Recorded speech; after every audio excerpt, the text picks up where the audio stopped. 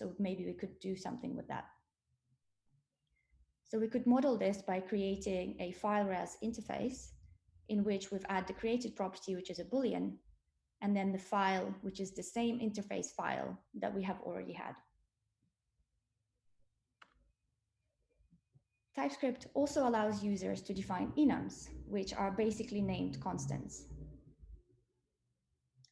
So let's go back to our previous example of reading file from disk. And we can see here that when we're reading the file contents, our fs.read file function takes a path-through file, and then it also takes an encoding. Let's make that encoding a parameter to this function. And let's say that we only want to allow two types of encoding. That's base64 and UTF-8. So we could use an enum to represent this. We could say that we have an enum file encoding where the only two allowed strings are base64 and UTF-8. So now that we've added this parameter to the function, TypeScript is actually going to complain about the rest of the call sites where that function is used. And that's because you have created a new argument which is mandatory, and it will no longer compile. So we can go ahead and fix that up, and we can use our enum here directly and say that in this case, we're going to pass through file encoding UTF-8. So what would happen if we try to pass in something like UTF-16? Well, before you even run any code, TypeScript is actually going to throw an error, either during compilation or in your IDE. And it's going to say that argument of type UTF-16 is not assignable to parameter of type file encoding. And that's super handy. It will go even further. And if this is the only function in your file, it's actually going to tell you that this code is not used at all. So you can go ahead and delete that.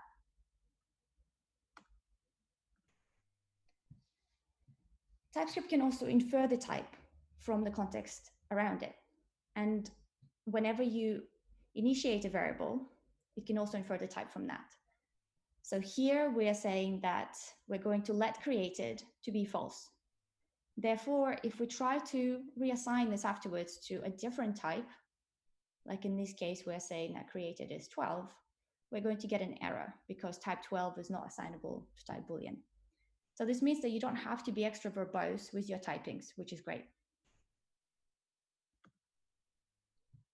And TypeScript also comes with a whole variety of different IDE integrations and features, which are great. So this is signature hints. And let's say here we're using a third-party library called Sember. And as we are typing, we're going to be able to see what are the different functions that are available to us if that library has typings included. And so you'll be able to also see what the parameters that you should be passing are and what shape they are. In all of these examples, I'm using VS Code.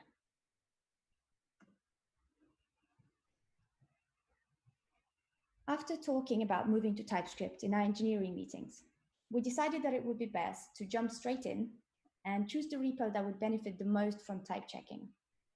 So we chose our biggest and oldest code base, which is our main application.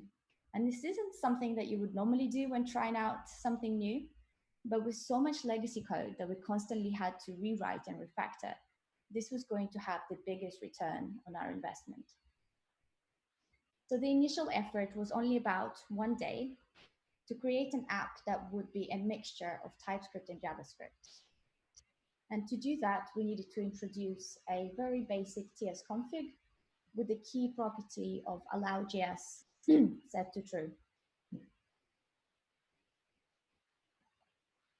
And once this was done, we just converted our rootmost index.js to become an index.ts, so we could test the whole setup.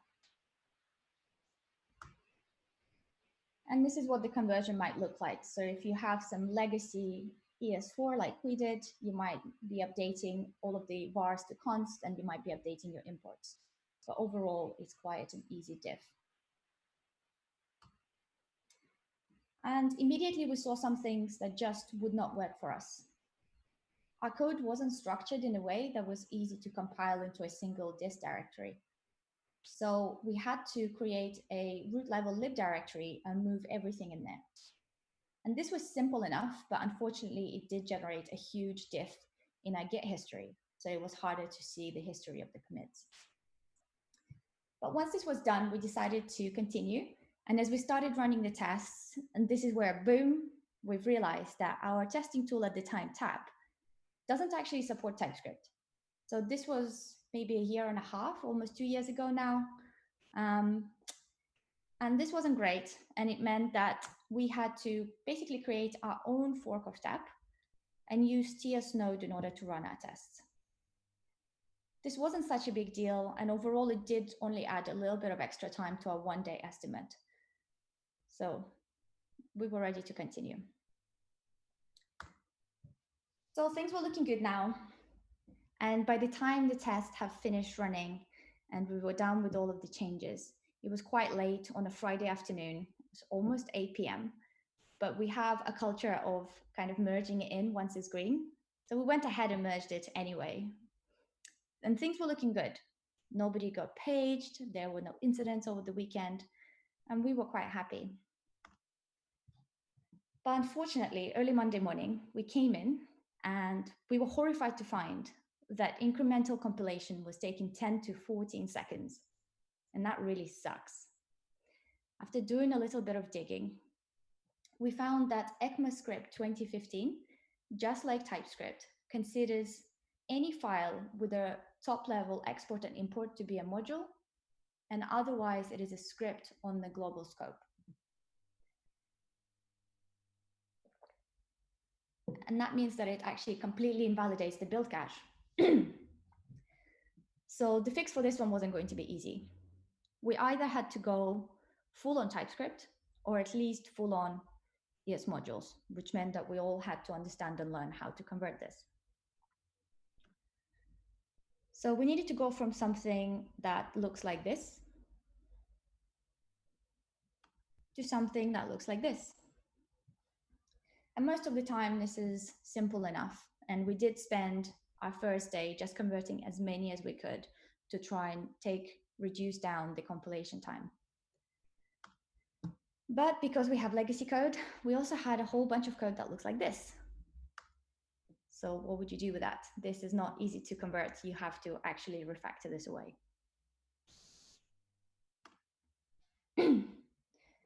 So now everything was finished.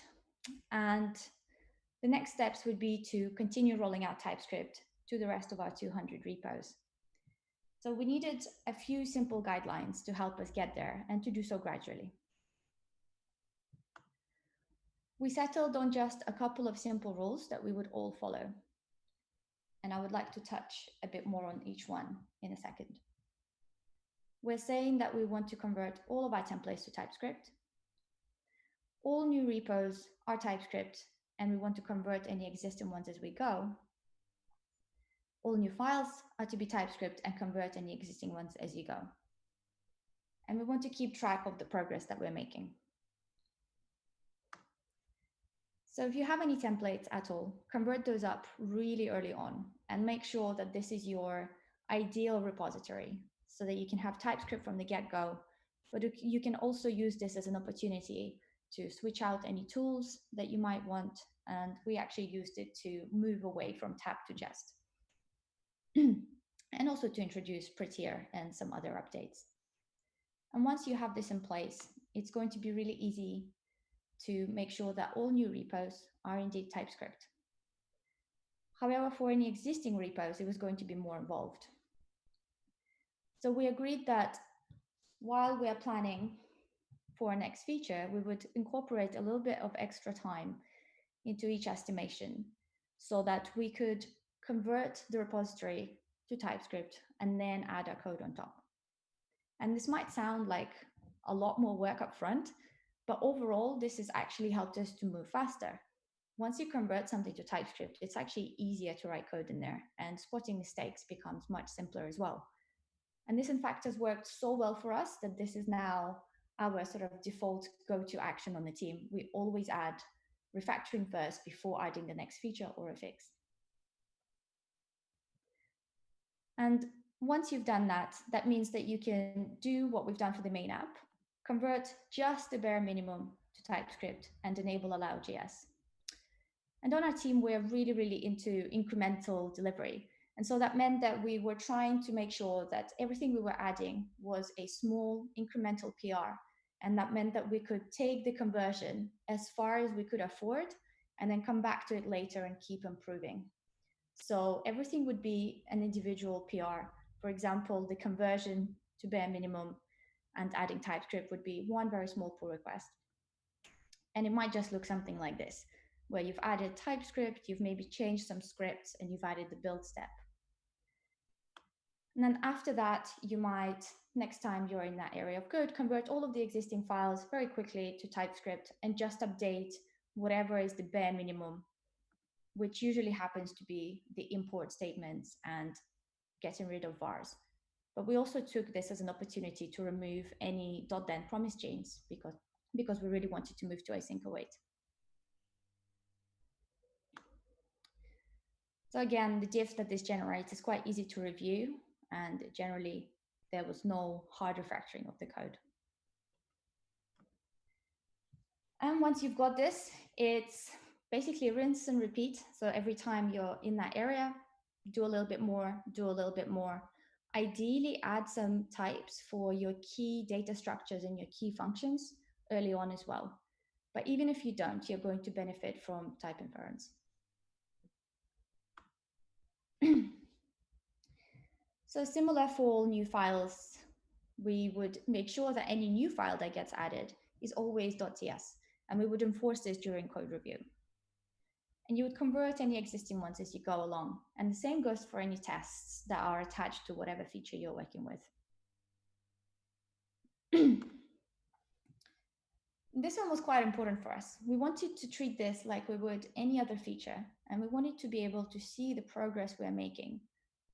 And this was really helpful because you could at least picture the end in sight, and you might even have an idea of at what date you might be finished. So we wrote a little script, and for a while we were posting every week how many % more TypeScript we were. And this was really great and really motivational. And it actually even sparked a little bit of friendly competition between the individuals and the teams, because every week you wanted to go a little bit further.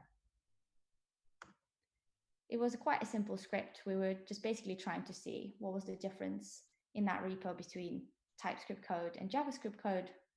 But we also used this script to count how many .then promise chains we had in place, because we were also removing those as we go.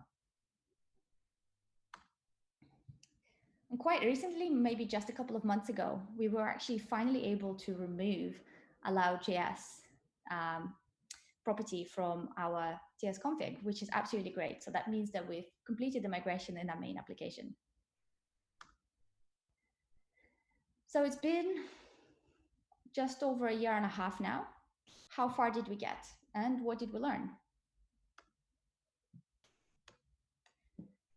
So overall, out of 200 repos, 71 are 100% TypeScript. So overall, we're about 65% TypeScript. The rest of the repos, for some reason, did not need to be touched in that space of time, and therefore not even sure if it's worth it now, because if there is nothing that we've gone back in there to fix, is it worth throwing the effort now to go and just add TypeScript? Our main application is 100% TypeScript now. However, when you factor in the tests, it's only about 65.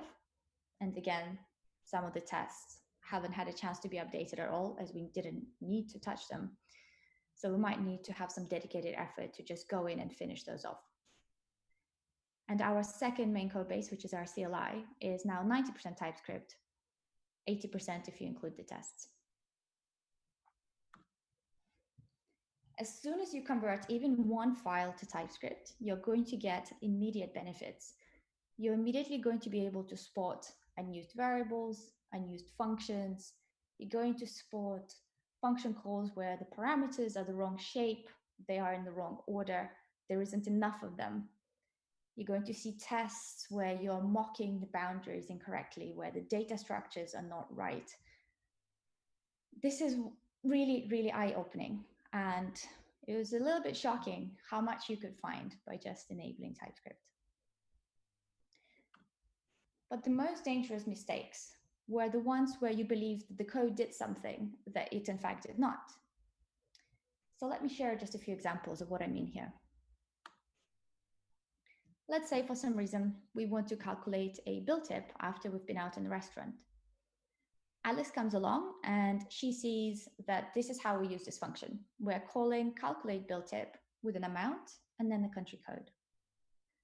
However, quite a while ago, Bob has refactored this function and didn't update all the call sites. JavaScript isn't going to yell at you and pick this up.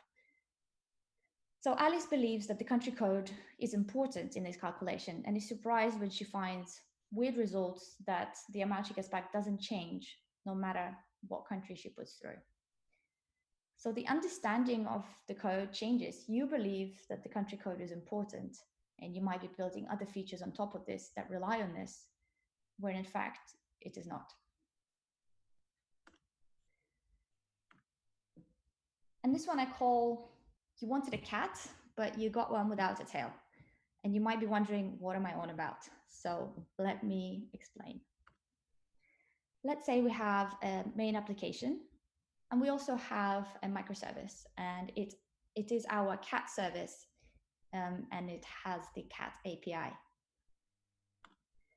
So maybe a cat extends an animal, and the cat adds tail, whiskers, some cat meta, and the cat meta just tells us a little bit more about your furry pet, favorite snack, given name, and whether the cat is vaccinated or not.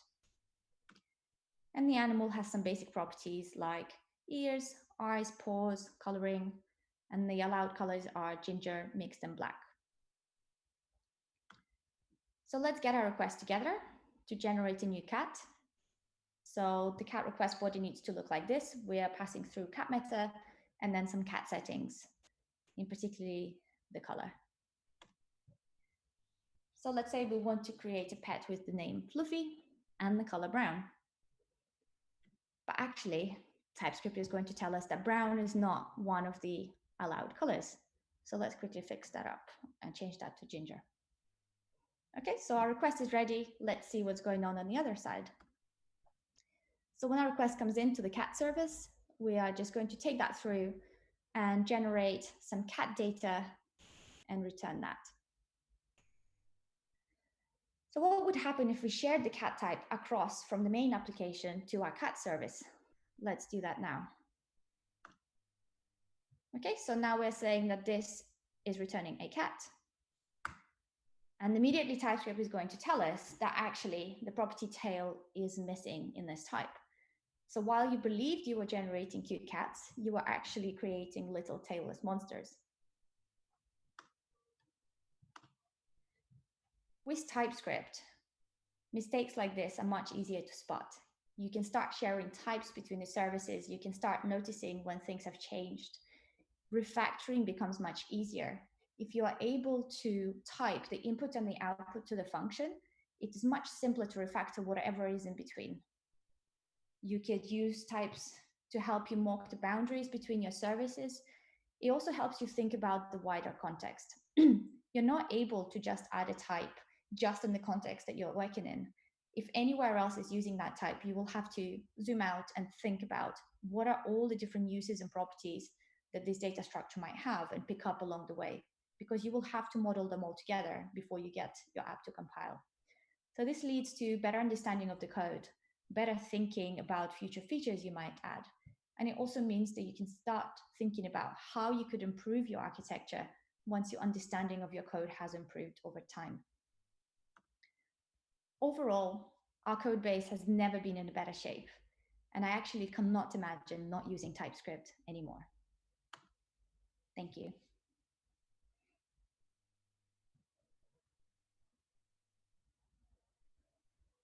Thank you, Lily. So let's see if we have questions for you. Before that, I want to apologize because it seems that we have a small issue in the start of your talk. So the very beginning was not streaming live, so people have not seen it, it seems. but hopefully it will be available later offline for those who didn't see the very beginning of the talk. Okay. So everyone, you can ask questions on the YouTube channel, or you can ask questions on Slack as well. So we have a question for you from Brian, who is asking, after the incident with merging the initial TypeScript code, are you still merging when it is green, even on Friday? Yes, actually, yes. So we don't see this as we shouldn't be merging on a Friday. We see it as we should improve our testing and understanding of the feature before pushing it. So instead, it's pushing us to check better before merging next time. Let's see if we have additional questions.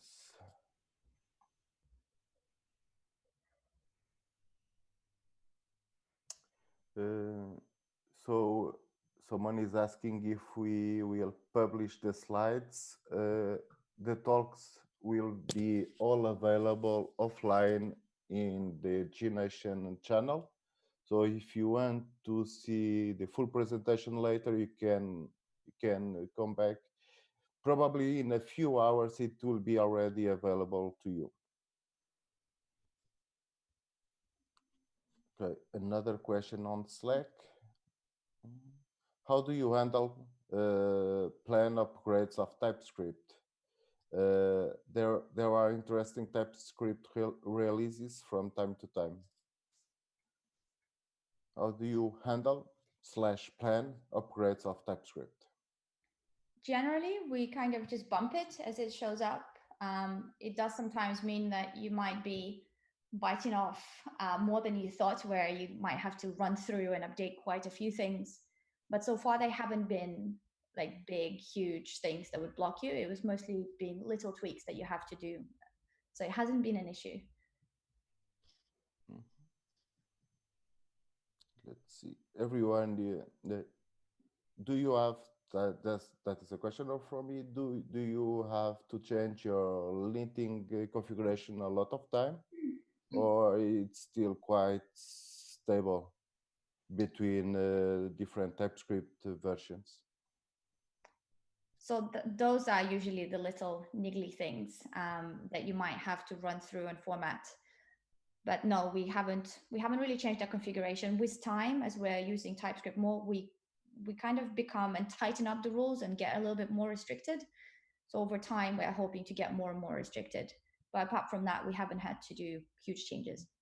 You can Okay. match your existing rules when you convert to TypeScript so that you have an absolutely minimum diff. Mm-hmm. Okay, let's see if we have another question. Let's wait for a couple of seconds.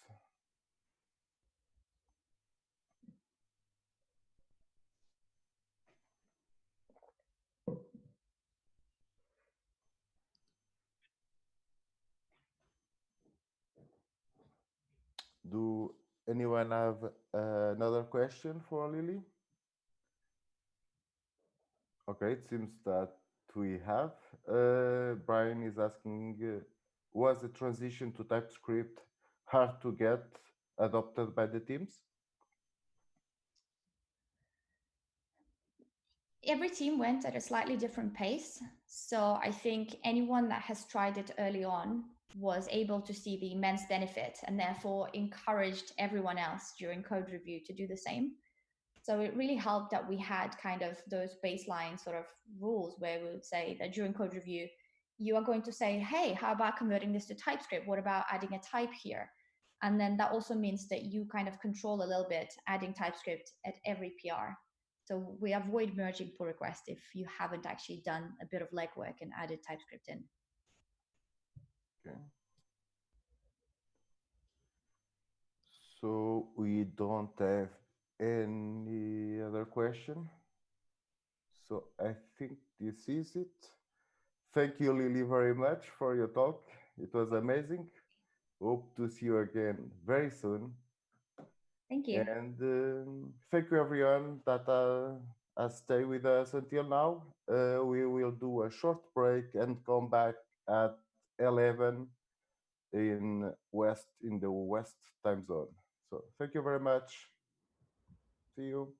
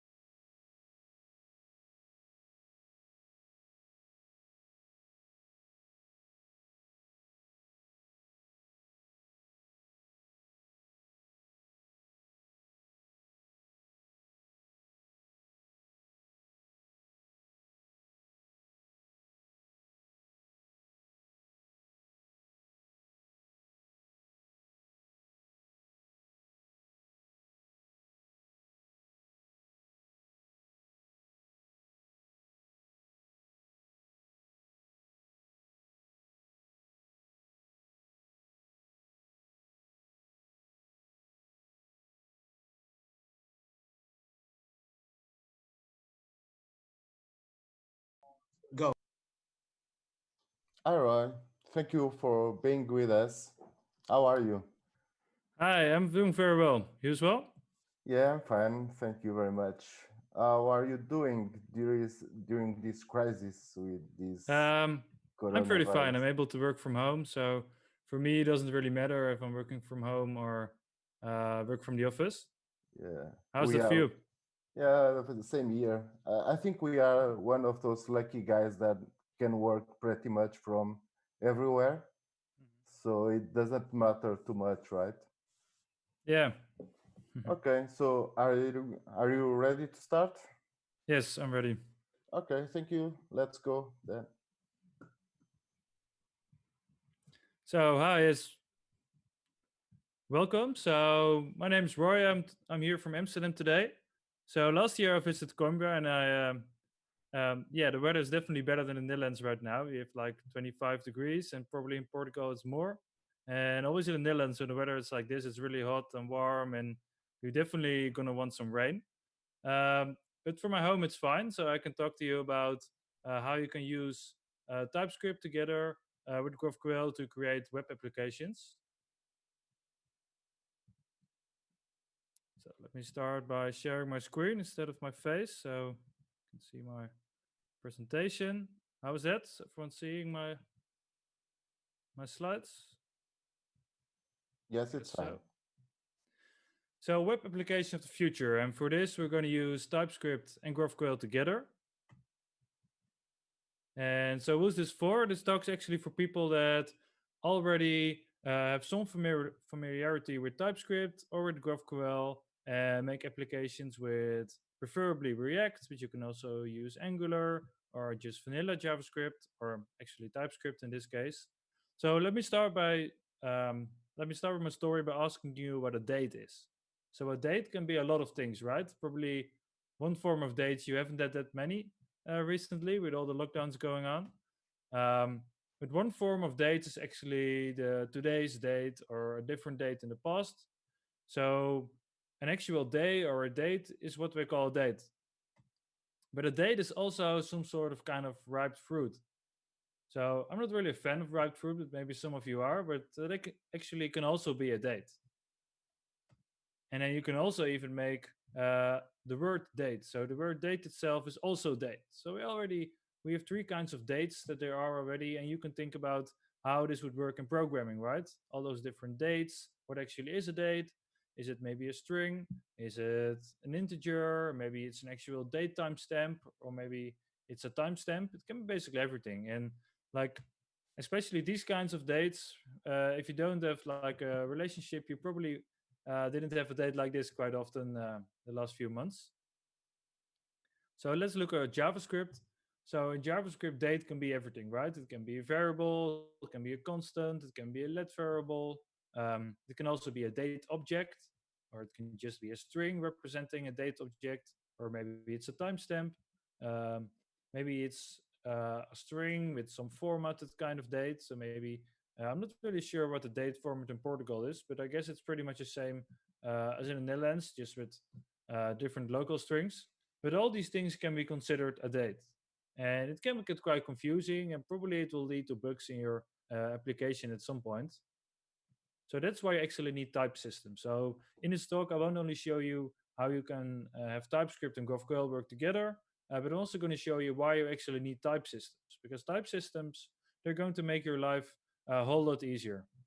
Actually, I believe one of the previous talks, or maybe the talk after this, is going to be about um, how a company actually incorporated TypeScript in the project instead of JavaScript, and how it saved them like a tons of bugs and made the developer experience way better. So that's about type systems. Let me tell you a bit about myself. So, like I told you, my name is Roy. I'm calling in from Amsterdam, which is almost the same time as here. It's an hour later, so I'm already looking forward to have lunch after this one.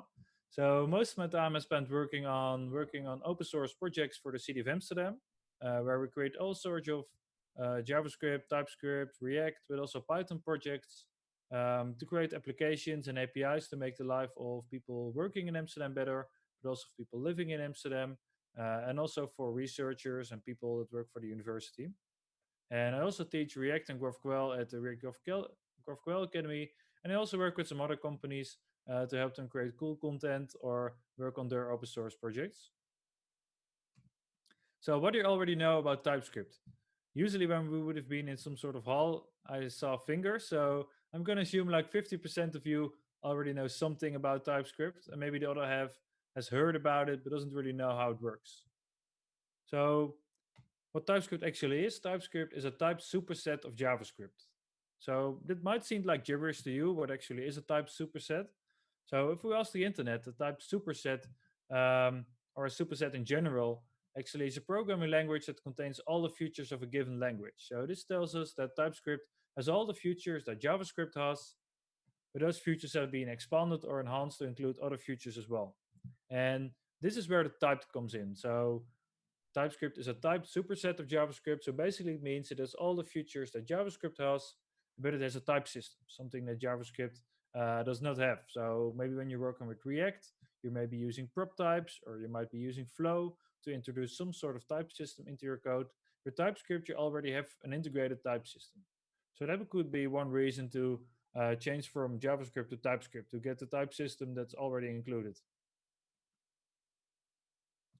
And as it's a type superset, the outcome or the compilation, the compiled files you get from TypeScript can be in JavaScript. So you can actually define how you want TypeScript to output your JavaScript code. So maybe you want it to be returned in ES5, so your browser will understand it.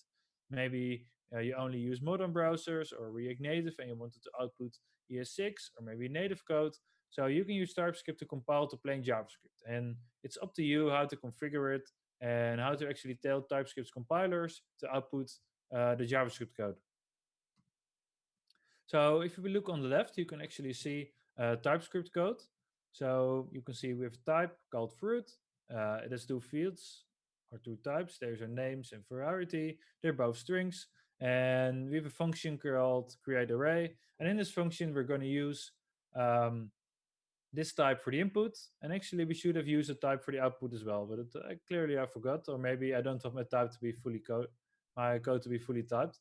And on the left you can actually see the output. So in here I chose to return ES5, but also I can write my TypeScript code in ES6 or ES next, or use all the new cool JavaScript features, and then output just ES5 like maybe I would otherwise do with Webpack or Snowpack or whatever kind of pack you're using to compile your code. And this will actually make sure that's readable to the browser. So you'll always be sure that you can use the latest JavaScript code in TypeScript and output it to your browser just as plain JavaScript in a way the browser would actually understand. So a lot of the applications you actually create, they're being used in Internet Explorer. So even Internet Explorer can understand the code that I compiled from TypeScript. So I think that's pretty cool.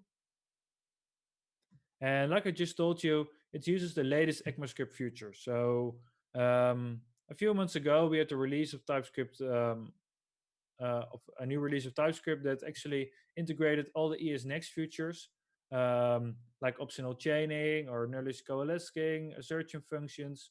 So all these things that are new to JavaScript, they're all being introduced in TypeScript because we're using a type superset. So the main idea of the type superset should always be it's in sync with actual language. It's a superset of. So it would be strange if you with the JavaScript going one way and the TypeScript going the other way. It will always follow the same directions. As for now, it's the ECMAScript description. So you always be certain that if something is new in the latest ECMAScript release, it will always be there in TypeScript as well.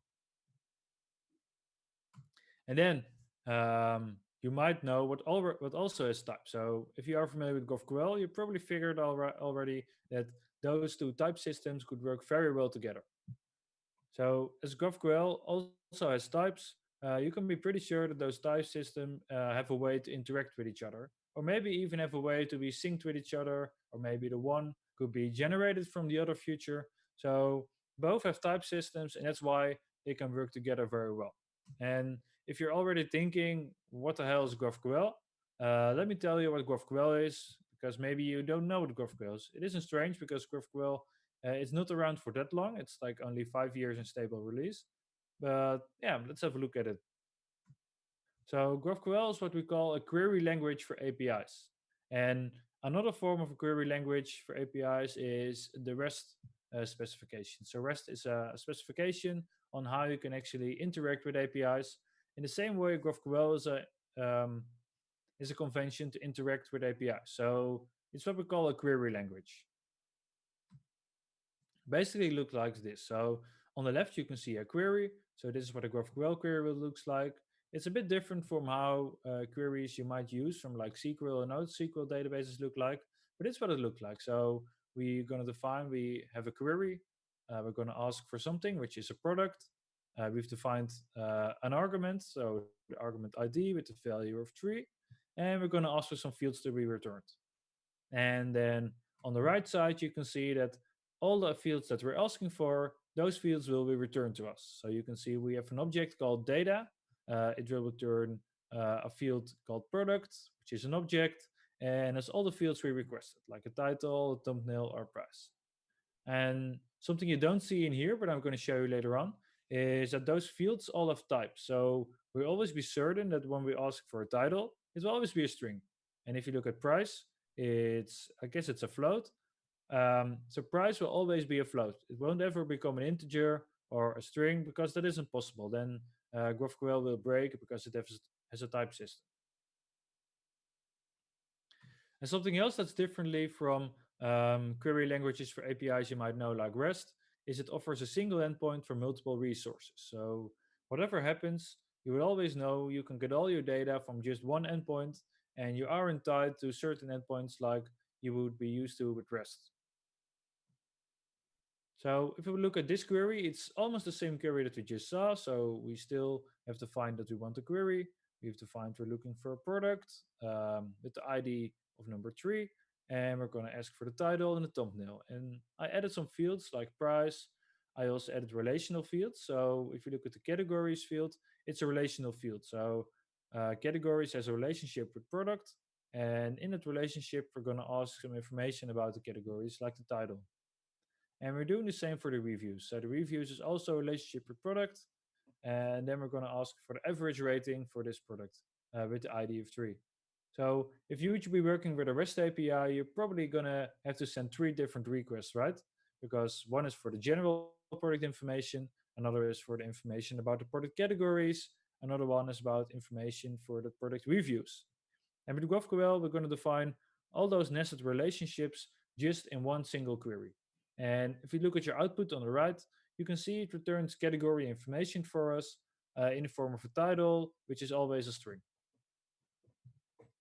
And if you look at this, you might not see the difference between reviews and categories just yet, because somehow categories returns an array and reviews returns an object. Well, in my query, they both look the same. So that is something that's defined in the type system. So the type system of GraphQL actually tells you whether or not something is an array of certain types or something is just a return of a certain type. So the return type of categories will be an array of the category type, while the return of reviews actually will be just a return type with review. So this is something I'll show you on the schema later on. And like I told you, they're both based on a type system. So whenever you're going to insert or request, or you're going to do something with a variable that comes out or goes into GraphQL, it's going to return you errors if it has the incorrect type. So if you would look at this mutation, you can see it's called add offer. So we're gonna maybe place a bid on some product because we were working with products just yet. And you can see we also have an input field, and we're gonna input certain variables. So on your bottom left, you can see the query variables that I'm sending in. So these are the values of the offer I'm trying to add. And you can see I'm sending in some values like the product ID, which is a string with the content of 3. Doing the same for reseller with another string. And then price is an integer. And on the right side, you can see we're actually getting an error as response. So on the previous query, we just got nicely formatted JSON. And now we're getting a nicely formatted error message in JSON. So what we actually see, we can see variable input got invalid value, blah, blah, blah, for product ID, which is a 3. So actually it expected our product ID to be an integer, and it doesn't expect it to be a string. So this is where GraphQL already helps you by making sure that all the values will be in the correct format, and otherwise it will just throw errors. So you can't mutate data or request data if you're putting in data in the wrong format. So this is where the type system comes in. And something that's good to know, those type systems, they aren't too different. So there are similarities between the type system of TypeScript and similarities with the type system of GraphQL. And let's look at those similarities. So on the left side, you can see how you define a type for TypeScript. And if you already know TypeScript, you might be wondering why it isn't a type and not an interface. Um, yeah, that's something like more of a personal matter, and I'm not thinking about enhancing this product type, so just leave it like that. If you're new to TypeScript and you think, what's the difference between types and interfaces, there aren't that many differences. So if you're really interested, go look at the documentation, and if you're indifferent like me, just use whatever you like best. So on the right, so you can see how you define a type for GraphQL. And as you can see, we've defined the same fields, only the definition of what the type of that field is different. So let's look at some of those differences and similarities. Because if you look at the ID and title, you can see we're using number and string, and for product we're using integer and string for GraphQL. So you can already see there are some similarities, and you can also see both have um, basics like what we call in GraphQL scalar types. So those are like the ground types. I believe there are 5 or 6, and you always be sure that those types can be used in any schema, and you always know that if you use those types, your code probably won't break because the schema automatically recognizes these.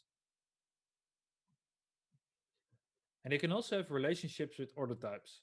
And if you look at the TypeScript part, you can see we have categories, which is an array of the type category. And on the right side for GraphQL, you can see the same thing. So categories is an array type of category, and it's basically pretty much as the same setup. And if you're wondering about the exclamation mark, I'm going to show you right now. Those is the required or optional flag. So for TypeScript, which is a different way of thinking, is TypeScript usually thinks all your types are required unless you specify them not to be required. So in TypeScript, you're going to define with a question mark whether or not something is optional, and otherwise everything is required. So you're going to get errors if you're going to do something with the type of product and you're not going to define something for title. And in GraphQL, we're doing almost the same thing, but the other way around. We're going to believe everything is optional because the setup of GraphQL is you're going to ask for data, you're only going to ask for data that you need. Well, TypeScript types still bring you safety um, by assuming everything is required unless you specify it to be optional. So those are some similarities, but also some differences. And as you're probably already thinking about this, how can we combine those two type systems?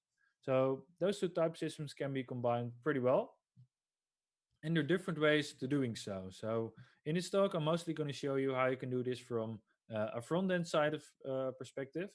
Um, but if you're working on a backend, then you can use TypeScript and GraphQL very well together as well. So the demo I'm going to show you later on with something called the GraphQL code generator is something that can be used on both the backend and the front end.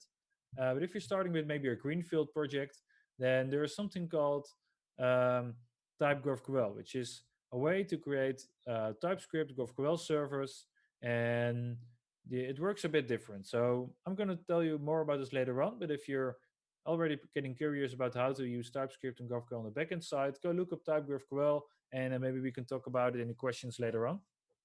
So for now, let's focus on the front side perspective. Like I told you, by using GraphQL code generator, which is built by the Guild, which is open source um, which creates open source code, and some of them um, are actually living right here in Amsterdam, and the others are just working remotely all over the globe. So the company pretty much fits the current situation for most people, I guess. So let me talk about what GraphQL Code Generator actually is. So GraphQL Code Generator is what we call a CLI tool. So you can use it just from your terminal. Um, and you can also use it like on demand from with any kind of script you're using. And it's a CLI tool that generates TypeScript types from a GraphQL schema. So what it actually does, it takes your schema from GraphQL as a sort of truth. So whatever you're doing, GraphQL schema will always be your one source of truth. And from the schema, it will generate TypeScript types that you can use in your project. And I already talked a bit about type GraphQL, but type GraphQL is the other way around. So you're actually going to use TypeScript types to define your GraphQL schema. So maybe it's better for greenfield projects, but for now, let's look at the front end side perspective. So do you still remember the above type definitions? So let's have a quick look again.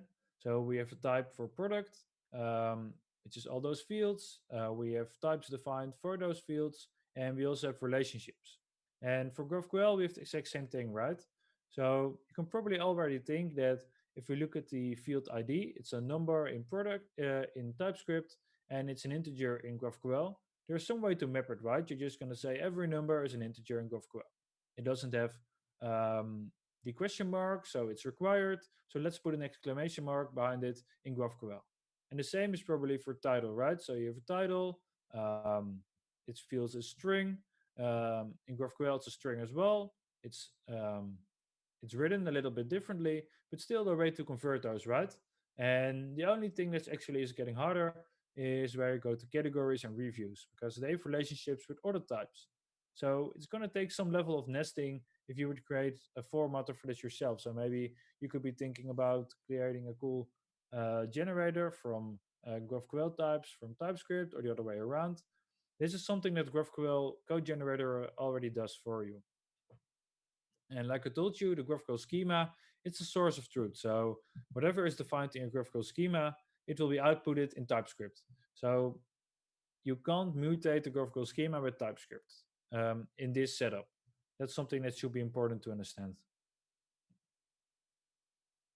And I've just switched those around.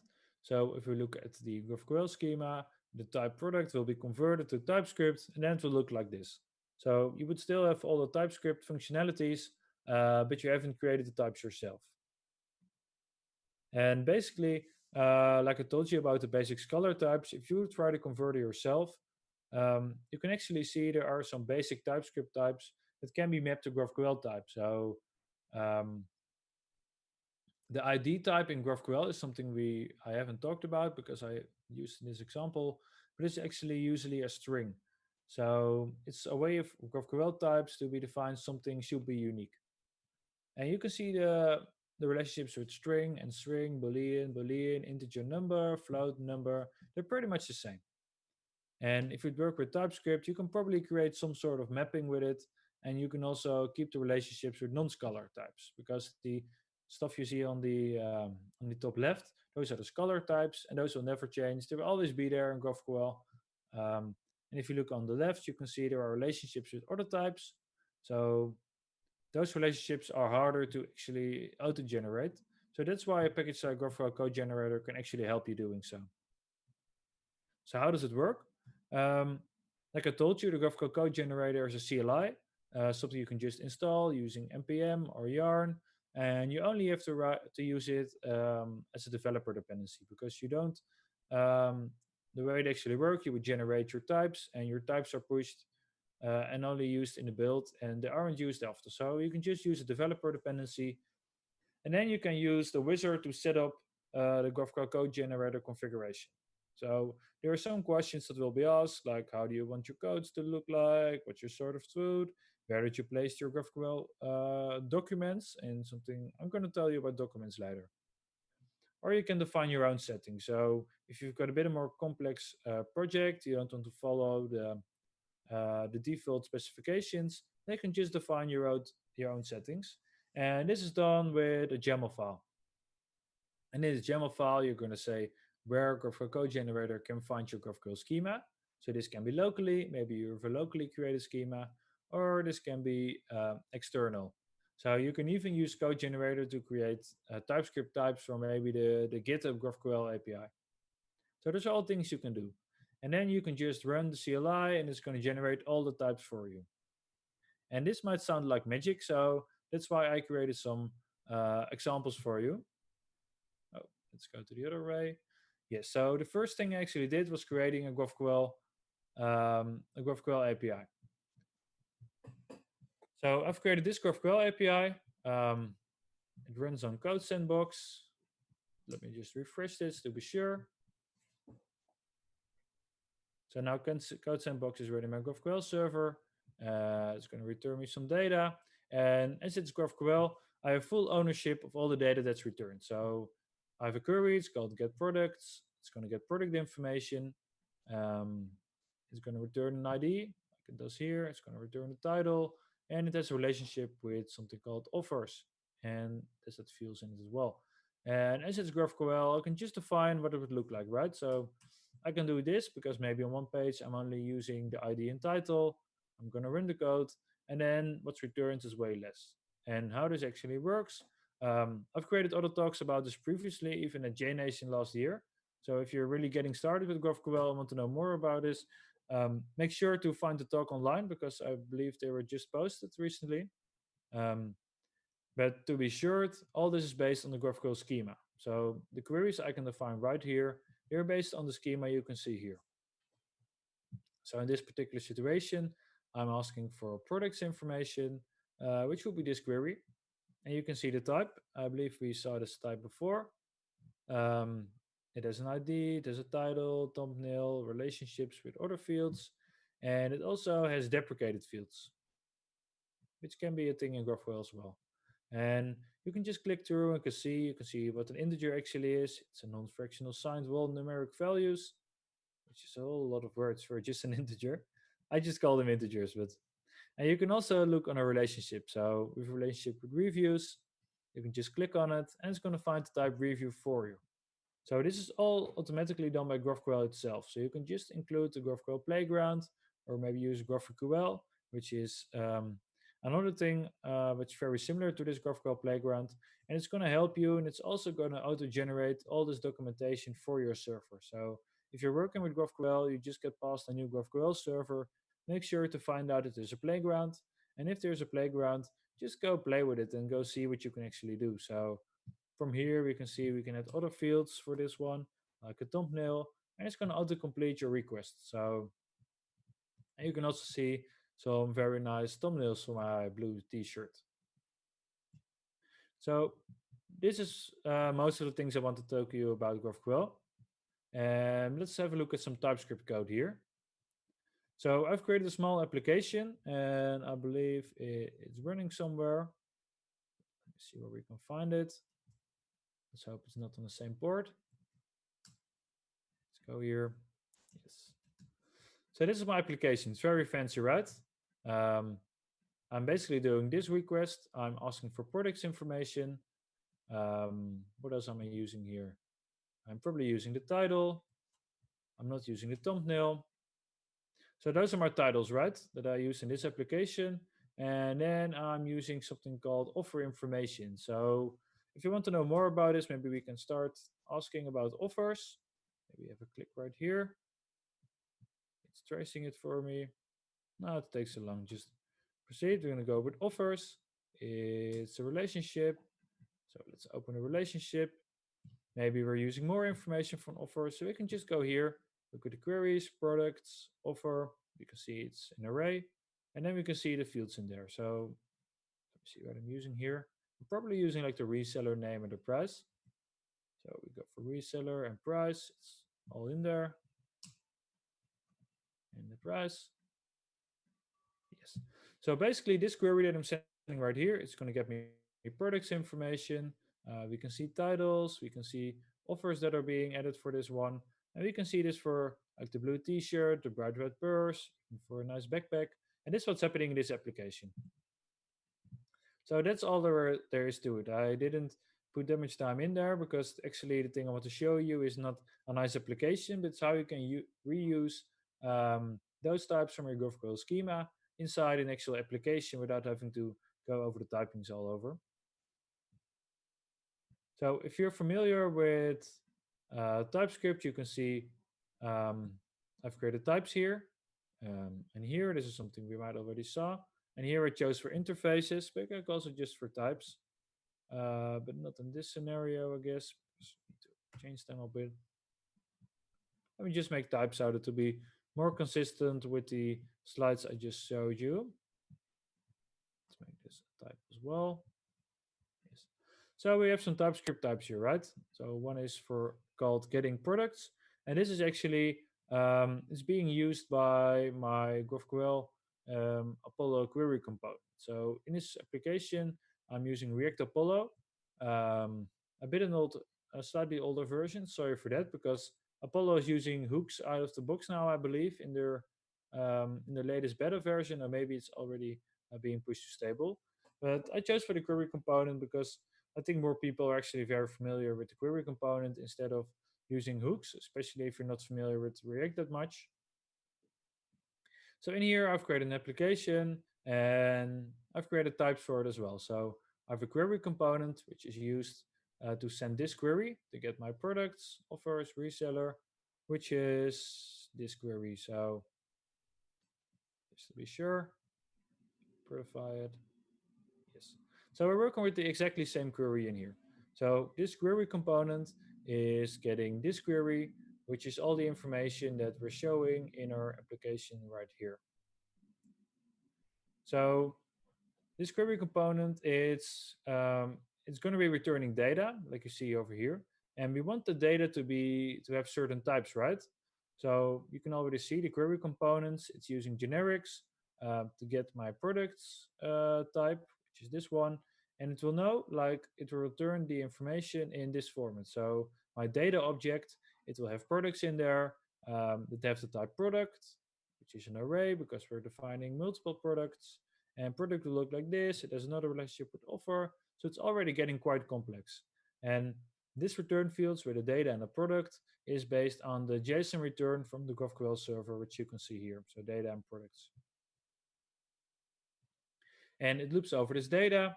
And then you can see I have data, I have products. I want to map over it because I'm using TypeScript. And TypeScript is based on JavaScript. So we have a map function. And you can see this map function, if we already destructure it, it will have the field type, it will have the type of product. And if we would release this one, then TypeScript no longer knows what would be the actual fields of what will be the type of those fields. Because this query component isn't strongly types. It's just taking some types for just this first return of data object, but it doesn't actually know if products will certainly have this type. So that's why we need to add those typings again. And then we'll be for sure. So this won't return any runtimes errors based on our GraphQL code, as long as our GraphQL returns stay the same. So again, this will also be the same. But now it's something else can happen, right? Because I'm adding all those types myself. So every time I change something on my server or my response, I'm going to have to change those mappings. Because maybe you can see price as a string right here. It can be strange. So maybe you think price could be a number instead. But if I'm trying to do something else with it here, and for now it thinks it's a number, right? With my GraphQL server, it will probably return still a string. So this can lead to differences. Maybe I like to do something like this, to string. So what would happen if you're trying to do toString to an actual string? I don't know, but I can think of some things that could be happening. Or maybe you want to multiply your string by something. So let's suppose I want to add value tags. I don't know what the value tags number in Portugal is, but in the Netherlands it's 21%. So let's suppose maybe I'm doing something like this. So just assume this is a string, or assume it's a number. If you're changing something in your GraphQL server, it's going to lead to strange things on your front end side. So customers are getting confused, you're getting frustrated because you're having bugs in your application. So these are things you don't want to happen. So every time you're actually making a change to your GraphQL schema, you have to update those types in here. So the GraphQL code generator project we saw before, that's something that can help you getting rid of those individual typings. Oh, let me go and Control C this. So I'll just stop the application from running so we can have a look at the GraphQL code generator. And as you might recognize, I've been using the custom configuration setup. So this is my code sandbox API, which is this one. So the URL is the same. I've also defined documents. So in my documents, I've defined all the queries and mutations or subscriptions that I want to send to my GraphQL server. So look at this file. You can see I still have the same query right here, the query get products, which is the exact same query as you can see here. It's almost the exact same. Just make it the exact same to be certain. Yes, that's better. We can format this thing. So it looks nicer already. So in my documents, I've defined the queries that I'm going to be using. So instead of putting your queries inside your component logic, we're going to put queries somewhere else in a GraphQL document file. And Code Generator is going to use those documents, like the one you just saw, to generate a file called graphql.tsx. And let me change a bit to right now first. So let's just assume we're going to generate a TypeScript file based on this schema with my documents, and probably it's going to end up in this generated folder. So I've got source generated, and then I want a new file called graphql.ts. And now actually we'll be able to run the GraphQL code generator CLI, and based on this input, just those like 11 lines, it's going to create TypeScript types automatically from my GraphQL schema. So let me see how to run this thing, because probably I put something in here. So this should be actually a command to run my own configuration with GraphQL code generator. So for now, I can just do something like npm run generate. Then it's going to start working. You can see it parse my configuration with its YAML file, and it generates the outputs. And the outputs are actually generated right here, right? So this is my GraphQL TypeScript file. We can see the basic color type, so string, boolean, integer, float, and also it generated something based on my product. So this is actually auto-generated for TypeScript with GraphQL. So we have a product, it's a title, which is the basic color type of string, a thumbnail, we have other info in here. We have the relationships with offers, which is an array of offer. So everything that we just talked about and we just saw is in here. So if we would go to this file, you can see we've created types for some things, right? So we've created a product type. But we don't longer have to define it ourselves, because actually what we've just been doing is created those product type automatically. So whenever you run the CLI command to generate the TypeScript types, you can actually delete this thing, and maybe we can have TypeScript help us find where the product type should be. So yeah, it's generated, right? So cool, we already had to delete some code. Let's look at here. We have no error, so the types are still the same. But we are getting an error right here, because it probably wouldn't recognize something. It's going to think something is a number. Well, it's actually a string. That's stuff we just talked about, right? So probably the offer, it's probably better if we also delete it. And then we can just import it from our generated files. So again, no error, and we will be able to delete a lot of type definitions, right? But we still have some type definitions in here, like actually get products query, and we've defined an output here. So to actually create a strongly typed React Apollo component, we have to change something to our configuration here. So one of the things I just deleted, let's put them back in. So we want the generated file to be a TSX file, because we're going to create TypeScript React Apollo components as well. And our components, they have a JSX format, and as we're using TypeScript, we're going to be having a TSX format. So let's save those files, and let's try and run the generator again, right? So the generator is doing the same thing as it did before. Maybe it takes a bit longer because we're doing a bit more. And yeah, so it parsed the configuration, it generated the output. So let's have a look. So we now have two files actually. We have one with the basic types in there, just in TypeScript, and we have one with the TSX files in there. But they have overlap, because everything that's in here will also be in here and more. So let's just don't be crazy and delete this one, because those color type definitions and the product type definitions, they're also in here. Something else we did right here is creating Apollo React higher order component, creating Apollo React components. And what's the cool thing of this, that it's also using Apollo React already, so we don't have to use it in here anymore. So one thing we can do is get this query component and use it inside our application right here. Okay, so let's try and do this. Let me go find the Apollo component. So get products component props, get product props. Let's see where it is. Get products document. So my document query is also in here. Let me go and find, it's right here. Get products component. It's taking a component prop. So this is all auto-generated. So there's no way to get stressy about it or to think if someone changes your schema that everything is going to be messed up, because every time you're building your application, you just can rerun the CLI command. So let's try and get this get products component in here. So we can delete this.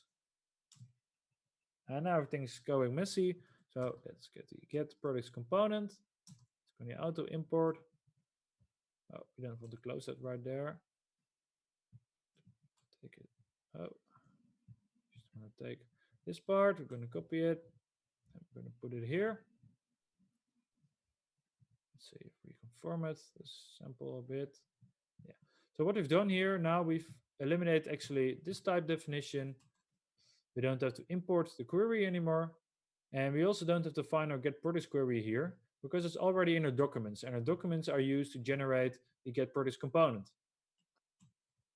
And we actually don't even need graphical tag anymore. So we've got one error to get down with. Somehow it doesn't know product because blah, blah, blah, blah. This is something we actually don't need because it can already infer from this component that title will be a string, offers will be an offer, ID will have a certain ID, and the same we can do for here because now it's getting kind of messy because it's going to missing certain types.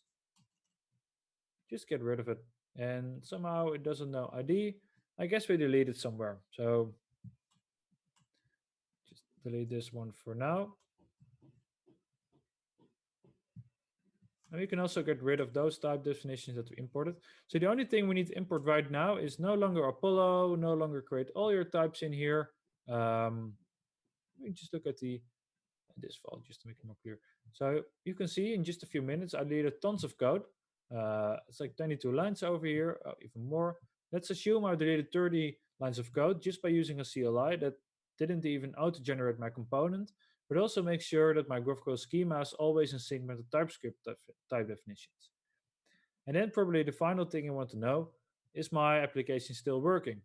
So let me try and find out. It's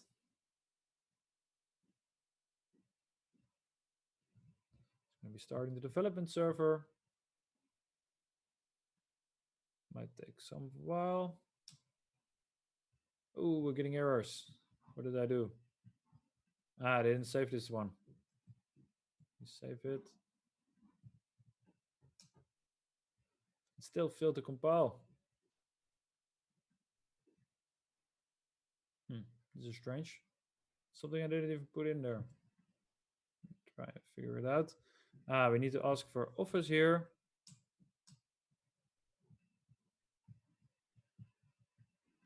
That's why you should never change code last minute. We forward this document. Let me try and run the generator again. Is this the generator? Yeah, it is. Okay. And then try running the server.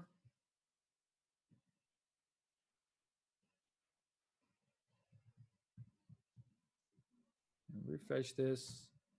Yeah, so now it's working again. So the thing that happened, I forgot something in my documents. That's also my schema. So that's something you should actually think about. Whenever you're using this, give IDs to all your fields that you're requesting. And actually, the cool thing is, here generator, you can also define you want to work with hooks. So for now, I didn't put in any hooks just to don't get you confused too much. But if you will look at the website of Graphical Code Generator, you can actually find they have hook support. They also have support for for other libraries than Apollo to help you with data fetching and GraphQL. So it's really cool to have a look at their website and try and figure this out. Go back to my slides. So what this actually does, what we just saw, it opens the door to end-to-end type safety. So in your front-end application, you can now reuse all the types that were generated on your GraphQL schema, on your GraphQL server. And if you're doing the same thing server-side, so if you're auto-generating GraphQL schemas from maybe your database with something called Prisma, or maybe you're using type GraphQL to create type definitions from your schema, those are all things you can do to open the door to end-to-end type safety. Because if you've been working with type systems and you suddenly are working without a type system, you get crazy because you just wouldn't know what to figure out. You wouldn't know why you're having certain bugs. So end-to-end type safety is something you should definitely try and going for. And you can do that by automatically generating React components like we saw, or by using something like this server side. So I can probably see all you thinking right now, should I start converting to TypeScript right away? And like I told you, there are some talks today that talk about how TypeScript helped JavaScript developers or projects with their setup. But something else you'll be knowing, it's really hard to convert JavaScript to TypeScript, especially for large code base. It's going to get real messy. It's going to take you maybe even days to get away with all the type errors. That's something I actually tried. Just try and hang in the TypeScript compiler in any JavaScript project. It's going to implode. It's going to get real nasty. It's going to take you a lot of time to debug. But then in the end, it's going to save you tons of time. If you're working with something, um, if you're working with JavaScript after being using TypeScript for a while, you get confused by why you're getting runtimes errors, why certain arrays won't loop. Um, it takes away a lot of the pain in debugging, and it also takes away um, a lot of the logic testing you will be doing in unit tests. So I can see in projects that I'm using TypeScript in that the amount of unit tests that I had it decreased a lot because you no longer have to test if a field is actually a string because TypeScript will already know. So those basic, pretty primitive tests actually, there's just something you won't need any longer. So should you convert your JavaScript code base to TypeScript right away? Maybe not. Try to do it in steps because there are certain paths to do it in steps and just generate component over component. And in the end, you will end up with a fully typed code base. But just make sure that take the time for it because having a type system, it's going to add a lot of, it's going to take away a lot of stress for you, definitely. So, do you want to learn more about me or about the technologies I talked about? Just have a look at my Twitter feed or find me on YouTube. Or to get started with TypeScript, just go to the documentation because something else I always try to tell people: have a look at documentation because documentation it will help you um, getting clear about what something actually is, what is a library, what is programming language, how can I go on with it, and definitely, if you are using TypeScript and you're using some sort of front-end framework in JavaScript, go and find GraphQL Code Generator because it will help you convert to TypeScript. So thanks a lot. Let's see if we would be having any questions. Thank you very much, Roy, for the amazing talk. We are a bit over, we are just on time already. So I have one question from Breno. I'm not sure I pronounced it correctly. If GraphQL already have types, why should I use TypeScript? Yeah. So the thing is, GraphQL has types, but you will only see them after you fetch the data. So if you're getting data from the GraphQL server and you're using your front applications, and it has a you're trying to loop over an array that's actually an object, you will get errors. So if you're using TypeScript, you would be have far more knowledge about what you can do with this data in your application, and you wouldn't have any runtime errors. So you should be using TypeScript to avoid having runtime errors that your user actually see and will get confused about. And we have a second question also from Breno. Uh, Using TypeScript creates 50% more code. Most of the time, 50% more time. Time is money. So we are going to charge our client for this. This means that in a €1 million project, around 300 to 500 case is just typing. Yeah, maybe even if you're working as a consultant, maybe you even want to be bugs in there and don't use TypeScript so you can uh, send an invoice for the bugs later on. But in my opinion, TypeScript is going to help you get rid of a lot of bugs, a lot of unit tests that you don't have to write anymore. And if you use something like Code Generator, maybe those $1 million of lines, maybe they get like 500,000, and you can find a way to figure it out with your client. Thank you. Let's just wait for a couple more seconds to see if we have another question.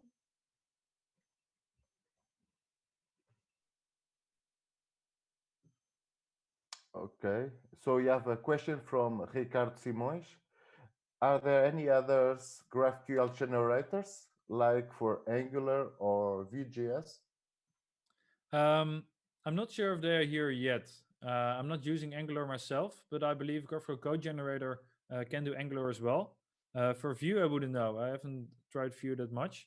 But one thing you can do with Code Generator is just create the types, and then probably it would be easier to use them in Vue as well.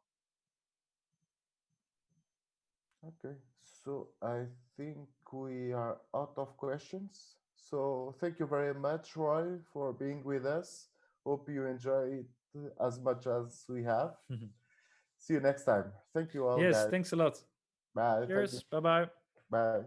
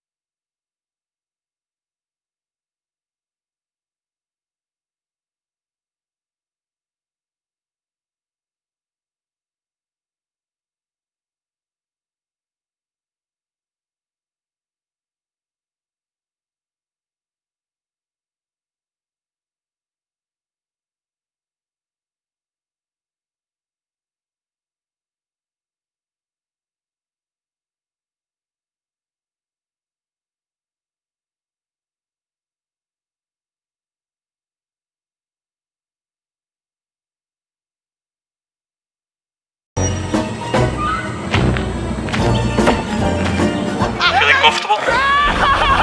Let's start the interview. Use the flute and play a song. Why should we hire you? You have no idea I want to work this much!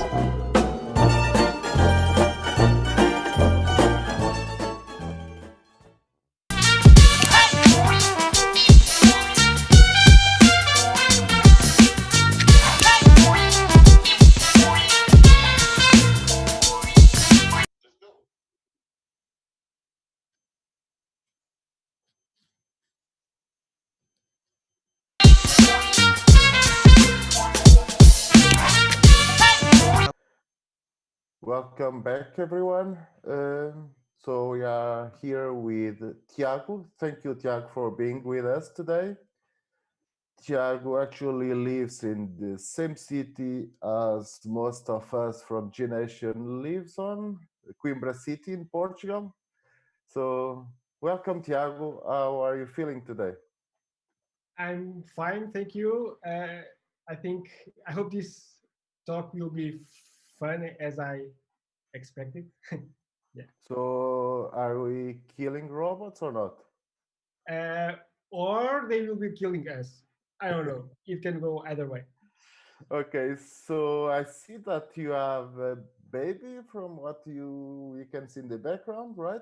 Yes, she's over a year now. She's very cute, and yeah, she's not here because otherwise it would be impossible to do this. Yeah, amazing. Same here. Mine is like 1 year older than yours. Yeah, baby girls are amazing. Mhm. So, just want to tell everyone that if you can ask questions both on YouTube channel or on Slack, and I will be relaying those questions to Tiago. Are you ready, Tiago? I'm ready. Okay, let's go. Thank you very much. Okay, thank you very much for this opportunity.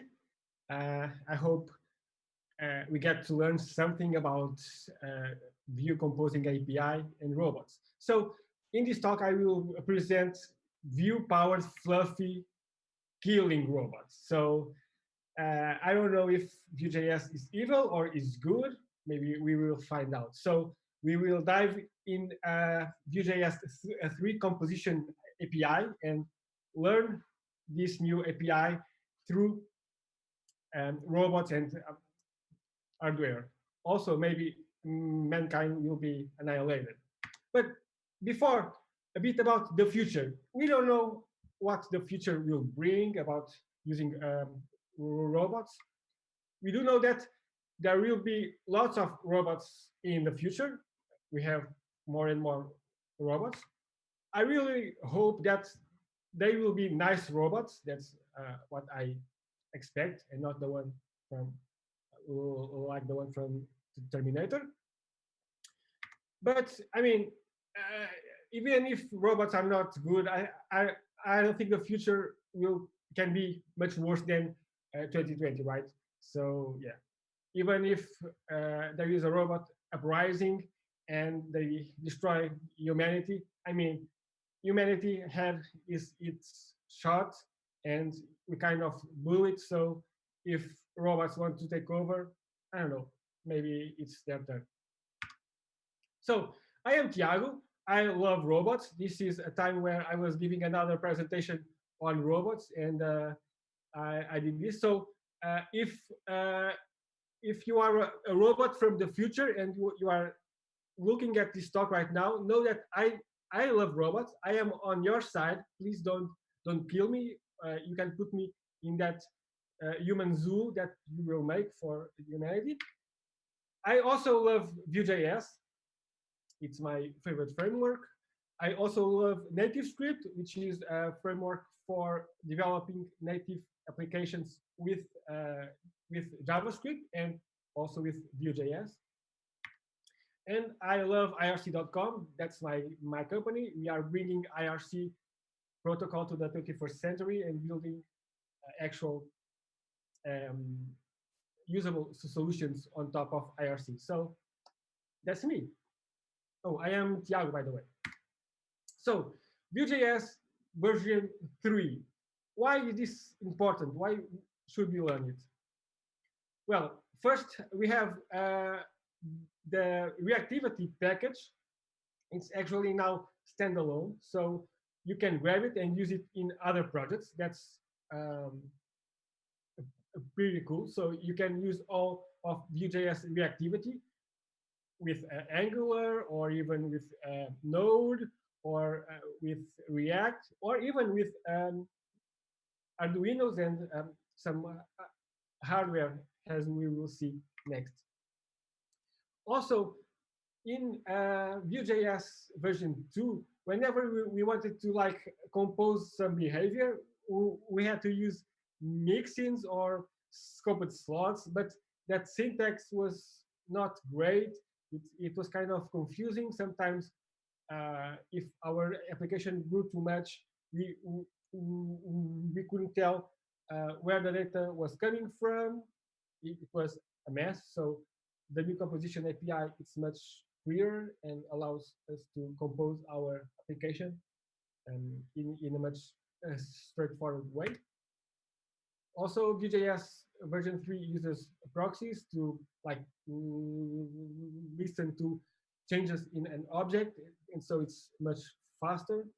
And yeah, so Vue.js version 3 is important. I know that Vue.js community was a bit mad about all these new changes, and changes are hard. Everyone understands that, but Vue.js version 3 will actually brings lots of things that will make our lives easier.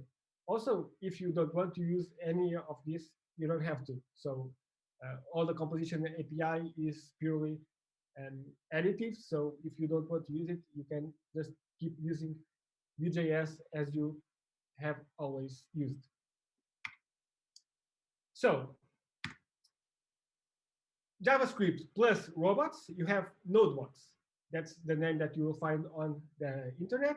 So if you want to use JavaScript to program robots, search for NodeBots, and that's where you'll find all the cool stuff.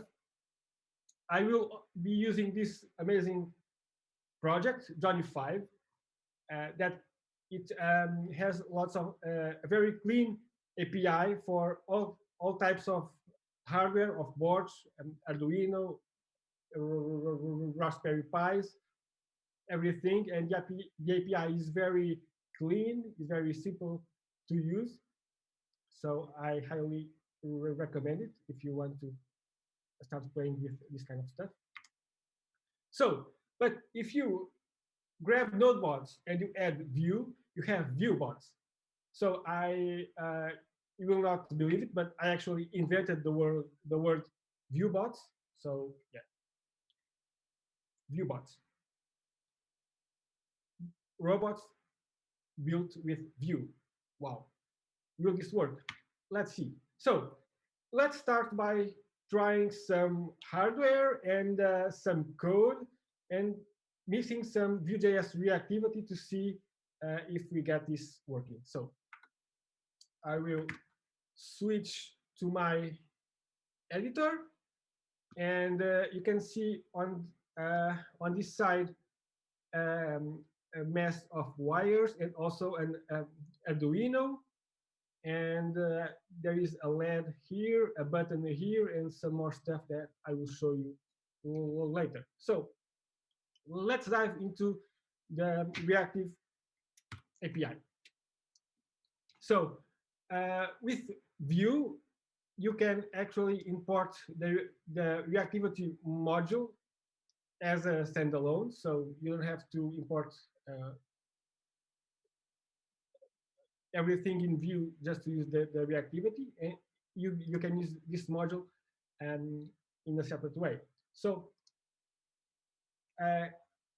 in here, I am like starting Johnny 5, starting my board, which represents my Arduino right there. And so when the board is ready, I can start doing some cool stuff. So I am creating a LED, or a representation of that LED. So it's in the hardware pin number 2. So it's a wire that goes probably up here. It's this one. And okay, so this is where Vue.js reactivity starts. I am creating a ref, which is kind of a value that it's observed. So whenever this value changes, Vue.js internally is observing these changes, and we can do stuff with it. So what am I doing with it? So I am creating an effect. So it's like a watch on Vue 2. So whenever this value changes, LED on changes, I am turning the LED on or off. So if LED on is true, it will turn on the LED. If it's false, it will turn it off. And then I am setting an interval to flip this value. So every 500 milliseconds, it will flip this value on or true, false, and then true again. So I can run this, and hopefully, okay, we have a blinking LED. Okay, let's all take a moment to admire the beauty of having a LED that's being controlled not only with JavaScript, but also with Vue.js reactivity. So I don't know if Evan ever thought that his code would ever be used to turn on an actual physical LED and not just some pixels on a screen. This is Vue in the real world, in the material world. Pretty cool. Okay, but I think we can do more cool stuff. So I also have a button right here, and I have some code for it. I will move it up here and uncomment it. So I am creating a button, and I am creating also another ref for this button. So the button has 3 states. Up, so when the button is like up, so not pressed. Down when it's pressed, and hold when you press and hold it. And we can see this in action. So yeah, the LED is blinking, and okay, I forgot to do this. So just so that I can see that something is happening, each time the button state value changes, I am logging it, so you can see something. So let's see. Okay, cool. Button up, button is down, button hold, up, down, hold. Okay, cool. So now I know that when I press that button, Vue.js is updating this button state ref. Now I can do other cool stuff. So instead of having this LED on to be a simple ref, I can make it a computed property. So the state of the LED is a computed property based on the value of the button state. So I can sometimes, okay, I think I can do this. Let's see. Okay. What did I do?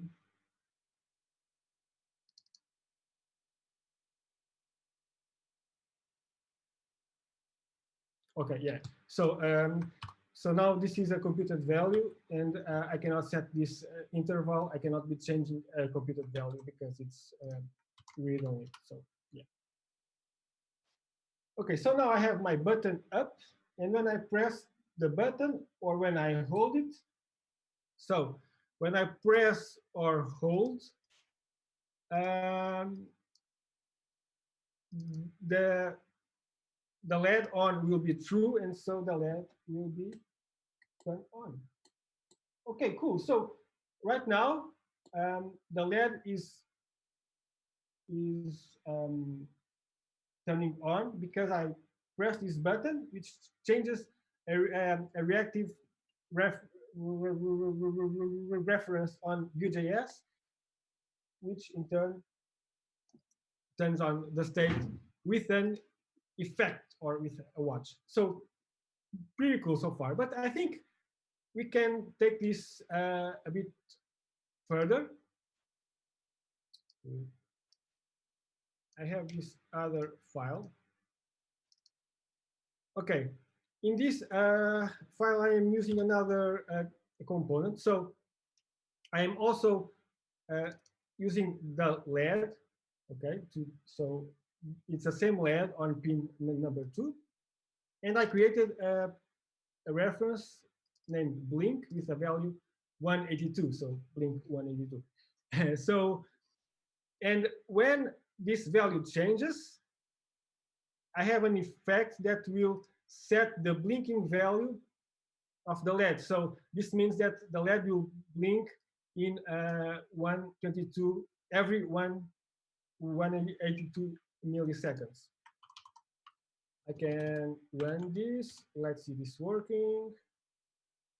Okay, it's blinking. Cool. But yeah, but we are doing more. I have this sensor. This sensor is another component. It's this like potentiometer. I can like, I can rotate this. See, and when I rotate this, you can see the value changing there, and it's actually changing the blinking value. So when I turn left, the LED blinks faster, and when I turn right, the LED blinks slower.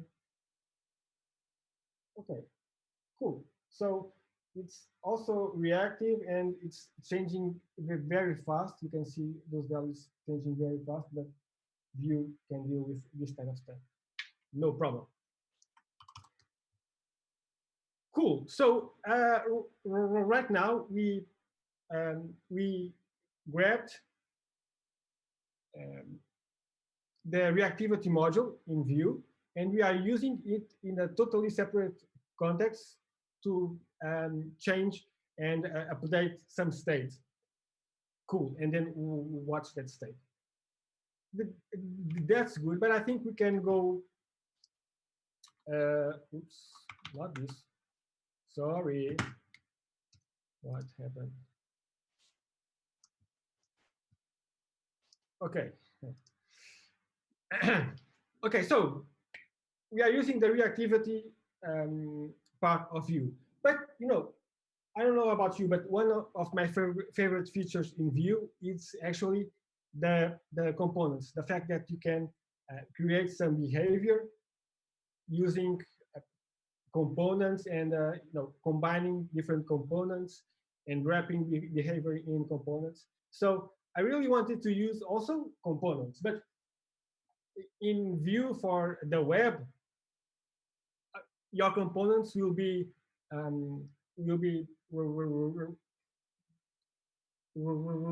wrapping divs and things like that will be changing the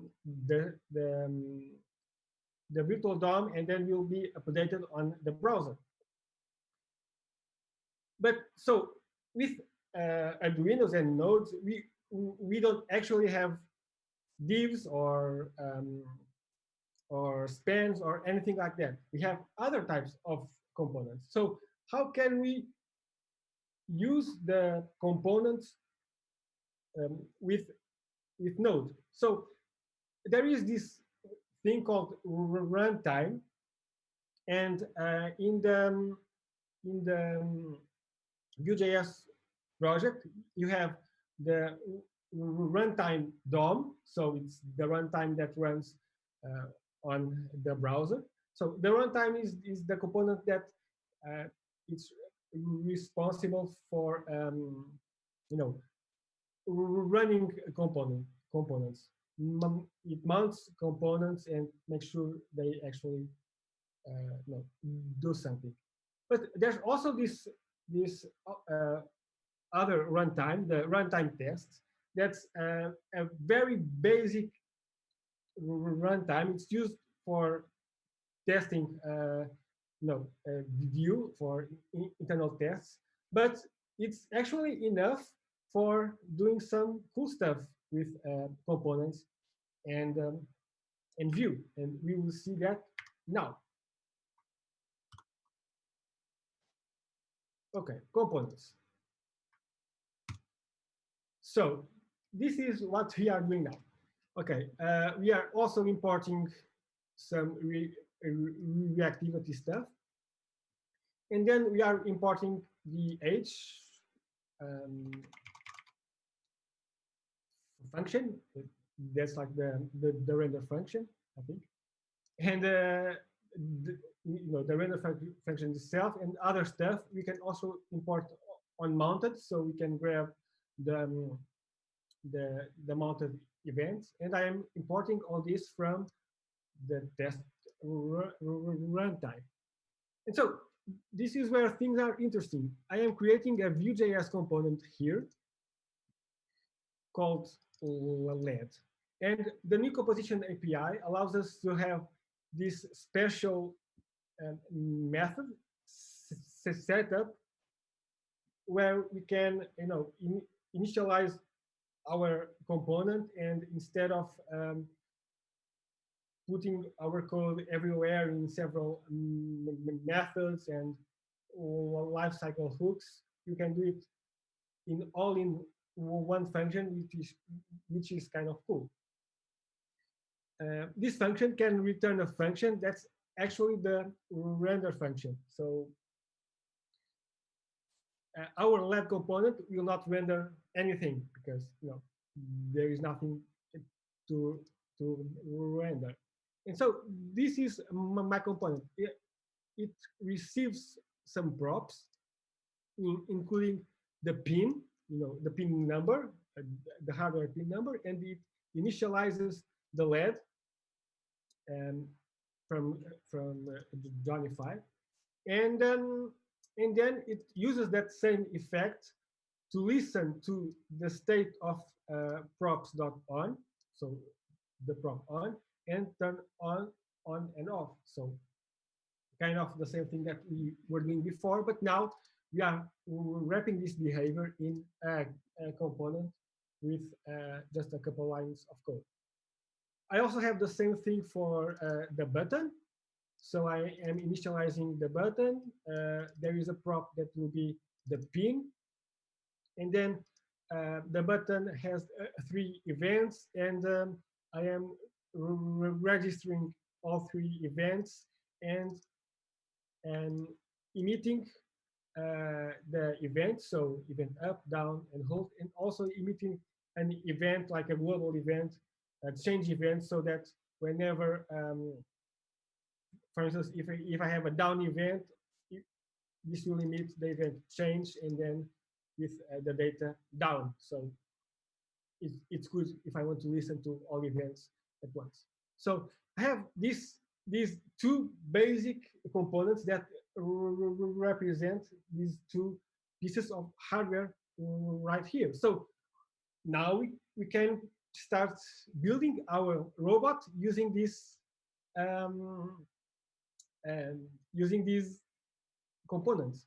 So that's what I am doing here. I am creating a bot component. This will be like my app component, but it's a robot. I am creating some reactive states. So I have 2 things. I have a LED, so and a button. So this is the state of the LED. It starts false, and this is the state of the button. It starts up because the button is up. Then I created an effect to watch on these changes and to log these values, so we can see some stuff happening. And then on mounted. So when this component, the bot component is mounted, and I am setting an interval to flip the state of the LED, just like we did before. And then I am returning my render function. So with this h function, the name of the component is app, but it could be anything because there are no real tags here. So yeah. And then this component has two children. One LED component with the pin set to number 2. So these are the props of this component. And then I am also passing a prop on that is linked to the state. So this prop will change when this state also changes. And I also have a button, so I am listening to changes in the button. So on change, this is the change event right here. I am setting the state of the button to the value that comes in the event. So then I am creating like the root element, and when the board is ready, I will render my bot component in the root element. You can imagine this could be like the main div of your application, but it's not a div, so I put here bot. Okay, cool. Let's see if this works.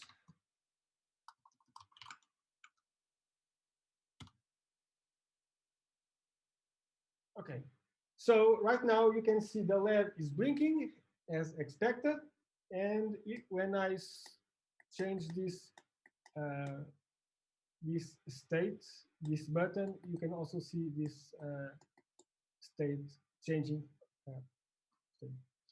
Then I can also do something else. So if I want to link the state of the button to the state of the LED, I can use this effect that has the same code that we saw before. So whenever the state is down or hold, I am setting the LED on state to true or false. So let's see if this works. Okay, I have to clean this effect. Let me just.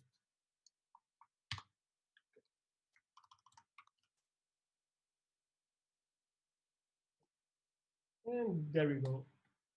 So right now I have a view application, I think, with two components, and they are talking through the state, the reactive state declared here. Cool. So now we have reactivity, and we have components. We can like split our robot in separate components. Cool. But can we go further? I think so. So I am glad to present you the first ever viewbot, complete viewbot. And because this is the first ever viewbot, it's the viewbot 3000 because it's the first, so I had to name it viewbot 3000. So get ready, you are about to see some history here. I will unveil this new robot, viewbot, so you can see it. Dun, dun, dun. It has a nice view over here. Okay, there you go. Okay, this is the first viewbot ever. And you can see it has like two eyes. It has a little nose and a mouth. So this robot is in a very good place. It's actually very advanced. Let me just move this on, blah, blah, blah, blah, blah, blah. Okay. So I made the robot with these components because I want to give some personality and some, some feelings. So I divided like every possible mood that a human has in two axes. So you can be sad or happy. Okay, so it's like a degree, and you can be evil or good.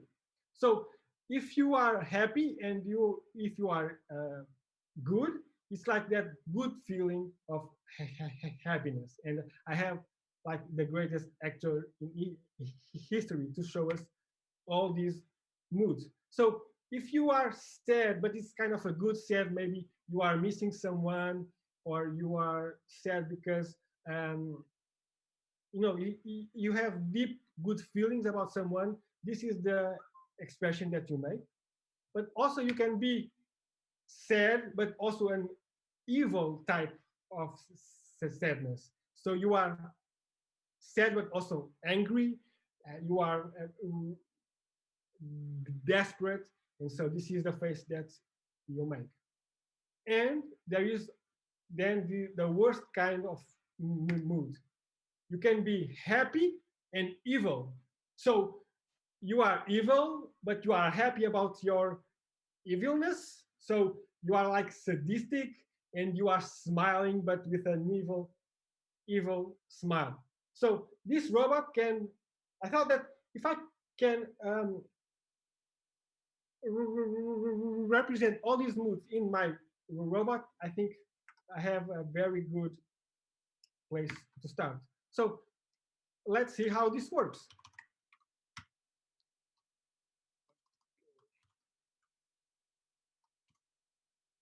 So, okay. So, this is my robot. I will let me show so that you can still see the alignment stuff. So, when the eye is green, that's because he's feeling good. And when the light is red, that means that he's feeling evil. So, because green is the light of view, and red is the color of, that our framework. So when I press this button, the robot goes from evil to good or to evil. And I can also use the same potentiometer to set the mood. So very good, he's like smiling. And when I move the other way, he makes like that front face. Okay, there is some interference in here. Come on.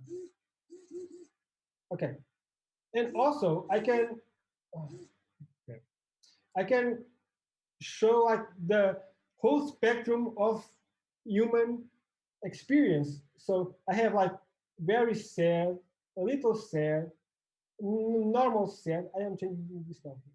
Little sad, a little happy, and very happy. So this is how this robot shows how it's feeling. So how was this done? And right now I will just show you the code. Okay.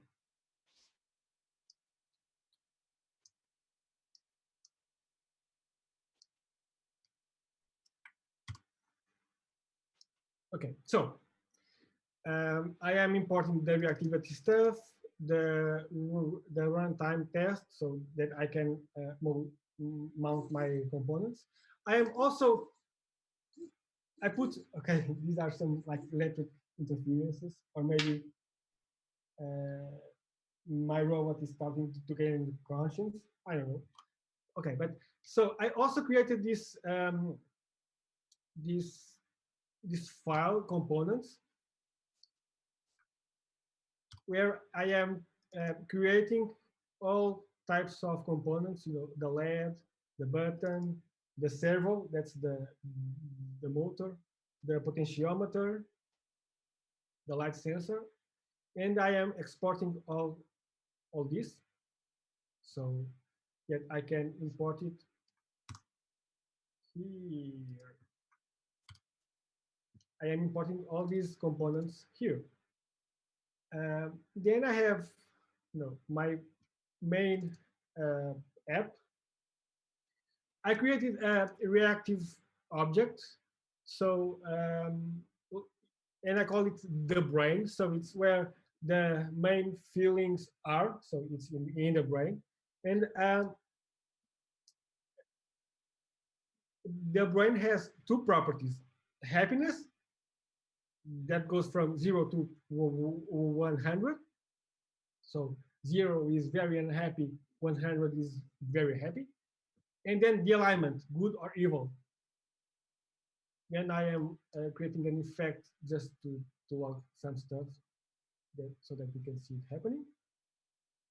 Okay, so then I am right here. I have the servo.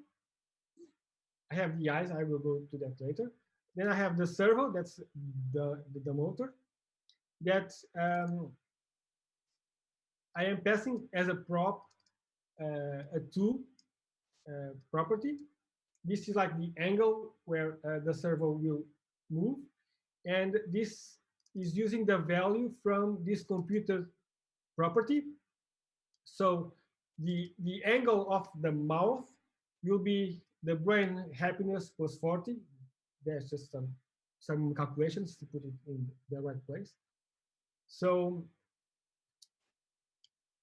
then I am also changing the happiness through the potentiometer. That's this little thing right here, this little knob. So when I move down, it makes him more unhappy. When I move up, it makes it more happy. Cool. I need to go faster. And I have the button to change the mood, so the alignment. So good, evil, good, evil, good. Okay, great. So that's how it's working. But I don't know if you saw it. I also have this eyes component. Well, what's this? So since I am using components, I can also use view components to like encapsulate some behavior. So I think the eyes don't need to be in my main, the LEDs don't have to be in my main app component. So I can put it in a separate file and in a separate component for clarity. So these are the eyes. So it's a simple component that has two that has a radar function that has two LEDs. So and when the alignment is bad, it will turn pin 7 on, and when the alignment is good, it will turn the pin 8 on, the LED on pin 8 on. So it's cool. Oh, by the way, these are the LEDs that I built in my components file. Cool. So that's how it's working now. So when I change this, when I tap this button, the alignment will come through to this component through this property, the alignment property, and then this will in turn change the LED on or off. Okay, that's cool, but right now I must confess that this robot feels a little creepy because it doesn't blink. You can see that his eyes may never blink. Now, this is a great opportunity to show some use functions. So you can build use functions to encapsulate some behavior that you don't want to pollute um, your main application. So you can put that behavior like in a separate component and or in a separate module and reuse it. So it's the same with blinking your eyes. You don't actually have conscience of um, when your eyes blink. It doesn't. Your brain does it automatically. Actually, it's not your brain. It's your cerebellum. Okay. So it's like a part of your brain that works on its own. So blinking, it's also some function that works on its own. So I created this use function, and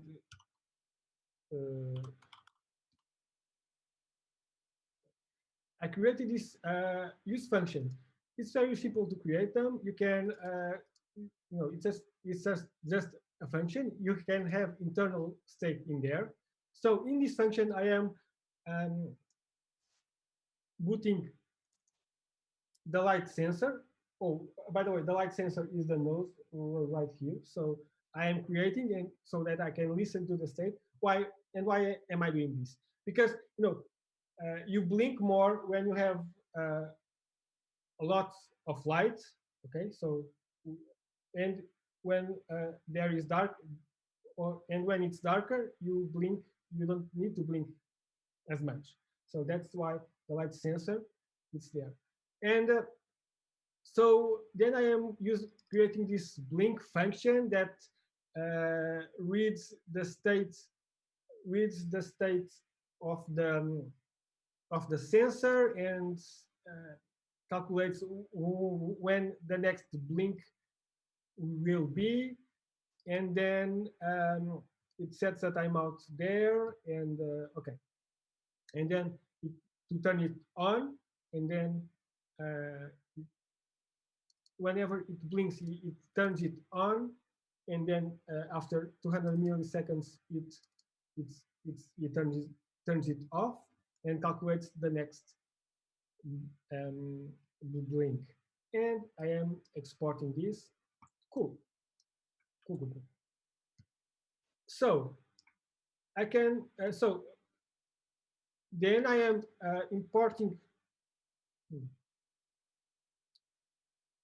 This is not okay. I think it's like this. Okay. So I can now use this blinking value in this component. And so I can add this to the on property on each eye. So the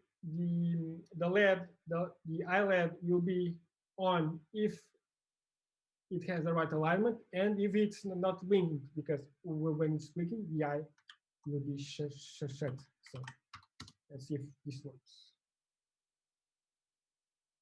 You can see it blinking. Okay, and when I put a stronger light there, it blinks faster. And when I pick it up, it blinks slower. And if I cover it, it blinks even slower. So right now I have a robot that shows all kinds of moods, and it also blinks. I think it's very close to being actually almost human. I don't know what you think, but that's what I feel. So I am almost finishing. Okay, bye. So some conclusions. The composition API is very cool because you can use reactivity by itself. You can use it in all sorts of contexts, and it works fine. And it provides more potential to separate app logic and reuse that logic, like I did with that use blink function. So if I want to improve this robot, I can do lots of things. maybe I will have like a moral that will be a computed value, or maybe fall in love will be a function from the heart, or maybe conscious will be consciousness will be this huge reactive object with all sorts of things in it, and maybe annihilate humanity can be a reference to some value. I don't know. I am not a robot. So I just want to say that viewbots will sooner or later take over the world. Resistance is futile. At least you are warned, so you can be on their good side, now. And thank you very much. I hope you enjoy it. I am Tiago Reis Alves, and yeah, thank you. Thank you, Tiago. I can say that it was different. So please, guys, if you have any question for Tiago, just put them in the YouTube live stream or in our Slack channel. I have a quick question for you, Tiago, actually. Have you had any contact from Hollywood by now? No, no, but I think it would make like a great movie, and yeah, maybe a bit nerdy, but a nice movie. Yeah. Let's just wait for some questions. Let's see if we have any on Slack. Okay, Evil Yes, we don't have a question for now. But I like one of the comments that we have on the YouTube live stream from Bereno, who says that it's alive, Dr. Tiago Stein to 2020. Yeah. Okay, let me see. Okay. Good. I think we have a question now. What application to IoT can you imagine in this moment for ViewBot?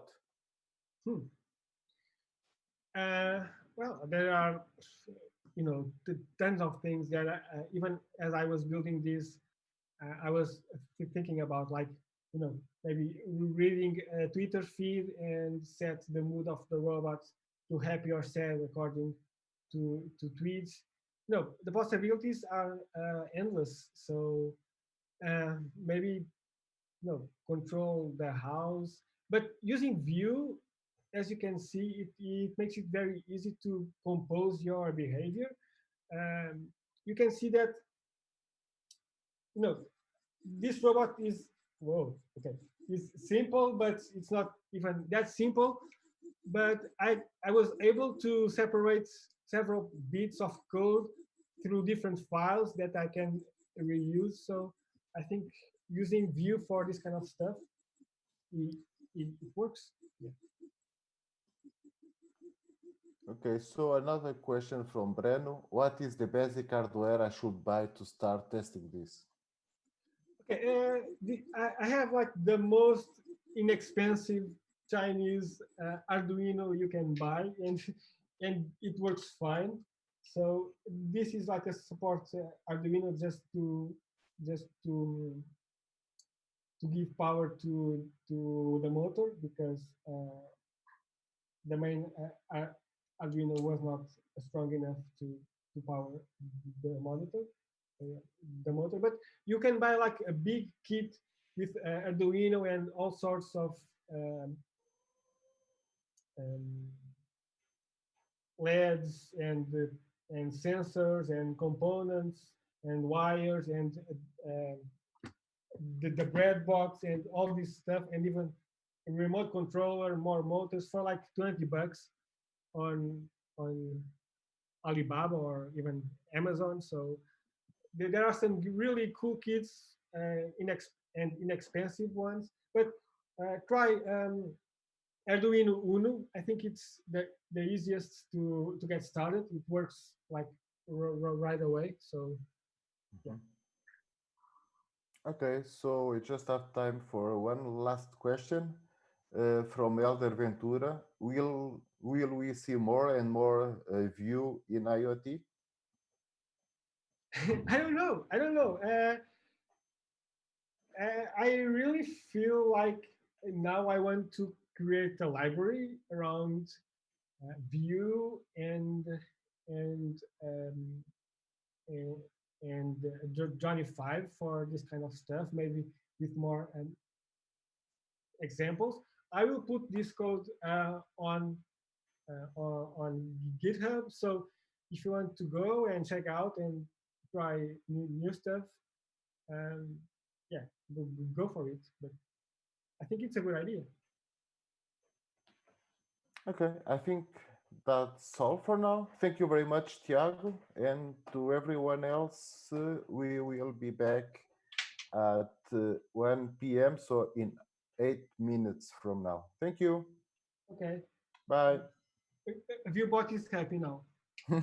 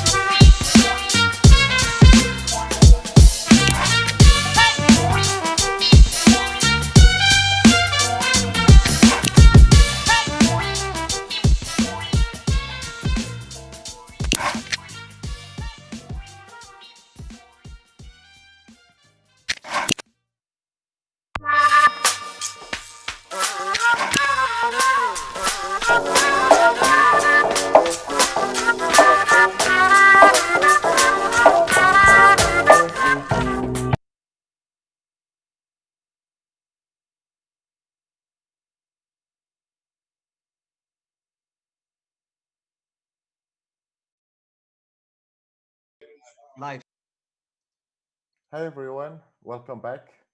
Hi Andrew, thank you for being with us today. Hello. How are you? Doing just great and happy to be here, guys. You are from Russia, right? Yeah, Voronezh, Russia. And how are things there? Well, I think just like in any other country, people are going kind of crazy, being locked up in their homes. Mhm. But on the bright side, our bears have drank all the vodka that we had. So no more alcohol in Russia. Yeah, maybe that will help killing the thing, right? Hopefully. Are you ready to start, Andrew? Yeah, sure. Okay, thank you. It's up over to you now. Cool. So once again, hello guys. My name is Andrei Goncharov, and I'm broadcasting from Maidan in the motherland of balalaikas, bears, and hackers, Russia.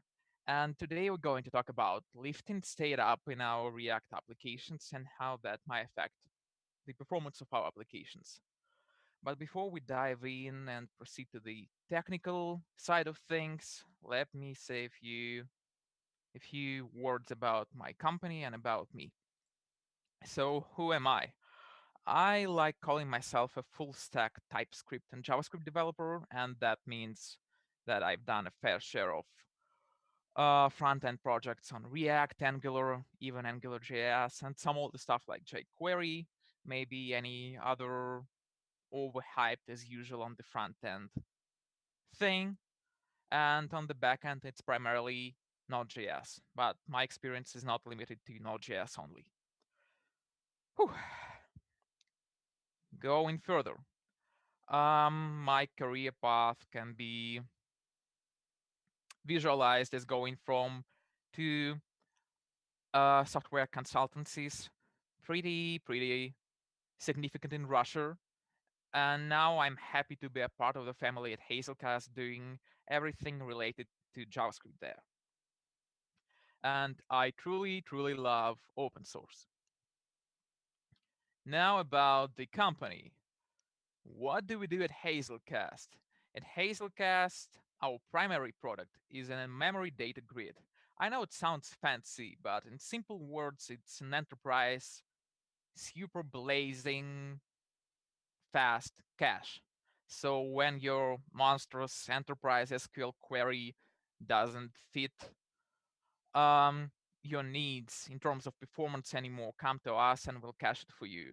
And I just have to say that we are scalable, we are easily deployable, we are distributed. And for those of you who know the CAP theorem, we have data structures on both sides of this CAP triangle. We have AP and CP data structures.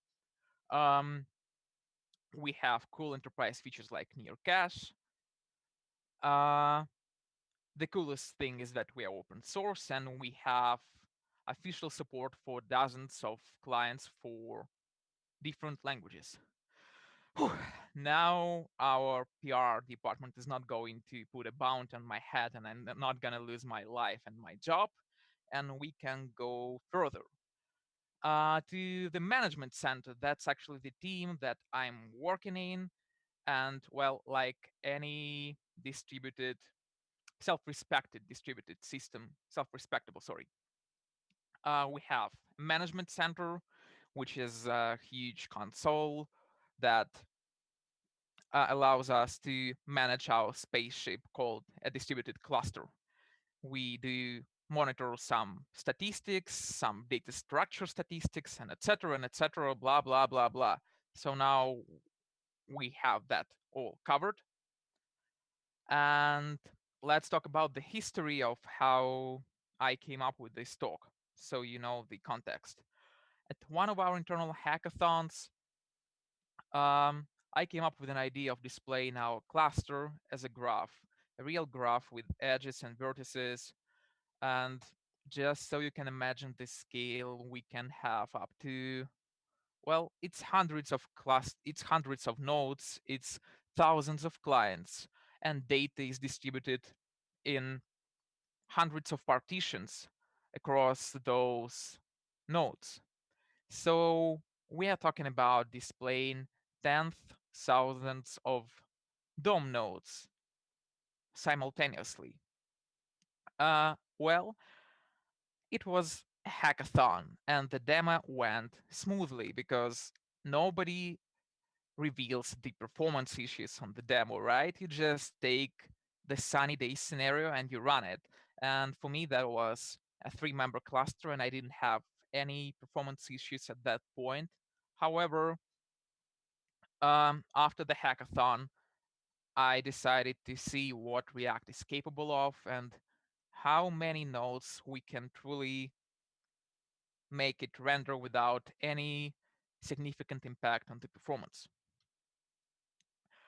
And what's the most natural way to structure our state for stuff like this, for displaying some uh, state of some huge entity split across some small entities? Well, usually it's the most natural way to do it is by lifting state up. So we would have a state of our cluster somewhere up in our hierarchy, and then we would pass the state of each node of each client as props, and it makes total sense. So our plan for today is to build a simplified version of my problem. We're going to build a very simple data grid.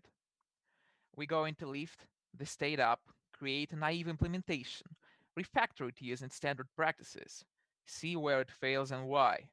And then we'll try to move our state down and see how it can affect the performance. Let's go to the IDE and do some coding. I have a small confession to make.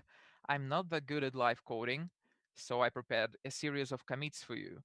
And I'll just apply these commits one by one and overview what changed. And the initial setup looks like this. We have an app component with some state of the entire field. The state of that field is a two-dimensional array of size by size, field with undefines. Size in our case for now is 10. And for that field, we iterate over each row, and then we iterate over the field, and then we iterate over each row, and render a cell for each cell in that row. That cell accepts a content prop and a set content callback. We'll get back to what the set content callback does later. And in our case, for now, that content is going to be undefined for all cells. Now let's switch to the cell component. It accepts content and set content, and it just renders the content inside of the div. And once you click on the div, it sets the content of that cell to the checkbox string. So in the end, we are going to have a two-dimensional array of undefines and strings. Now let's see what it looks like in our browser. So here we have that two-dimensional array rendered as a simple data grid. We can click on the cells and we can have that checkboxes rendered. And to reproduce the problem that I had, well, imaginary problem, to be honest, let's increase the size of the field to 100. Go back to the browser and try to do some clicking. Click, click, and it's, well, there is a small lag. Maybe you don't see it over the video. So let me go to the performance tab and do some CPU throttling. After all, not every user is going to have a high-end CPU, right? And some of our users, some users of our applications, and I'm not talking about our management center specifically, could use cell phones, smartphones, and they are definitely not going to have the same performance as my top shelf CPU has, right? So once we have throttled the CPU, let's do some clicking. Click, and it's rendered only now. Click, and it's rendered only now. So it's now the problem is obvious, right? You can go and grab a cup of coffee while React renders the cell. And at this point, we really need to understand why this is happening. And to do that, we need some way to profile that thing. And the most naive way to do that would be, oh, sorry, next, to be add a simple console log statement. Sorry, let's go back to the code. So the only thing that changed here is that we added that console log. We all remember that a React component, React functional component, is just a function which gets executed on each render. So when we add that console log statement, we're going to have that statement displayed in our console on each render, and that would allow us to easily count how many renders of that component we have in our application. Now let's go back to the code and just notice that we have size equal to 10 again. So it's 10 by 10 two-dimensional array and 10 by 10 grid. And you can see that initially we have 100 cell renders, which is just fine because we are drawing the grid from scratch. And now let's do some clicking. A funny thing, when you click on a cell, another 100 cell renders occur. And that's not a very good sign, and that's not what we want. We don't want to re-render the entire grid when clicking on a single cell. What can be done here? And the most obvious thing, the most obvious way to fix it would be to go with what React suggests itself in our console. It says right here that each child in the list should have a unique key prop. So let's go back to our code and do exactly that. Next commit. So what happened now? Now you can see that we have a unique key for each row, and we have a unique key for each cell. Let's go back to our code and see if it changed anything. Once again, we start from scratch, from an empty grid. Click, and we still have the same 100 renders for each click. And now we have 500 renders in total for 4 clicks, which is not great and doesn't scale well. Luckily,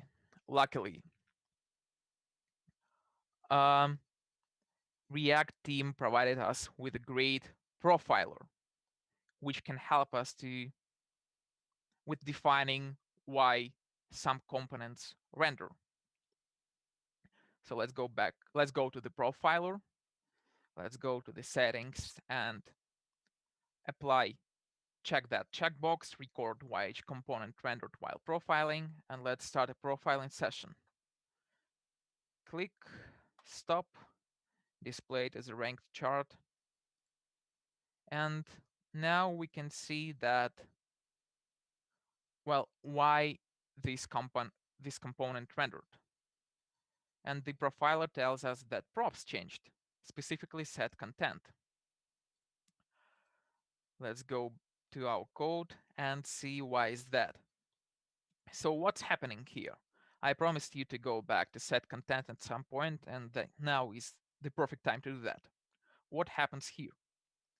When we try to update the state of our cell, we accept new content for that cell. In our case, that's going to be a string with that check mark, and then we call set field.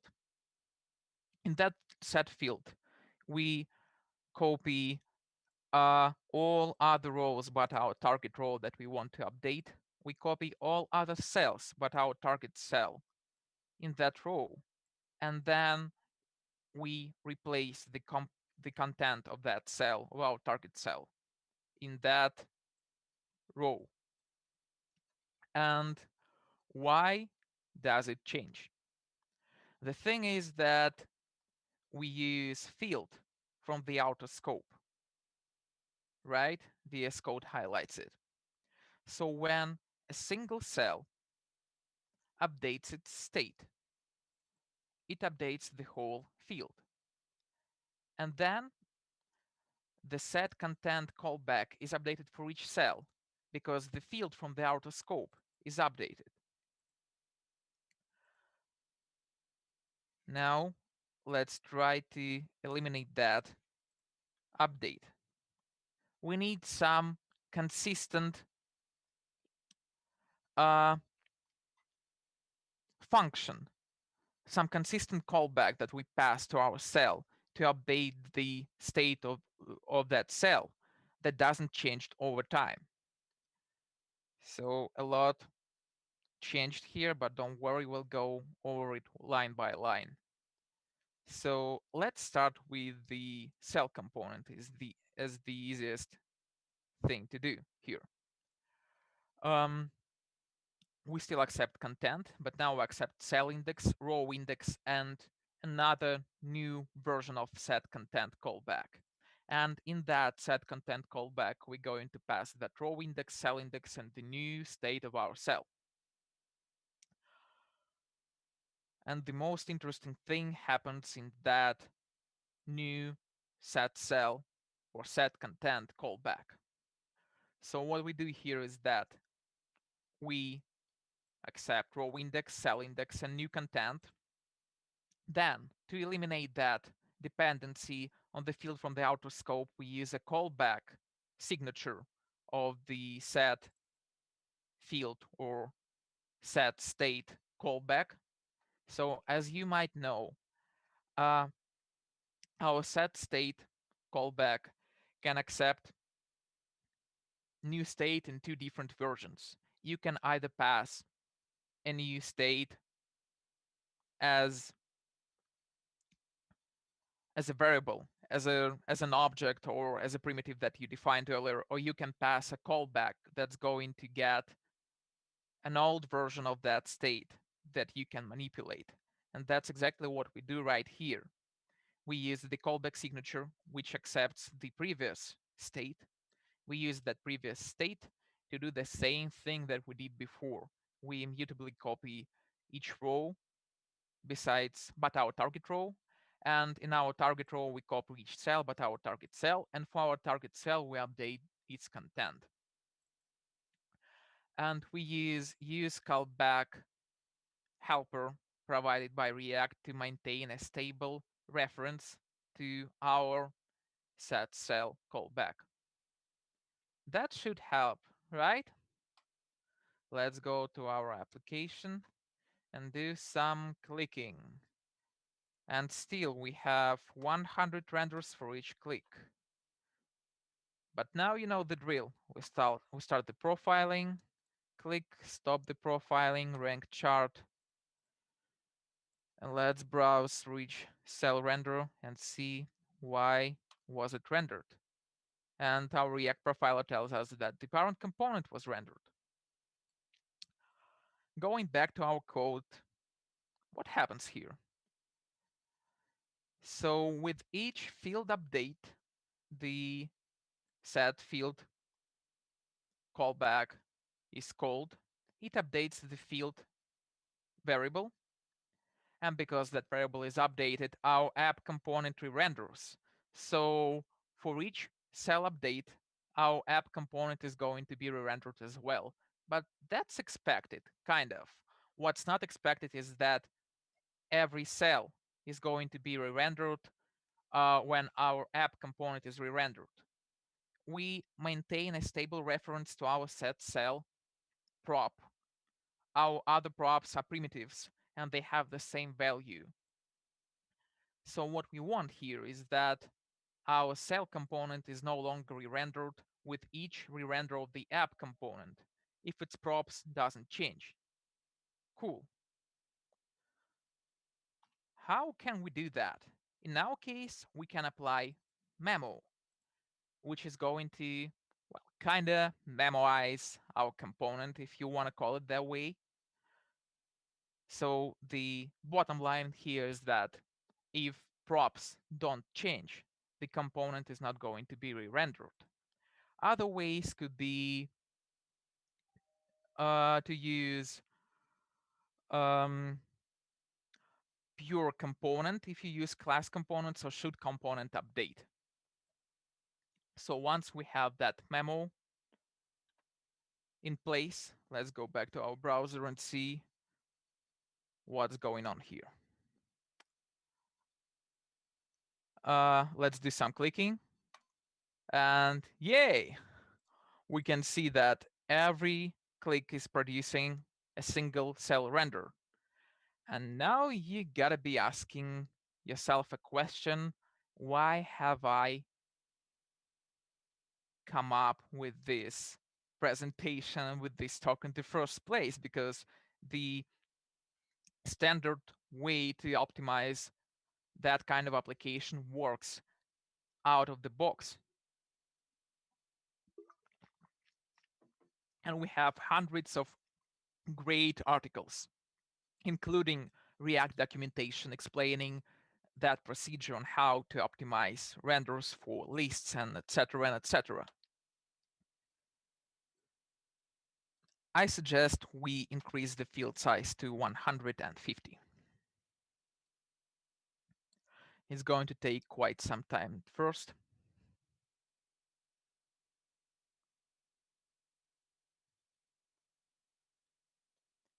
We're almost there. And here we go. We have a huge field.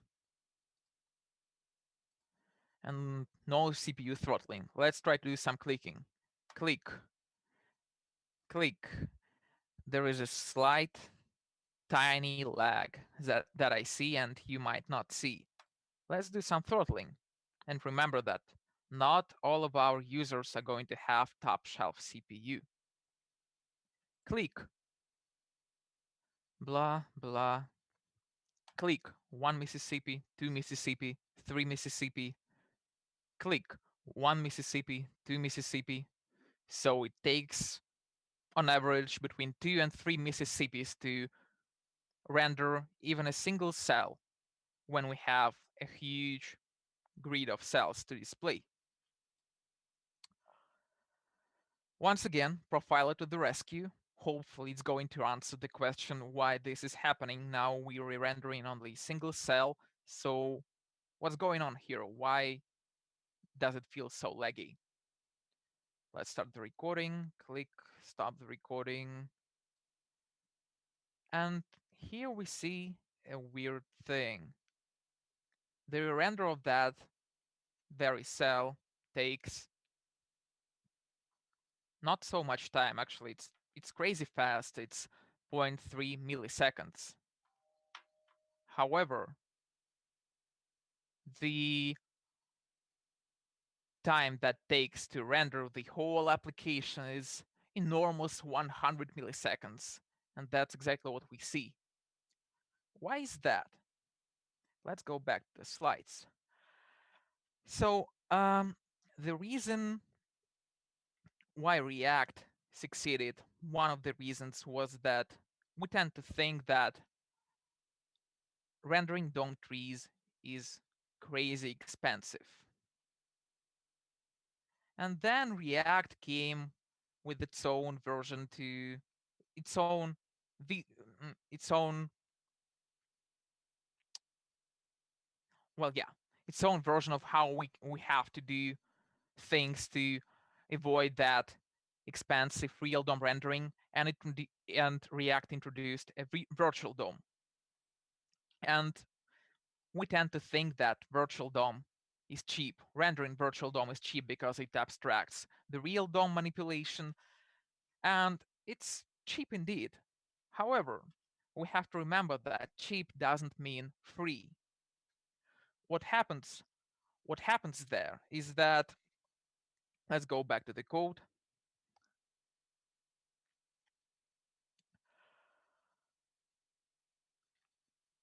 We have a huge field, 100 fields by 100 fields. So it's, well, how many fields was that in total? 22,500 cells. And for every cell, React has to go and compare its props. It's pretty fast. We can see that rendering a single cell with comparing its props takes only 0.3 milliseconds. And we can assume that without rendering, just comparing the props of a single cell takes even less, significantly less, because it doesn't have to deal with the real DOM manipulation. However, it's still some time. It's not instant. And when you multiply even a tiny number, even a very small amount of time by 22,500, you get that 100 milliseconds. So now, if we cannot lift our state up, maybe we can do something else. Can we move it down? Next commit, and a lot has changed, but don't worry, we'll go over it line by line. Let's start with our cell. Now our cell accepts a cell index and a row index, and then use some mysterious cell content function from our field to get the content that we're going to render, and it use another mysterious set cell function to update its content. In our app component, we iterate over that field using map, and for each cell, in each row, we render that cell, passing the key, row index, and cell index. That field is an instance of the field class that accepts size as its only parameter in the constructor. And now the most interesting thing, our field class. So our field class accepts field size in the constructor, and in the constructor it creates the same two-dimensional array. It's basically copy-paste from the initial state from the previous commit. The cell content callback just returns the data from our two-dimensional array. It's just a way to encapsulate that data. Our set cell is basically copy-paste from the old set cell callback that we had. It's the same thing, we copy each row, and in our target row, we copy each cell and update only our target cell. Cool. And we have a map method to iterate over that two-dimensional array. So the main thing here is that now our field lives outside of the React.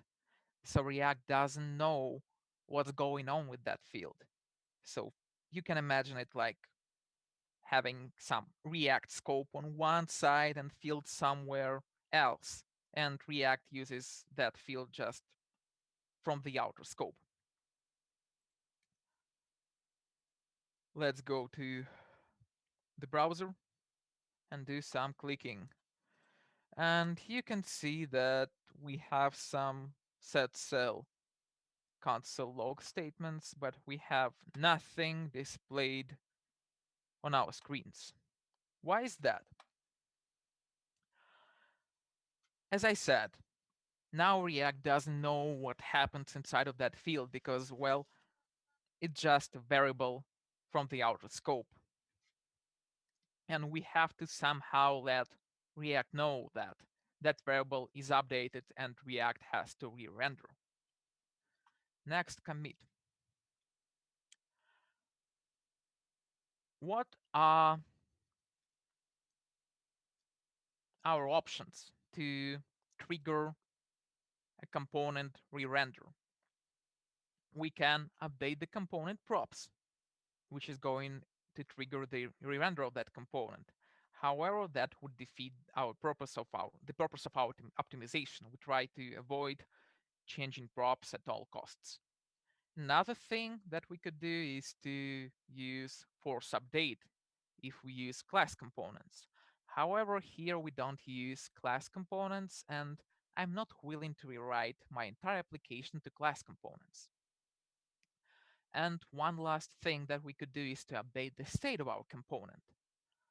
And that's exactly what could help us here. We are going to use a custom hook, use force render, which is going to just increase a counter, leaving an out state by 1 every time we want to trigger an update. In our case, we use a use reducer signature, and you can see that every time we call that force render function, we're just going to increment the state of our reducer by 1, starting from 0. Now that we know how to update the cell, how to trigger that force rendering, we need to somehow know when to trigger that. And to do that, we're going to subscribe to cell updates of that field. Let's take a close look at that simple method. It accepts row index, cell index, and some callback that's going to be called when the subscription should be fired, executed. In our constructor, we introduce subscribers object. And when we subscribe to a certain cell update into that subscriber object by a certain key, we place that callback. Let's head to that internal method, cell subscriber ID, and we can see that it uses row ID and cell ID, and it concatenates them in a string. Another change that we have is that we now have to call that subscriptions when we update our cells. So in our set cell, we try to find a suitable subscription from our subscribers object. And if a suitable subscription for that row index and cell index is found, we execute that callback. So basically, we notify our subscriber that a certain cell is updated.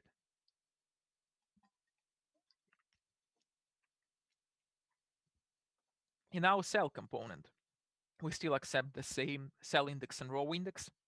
Now we use our brand new custom hook use force render to get that force render function to increment the state of that integer, to increment that integer.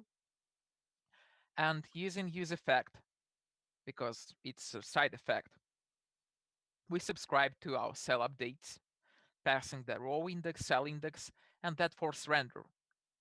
So now when the cell, our target cell, is updated, the force render function is going to be called. The integer is going to be incremented from 0 to 1, from 1 to 2, and etc. And the cell should be updated as well. Let's go to our browser and see if it works. Click, and we can see that we have check marks in place and we have all necessary console log statements in place. And just to make sure that it truly works at that scale, let's go back to our code and increase the field size to 100 all over again.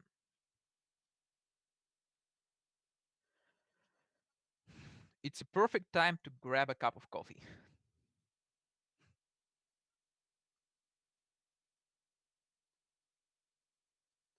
I wish I knew some anecdotes to tell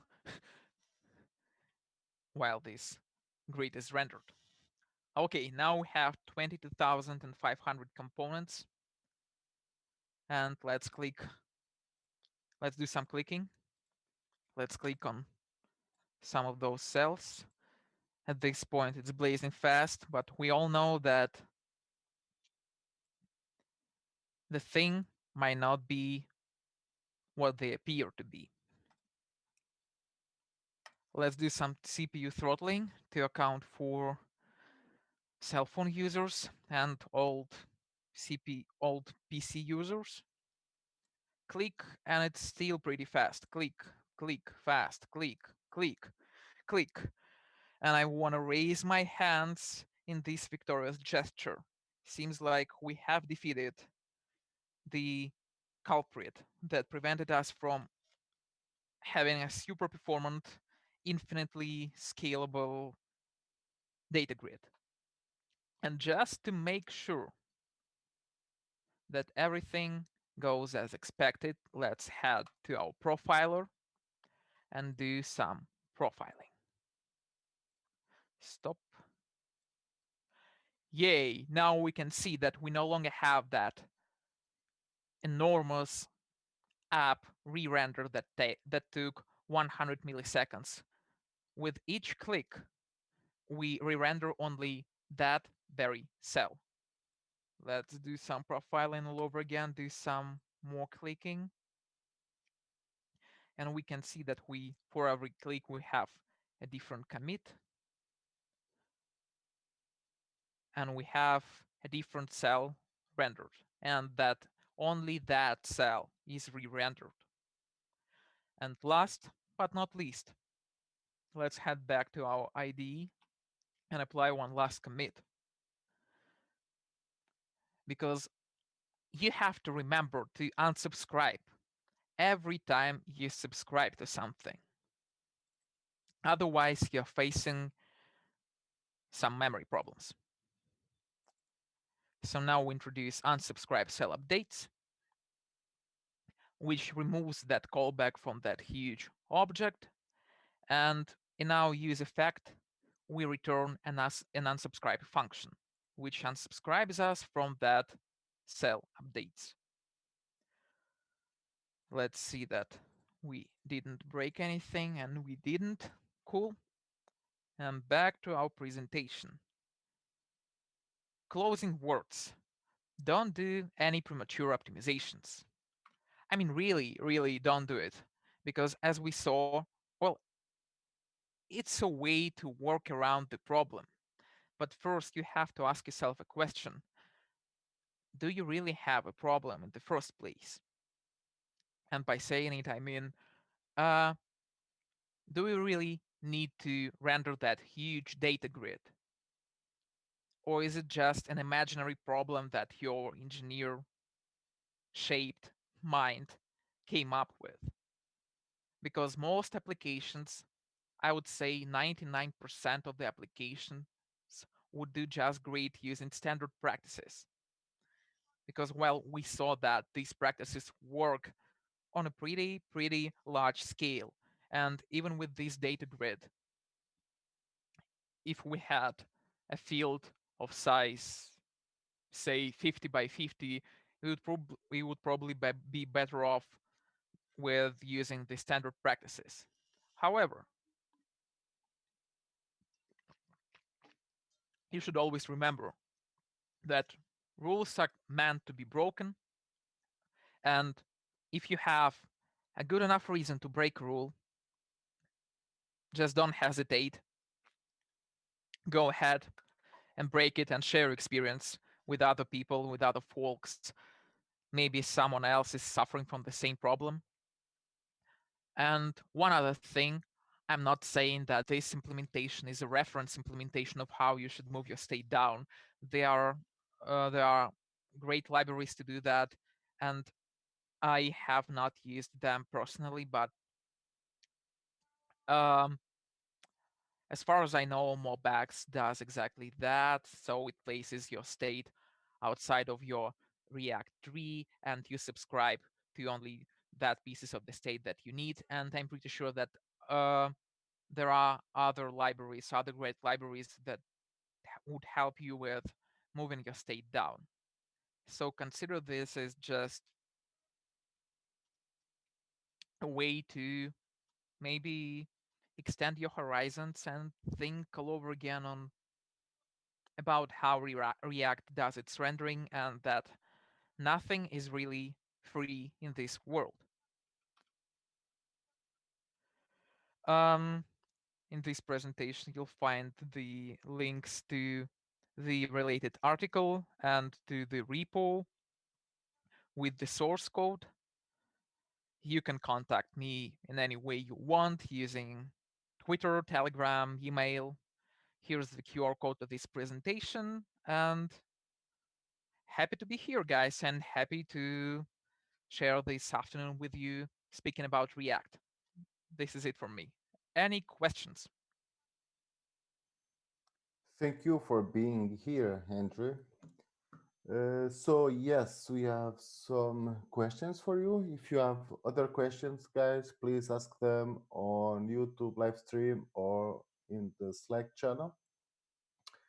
So before that, a comment from Alejandro. Great presentation, Andrew. And Michael says that he was looking for this. So that's amazing.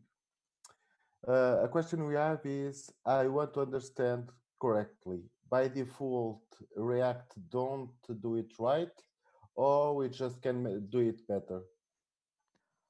By default, React provides us with a great way to approach that problem, and I think that React by default does it 100% right. It's just a workaround, well, another way to approach the problem at scale when you have a really, really demanding in terms of rendering component. That's it.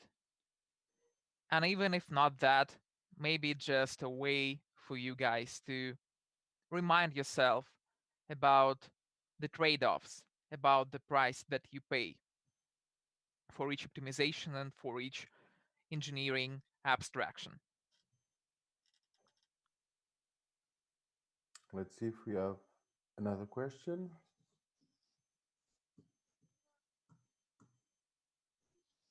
So we don't have any other question for now, Andrew.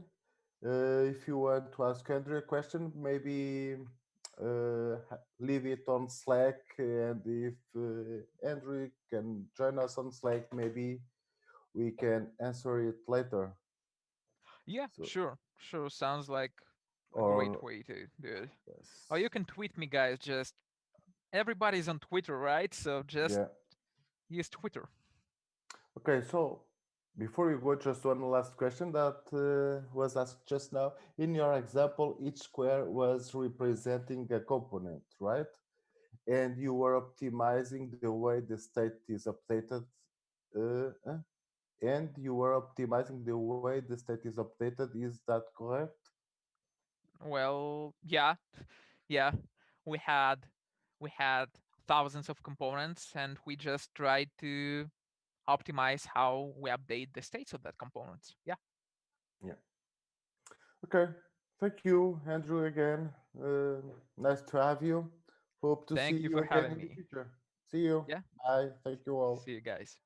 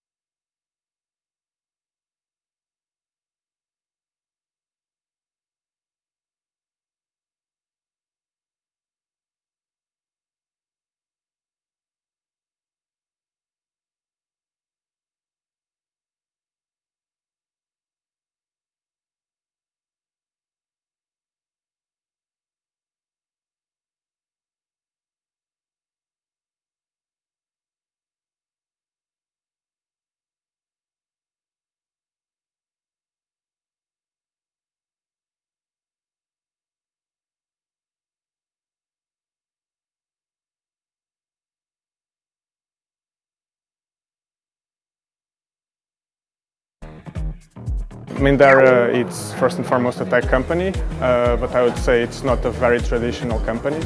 We don't have this pyramid of job descriptions versus one manager that manages another guy and yet so and so and so. To make a quote from the movie Fury, Mondego is to me the best job I ever had.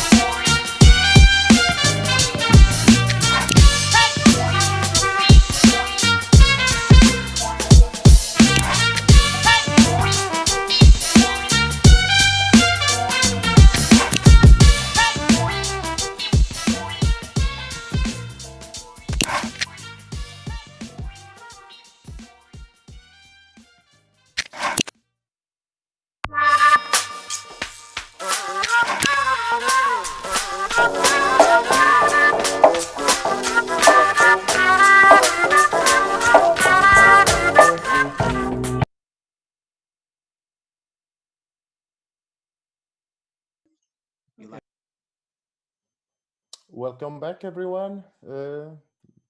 Now we have a talk with Stefan. I'm not sure I can say your last name. Maybe you can help me. Baumgartner. Yeah, very good. Thank you. Very good. So, thank you for being with us. I know that you are from Austria, right? Exactly, yeah. So, how are things there? I think you are one of the best countries in Europe regarding the COVID-19, right? We kind of made that right. I don't know how it happened, but people were really good at staying at home. So this is apparently a survival skill today, and we are now opening up restaurants again and shops, and slowly but steadily, it looks like we're getting back to normal. It's a different kind of normal than it was before, but and it kind of feels weird after 3 months of isolating and being locked down. But you see the people are opening up, not only the shops, but also people are opening up. And I think this is a really uh, nice gesture. So I'm looking forward to see what's happening in the upcoming months. So Yes, it looks very similar actually to Portugal. So yes, let's get back to the almost normal way of doing things. So Stefan, again, thank you very much for being with us. I will let you start. It's over to you now. Thank you very much. very good. So first, thank you so much for having me. I'm feeling incredibly honored to be invited to a conference that has its roots as a Java conference, because I just don't know Java at all. um, Everybody around me in Linz does Java, so we are a very Java heavy city in terms of software engineering. There's even some people from Oracle developing a new Java compiler out there, and I'm in here, the JavaScript guy. I tried Java for a while back in the 1.4 days. Let's say it didn't work out, so we're separated now. It's okay, we don't talk about it. That's the best for both of us. But still, being invited to a Java conference or a conference that has Java roots means a lot to me. This is a huge privilege. So thank you so much. We just briefly talked about COVID-19, and let's say 2020 is terrifying. It's hard. It's been quite a year so far, and we are just halfway there. The last months have been extraordinarily difficult for all of us. And I don't know about you, but especially the last weekend was extremely difficult for me to process. And I'm going back to that later on. But of course, we are here online today because of COVID-19. This disease is already scary enough. We just don't know too much about it. We know it's dangerous, it spreads, and there's no cure for it, at least not yet. And the fact that the disease looks like this one Jira ticket that you can't close doesn't make it any less scarier. In fact, who thinks we're going to reopen the ticket in autumn. I don't know. I don't want to be there. But also, when living through such a pandemic, it brings a lot of things into perspective. And it makes other things look utterly ridiculous. So one example, my receding hairline that keeps bugging me ever since. Maybe I don't think as bad as of it anymore. Maybe I think of it as a way to look as cool as Captain Picard, and who doesn't want to look as cool as Captain Picard? Another thing that was a topic that people can get really upset about is using semicolons in the code or not. And you know what? I drop semicolons all the time. It's liberating, and I do it manually. Don't judge me. Don't judge me. And it also should end the ridiculous discussion of good versus bad programming languages. First, it's a stupid discussion altogether and wasted energy. Use this energy for something much, much more important, like fighting Nazis. That's much more useful for the rest of the world. And also, just because a programming language doesn't work the way you think it should, doesn't mean it's a bad programming language. And yes, I'm talking about those people who focus so much on the Java part of JavaScript. And this is, for me, absolutely annoying. Those same people back in the day advertised TypeScript to me as JavaScript for Java developers, because we have classes and we can inherit from stuff and all the things. And this is something that put me actually off of TypeScript for a long, long time, because I was a JavaScript developer and I loved working with JavaScript. And it wasn't until I saw Anders Heilsberg, the lead architect of TypeScript and one of its creators, that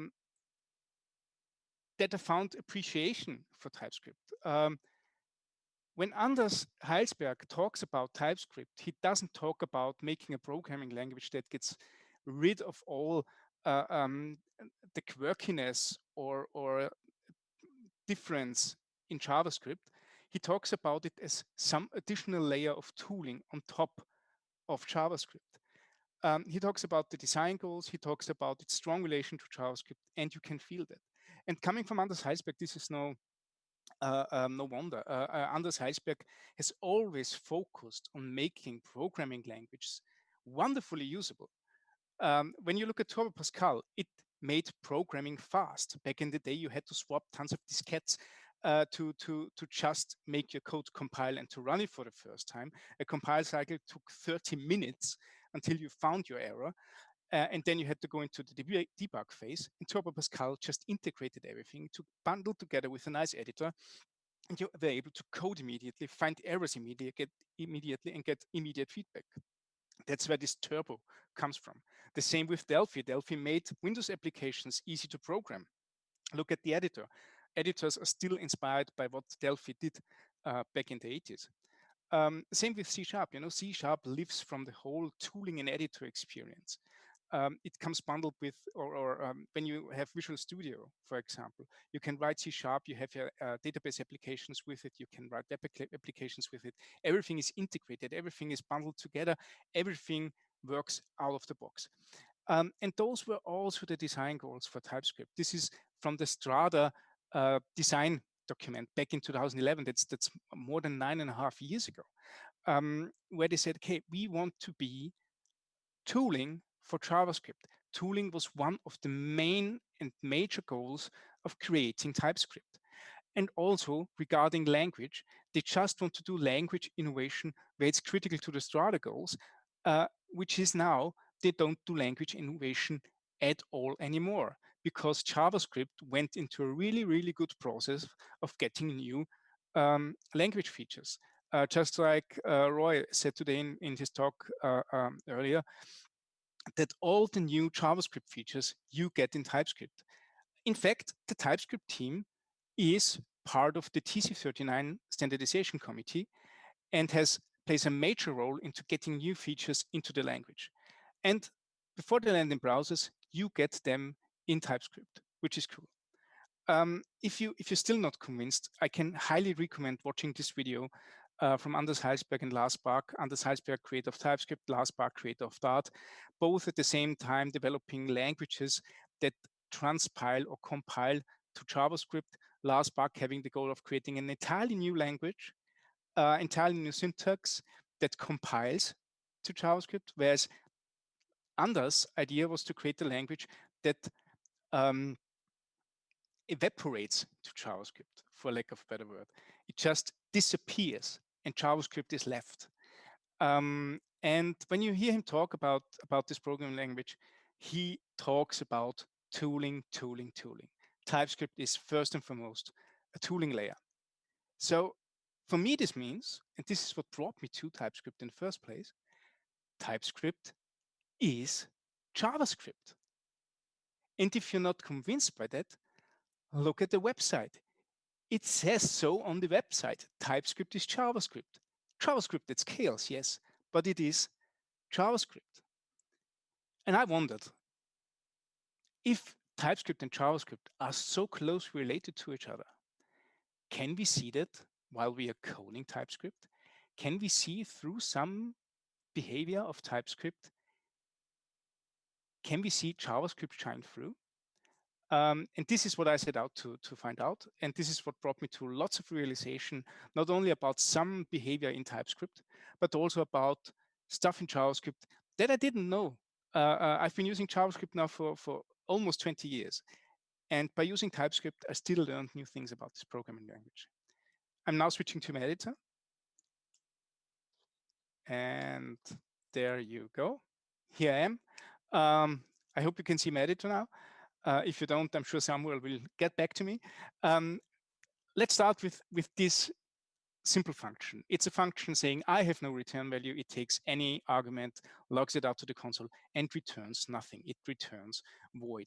And if you know other programming languages, I'm very sorry. If you know other programming languages, void means having no return value, which also means that you can't assign the return value of this function to a variable.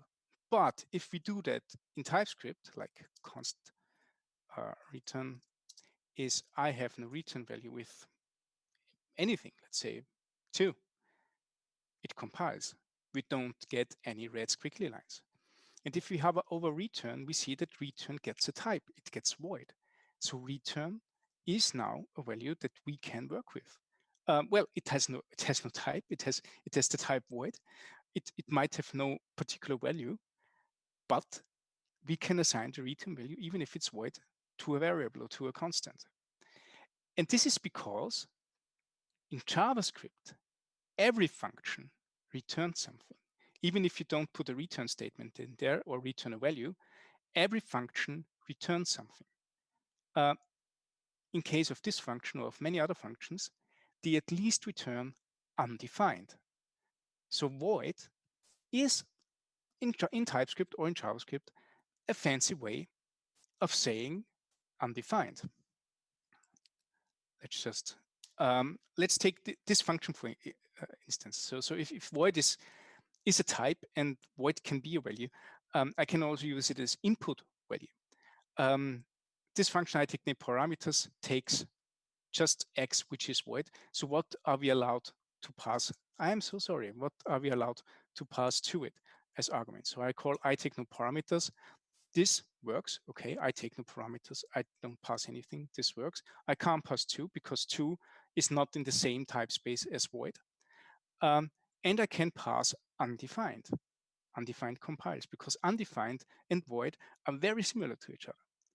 And this is also where we can use, for example, JavaScript's void. Yes, JavaScript has void in the language. I can write void 2, for example, and it still compiles. Void has a special meaning in JavaScript. With void, you make sure that no matter what comes afterwards, on this position where the cursor is right now, comes undefined.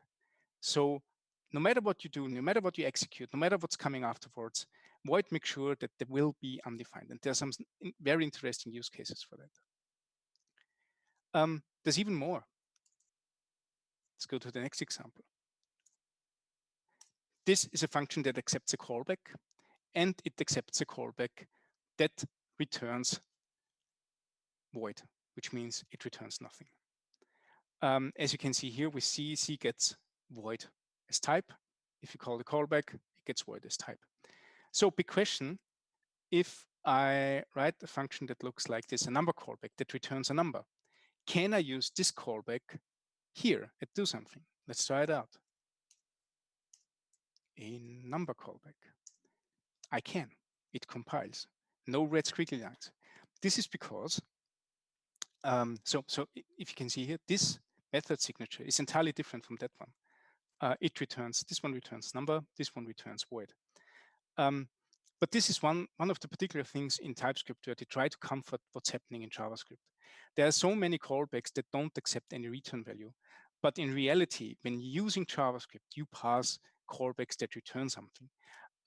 This is why TypeScript allows you to substitute functions with a different method signature for functions that use void as return type.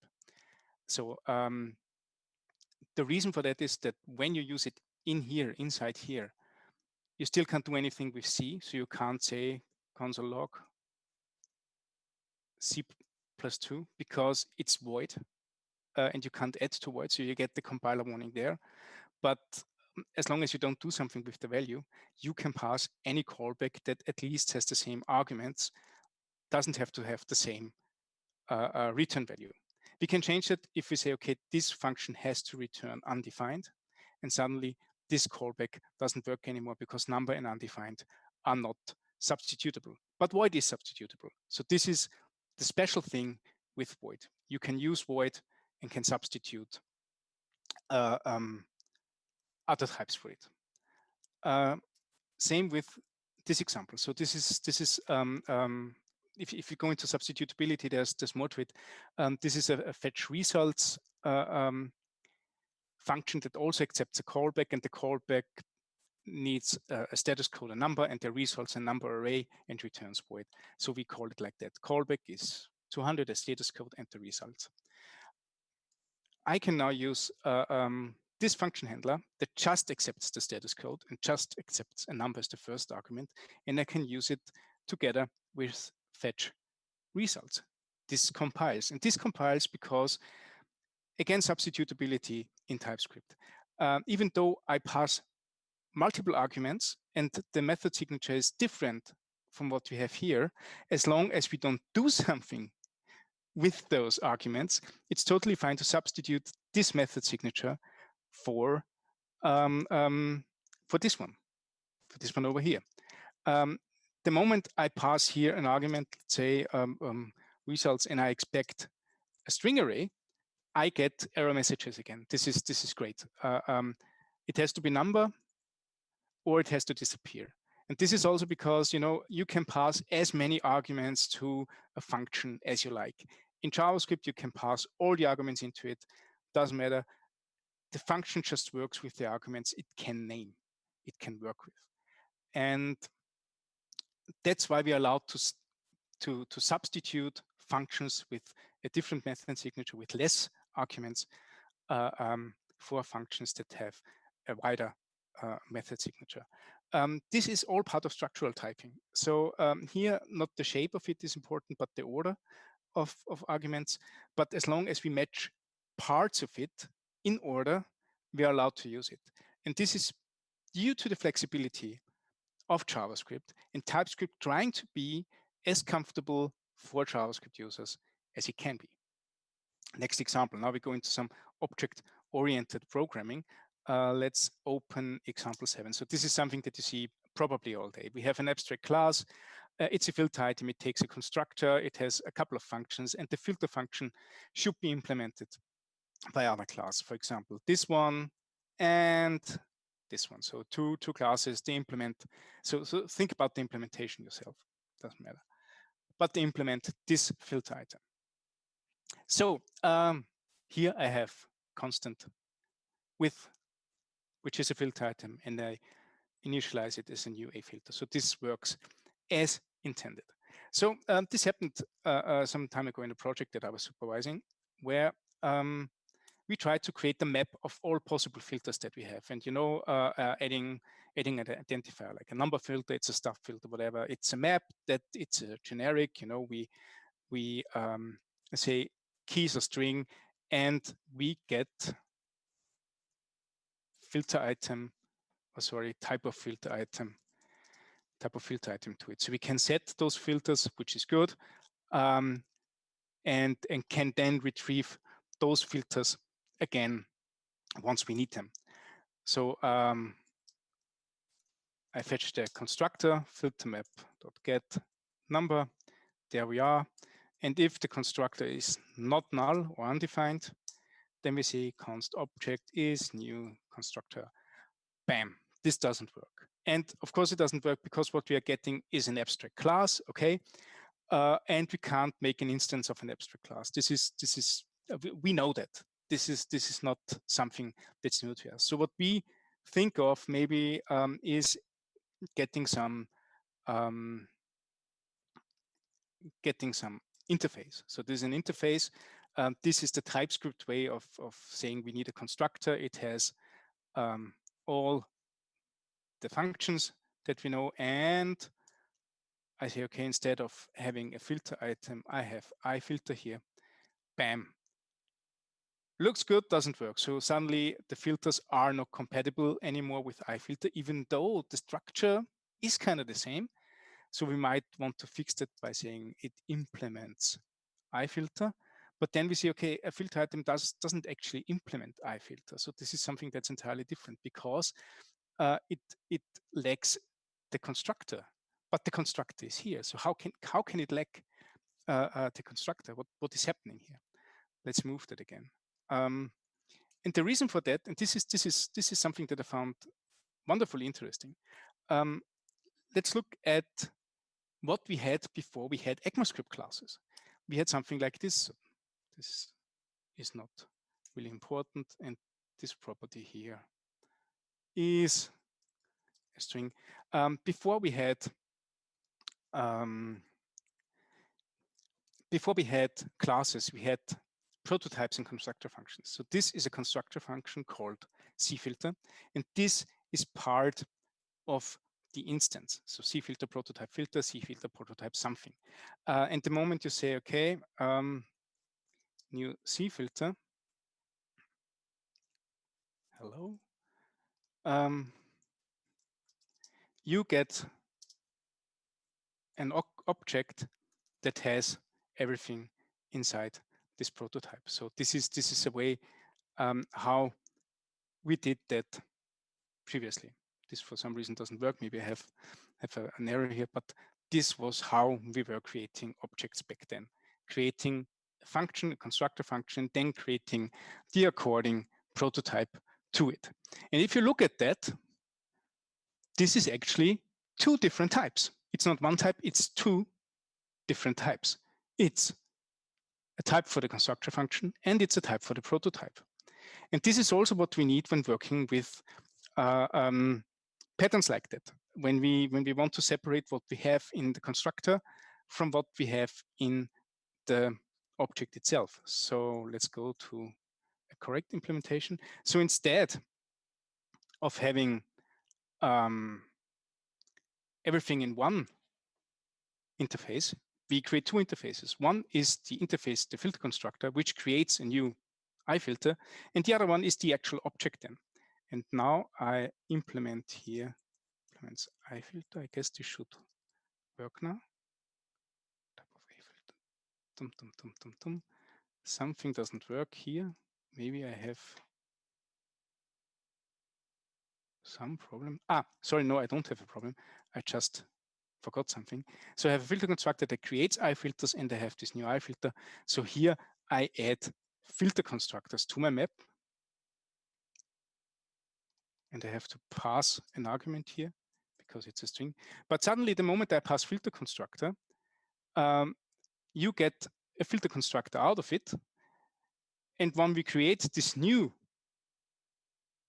instance of it, we know that it returns an iFilter, and then suddenly object is iFilter, and I can use those functions. And this is called the constructor interface pattern, because previously classes somehow existed in JavaScript with the constructor function and the prototype, and classes today are syntactic sugar for what we had previously. That's why we need two types, because it was two parts of a class back in the day. And this is also, again, where structural typing kicks in, which is pretty cool. I don't have to say that it is of type filter constructor or of type filter, ifilter or whatever. It just has to match.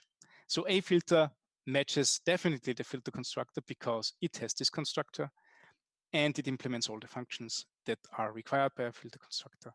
The moment I, for example, say something new here as well, I get problems because it doesn't implement that stuff. All right. So constructor interface pattern, something that I learned when working with TypeScript about JavaScript, because yeah, of course, we had constructor functions and prototypes. This makes sense. Something very interesting. I don't know if you know all the primitive types of TypeScript, but there is, of course, string, number, Boolean, object, and symbol. And symbol is very interesting. So I can create a new symbol.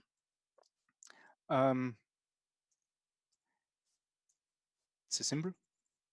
And let's say it's a new symbol and some description. A description, this doesn't matter. Okay, maybe it does. And maybe I just have to remove the new. When you have an over XX, it's of type symbol. Usually TypeScript has type inference, so I can get rid of the symbol keyword. If I do so, you see that XX has a new type. It's type of XX. And this is something very interesting. I didn't work a lot with symbols. I just learned them through TypeScript. Symbols in JavaScript, when created that way, are absolutely unique. The moment you call the symbol function, you have a unique value you can use, which is not comparable, not substitutable for any other value that you have.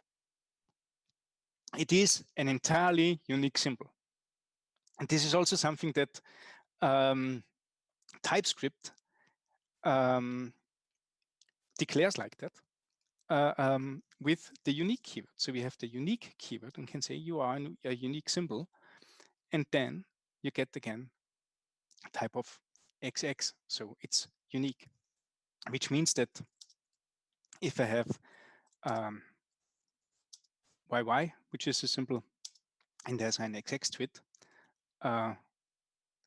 this works because it can be any symbol. But if it also should be a unique symbol, I get an error because it can't be assignable. It's totally and entirely different. It's cool. So symbols are really cool if you want to do like have methods in your objects that you don't want to iterate over. For example, you have an object, const opt is it has a name, Stefan Baumgartner. It has an age, yeah, 38, entering midlife crisis, dropping semicolons everywhere. And then we have a function that prints out that stuff. And they say, okay, use the global symbol for print. And this is a function. And I can say console log age. Doesn't work here. This.age, of course. And this.name.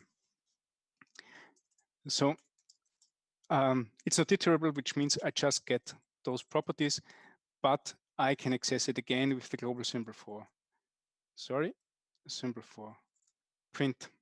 No, I can't, because it is not available. A symbol can't be used as an index type here. Anyway, this doesn't matter. You can do cool stuff with that, like something like this. You can define types like modes, prod mode and dev mode, which is a unique symbol for production mode, unique symbol for development mode. If you want to use it in your code, like with here with show warning, you can create a mode that is either type of dev, type of prod. So getting to the symbol value again just works with the type of operator then. And then you see, okay, this mode is either type of prod or type of dev, which means you can say show warning Stefan's code didn't work. And say def works. You can see prod works. You can't create a new symbol because this doesn't work. If we say, okay, we don't matter, we just want to have one symbol, then you can use the symbol again. If you say unique symbol, you have to be very specific which one, so you can't use that in method signatures. There you have to use that one. Do we have another? Here, for example, this is how we can use symbols otherwise. You just want to extend that object. You say object of sim is this value, and you pass the symbol along with that. You can use here different symbols as well. Hello, or you can use some unique symbol that you defined. So this is the difference between symbol and unique symbol. Unique symbol because all symbols are unique. All symbols are entirely different from other symbols. If you don't care which symbol in your methods, you can use symbol as a type itself. If you care which symbol you want to use, you can use unique modifier while creating it. And you can use type of to retrieve the actual type. And symbols exist in JavaScript. Okay, so this is a quick overview of what I've learned when working. Oh God, sorry about that. Here I am. You can see my screen again. Those are some things that I learned while working with TypeScript about JavaScript. Here are some resources on that. So I blog a lot about TypeScript on my blog, Fat Blog. You get infos about the interface constructor pattern, about symbols, about void, about Boolean. I'm now preparing an article about this. And if you learn one thing today, then it is that TypeScript is JavaScript. It is JavaScript with benefits, which is cool. But this also leads me to a way of writing TypeScript that is very, very close to JavaScript. So what I do is I write modern day JavaScript and annotate when necessary. Usually I do type annotations only in function heads and the return types, so I know everything makes sense what I do. I don't do any type annotations at all. So you come out with a really, really small layer of types. You create some interfaces, you create some union types, you create some string unions, and you annotate your functions with that. You should be good. You rarely have to annotate your variables or your constants. Work with return values. I also stick to TC39 language features. I try to avoid non-TC39 language features because what is in TC39 sticks with the language. TypeScript turned over the whole module system at some point in time because JavaScript got a module system. TypeScript still runs decorators under experimental because they still haven't decided how decorators should be implemented in JavaScript.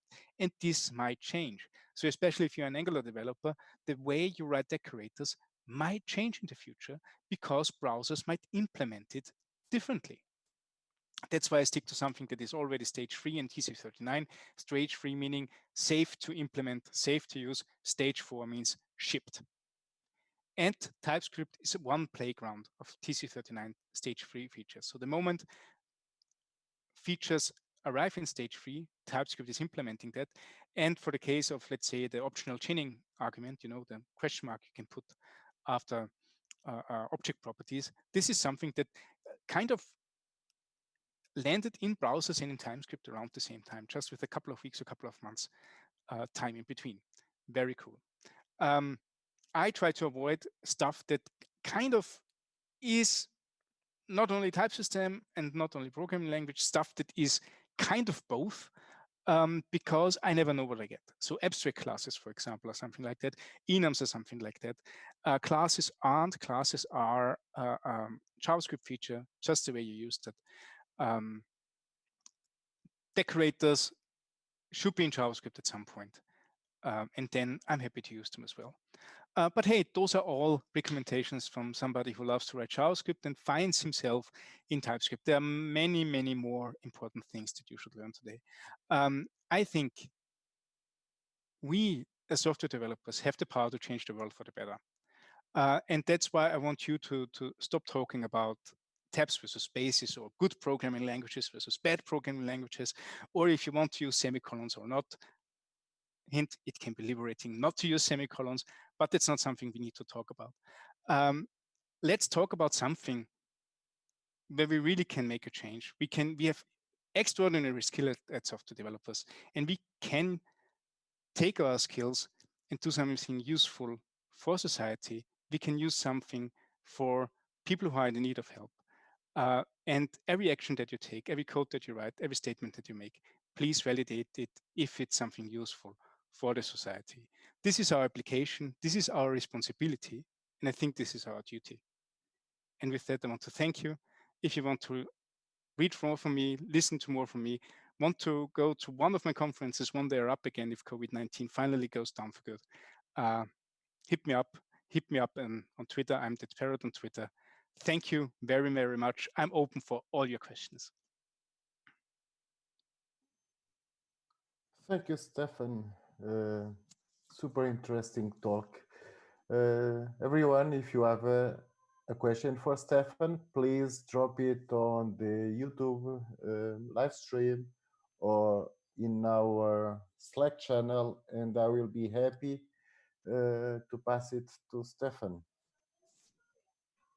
So let's see if we have a question for you already.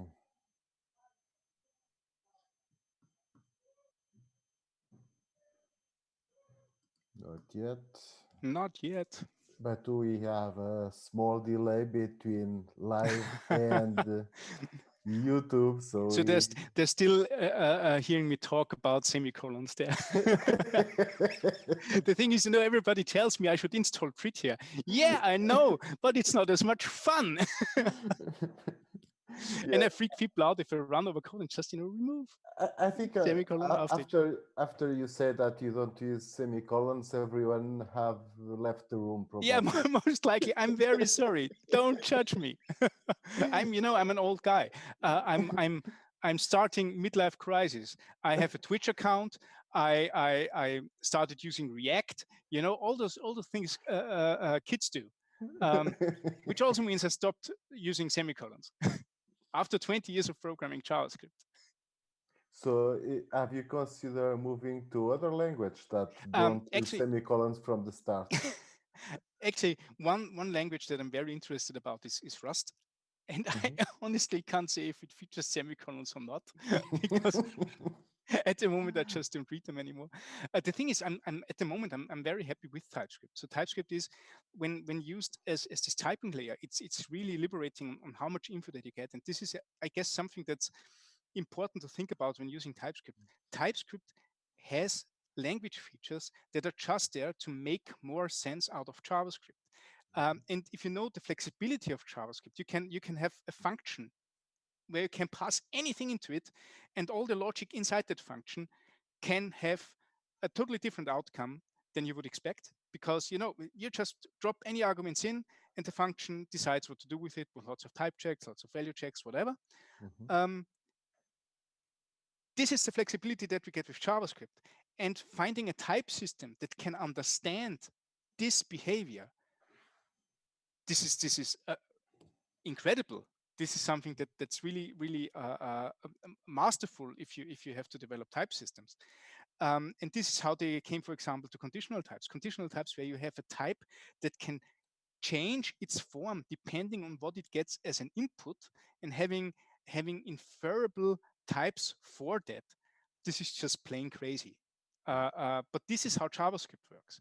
And this is so great that people are thinking about all the different cases that JavaScript can take on and try to make something that documents this in a type system. And this is how great this programming language is. And if you think about it from that way, and not from this way that it's JavaScript for Java developers, you have much more fun with it. And it's growing and growing, right? Yeah, absolutely. You say that you have started using React. So are you using React with TypeScript already? Yeah, exclusively. It's funny because it's, I guess, the one framework right now that isn't written in TypeScript, but it still has the best TypeScript support of all of them. So the types are so solid and so fun. And when you use JSX inside of with TypeScript, you get autocomplete for your templates, if you will, which is so not because of some plugin or something, because of how React works and how TypeScript works, and that React element is nothing but a function call, and TypeScript is nothing but something that tries to understand function calls. Match made in heaven. So from two totally opposite sides, they understand each other so well, because both TypeScript and React focus on JavaScript, and this is great. And in terms of documentation, is there documentation for you to use TypeScript and React? Yeah. Together? So there is no official documentation, but if you go to my blog, Fat Blog, this is actually one of my most favorite articles, and the one I constantly get feedback about. I tried to have a side-by-side comparison between the React documentation and what you can do with TypeScript. So you get the TypeScript information on my blog, fatblog.eu/TypeScript-React. It's a guide about 10 pages where you see which types you can use, how you can, which generics you can use, which types are available, which one can be inferred, especially when working with hooks, how you can implement different design patterns in TypeScript, and what you need to take care about, and also how you can do basic styling. You know, there are lots of styling solutions out there for React, like using the style property, using style GSX, or using emotion or style components. And I looked at that as well, so that you find some pinpoints, you know, where you can look up how to use that in TypeScript in case you get a red squiggly line and don't know where it comes from. Okay, nice. I wasn't aware of that. Need to look myself into your website. You should.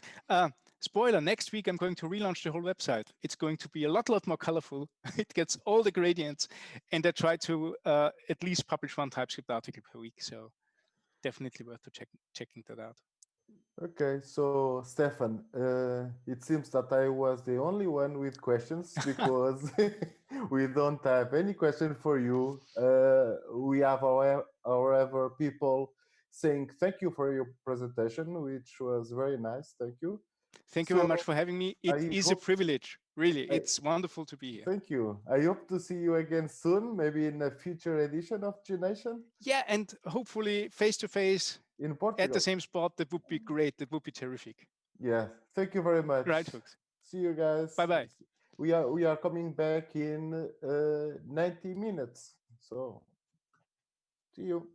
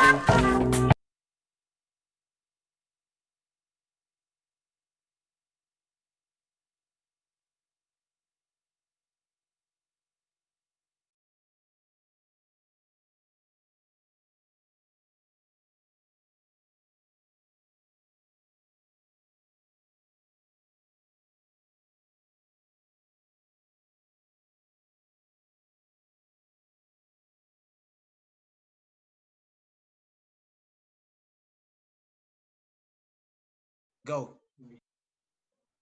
Welcome back, everyone. We are now with Brian. Welcome, Brian. Thank you for being with us. Hey, Samuel. Good to be here. So, another guy from Europe. How are things in Netherlands? In Netherlands, it's quite okay. I mean, the weather is good, so not complaining. It's 28 degrees Celsius over here somewhat. And 28. Are you sure you are in Netherlands? I'm sure I'm in the Netherlands. I was not sure before, but I just looked outside. I'm still in the same place I used to live. So yes, I am. And well, things are quite okay here. They are just lifting some restrictions, so I'm not complaining. Okay. So this track actually has been mostly around front-end stuff, JavaScript, TypeScript, and we are now switching back to Java with you. So Exactly. without further ado, we'll pass it over to you. Thank you, Brian. All right, amazing. Thank you. Well, finally, we get back to the good parts, right? Java. That's what this conference is all about. No, I'm just kidding. The first talk this morning was an amazing talk by my coworker Lily. She did an amazing job, so props to that. But we're going to talk about Java and specifically on security, because let's go to this one. And probably you have seen this one before or you recognize it from a movie. It is actually there in London. I think it's Liverpool Station, but it's a reference to the Harry Potter movies.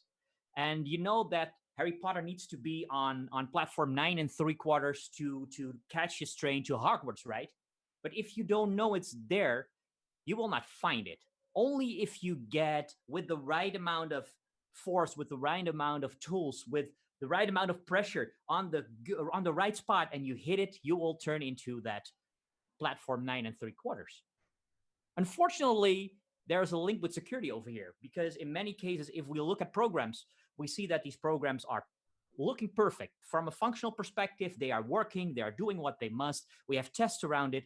But unfortunately, if you pinch at the right point with the right amount of force and maybe with the right tools, you will get into parts of the system that you don't want people to be. For instance, they see data you're not supposed to leave in the open. They can do other things. So there are some things about security, if you're not aware of it, they are not on your mindset. First of all, this is me. I am Brian. I'm a developer advocate and engineer for Sneak. I'm still working on the Java space mostly, and you see I'm active for some Java user groups like the Virtual Jug and Utrecht Jug, and we have a special online user group on developer security called My DevSecOps. So if you're interested in that case, please sign up for that. We have a Slack channel, online sessions, the whole shebang. But this is the least important slide of my deck, because we're going to talk about this. Because if I'm going to ask people how important is security or who is responsible for security, more or less the answer is somewhat like this. This is a part of the State of Open Source Security. It's a report from 2019. And you'll see over here that, well, security is more or less a shared thing. And it's shared between a lot of different groups within the development cycle. But everybody says, or at least 81% says, that developers need to take their fair share. So we need to be educated about security. We need to know what security is all about, right? So in this talk, I will lead you through a set of security best practices.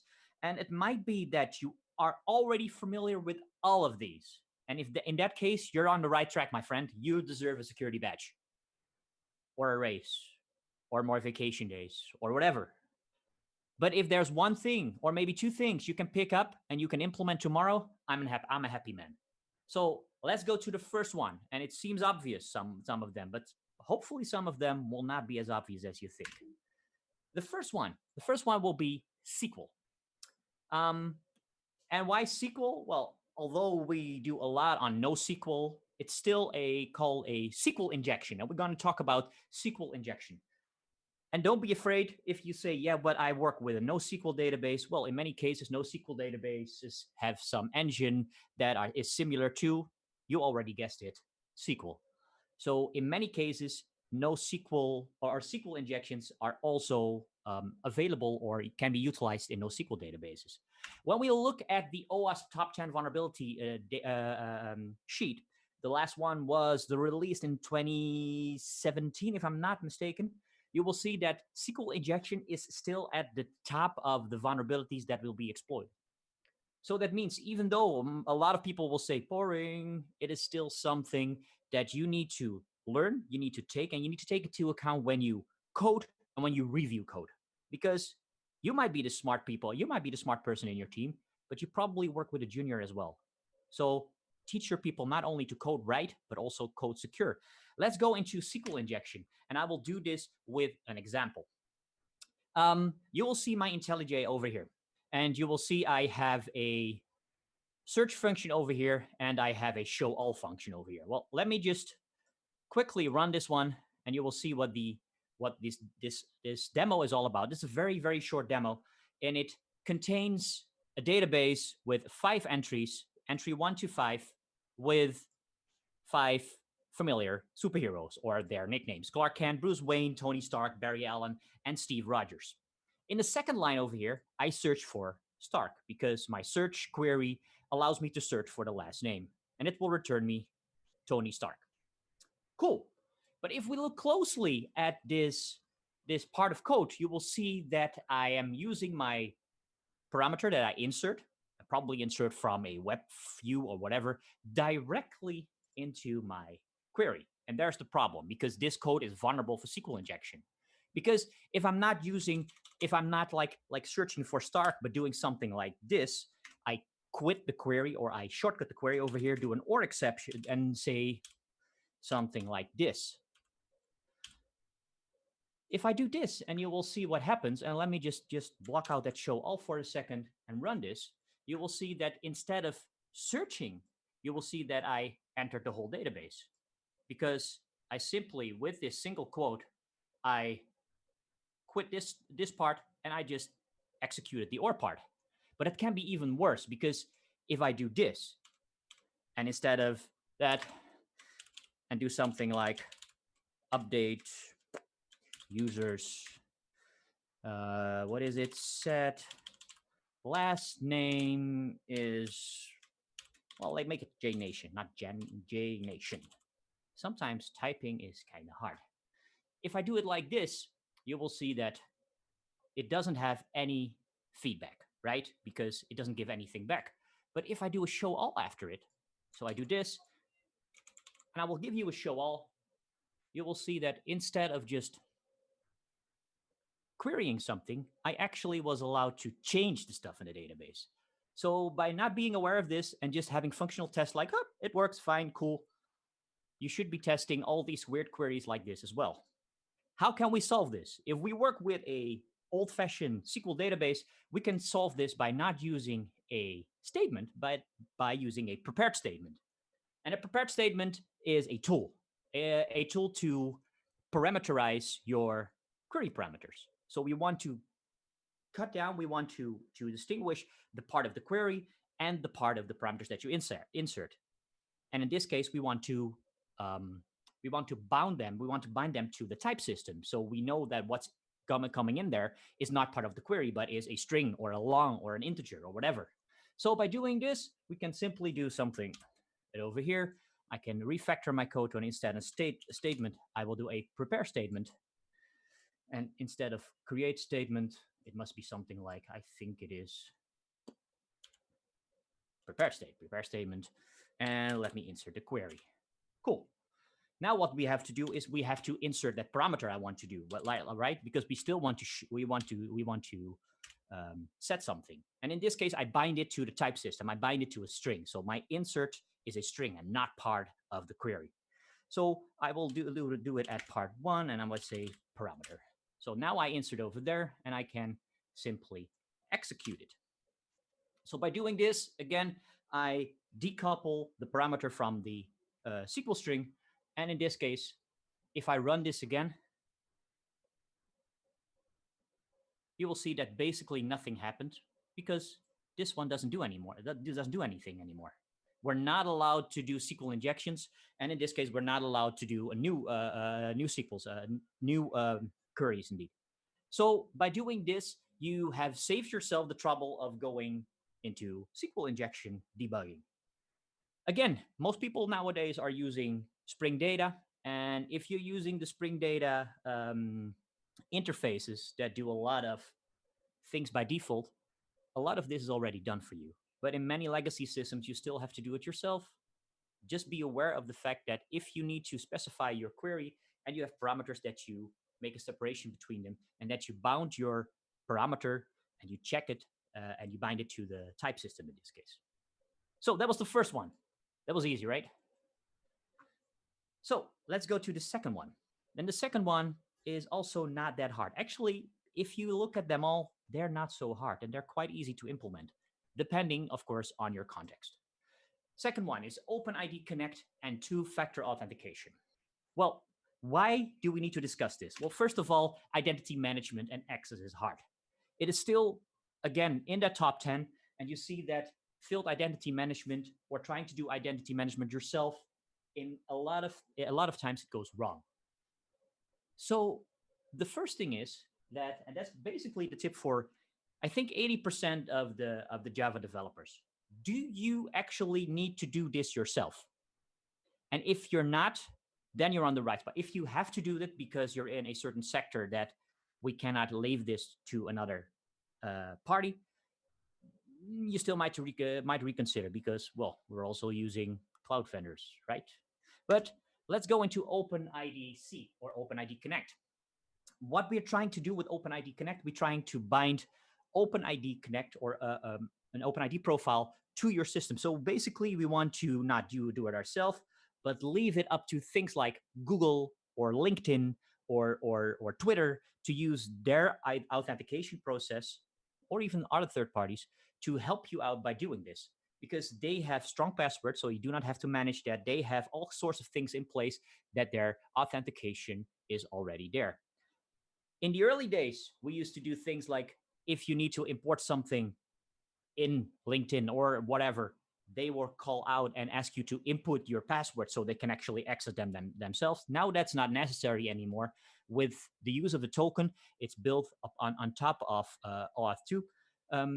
We can simply do it without sharing the vulnerable stuff that is only specifically to you.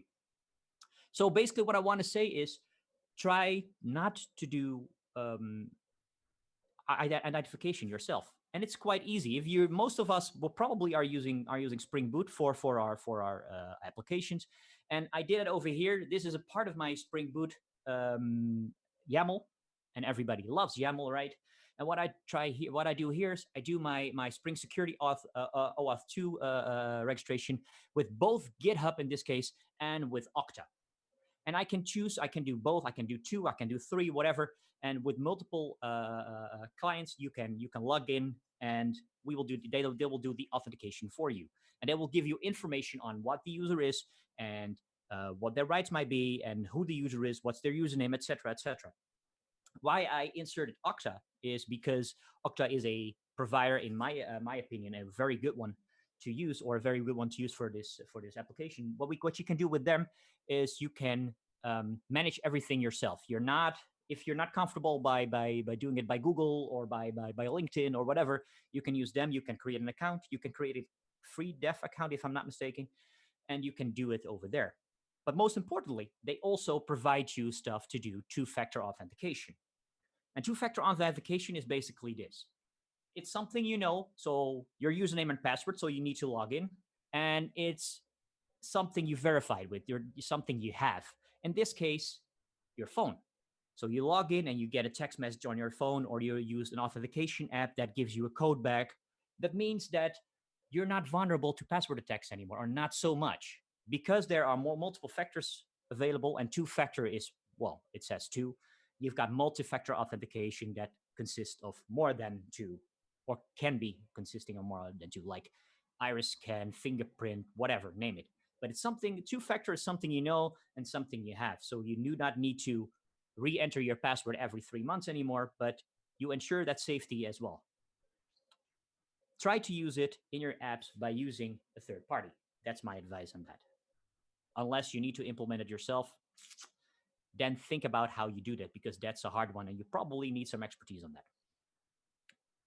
Next one, dependencies. Well, dependencies is an interesting one because this is the part where my company most of the time comes in. Because if you look at an application, say this is your application. If we look at the part that is actually your code of the binary that goes into production, it's probably something like this. Because we depend on frameworks, libraries, and that library depends on libraries, on other libraries, and on even more libraries. So the whole jar you put into production is far more than your own code, which is fair because we do not want to be working on yet again boilerplate code, right? So I have a small example over here. It's a 222 lines of code application for a Spring Serverless example, and it had 5 direct dependencies. These direct dependencies have dependencies, and they have more dependencies. And in total, I bring in 54 jars, 54 dependencies, including the direct ones. The thing I want to say is that 222 lines can come up to a massive amount of lines of code. If I decompile everything and I count the amount of lines at that point that we did this test, it's almost 500,000 lines of code. And think about it. You probably review your teammates' code, but how are you reviewing dependencies over time? Do you do that only when they come in? Do you actually do that? Or how do you take care of that? Because the majority is not yours. And if we look at open source, say it's an Apache library or a Spring library or a whatever library, doesn't matter. If there is a vulnerability found in such a library, chances are that a lot of people, a lot of applications are vulnerable because it's so well used, you can just try that hack on simply every endpoint on the internet, right? Well, demo. Let me go to this example. It's a small Spring Boot example that gives you a grocery list. Beans, milk, bread, sausage, and beer, and it has a price. Nothing important. So the item itself is not important because it's an ID, a name, and a cost. The important part is here. It is the REST template. And I'm using Spring Data REST over here. And as people may know that if you use the CRUD repository in Spring, you only have to provide the names. And by convenience, it already implements the queries for you. That is a lot of convenience. It's amazing. But with this annotation, the repository REST resource, it also creates a REST endpoint for the same CRUD repos. So let me just try to run this for a second. And hopefully, because I always have to pray to the demo gods, this one will work. And in the meantime, I will open my browser so I can show you what actually happens. Right? One second, I have a new window over here, and I will go to localhost 8080, and it will redirect me to my hell browser, which is cool. Let me just make it a little bit smaller, and I can do something like this. Say item/1. If I look over here, it will give me my first item on my grocery list, like beans, and well, I can do the second, third, etc. But I can also do the search things like the find by name I just showed you, which was only a CRUD repo, and I can search for beers, and it will give me back my beer for $5.99. Amazing. But let me get into something different, because I hope you can all see it, but I'm doing a command line curl patch request over here. Because the library over here, this old, out-of-date Spring Data REST library has an issue. And with a patch library, with the patch request, I can insert somebody, which is basically JSON. If I do a patch request, for some reason, I am allowed to access the Spring expression language. And what I do in this time, I will just try to spin up a new runtime and give it this command, env. Basically, give me the environment variables of this machine. And I run it on this endpoint that was there just to give me the first item of my list. Nothing more, nothing less. And if I run it, you will see that I have the environment variables of my local machine over here. So by just using that library and not knowing that it has a problem, you'll see that you might be vulnerable if you're not aware of it, right? And you can basically easily do this by doing a sneak test. I did it over here in the command line just to save some time. This is the output for this thing. And what you can see here, it says issue to fix by upgrading. Well, I'm just using my own tool, but there are a lot of tools you can use over here. But you need to scan for these problems. And for instance, it says like if I use this or use 210 release instead of 155 build snapshot. Yeah, who uses a build snapshot, of course. I will get rid of all these issues. And if I use Spring Starter Data Rest 155 build snapshot and replace that for at least 159 release, I will get rid of this arbitrary code execution I just showed you and a bunch of other vulnerabilities. Point is that you need to have tools in place that help you find these vulnerabilities. Snyk can do that, and there's a lot of others. Everything I showed you here, you can use for free. And let's go on to the next one. All right. Sensitive data. Sensitive data is always an interesting one because you probably have heard of the least privilege principle, right? And the least privilege principle is, well, it's somewhat logical, but in many cases, not really good implemented. If we look at the least privilege principle, it basically says you only get access to what you need to do your job. Not more, not less, because less you can not do your job. More, it's not needed, right? Just get with that. If I'm in the hospital, I don't want that every hospital employee is allowed or able to see my medical file because it's simply none of their business. Only the doctor that's treating me needs to see that.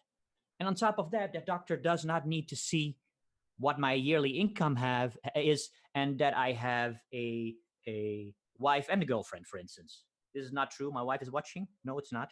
But you get what I'm saying? It's none of their business. So least privilege principle is something you need to take care of when you are working with client data. And of course, a small demo, and it is an easy one how you can solve these kind of things.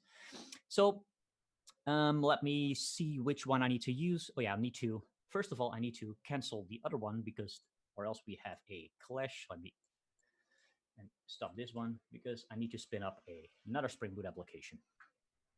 And what this Spring Boot application does, it will give me, again, a number, or it has a simple database of, well, in this case, 3 people, 3 names, Clark Kent, Bruce Wayne, and Tony Stark. And as you can see here, they are in my database. And this application has an endpoint, users. Well, let me try that. So if I go back to my browser, and again, I will go to localhost 8080 because that is where my stuff is. Oh. You will see that Clark Kent, the address is there, and the ID. But now we have to think like this is directly my domain entity user, which contains an ID, a first name, a last name, and an address.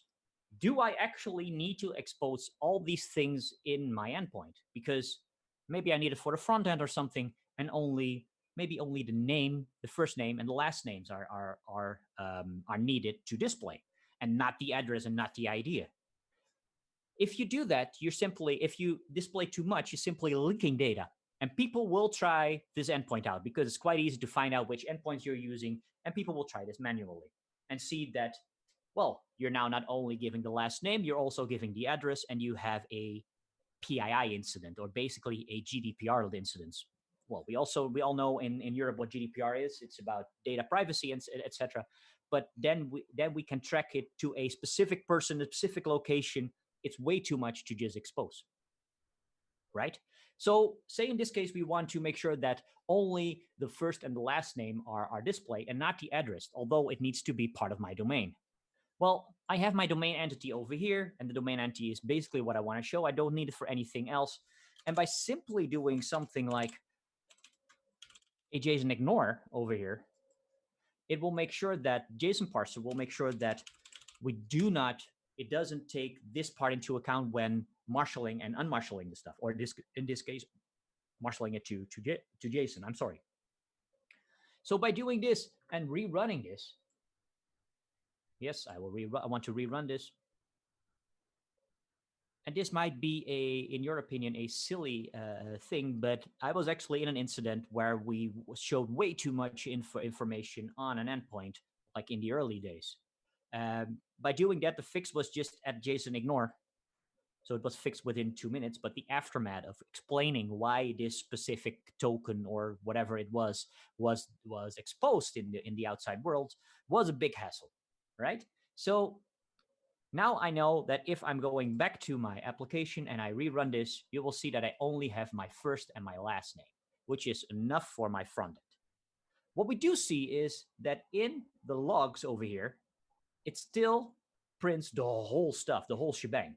And well, the ID might be interesting for an administrator, but is an administrator allowed to see the address?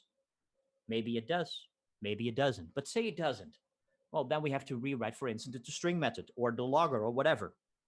Well, in this case, I'm using Lombok because I'm lazy. And I personally like Lombok, but let's not get into a discussion on that because, well, it's very opinionated. But I can do something like toString.exclude, and I make sure that the address is not anymore available in the toString method. And by doing this, I am sure that it's not available and the address is not available anymore to my administrator who needs to see the logs and maybe needs to see the IDs. And the output to the outside world is also deducted to only the stuff that you need. So basically what I want to say over here is with the tooling that you have in place, you might have already a lot of stuff that you can exclude stuff in your exposure to the outside world. Data is important. So you have to have architecture on that, on how to expose that data, and also look at it if somebody is just exposing a domain entity, if that's actually necessary. Maybe you need a layer in between, or maybe you just have to deduct the amount of data you want to show to the outside world. Just be careful on that and use that in, for instance, code reviews.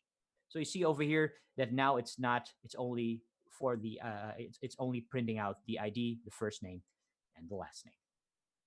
All right.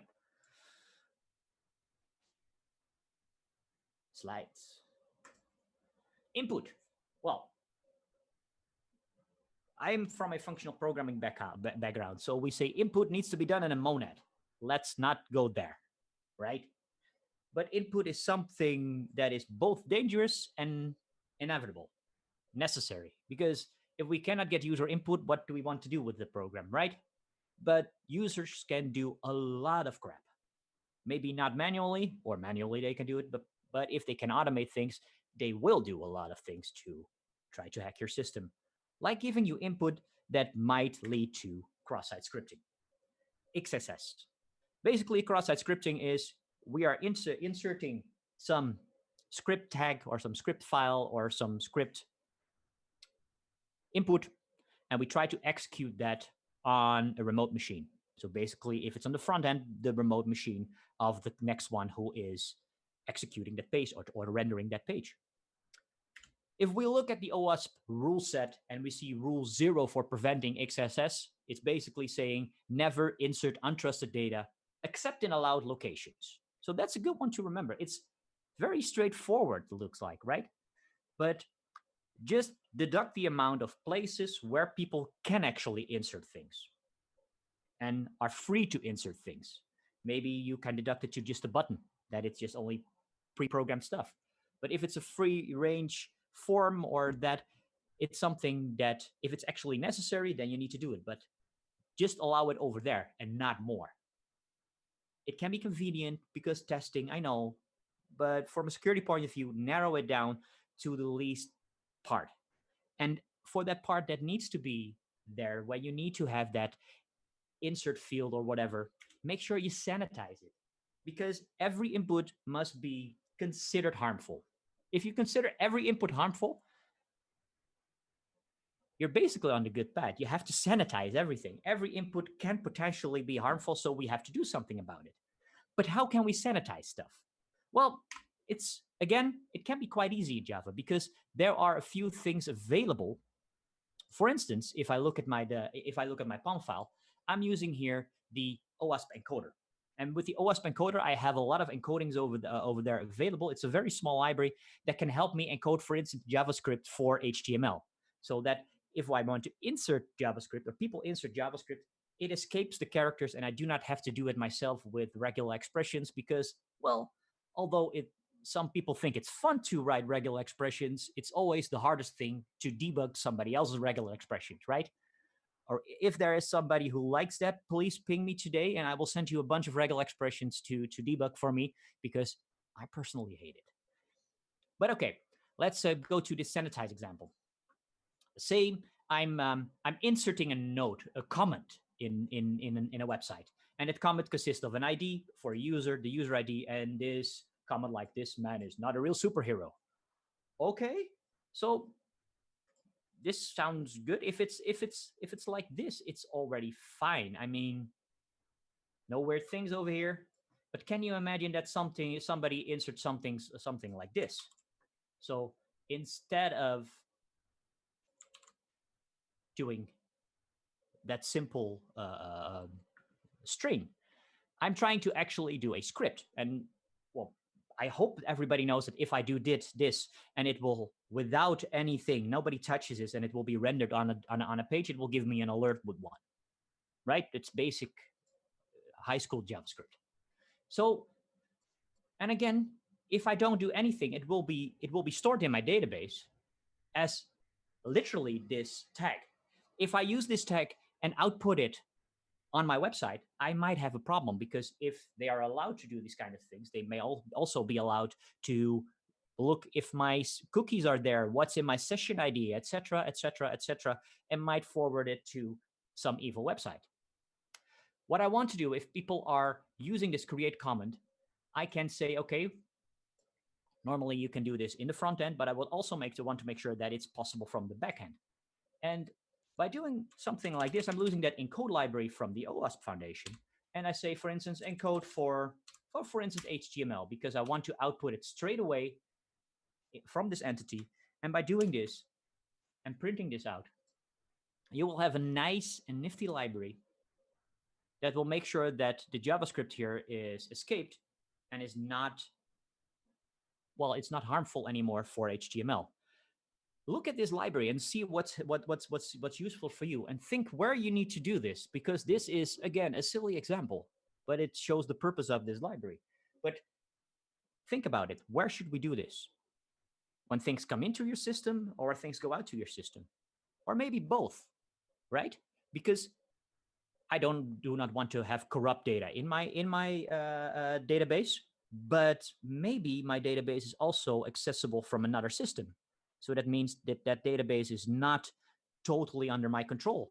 And if that part is hacked, well, we have a chain reaction. So if you use Java and we have to output HTML, for instance, or XML or whatever, use this encode library to make sure that you know that nothing horrible is happening. I mean, it might look ugly, but ugly is always better than something going wrong, right? So sanitize everything. Make sure that you know that if data is coming in, that it's checked, it's sanitized, and it is escaped. And escaping is very easy, as you can see over here. Cool. XML parsers. This one is my favorite because who's using XML? Well, I can't see hands, unfortunately, right? But nobody wants to use XML. Well, although maybe the YAML hairs want to use XML nowadays. But you know that what's a problem with XML in Java? And I don't know how it's in other languages, but in Java specifically,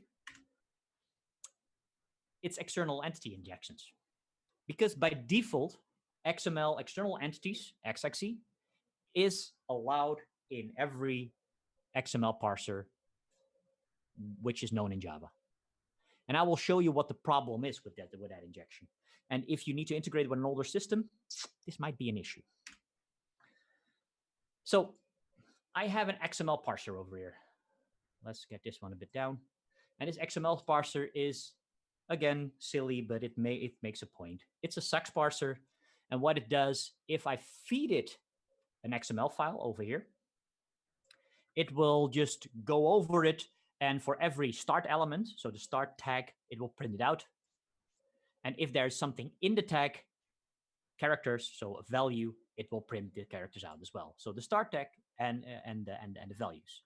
So let's do that. Let's show you what this parser does. Just prints it out in the console, and it prints out this file, songs by Queen XML.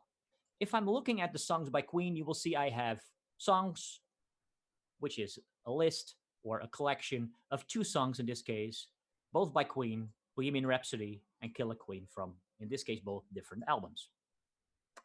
Fine. So far, so good. Let's run this one. As you can see over here, that it simply prints out the first tag, so the starting tag of everything, so songs, song, the artist, which consists the value, Queen, the title, etc., etc., etc., right? Pretty straightforward. So basically, we can do everything what we want over here if we pick out what name it is. But say I want to do something evil with this XML. This is just a simple XML parser from a factory, and I created it, and no settings, just the defaults. Now I'm taking this file. Again, it contains songs. It contains 2 songs by Queen or not. What I do here is I introduce an external entity, which is possible by default. Doc type tags are possible, and external entities can be accessed. And external entities are normally needed if your XML file needs to access other parts of the system or other files. What I'm doing here is I'm trying to access a file on my local system, say atc/passwd. And this XXC is included over here. So instead of the artist, it tries to print out the external entity, the full external entity. Let me try that. So instead of doing songs by Queen, I will do songs injection. Right? Okay. So let me run this one. What we see over here is when we run this, it will not print out just what we expected, but it will print out the whole passwd file on my local system.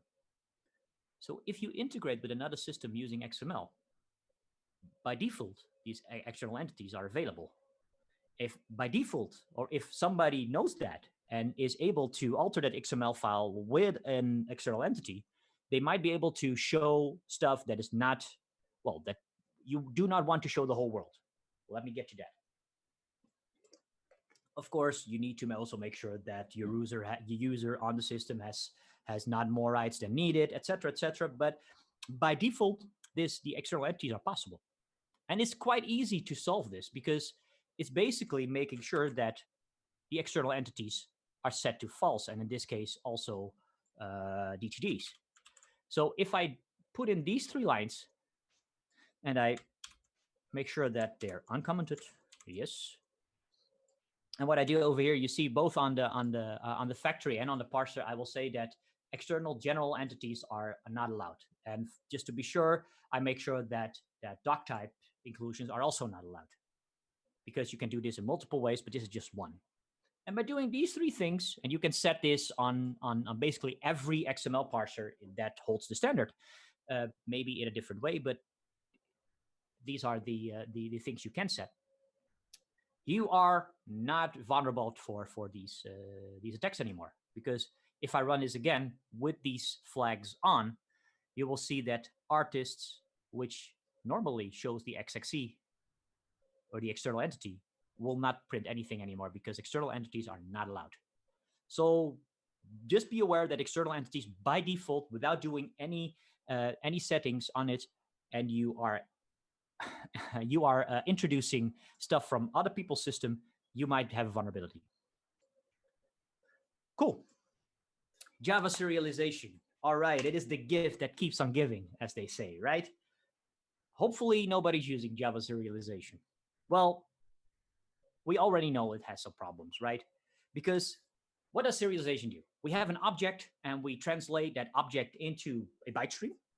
And that byte stream we want to store somewhere, on a file, in a database, or whatever. We want to make it outside of the system and store it over there. And I'm talking here about Java native serialization, not about marshalling, unmarshalling from JSON libraries or JSON libraries or whatever. Then we have deserialization, which is basically the other way around.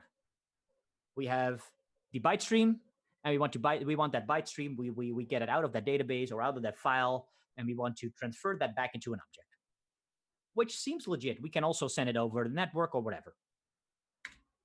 Well, if we have a if you want to deserialize, the problem is in this part, because deserialization already has, well, deserialization uses a lot of reflection, and reading the object before it knows what kind of object it is, you already might be in trouble with that. And that's kind of vague, right? But it reads the object first before it casts it to a node in this case. That's one of the issues. Also, another issue is, well, let me get it to this point. This is not my example. I stole this example, and I will credit the person who wrote this. Say we have this data holder. We want to deserialize. And as you can see over here, data holder contains data, which you say, okay, we should have a reference to data, right? Well, that is kind of right, but not totally, because it needs to, when deserializing, it reuses references that are already used in the chain. So if in some way in the chain of deserialization, there's already something that is a date is deserialized, it will use that same reference again. So that means if I have a class in that in my deserialization chain that extends date and does something completely different, I have no clue what the data holder can do anymore, because it reuses references. That's the way serialization works. And there's a lot of things wrong with serialization, but it's already old, right? So don't hate it on this. If you want to know more about the problems in serialization itself, I would suggest to go to this video by Brian Getz and Stuart Marks. This one is from DevOps Belgium last year, and I think it's a good introduction in what the total package of problems is with deserialization. But what if you need to implement serializable, right? If you need to implement it because, well, that's the domain I inherit. Well, basically what we can do is make sure that we are able to, well, I would say don't do it. That's the first one. Don't try to avoid these kind of things, and try to make sure that deserialization is not, or serialization is not possible. If you need to do it, well, you might have it. And now I'm looking for the demo because I had.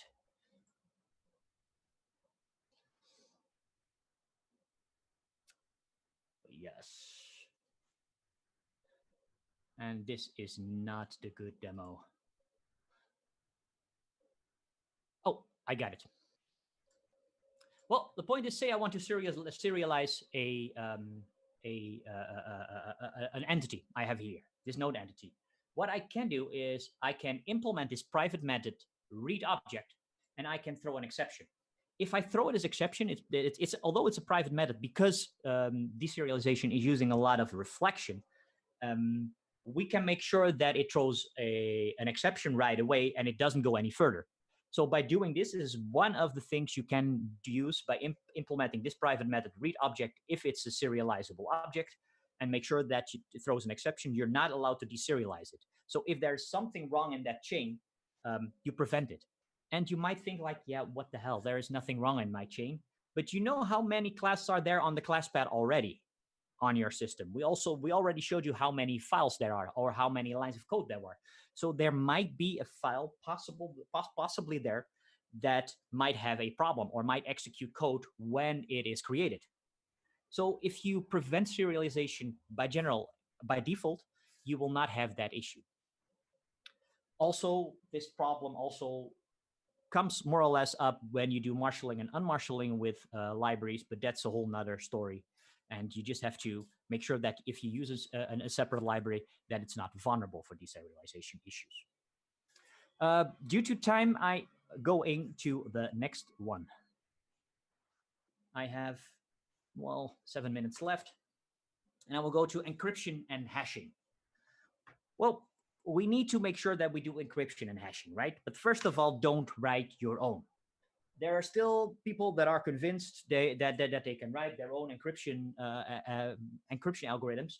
unless you are a cryptographer or a crypto analyst or whatever his name, whatever such a title is, don't do it. Look at what is the current standard, and what is the current standard used by high-profile companies and things like government agencies, and use that. Because doing it yourself, you might be in trouble, and well, all these other things are licensed over, more or less. So what we can do ourselves, we can use Java low-level encryption capabilities, which is perfectly fine. There are a lot of capabilities. Or I don't want to get into that because, well, it's a lot of boilerplate code. So I am using strong vetted libraries for encryption. There are a lot of libraries available that are there. The point is that we have to make sure that these libraries are safe. And what's safe now cannot be safe today, or cannot be can be vulnerable tomorrow. So we need to recur that chain of thought that if we still need to use that library, not just once but every single time. Let's look at two different ways of encryption. Well, we have simply just cut it in very simple terms. We've got two-way encryption. For instance, for credit cards, we want to encrypt this into a string which is not breakable, but we also need to make sure that we can get that credit card number back, right? Because we need to use it. That's two-way encryption. And well, most of us, we also need some sort of one-way encryption, hashing. For instance, we have a password. We do not want to store the password itself. We want to store the hash. And if a password is the same as the password it was before, then it gives you the same hash. If it's a different password, it will give you a completely different hash, even if it's just password 2 or password 3 or password 4. That's one of the things that a good cryptographic hash needs to be, and that's the point. Not just use a hash, use a strong cryptographic hashing algorithm, because normal hashes can be fast. And we want cryptographic hashes to be strong and kind of slow because we do not want to get broken, right? So if we're using a hash, it basically always has the same length. It has the same input will give you the same output. And well, you basically lose data. So you cannot go back from the hash to the original password. Just try in every system that you need to put a password in. If you can recover your password and it shows you your exact password back, then it's not using a strong cryptographic hash. It's not using a hash in general. So check that. So for the first one, right, for the two-way encryption, I'm using Google Think. And Google Think I'm using in this case the Advanced Encryption Standard, AES, which is one of the advanced encryption standards. There are more and there are higher levels, but look at the level that is applicable to your context and make sure that you're not doing it yourself, but use a library that does it. And using that library is something like this. I have to configure it once, and then I can basically use encrypt, which gives me a byte array, or decrypt, which can decrypt that byte array. And by using that and specifying which kind of algorithm I'm using, and this is AES, and AES, I'm using authentication encryption with associated data. Well, look it up what you think of it is. The associated data is not by default. It is needed, but not by default encrypted. But anyway, use these libraries that are strongly used and will be updated, and you make sure that you use the latest version of these updates so that your encryption is and stays strong. If you need to use something for password encryption, and I have to hurry because I have 2 minutes left, make sure that you are simply using Spring Security, because Spring Security has something like bcrypt password encoder. And for this point, bcrypt is still one of the strongest ones. So by just using Spring Security and using the bcrypt encoder, you can use bcrypt to encode your passwords and match the encoding passwords towards your cryptographic hash. It also has automated salts and that kind of stuff built in, so you do not have to care about that. Last one, logging. And it sounds weird, but logging is the most important part of all, because it's not it's not if you get hacked, it's probably when. And this will be the questions you will get into your face. Although the solution might be easy, people will be saying afterwards, like, okay, how long was this in? Well, we can see that, but who was exposed? How long was it there? If you do not have proper logging and maybe active alerting on it, you might be a victim for ages. or you cannot even backtrack if you are actually caught if somebody found out this problem, right? So make sure you have sufficient logging and you log everything. Make sure that you have centralized logging and active alerting. For instance, use the Elastic Stack on that and log on high CPU, log flat lines, an overman on 400, the number of an insane amount of requests, etc., etc. So you can make sure that you respond in time. And this one is very important for the aftermath after. If something goes wrong, so you actually know what happened and how awful it was, because you probably need to report this to the outside world. If you want to know more, I would suggest you go to this cheat sheet, which has the 10 security best practices all online. And that's my talk for today. The slides will be published, and I will publish that cheat sheet also, so don't worry about that. That's it for now. Thank you very much, Brian. And All right. I want to say that the talk will be available starting tomorrow in the Jnation channel on YouTube. Okay. So let's see if we have questions for you.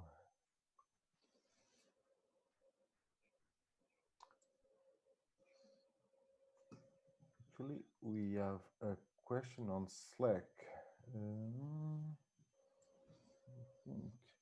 Regarding cross-site scripting, do you think the sanitizing should be made on the server side, on the client side, or both? Both. If both, can that cause any messy things like the ones you showed in the log? Sure, it can cause messy things. Yes, it can. But I'm talking now from a security perspective. So I would say both, because if something comes in, it depends on how your context of your system is. But if something comes in, you do it on forehand, so you see what the problem is, and you can validate it. Not just encode it, but also you can validate it. If you see there are weird characters in it, maybe you shouldn't even allow it in your system, right?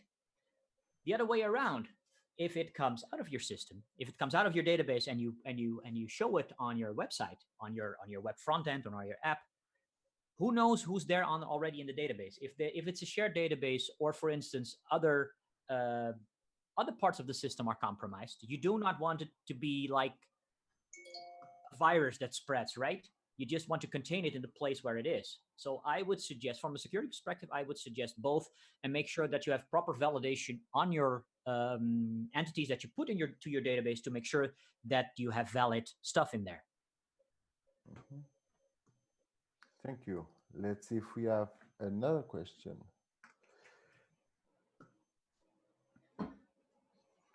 We don't, but I have a comment for you, Brian. I see that a lot of stuff that you have present actually relates with the top 10 from OWASP, right?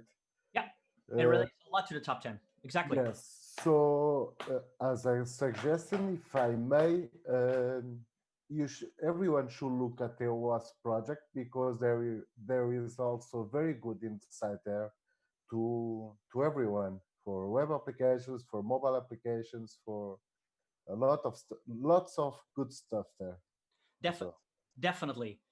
Why I did this talk is because to plan it specifically to Java, and to see that all these things that are there in the OWASP top 10 are also in Java. It's not language agnostic. It is. We have the same problems if you do not look closely, and we need to make sure that. And you have specific issues just with Java, like for example, the serialization. I think that one applies to Java only. Yeah, the serialization applies to core Java only. Exactly. Yeah. Okay, so just a quick lookup. Okay, isn't script prefer over bcrypt? Depends. Bcrypt and script are scripts. It depends on who you talk to. You can specifically both use script or bcrypt. Some say that script is not developed for password encryption. Some say it is, and I am not a cryptographer, so you can, in my opinion, bcrypt and script are both strong algorithms. But keep tracking this. If you think that script is stronger and you have proof for that, please call back at me, and I'm changing it in my slide deck. But you need to you need to keep doing this. You need to keep checking this, because maybe tomorrow bcrypt is not interesting anymore, right? Yes. It can happen. The things are changing all the time, right? And if I remember correctly, the last time I checked it, I think now the recommended one is Argon 2 actually for passwords. Yeah, Argon 2. I don't know if there's already a good implementation for Java. If you can have an Argon 2 data. I think you have it on Bouncy Castle, if I am not mistaken. Yeah, could be, but then you need to insert Bouncy Castle again. If you just want to be, it depends also on the level of how secure you need to be for your application. If it's just a simple endpoint with some data you need to have, bcrypt can be fine. But if it needs to be high end, I get it. Okay, we don't have any other question. So, Brian, thank you very much for your time, and thank you for being with us. Thank you so much for having me, and thanking the crew on the back end that does the job. Thank you so much. See you later. Okay, I just want to say that this was my last talk presenting. It will be Tiago, my friend, that will be presenting the next track. So thank you all. See you later. See you in a few minutes. Bye. Bye.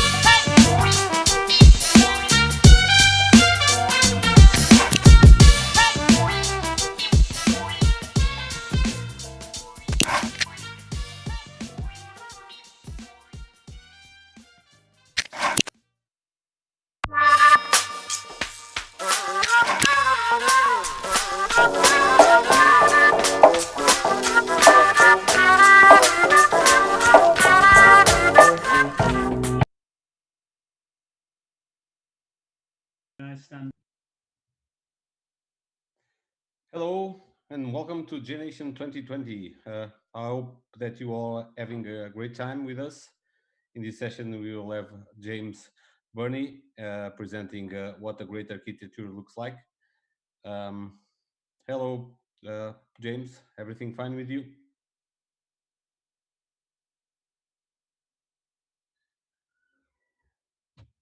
I think you are muted, James.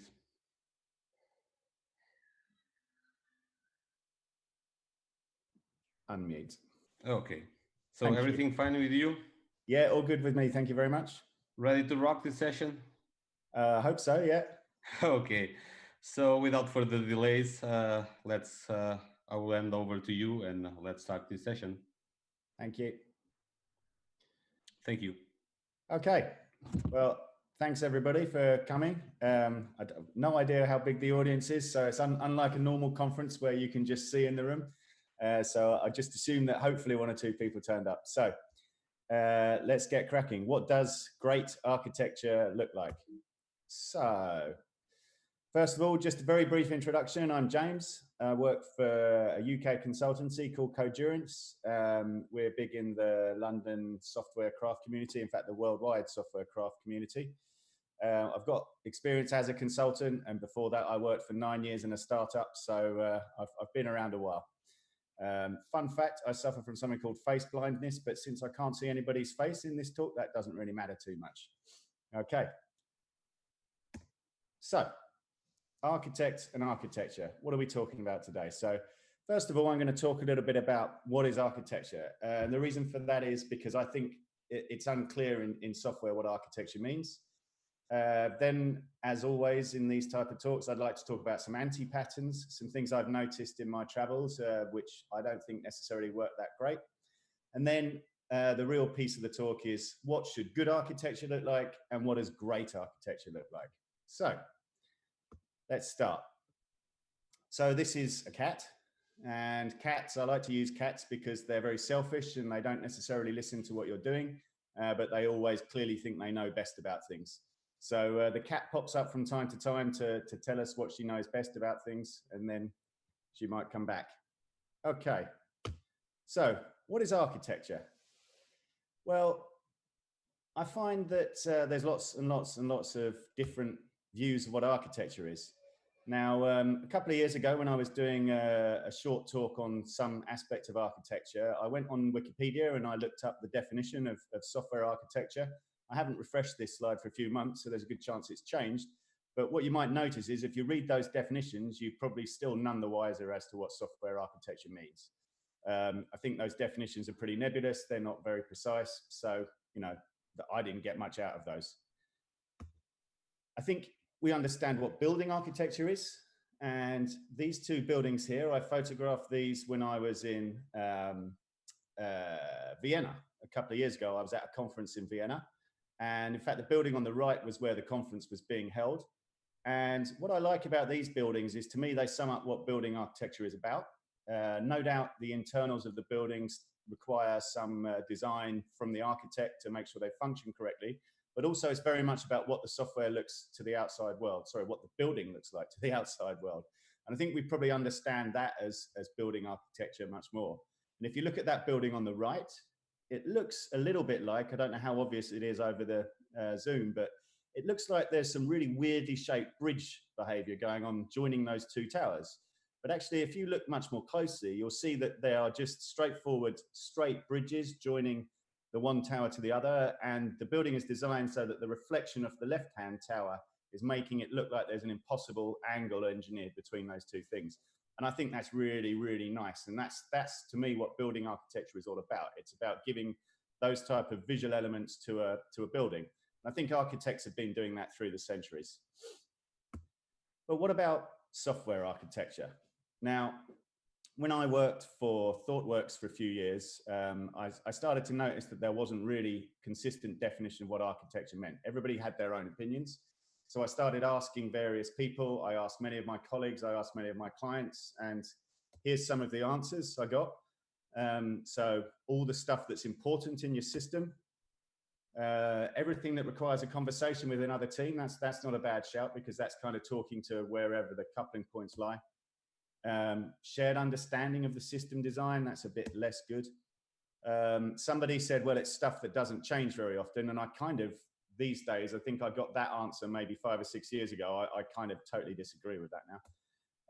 Bits that link together distributed systems, which is a bit like saying it requires a conversation with another team. Things that need documentation. Yeah, I think we're all scared of that. So then there's one person whose opinion I really respect in software, which is Martin Fowler. He's not the only person. Other opinions are available. But I got this definition straight from a Martin Fowler talk. So what Martin Fowler came up with some years ago now, I think, is if you take the shared understanding of all the different people and the stuff that is hard to change, not stuff that changes less often, but stuff that's hard to change. If you put those two things together, that tells you that those are the things that are important, whatever that stuff is. And that's Martin Fowler's definition. And to me, I find that quite useful, because I would say to a lot of the software teams I've worked with, okay, if someone says we need some architecture, what they kind of generally mean is they want to have a conversation. They're scared of making a decision on their own, or they feel like the situation they're working in compels them to go and have a group discussion. Perhaps they want to share responsibility. Perhaps they just want to do the right thing. But that's particularly why I would often say to these people, okay, tell me, if you make a decision based on that, how hard is it going to be to undo that decision? So if it's going to be really easy to change your mind on that decision, well, why would you need to talk to other people about that? Why would you consider that architecture? On the other hand, if it requires a conversation with other people, if it requires some level of shared understanding, and it's going to be difficult to undo that decision. For example, if someone says, well, you know, we're deciding whether to use RabbitMQ or Kafka, well, I think that's quite a hard decision to go back on after a couple of months. So that would firmly, in my head, be in the architecture space. But if you're deciding on whether to go for a free space or a forced space indent in your C# code or your Java code, then clearly that's not that hard to change. So it's not architecture. And somewhere in between, there are slightly more difficult cases than those two. Okay, so what's an architect? Again, I think in the terms of building architecture, we have a decent idea. These pictures here on the right, she's actually dead now, sadly. That's Zaha Hadid. And if you Google for Zaha Hadid, she's designed some absolutely wonderful buildings all over the world. The building in the background there, I think that is the London Aquatic Centre that was built for the 2012 Olympics. She also designed a couple of other buildings in London. And actually that building behind her might be the cultural centre in Baku, which is a spectacular building that she designed. She always liked to do these flowing designs where the roof was never flat, but they didn't have many straight edges. So she's certainly one of my favorite architects. So I think it's fair to say that in terms of a building architect, I think we generally understand what they do. We generally understand what their job is. We generally understand how they do it. So that's clear. So I'm still slightly concerned that we use this same metaphor in software, because as I've said, I don't see that that's obviously it follows. So what type of architects are there in software? So what's a software or a technology architect? Well, again, I think there's lots and lots of different types of job description which have the word architect in them. So here's some examples that I've come across. There are still architects who write code, some more than others, some that don't write code, clearly. Some work very closely with dev teams, development teams, which I think is probably a very useful thing to do. Some that talk about policy. And I think we're sort of going into the area of slightly less useful now. And I think all too often, and sadly, you have architects within a wider organization who have been promoted up past being tech leads and then a sort of team lead or a group lead. And often what they end up doing is they represent the interests of the group, the tribe that they have come from. And one of the side effects, one of the bad side effects of that can be that they actually place far too much importance on that section of the organization. For example, I've worked with architects in the past who, you know, started out as, say, an Oracle developer, then they were an Oracle team lead, And now they're designing architecture, or they're doing architecture, or they're being architects in the time of NoSQL databases and in the time of distributed data stores and cloud solutions. And yet they still think that Oracle databases should be the massive coupling point that everything should work to. And they think it's the single source of truth and so on. And that's a very dangerous position to be in. And then you have this kind of tower of knowledge type architect, somebody that may well know better than everybody else about what to do. Maybe that can be good, maybe that can be bad. You can tell what I think of some of these practices. You get architects that over-design stuff. I've worked with architects that try and tell everybody exactly how they should be doing stuff. And to the extent that I say to them from time to time, you know, not being funny, you've spent all this time creating a detailed spec of how you want us to implement something. In the time it took you to do that, you could have actually gone in there and written the code yourself. So I certainly think that that is slightly less useful. So, and for all that, there are some very good architects, and hopefully I'm going to talk a bit later about what a good architect is and what a good architecture means. By the way, just a quick disclaimer. In the time I worked for ThoughtWorks, one of the things that ThoughtWorks does, and the same in my later work, is we used to have a saying at ThoughtWorks that if your biggest problem was a technical problem, you probably don't need ThoughtWorks. So a lot of the dysfunction that I've seen comes from that, and I must say that might give me a skewed view of the way that architecture works, because I've had conversations in the pub and with other technologists at conferences where they say, well, you know, architects do this and our architects do that. So I accept that, yeah, all the anti-patterns I talk about are not everywhere. Okay, so talking of anti-patterns, I just want to go through 4 big anti-patterns that I've seen around architects and architecture in my travel. Now, I think, again, I would just like to point out that I don't have anything against architect as a person or as a job description, just the way that it's practiced in many places. So, excuse me. So, architecture anti-patterns. So before I dive into this, I think people overuse the word anti-pattern at times.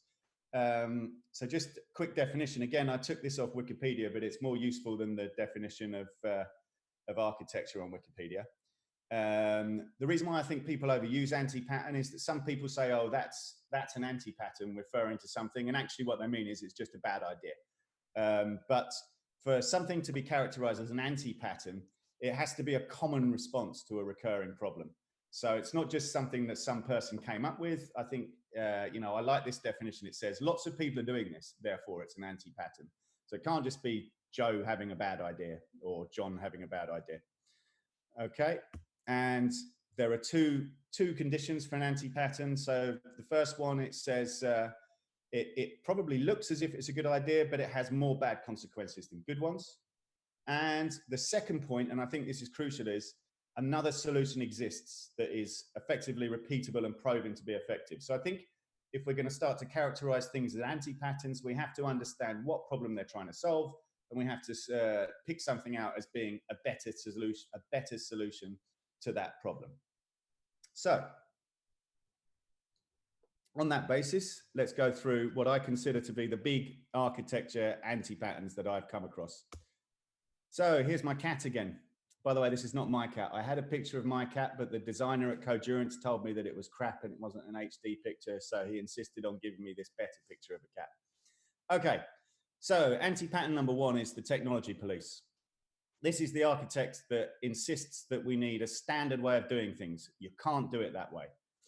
Okay, so where does this notion come from? Well, this is the ThoughtWorks Tech Radar.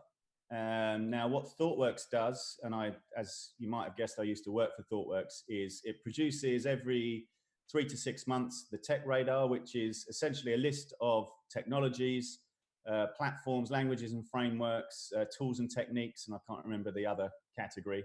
And it says, okay, the ones that are in the middle of the Tech Radar, you should adopt them. The ones that are on the outside, you should perhaps be not using them. And then you've got assess and trial, which means, okay, these are upcoming technologies. Now, the goal of this tech radar is to give people advice on what might solve their problem. But one thing that happens, and I saw this when I was working at ThoughtWorks, and I've seen it since, is that people have picked up this idea of having a list of technologies that are acceptable, and they use this type of metaphor to prescribe to all of their dev teams to say, these are the technologies that you must use. If it's not on this list, you can't use it. And when people start behaving like that, I think it's really destructive. So I asked this question in 2020, or last year in 2019, why do you think you need to standardize on tools? Why do you think that if you've got, say, 5 development teams solving 5 different problems, and perhaps even in 5 different development paradigms, one might be doing a web app, one might be doing a mobile phone app, one might be producing APIs. Why do you think that they need to standardize on tools? Why do you think that you need a single database version there? And I kind of think that this mentality, this standardization mentality, goes back to the time in the 1990s and the early 2000s before we had cloud technologies, where the startup cost for any given technology was massive. Typically, every company would standardize on one big database system. They would have lots of DBAs trained in that system. That system would probably be a massive coupling point for everything. So it made sense to standardize on your database or database tools and various other things, perhaps programming languages and so on. But as the world has moved on and we've moved away from big monolithic applications, it's my firm belief that the right way to approach tools, practices, and techniques is that we should be trusting teams to choose the best tool for the job that they've got at hand. So if you've seen architecture that involves architects prescribing technologies and saying, you can't use that, we don't have expertise, I think that's an anti-pattern. In fact, I'll give you an example. I think it was only last year on a job I was working on where we were designing a tiny little microservice to do one thing, which was going to be rolled out into the whole ecosystem of existing microservices. We wanted a single key value store to back this service. And naturally, we wanted to choose something in Amazon that was hosted. And we were told, oh, you can't use, I think it was, they said you can't use DynamoDB and you can't use RDS with Postgres. You have to use MySQL because we've only got MySQL DBAs. But what escaped their attention was we were saying, yeah, but your DBAs are never going to be aware of this. It's a tiny data store that's only going to do one thing.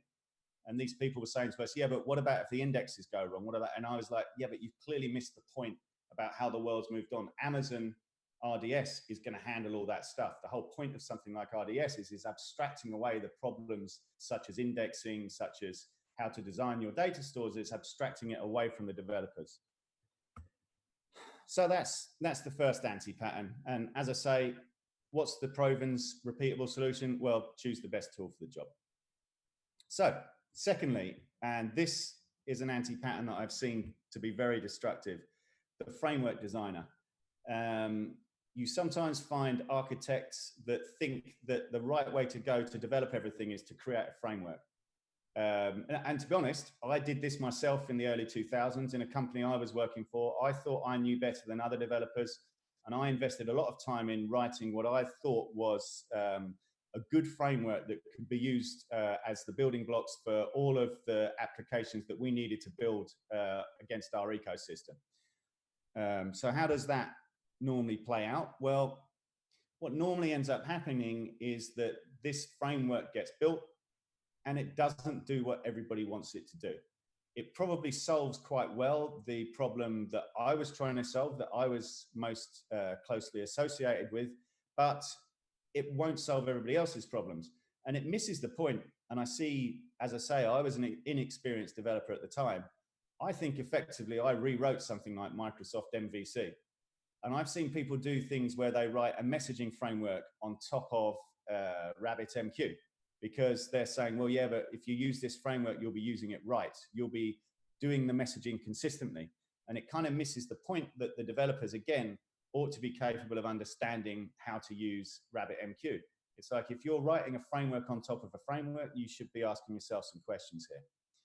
So what problem are we trying to solve? I think that the problem that is attempting to being solved here is actually a problem of lack of trust for your development teams. I think I've seen it used where there's an onshore development team that is being forced to work with an offshore team. They write a framework which the offshore team then has to use, and they think it's going to solve this problem of them not being good enough in their eyes to do stuff. But actually, as I say, the problem is a lack of trust, and it doesn't address the problem of the lack of trust. So I think it's much better to take the view that you should be an advisor, not a dictator. And the real solution should be to provide libraries that your teams might choose to use, but still allow them to choose the right tools for the job. And here's how this one sometimes plays out. And I think I've seen this happen. Somebody gets something wrong. Some team, it might be a team in the Far East that you're working with. Something goes wrong in the release, whether it was their fault or not, it doesn't matter, but they probably get the blame. So someone says, well, if we make a framework, we'll make sure this can't happen again. So they make the framework, but of course it doesn't work for all cases. And these architects that are making the framework are screaming at the developers saying, you need to use this framework, you need to use this framework. Well, that means that these developers can't get stuff done because it's hard for them to use this framework, which of course leads to more bad releases and a bigger feeling that we don't trust our developers. So you need to break that cycle. The only way to break that cycle is to actually trust people, is to find ways to trust each other, to collaborate better. Excuse me. So I think I've probably already covered this a bit. Why do architects build highly opinionated frameworks? I do wonder, actually, there is a good point there, whether these architects are trying to find ways to stay in touch and still write code. I think there might be a hierarchy that they're trying to assert. There's definitely going to be a lack of trust, which I think is the main cause of this. And there's usually some history of things going wrong in the past. What's the problem that's trying to be solved? Well, I think you need to take a step back and ask what problem it's trying to solve. And often in software in general, if it's hard to articulate what the problem was to which this thing was a proposed solution, it is probably a bad idea to have built it. So, yeah, is there a desire for cost control, lack of trust and empathy? So that's the real problem. Is there even a problem to be solved? Possibly, possibly not. But trust and empathy is certainly something that I would encourage those types of architects to move on from. Building capable cross-functional teams would be a good start instead of having second-class teams that are lying around in different parts of the organization. Making sure they can own their whole value stream is also going to help. Okay. Third anti-pattern I see a lot of is the librarian. This is the person that is insisting on everything being documented. Even though documentation is out of date the moment that I finish writing it, they insist that you haven't finished your job until stuff gets documented. Now, I agree that sometimes there are regulatory frameworks that impose this, and unfortunately we all have to work with those, but sometimes architects go over the top on this. Again, I'd like to ask, what problem are we trying to solve? Well, nobody can work out how to do stuff. There might be regulatory guidelines. I'm concerned that documentation is often the first part of risk management theatre, which I'll come on to. And unfortunately, extra documentation can also mean a hell of a lot of upfront documentation and design, which I think we all accept isn't the right way to go in the modern world. And I do wonder if documentation can form a surrogate for communication. I think if people, what I hate about some organizations is if you say, well, how does this work? And they say, look in the documentation. And I'm like, no, I want a conversation about this. So I do wonder if sometimes people use documentation as a surrogate for a real conversation. So again, I urge people to always ask, what's the problem to which this is the proposed solution? And, you know, is the perceived need for documentation a failure of communication? If so, communicate better. I just want a quick word here about risk management theatre. And architecture, bad practices can follow on from this. We see this a lot as consultants. It's processes that have been detached from the original intent. If people find themselves servicing checklists as part of their daily work without really understanding what outcomes they're looking for, that's risk management theatre. It's when processes are the most important thing rather than outcomes. I'm going to give you an example of this. This is a photograph taken actually just down the road from where I'm sitting now in my flat. You can just about see this here. I was walking into the town centre with my daughters about a year ago, and I saw this sign here, caution broken glass. And if you look at this photo, you'll see that there is at least 4 pieces of fencing that have been erected. They're actually secured to those railings, and someone's gone to a lot of effort to make sure you don't tread on this broken glass. But the broken glass, it is there. I'll zoom in for it. You can see it just there, or perhaps you can't yet see it. So let's zoom in. There's the broken glass. So you can see how much danger that was being caused to the people walking past. And the reason why this is risk management theatre is because somebody at some point, I would guess, cut themselves on some broken glass in the area of this building. Somebody else created a procedure which said, step 1, secure the area. So then this person went to all this expense to put these fences up to make sure nobody trod in this glass. These fences stayed there for at least 3 weeks. When really, when you look at the amount of broken glass that was there, why didn't that person, instead of going to all that effort and expense, just clear it up? And this is my point about risk management theatre. It takes away the option for people to use their common sense. And this is the logical extension to practices such as an insistence on documentation. Okay, my final anti-pattern. And if you've worked with people whose role is described as an enterprise architect, you may well have come across this yourself. This is architectology. Now, I've seen this in lots of older organizations. It's usually when there's some legacy in play and lots of silos. And the architectologist is someone whose role it is, it's a combination of architecture and archaeology. You put the two together, you get architectology. And this is the person who will tell you, okay, if you want to add value in this way, this is how you do it. You have to go and talk to this team, then you have to talk to this team, then you have to talk to this team, and so on and so on and so on, and that's how you do it. Instead of telling you and having a sensible conversation about how we might add the value, you're told how to add the value. And it usually involves traversing a lot of silos. It's usually very painful. And if you find these things, these are the sort of common traits of it. So if your job title has got architect in it, yeah, okay. Normally at this point, if I was with an audience, I'd ask people to put their hand up if any of these things apply to them.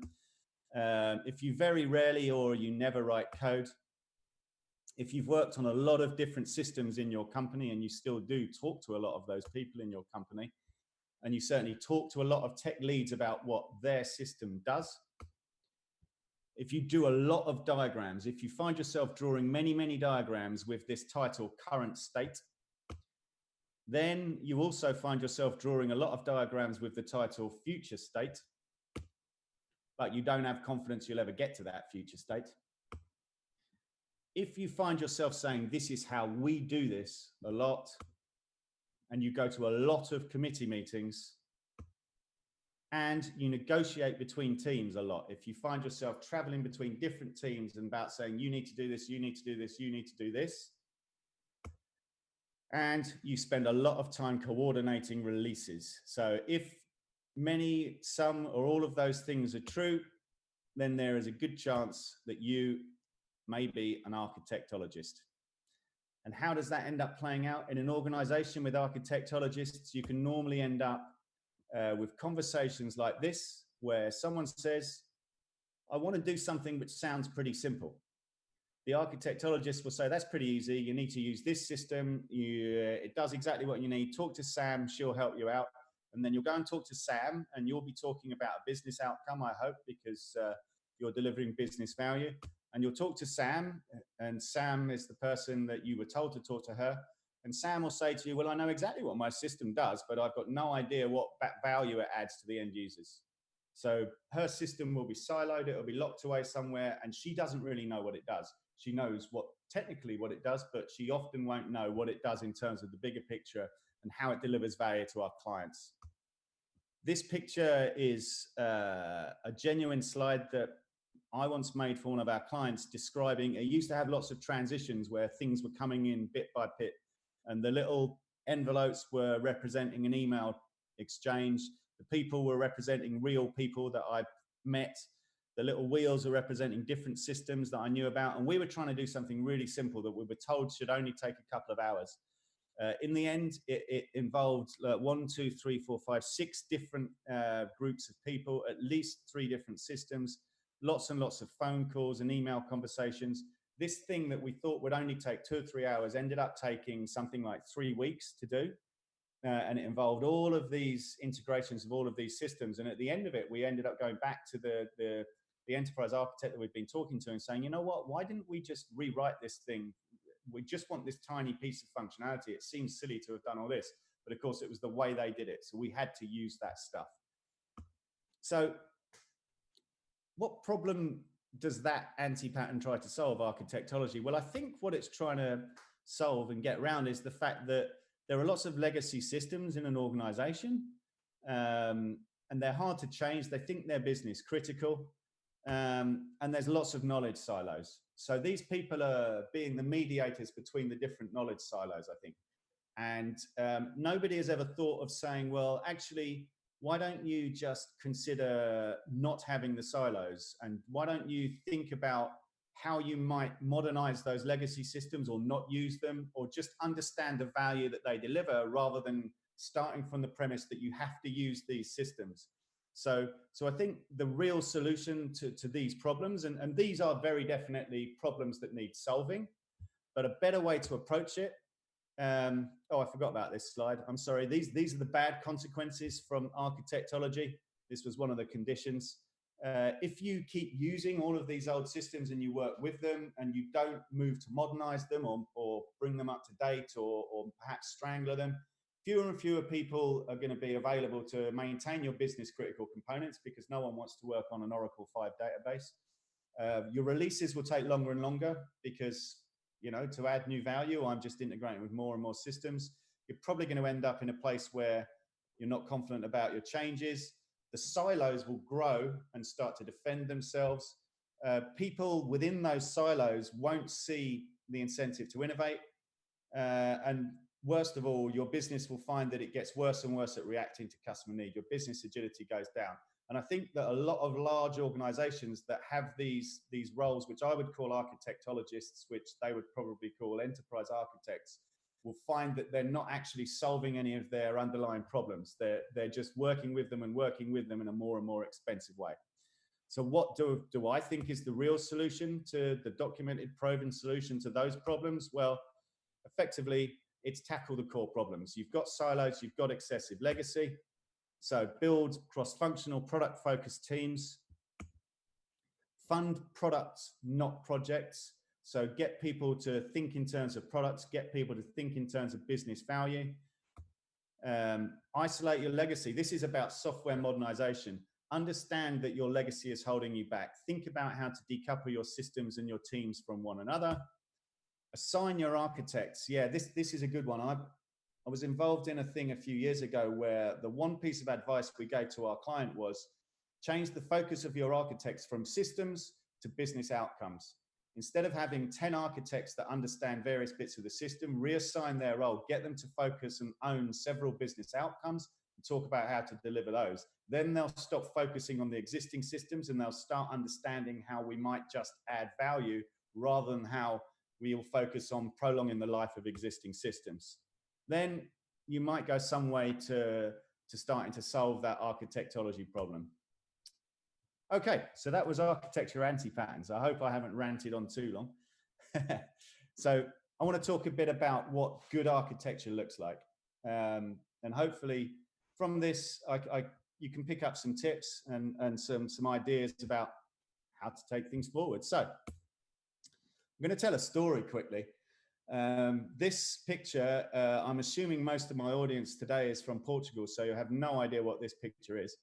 This is in the UK, what we call a service station, a motorway service station. It's on the M1, which is a road that goes from Leeds down to London. And the reason why I'm showing you this picture is because I've stopped at this service station a few times on the way back from stag weekends, which is when, I don't know again if that exists in other cultures, but in the British culture, it means that one of your friends is getting married, you go away for a weekend and you basically get drunk for a weekend, then you drive back on a Sunday evening, which can be very depressing, and hopefully somebody else does the driving. But I've stopped in this service station several times after stag do, so I know that in that little bridge thing there above the motorway, there is a KFC and there's a Burger King. Now, that's fine, except I'm a vegetarian now. I wasn't when these photos were taken. But the thing is, in that place, they're next door to one another, the KFC and the Burger King. And it always annoys me that the Burger King has got this advert for their chicken products. because I look at the two and think, well, there's a KFC there. If I want to buy chicken products, I'm going to go to the KFC. I am not going to go to the Burger King. So I got out of my car this one time, and it was on a Friday evening. I'd been working all week in a place called Darlington in the north of England. I was driving back home on a Friday evening. It was taking ages. I was really, really hungry. And I was really looking forward to stopping at Leicester Forest Services to get a KFC, because at the time it was one of my favorite bits of food. So there's this is the Burger King, that's the advert. Now, if you look on the left there, you'll see that there's a notice. Oh no, hang on, before we move on to that. Here they are, the Burger King and the KFC. And if you notice on the right there, the KFC, it's looking a bit dark. Well, why is it looking dark? Because it was closed for some kind of refurbishment. So I was like, oh God, you can just about see we are, in fact, that's exactly what it says. We are closed for refurbishment. So I thought, oh, well, never mind. I'll have a Burger King beef burger instead. So I thought, that's fine. I'll get a Burger King. I quite like the beef burgers. I wouldn't eat them now. But as you can see, there's a notice pinned on the thing there, just to the left of underneath where it says collection point. So let's zoom in on that notice. You can't really see it. So I did write down what it says. It says, unfortunately, we're experiencing problems with the broiler. We can't serve any beef. Oh, God. But you can buy chicken or vegetarian products. So at the time, there's no way I was going to buy vegetarian products from Burger King. So, but it does say we apologize for any inconvenience. So I was forced to go to the Burger King and buy these chicken products that I've always thought, why on earth are they advertising it? So I bought this chicken product and thought this is going to be rubbish. And then I sat down to eat it, and it turned out to be the best thing I've ever eaten. And what's the moral of this story? Well, it is everything will change. You need to architect for evolvability. You need to be prepared to move with the changes. And for me, this is the first tip, the first mantra that I say we should take forward in our architecture now.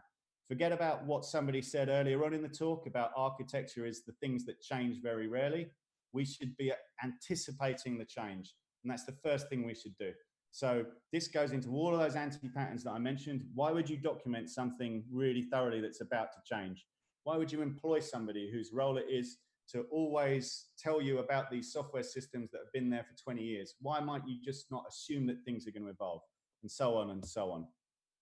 So here's my second architecture tip. And I think I touched upon this from the bit about architectology. Really, the first insight to the way that modern architecture should be done is to understand that the architecture of your business is going to be reflected in the architecture of the systems that you build. So if you haven't heard of Conway's Law, which I think most people will have done by now, what you should be aware of is, so Conway's Law says words to the effect of, and I don't know how it translates into Portuguese because I don't speak Portuguese, but the boundaries between the systems your organization builds will reflect the communication structure of the organization itself.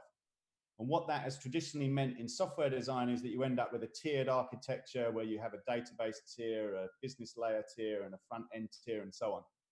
Now, if you turn that on its head and say, well, let's just architect teams for outcomes around business outcomes, that is going to give you the best possible chance of coming up with an architecture that will solve business problems rather than solving or working with organizational problems.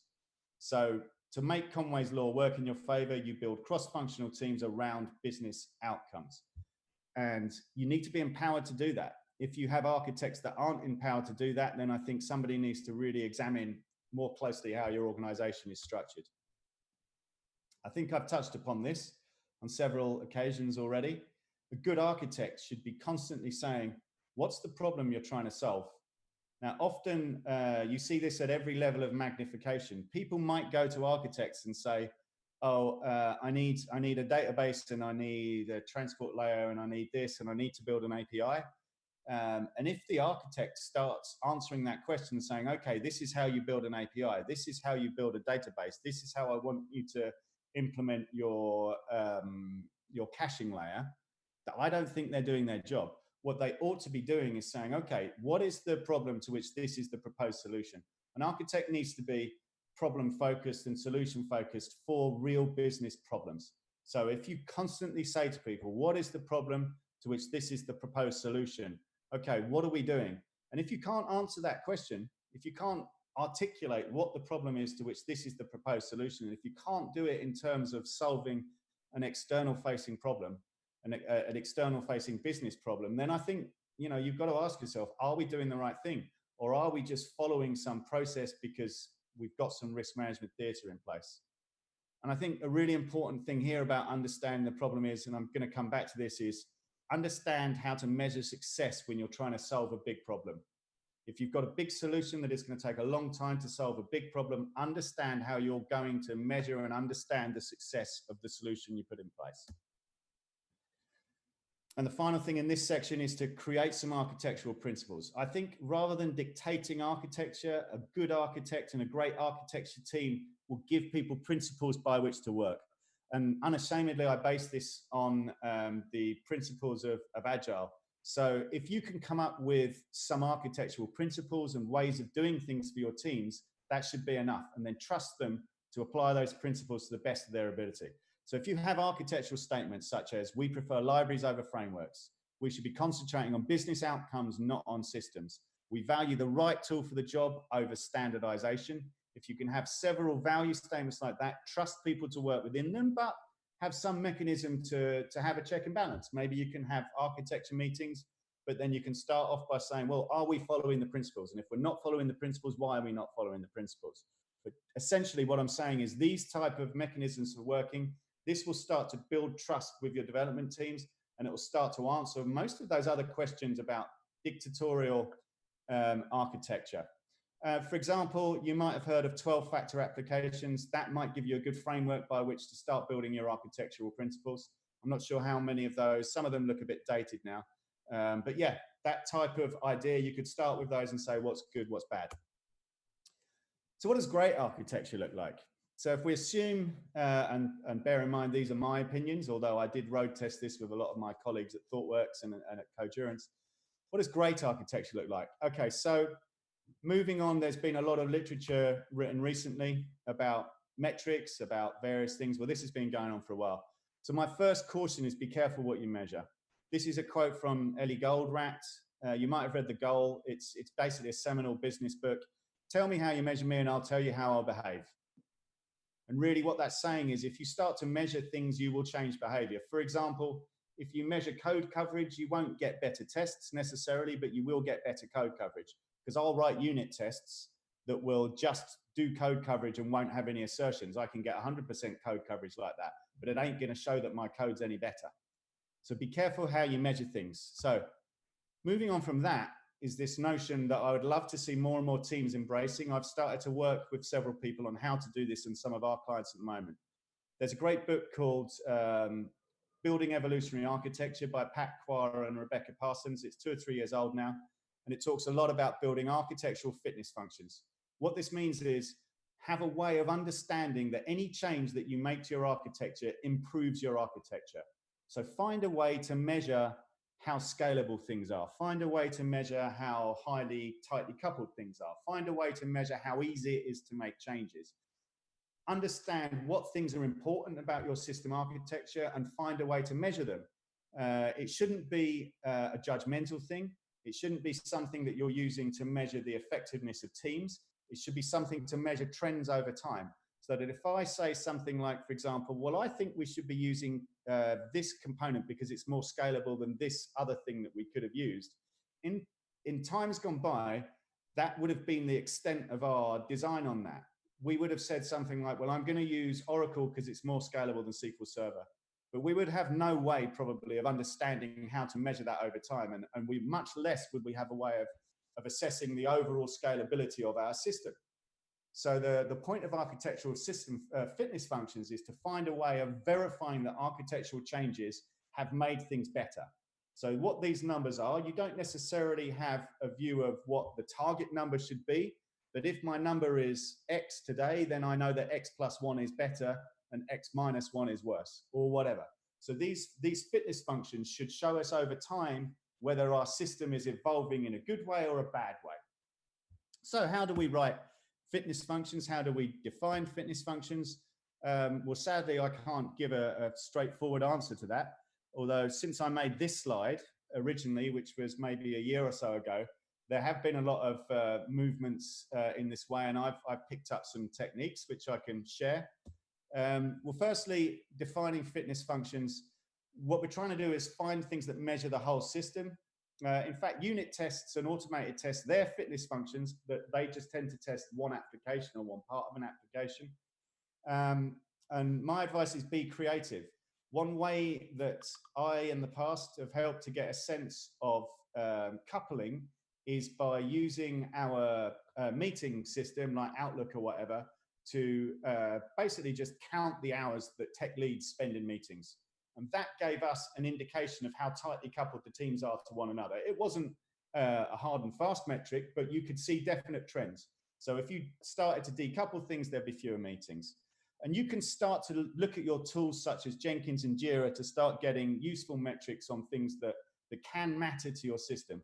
If you see lots of rework on code, if you see lots of code being rolled back, if you see commits being rolled back, then you know that there's a problem. So you can start measuring those things and measure those in terms of maintainability and so on. Very recently, I saw a tool demonstrated called Code Scene. There's its thing. A quick disclaimer, we were talking to them as they're in use in one of our clients. Adam Thornhill wrote a book called Your Code as a Crime Scene, and he's got this great tool, his company called Code Scene, that actually will analyze your code and how it evolves over time. So it isn't a static analysis tool, it's a dynamic analysis tool. And that's really, really useful to give you some indication of the health of your system over time. Now, this is the biggest message that I hope you'll take away. There's a book called Accelerate by Jez Humble and Gene Kim and Nicole Forsgen. Gene Kim wrote the DevOps Handbook. Now, in this book, it's research on the state of DevOps reports, which I think have been going for about 8 years now. And what those state of DevOps reports show us is that those 4 key metrics, lead time, deployment frequency, mean time to restore, and change fail percentage, they're not just linked to high-performing companies and high-performing teams within companies. They are actually a leading indicator of high performance. And not only that, so there's those 4 key metrics cannot be gamed. They need to be looked at holistically, and you should constantly try and improve those, because you might see that there is a tension between say change fail percentage and lead time. Because if I try and narrow my lead time down, does that mean I have to test less? Well, not if you start to assess change fail percentage at the same time as lead time. You'll find that what you're doing is that you're reducing your increments, you're reducing it so that you're probably doing much more quality engineering to make sure that both of those metrics improve. So my message on these is find ways to measure those 4 key metrics. There's a growing amount of literature online that will give you ideas of how to measure them.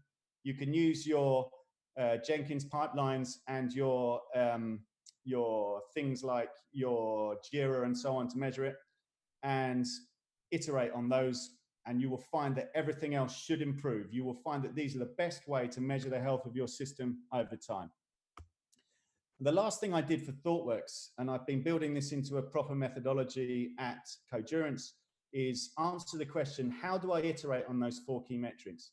Now, helpfully, the book, Accelerate, gives us the beginnings of a framework to do this. It mentions 24 key capabilities in 5 categories, which I've listed there. And what we started to do at ThoughtWorks and what we're now doing at Codurance is to sit down with all of the teams, sit down with the organization at every level of relevant magnification, go through the 24 key capabilities, and work out what we think is the biggest bottleneck, the biggest problem that we have in each given level of magnification, and then come up with a plan, simple actions that will improve our capability in that area. Meanwhile, all the while, what we'll be doing is measure the 4 key metrics. And what the book tells us and what my own research indicates in the work that we've done is that when you improve these 24 key capabilities, you will necessarily drive improvements in the 4 key metrics, which will improve the health of your systems and will therefore improve the overall performance of your whole organization. So that simple way of iterating, and I've blogged about this, will help to improve constantly your organization, and it will help to constantly evolve your architecture in ways that will improve everything. So my conclusion is beware of architecture anti-patterns, Always ask why you're doing something. Choose enablement over control, always. Always say to people, I'm going to empower you to do stuff. I'm not going to tell you how to do it. I'm going to empower you to drive towards outcomes. Always prefer outcomes over systems, prefer outcomes over process. Define your fitness functions instead of relying on gut feelings and vague cross-functional requirements. Measure the 4 key metrics. Iterate on the 24 key capabilities. And if you do all that, I think you'll find that those are the building blocks to having great architecture. Thank you very much for listening. I think we take questions now, do we? Thank you very much, James. Thank you for this recent presentation. We will having some questions. Yeah. We'll have one from Rodrigo. Well, I think we just have one. Rodrigo Carvalho, who is asking, in your opinion, software design is or not part of software architecture responsibility? Okay. Software design, is it part of the software? Well, I think design and architecture are the same thing. What I think design is useful, but I think people can over design. I think my main message is that I don't think architects and architecture are a separate function from software development teams. My ideal scenario would be to have architecture owned by as small a unit as possible. So I think the answer is design. I think design and architecture are the same thing, but I think it should be devolved and pushed down to the teams. I think there is a case for there being overall system architectures that we need to adhere to. But as I said, I think if that is in terms of principles that are pushed down to the teams rather than prescriptive tools and frameworks for them to use, then it should all get to a better place. Now, I think, yeah, I have a lot of arguments about this. I don't think my views are necessarily the world view. And I have heard a lot of people argue that higher level architecture is important. But valuable architecture I've seen is in facilitations of conversations and collaboration rather than somebody that actually would go and say, we're going to use this way of doing communication or that way. I hope that answers the question. But I think essentially my answer again, sorry, one more thing on that would be the best thing everybody can do is to understand the 4 key metrics at every level of magnification in their organization. Start to measure them and start to care about those metrics. Don't care about any other metrics. Then any good change to architecture will improve those metrics. Any bad change to architecture will not improve them. So then that should start to answer most questions, I hope. Thank you, Bernie. Thank you for your presentation and also for answering the questions. We don't have any more questions, so thank you very much for being with us, and hope to see you next year in Jnation 2021. It'd be lovely if we can actually travel to Portugal. Yeah. I don't like doing presentations from my kitchen. So guys, enjoy the break and see you in 10 minutes. See you all in 10 minutes. Bye-bye. Thank you very much. Goodbye. Thank you. Bye.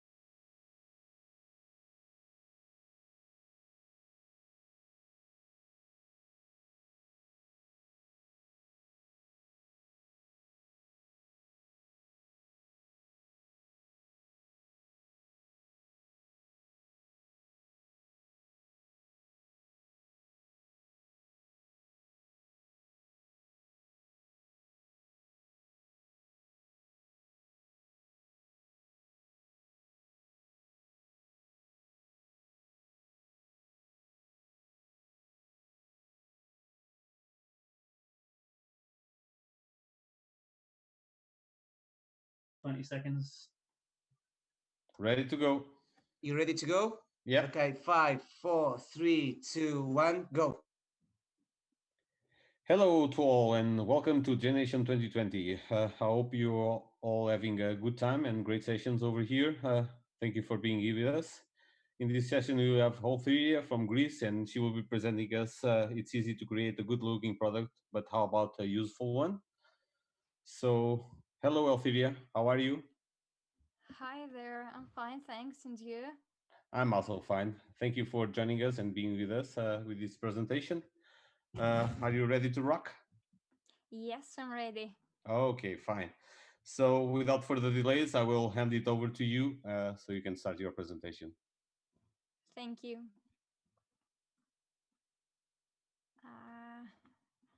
All right. Hi, how are you, everybody? I hope that you are all well. I hope that you are all fine and staying home and healthy. Thank you very much for joining me in this session. It's easy to create a good looking product, but how about a useful one? So first, let me introduce a little bit more myself. I'm coming from Greece. I am an app developer and also a UX and UI enthusiast, which means I really, really love to work with UX and UI, hence this presentation. And also I'm a content creator. I'm producing articles and videos about UX, UI, and of course, coding. You can find me on my social media. I'm very active on Twitter, so if you have any question that you can't ask me right now, you can always find me there. Alrighty, let's get started. So, we are going to talk about UX versus UI. So, user experience versus user interface. What is it and what are the differences? What do people do in these disciplines? And then we will continue with the heuristics. Again, what are they? Why are they important? And how you can use them. Either you are a designer, a programmer, a developer, a coder, or just a tech enthusiast, how you can use heuristic to build a better product, a better app, or a better website. Then we will continue with the 10 usability heuristics, and here you will gain some very practical tips. And finally, we have the do's and don'ts of UX and good and the bad of UI. It's the last two things that I'm going to be talking about, and I think that again you will gain some very useful information. Alrighty. First things first, we have UX, which stands for user experience, and we have UI, which stands for user interface. If you go on Google or if you start searching, you will find a ton of information about these two things. But the problem is that usually the writer or the creator usually speaks only about one perspective, and this is the perspective of the user. So how the user sees user interface and user experience. But here we are not going to talk only about the user, but we are going to talk also about you, that maybe you are a developer, a designer, a coder, or like whatever. Let's start. We will start from the user's perspective just because I think it's a little bit easier to understand it, but then we will continue also to the designer's perspective. So as a user, it's an interface is what the user interacts with a product, what taps or clicks on, and it's always localized in a device. From the other hand, the user experience from the user's perspective is how a user interacts with a product, how a user feels as a result of that interaction, and the whole experience is localized by the physical body. Is he cracking a smile? Is he disappointing? This is user experience. From the other hand, from the designer's perspective, I will start with an analogy. Like imagine this big icicle. The only thing that you'll see, it's only the tip of that icicle. This is the UI, but it's not only that. Underneath that big tip is also something like a big mountain, and it's also the water that holds everything together. This is how we designers see things. So from the so the user interface is what you can see and interact with. But the user experience is what you can see along with what you can't see and what holds everything together. This is from the designer's perspective. So, what is UX really? And UX can be a lot of things. It can be about technology, it can be about marketing, it can be about designing, of course. But there are also some other rules that can define it a little bit better. It can be subjective. So, does the user connect emotionally with the app by cracking a smile? Are the icons and the illustrations understandably enough and aesthetically pleasing to the eye? Is the user pleasantly surprised by the animated interactions or a feedback mechanism? And from the other hand, it can also be objective. So does the user actually can do what he wants to do? Is the speed of response from the app satisfactory? And is a swiping gesture or a tap event more convenient for the user? These are all the things that a UX designer should do and should start thinking of. Now, I will give you another example trying to make things a little bit more clear. Would you prefer a ride sharing app that doesn't indicate where your driver is, where you're standing up at, what time is the driver coming, and doesn't allow you to make multiple stops for you and your friends, doesn't allow you to save your favorite destinations?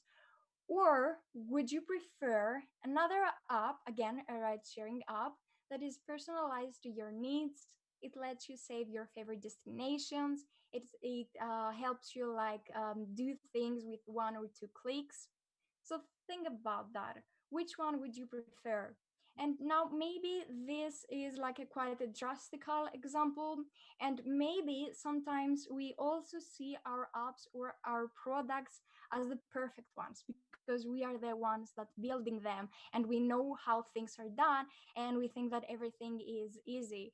But we have to go one step back and really think of some rules and really check them and see if things are working as they supposed to work. So I think that by now you have understood that UX is important, but let's also see why is it so important. It is because at its core, UX is about putting people before technology, and this is the key.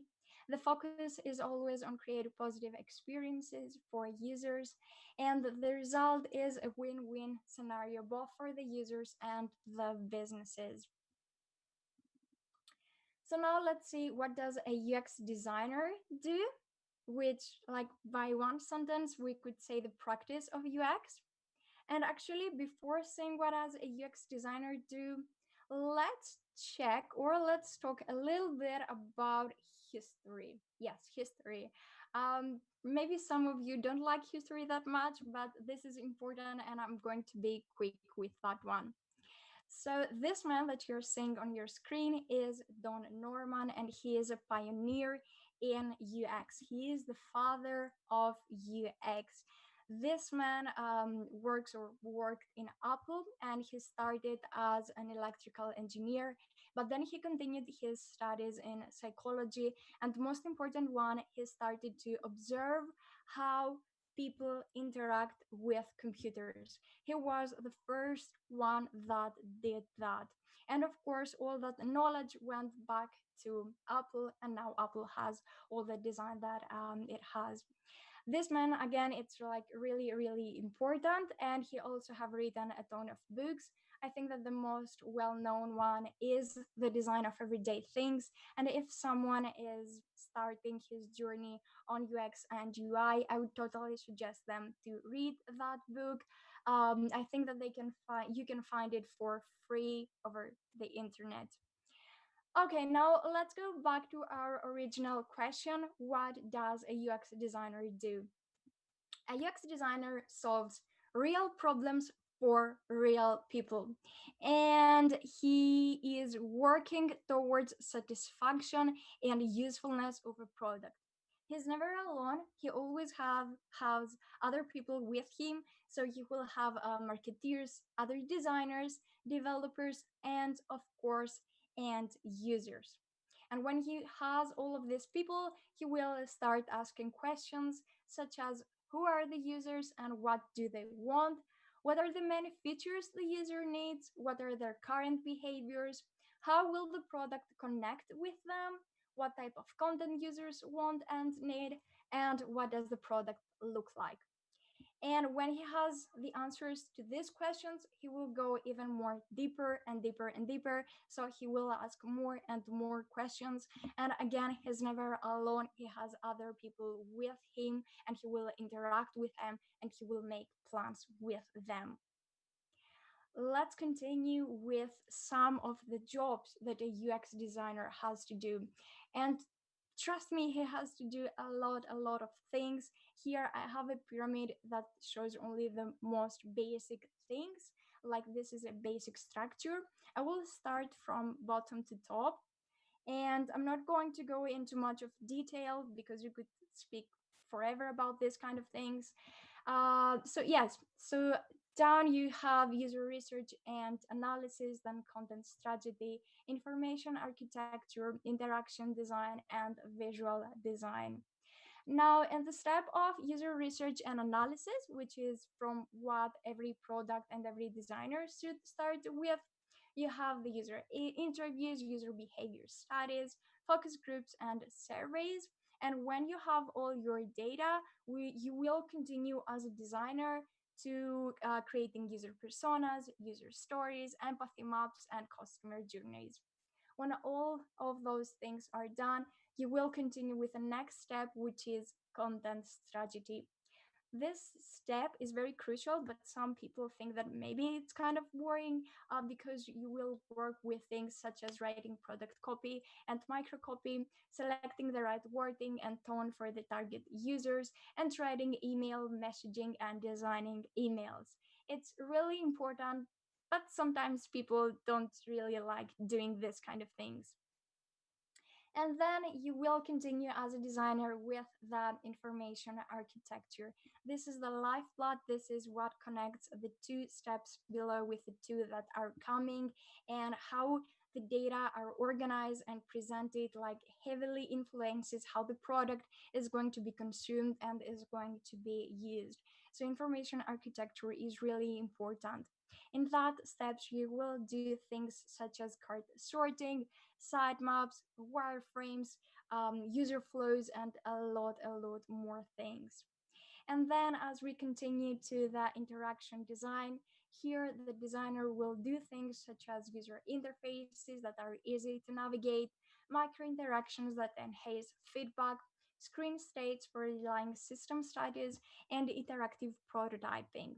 And when those things are done, he will continue with a visual design. This is the last step of our pyramid for a UX designer. And here in that step, as well as in the previous one, not only UX designers work, but also UI designers. But we are going to see that in a bit. So here UX designers are making sure that some principles are there and the designers are working with those principles. So our colors are effectively done. Are we using typography, sophistication, and our design icons like good enough? So all of those things are things that a designer is working with.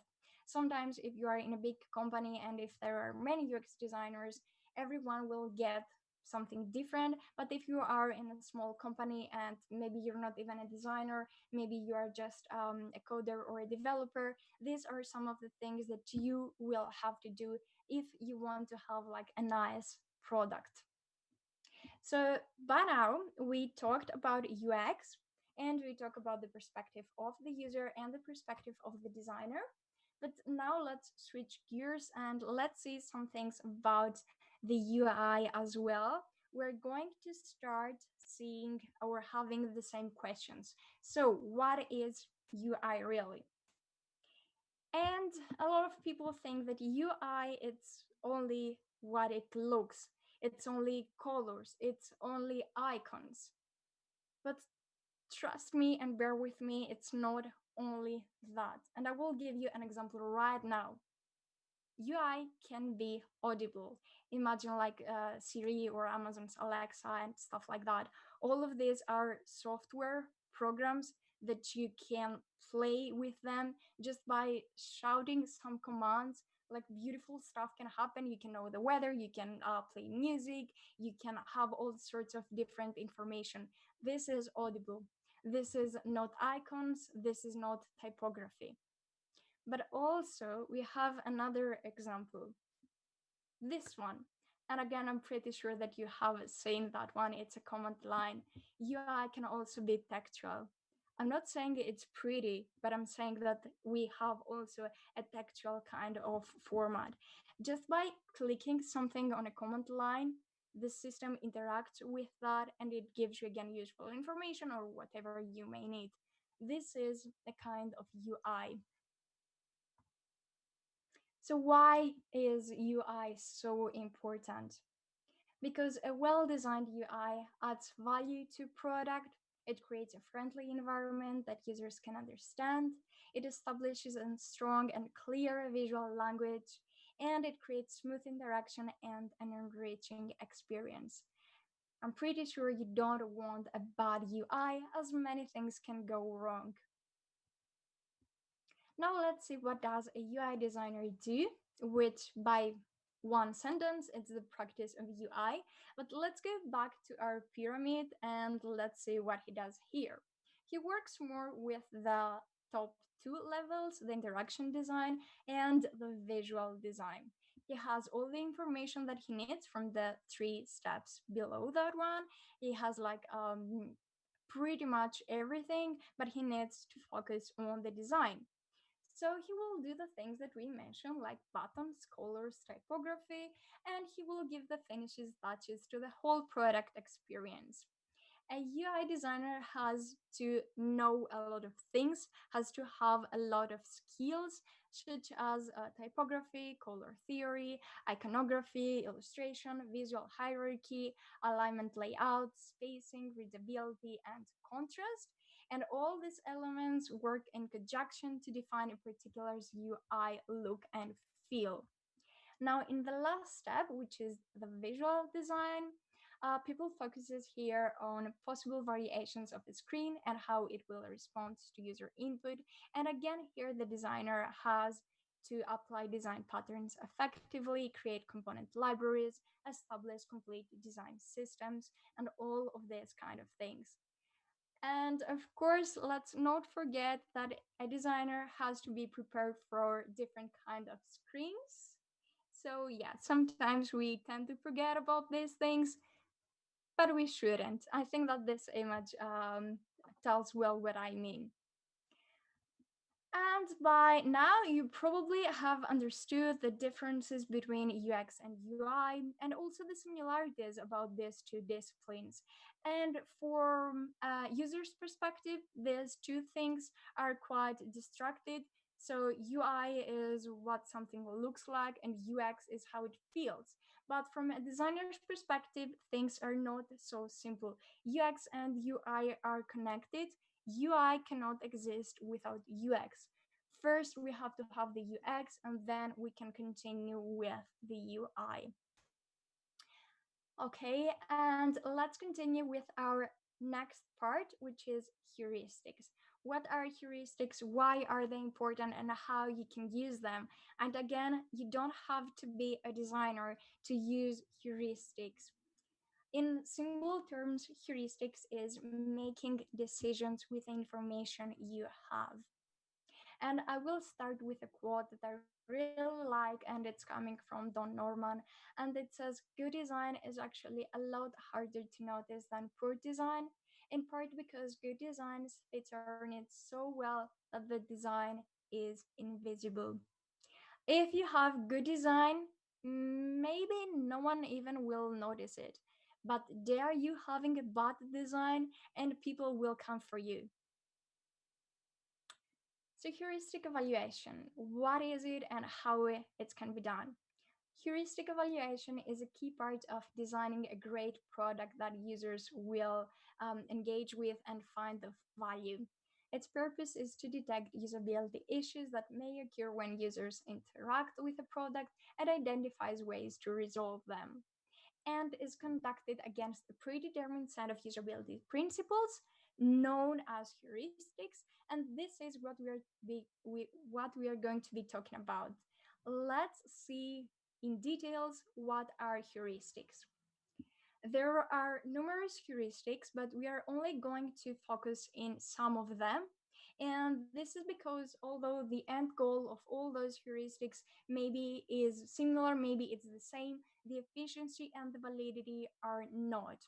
So there are a lot of heuristics, as I said, and a lot of inspection methods. Some of them, you can see them on this table.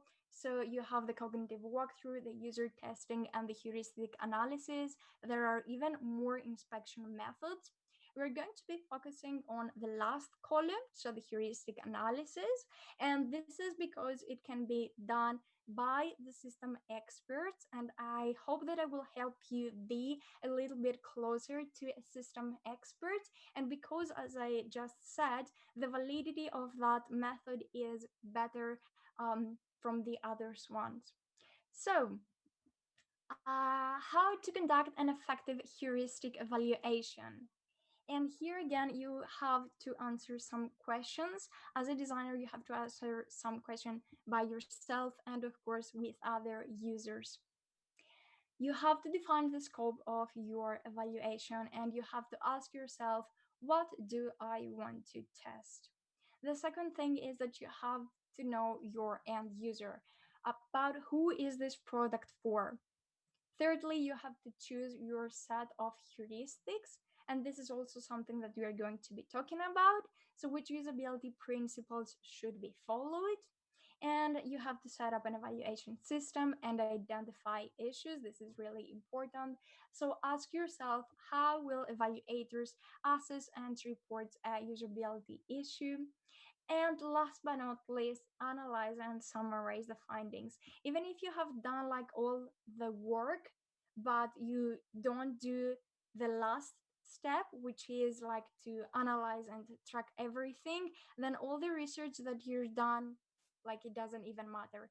These are 5 steps that you have to follow in this order. Okay, so let's continue with some steps heuristic evaluators should identify over 80% of usability hitches. That number, 80%, is really big. So only 5 to 8 heuristic evaluators can help you can find 80% of your usability hitches. So of your usability, let's say, problems or issues.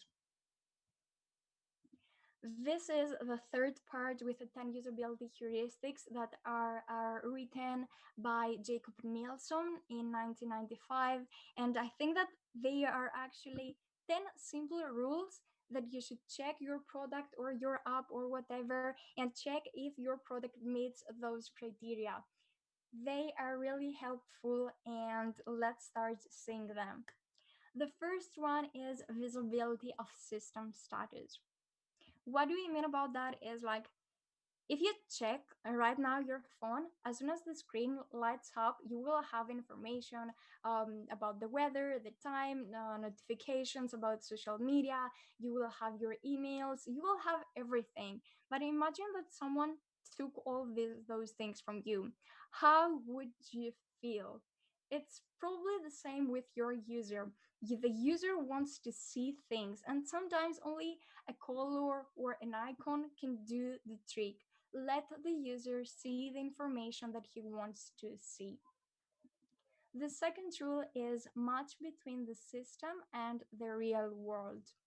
The user already knows how to use a different system, so he will try to interact with the same way with your product, with your app, with your design.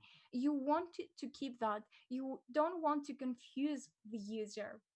Something that had started a lot of years ago is actually the skeuomorphism design. This means that even the icons that you see here or in your phone, the designer wanted to take something real, for example, a compass or a folder or a bin, and transfer that into a digital format. So the user, maybe like years ago, maybe he didn't know what is a bin, But by having that digital thing and having it in a physical format, he could easier understand that. For us, because we are using phones and we're using websites for many years, of course we can understand that. But before that, people weren't like very easily connected with this kind of things. And let's continue to the third one, which is user control and freedom. Every system should have a clearly marked emergency exit mechanism. People often will interact with your product in a hurry, or maybe they will not be very concentrated in what they are doing.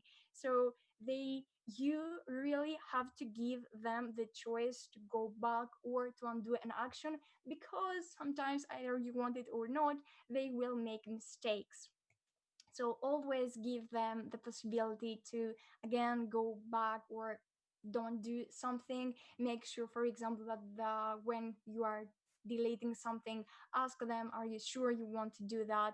And always use this kind of small things, but really, really helpful for your user. The fourth thing, which is one of my favorite one, is consistency and standards. And as I've already mentioned, users already know how to use a system, and with the same mentality, they will go to your product and they will try to do the same things.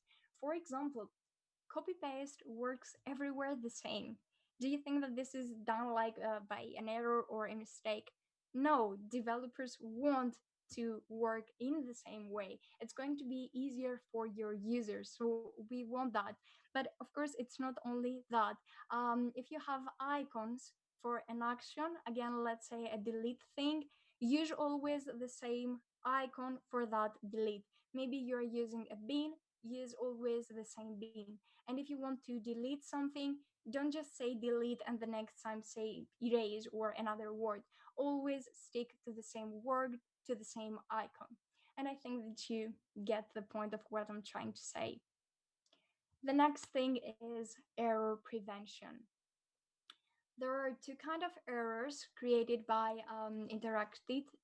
when the users interact with your product, and these are slips and mistakes.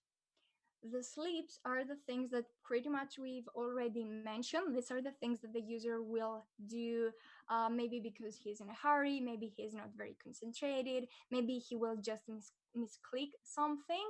So of course you want to prevent that. You want to have actions such as undo or making sure that the user has deleted something by having an extra pop-up.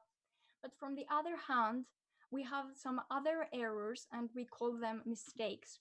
These things are more serious, and it means that we as developers or designers, we haven't done something correctly. We haven't understand something. Our mental model is wrong, and these things takes more time to be fixed. But this is usually not something by a user's fault. It's something because we haven't understand something correctly, and now the user taps something that he shouldn't tap. The next one is recognition rather than recall. And here we have like these two categories, but this time about our memory. Our memory can be divided in recognition and recall. And in simple terms, recognition is when you see something and you can understand that something that you see. And recall is when you have to go back to your memory to recall things. So things such as names or dates that you can't really think of, or it's hard of you to think. We don't want recall, we want recognition. And here in Coursera you can see a good example out of it. So maybe a user starts typing something and he has not only the names of the classes, but he has some images, he has the institution that teaches that course, he has the degree that he will get with that course. You want to help user, and you can help your user by having recognition, so by having icons, by having maybe a useful pop-up, by having an autocomplete and things like that. The seventh thing is flexibility and efficiency of use. You have to know that you have like two kinds of users. Maybe you have your first time users and also you have your power users. Power users are those people that are already using your product for a lot of time and they are like the professionals ones. They know how to do stuff and now they care only about doing things fast and with efficiency.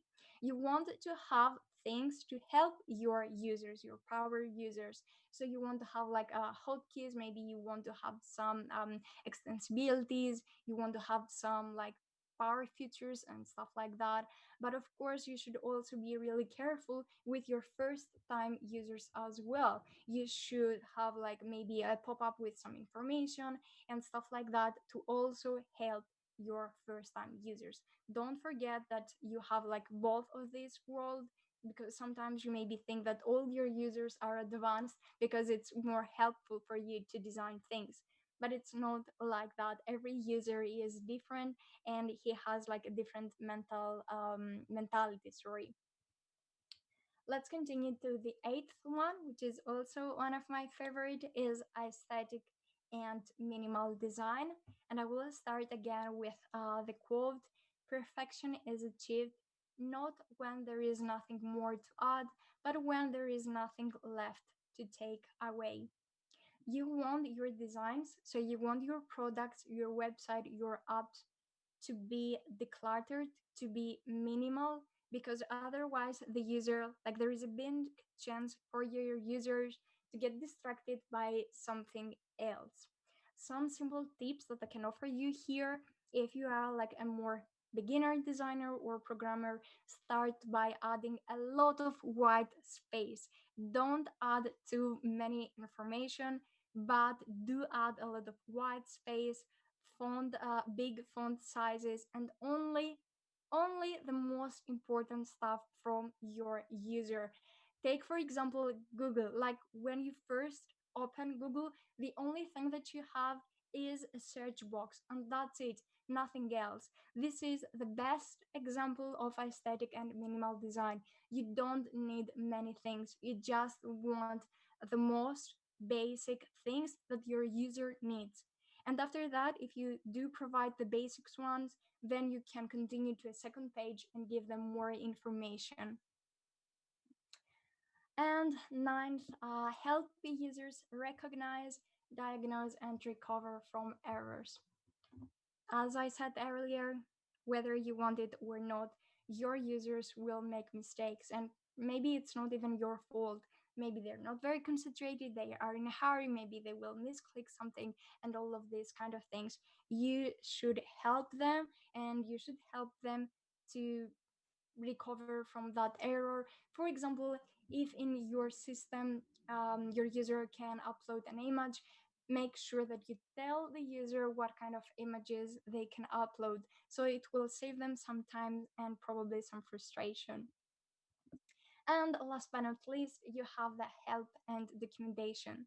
You should always strive for having a perfect product, but because you have users that are not all of them like in the top level, you want to have some kind of help and documentation. And even if your users are in that top level, again, you want some help and documentation because there are going to be some extra stuff for them as well, like some more powerful features or some kind of extensibility and stuff like that. So documentation should be always there. It should be written in a simple language. It doesn't have to be something big. Even a few words, even like a small text, can be really, really helpful. Okay, so that's where our 10 tips. I hope that they were helpful for you. And now we can continue with the do's and the don'ts of UX. This is going to be a quick part that, again, I hope that it will help you with all of your user experience stuff that you have to do. Okay, let's start. So, first of all, don't assume you know what users want. That's why you have the tests. That's why you have your users. Don't assume, but talk with them and observe them. Don't follow the hippo at the room. Hippo stands for the highest paid person's opinion. And do make the time and effort for user research. Don't just create a list of methods to check off. It's not just a to-do list, but it's work that you actually have to do. And do understand all research options and all strengths of each. Don't prototype too soon because this means money and time. So be really concentrated and know what you're doing. And do conduct scoping research, not just evaluating. Do focus on what people do rather than what people say. And I hope that I have make you really trust that point, that you have to observe people and you have to talk with people. If you can do only one thing, do conduct user testing. And don't overlook existing insight from customer care representatives. And of course, do collaborate. Designers, either UX designers or UI designers, are never alone. And if you are alone, then maybe it means there is a kind of a problem. Do find someone qualified to do your research, or hopefully after this session you will be one step closer of being able to do that research by yourself. And let's go to the final part of this session, which is the good and the bad of UI. This is going to be a sort of a small test for you. I'm not going to ask you anything after that test, but there are going to be some things, and I want you to think what kind of designer you are. So before we start with the small questions or tips about the UI designers, let's see one quote that I think that it can help you. And it says, a good designer is not the one who design beautiful, usable, impressive interfaces. The main difference that sets apart a good designer from a bad one is the mindset. So, the designer's mindset. A good designer listens to everyone, from decision makers, team members, and stakeholders, whereas the bad one judges and suggests solutions all the time. Pick one. The good designers questions the status quo, but the bad one always follows the rule. We've always done it that way, so why not go with that one again? The good designers digs deep to find out real problems and needs, and not only try to fix symptoms. The good designer takes time to ask about what is missing and is always uncertain about his understandings and designs, whereas a bad one follows his assumptions and is always certain about his works, and he always thinks that his work is the perfect one. The good designer has many solutions and ideas and tries always to find issues and flaws in his work, whereas the bad designer has only one idea and tries to invest all of his time persuading everyone that his idea is the best one. The good designer loves working with others, revisits his thoughts, and has something to learn from everyone he meets, whereas the bad one loves to work alone, tries to confirm his thoughts, and thinks he knows everything. The good designer loves to be wrong and not to be right. He seeks feedback and he seeks praise. So again, choose which one are you. And last but not least, the good designer leads, whereas the bad one follows. And that was it, guys. If you have any question, of course, feel free to ask me either like right now or later. And I hope that you found this session quite useful. And I hope that it helped you either as a developer or a designer. Thank you very much, Alfiria. Thank you for your wisdom presentation. We have some questions here. Yes, I will post them to you. First one from Fernando Aguidas. Do you think material design is a good final design or just a minimal expression for clarity? I think that it's something good and something that you should use it. And I say that because most of the developers or the designers are working having the material UI design like in mind. So this help every developer and every designer to have something with consistency. And for example, if you're building an Android app, all Android apps are pretty much similar, or let's say that they have pretty much the same icons, because designers are working with these kind of things. So I think that it's a good base. Of course, you can build upon that, but at first, maybe you should or could start with that. Okay, thank you. So I have another question from Alessandro Barrero. Where I can find or buy heuristic formats to evaluate websites and applications? I'm sorry, I didn't listen the last part where they can Okay. buy. Heuristic formats to evaluate websites and applications. If I understood the question correctly, I don't know where you can buy that thing, but maybe I didn't hear very well. Well, okay, we can jump to another question. I'm not sure if I understood it right also. So another question from Stefano Givanti. How do you manage the difficult relationship between UX designers and software developers? Sorry, but I'm afraid I can't hear you. Okay, I can try. So I will repeat. I'm sorry. How do you manage the difficult relationship between UX designers and software developers?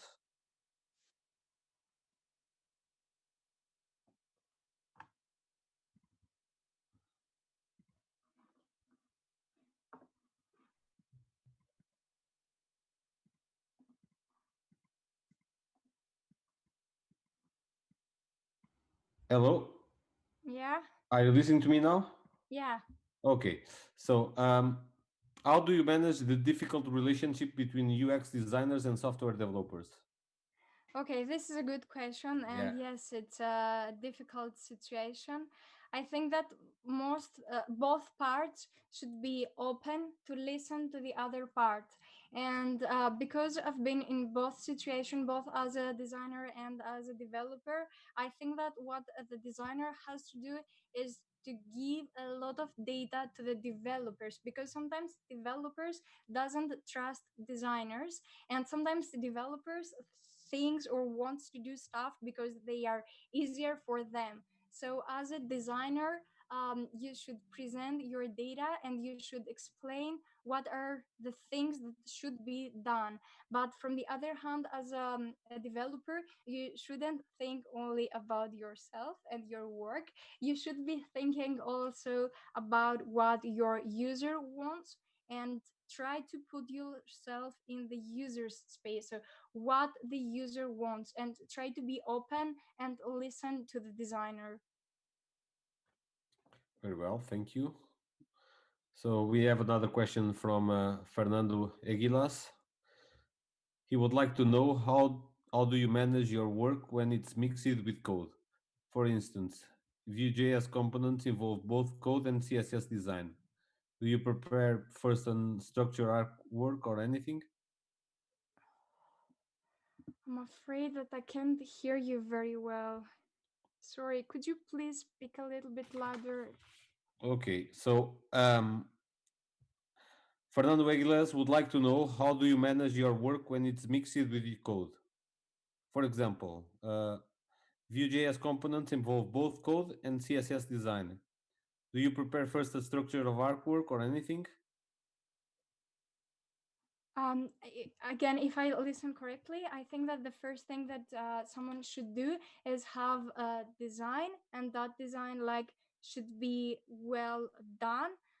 Because if you start coding that thing, it will take you more time, and it means more money. So first, having your design done nicely, and of course, if possible, tested with users, and then start writing your CSS or whatever you have. I think, can you listen to me, Althea? Yeah, but not very well. I'm sorry. Okay, I'm not sure what's happening. So I think the question was more, how do you deliver your work to the software developers? Okay. So how do I? Oh, You mean as a designer, how do I deliver my work? Yeah. If you prefer a structure, Okay. artwork, or something like that. Yeah. Okay. Sorry, I hadn't listened very well. There are many different ways that you can show your work, but I think that it depends. For example, how I do it is like either Photoshop or Illustrator, but again, I think that this depends. If you have like more experienced developers, then maybe even a prototype is enough. But this is also in case that you don't have time as a designer to do like a Photoshop or an Illustrator or something similar. And also sometimes the developers are doing the jobs of the designers, which is something that I wouldn't recommend. If you are a designer, talk with your developers and ask them how they prefer to have the final product, because I think that as a designer it's easier for you to create different kind of files to share them with them. And as a designer, as a UI designer, you should try to help your developers as much as possible, because a developer's work is not like having to deal with colors or font sizes or stuff like that. All right. Thank you. I think we have no more questions. Thank you, Healtheria, for your great session. I hope to see you again in next year. And thank you very much. And if I didn't answer to some of your questions, you can always find me on Twitter or on my other social media, and I will try to answer them as better as I can. But thank you very much for the invitation. you are welcome. Thank you for being with us, and everybody, every attendee. Also, thank you for attending this session and enjoy the break. We will see you in the 15 minutes. Thank you. Thank you.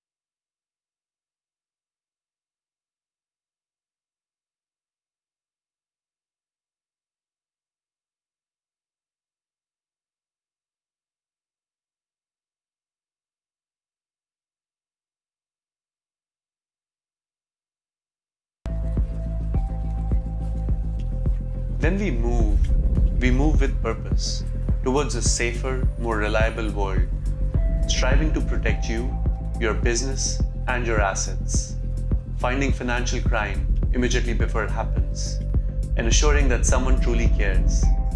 None of this would be possible without Field Science.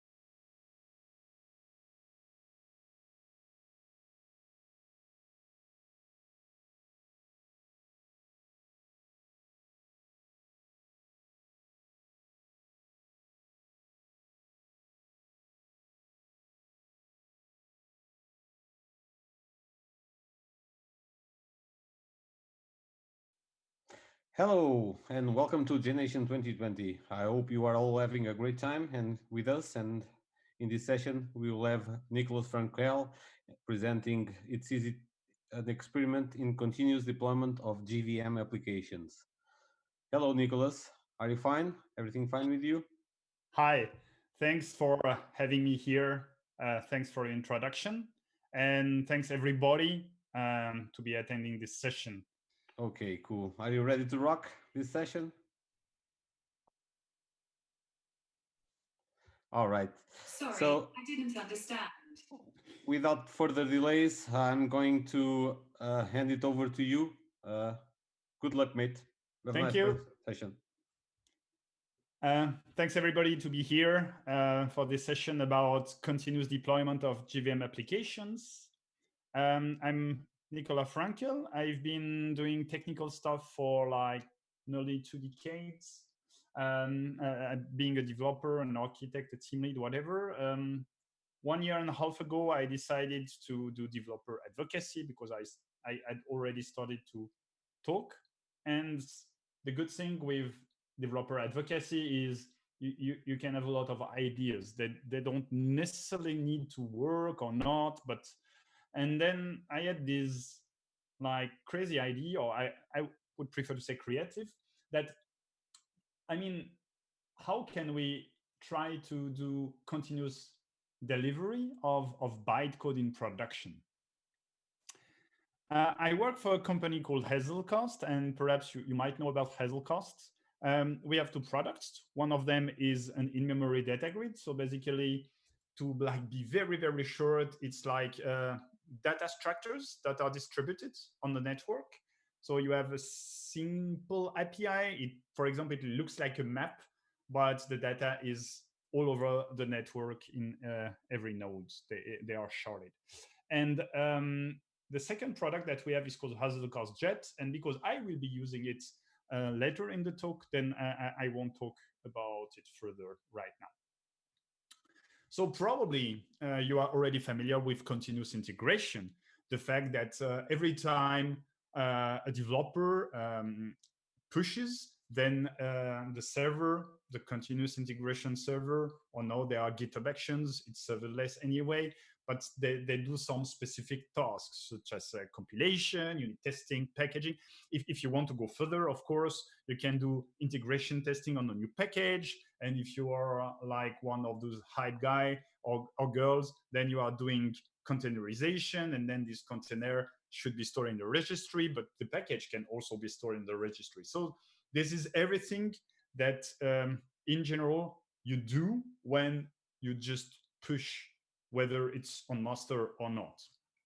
But this actually is just what everybody should do, depending on the exact tasks. But every company, I expect that they do it. However, there is a recent trend that I dislike a lot, saying CI/CD, and they conflate both terms. Like CI and CD are completely the same, which I push back against. Because if continuous integration is the norm, then you have continuous delivery. And I don't know many companies that do continuous delivery, because while continuous integration in the end is having the package in the registry, continuous delivery is having the package in production ready at the push of a button to serve. And as I mentioned, it's much harder, and there are not many companies that do it. And if you go to be completely fully automated, then that's called continuous deployment. And of course, if you do continuous deployment, you have no downtime. And only a few companies are able to do that. Actually, yeah, the big ones like Google or Facebook or Netflix, they do it. But like traditional customers, our traditional employers, they don't do that. They stop at continuous integration, and it's all. And if you work in the Java world, it's understandable, because as I mentioned, continuous deployment in the JVM is quite hard. Like the usual way to deploy a new package, whether it's a jar or the war, is to stop the JVM, then to copy paste, so to overwrite the old package, and then to start the JVM again. And of course, if you stop the JVM, that means that you cannot serve, the service is down. And so you have this traditional, if it's a website, you have this traditional, hey, sorry, come back in a few minutes, we are upgrading. And in this day and age, a lot of businesses or people, they don't want that. There might be some reasons for that. One of the reasons is, first, like engineers want to do cool stuff. We want to have no downtime. We want to show that we can do without any downtime. And if you are proposed a job where you have the traditional way of deploying, like stopping the service that is a static web page, or a new way, a hype way, a more modern way, you will probably choose the newer job, so that the companies, they are aware of that, they are trying to attract those brand of engineers. The second reason is, well, users, not developers, but traditional users. If they use Facebook, if they use Gmail, if they use Netflix, they are never shown any downtime static page. They just are used that the service is always up. So it brings the expectation on higher levels, so that if you are not doing it, if you are still having downtime, then you look a bit bad. And the third reason is, if you are in e-commerce, for example, if you have your site down for any length of time, then it's during this time you don't sell, and people, they are buying elsewhere, and you don't want that. So it directly impacts your revenue, and business hates it. So the question is, how can we do deployment without any downtime? Well, you might already know about this blue-green deployment stuff. So you have two environments. They are the same, and one of them is just like as a generic label called green, the other blue, and then you are using the green one as production. And when you want to deploy a new version, then you deploy the new version on the blue environment, and with a switch of a button, then you move the arrow from the green environment to the blue environment, and you have deployed your application. And of course, there are a lot of issues regarding that. Like, what about the users that are still on the green environment? I mean, they were putting stuff on their cart, and all of a sudden the environment, the production environment changed. So what should we do about them? Should we redirect them to the blue environment? And how? And more importantly, what about their data? Because if you have two databases, then we should migrate their data very, very fast, which is near to impossible. So an option is to have a single database, but that brings other problems, because if you have a single database between the blue and the green environment, how do you manage like database schema changes? Then it becomes a problem on its own. And of course, like always, Kubernetes is there to solve all your problem, because in Kubernetes, you have this deployment thing and you have rolling updates. So basically you can have like multiple nodes, and then you say, oh, I will do the deployment using a rolling update, and Kubernetes does it like node by node. The problem is, yes, it's magic if your workload is stateless. Now, if it's stateful, like if you have the database, it hasn't changed anything about the database issue that I mentioned with blue-green deployment. You still either have two databases and you don't know how to migrate from one to the other instantly, or you have one single database, and if there is a database schema change, you need to handle it in a graceful way, and it's a problem in its own. Now we are using the JVM, and if that you could actually change the bytecodes inside the running JVM. So you keep the JVM running and you just change the bytecode that's running inside it. That would feel like magic. But actually, that's what I will be trying to show you in this talk.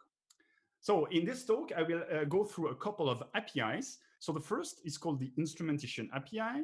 The second that is necessary for this demo to work is the attach API. Then I will tell you how to bind those two together using streaming, and I will talk a bit more about Hazelcast Jet. And finally, I will show you the demo, how it can work. So the first, I guess, if you have a bit of familiarity, a bit of experience with the JVM, you might be already privy to Java agents. If you have been using I don't know, instrumentation, monitoring, software, this is done for Java agents. So basically, you have these specific jars with specific metadata and specific main methods. And basically, they allow you to change the bytecode of running application. And when you do such an agent, it's part of the instrumentation API. So you have two types of agents. The first is a static agent, and in general, it's the one that people know about, because if you have been using monitoring agents, it's exactly what you do. You set it at startup time. So, sorry, instead of doing Java -jar my jar, you add this -java agent and the path to the agent jar, and that's in general what people do. And you don't need to know exactly what this does in general. It intercepts calls to any method, put it in the log somewhere, and then you have a third-party software that is able to read the output of these agents and show you nice graph and dashboards and whatever. What not that many people know is that there is another way to attach an agent, and it's dynamically. So basically, you have a JVM that is running not in debug mode, that is running in normal modes, nothing specific. And then you are able, through something called the attach API, and I will show it to you a bit later, that you can inject an agent, you can attach an agent to this first running JVM. Two kinds of agents. So you have two different methods. So for a standard jar, you have an entry point, public, static, void main. Here, it's a bit different. It's called either pre-main or agent main. And more importantly, there is this instrumentation interface that is spaced to you by the JVM. So you can get a handle on it, and then you can store it for later usage. And likewise, in the traditional jar, you have this main class here. You can have a pre-main class or an agent class. And of course, nothing prevents a jar from being both static and dynamic. So you can use it in both use cases. What is instrumentation good for? Well, you can change the class implementation. So that's the first problem that we had, is how can we change the class implementation? Well, we can change it using this instrumentation. And also, but we won't do it, you can apply automatic transformation of bytecode when the class is loaded. So here is the class diagram. This is what will be passed to you by the JVM as an agent. And the important stuff is here. This is this redefine classes method. And basically, once you have an instrumentation, you can redefine classes passing a var or a class definition. What is a class definition? Well, it's just simple class and an array of bytes. And actually, the array of bytes is the bytecode itself. So once you have the class and you have the new bytecode, you can create a class definition, pass the class definition to this redefine classes method, and presto, you have changed the running bytecode. You can see also it's possible to use it. It's module friendly in a way. I never use it with module, but actually you can do that with modules also. Second point, the attach API. So when you have a static agent, when you have a dynamic agent, you must find a way to pass the agent to a running JVM. And this is the goal of the attach API. So you have this JVM running production, it runs your production code, everything is fine, you run it in normal mode, no debug mode, no open port, no nothing. And then you have this other JVM that will attach the dynamic agent to it. So the second JVM will just run, load the agent, and stops. But there are two requirements. The first requirement is both JVM, they must run on the same operating system. And the second is the second one to attach the jar, the dynamic jar, must know the PID of the first one. Bearing that, all bets are off. So you can do anything you want afterwards. So only two requirements. And the attach API is even simpler. So basically, you have this virtual machine attach ID. This is a static method. You just need to pass the PID, as I mentioned, of the production JVM you want to attach to. It returns an instance of virtual machine. And then on this instance, you call the load and you pass the path to the agent, plus options if you want. So now we know how to change the bytecode through the instrumentation API. We know how to pass the agent through the attach API.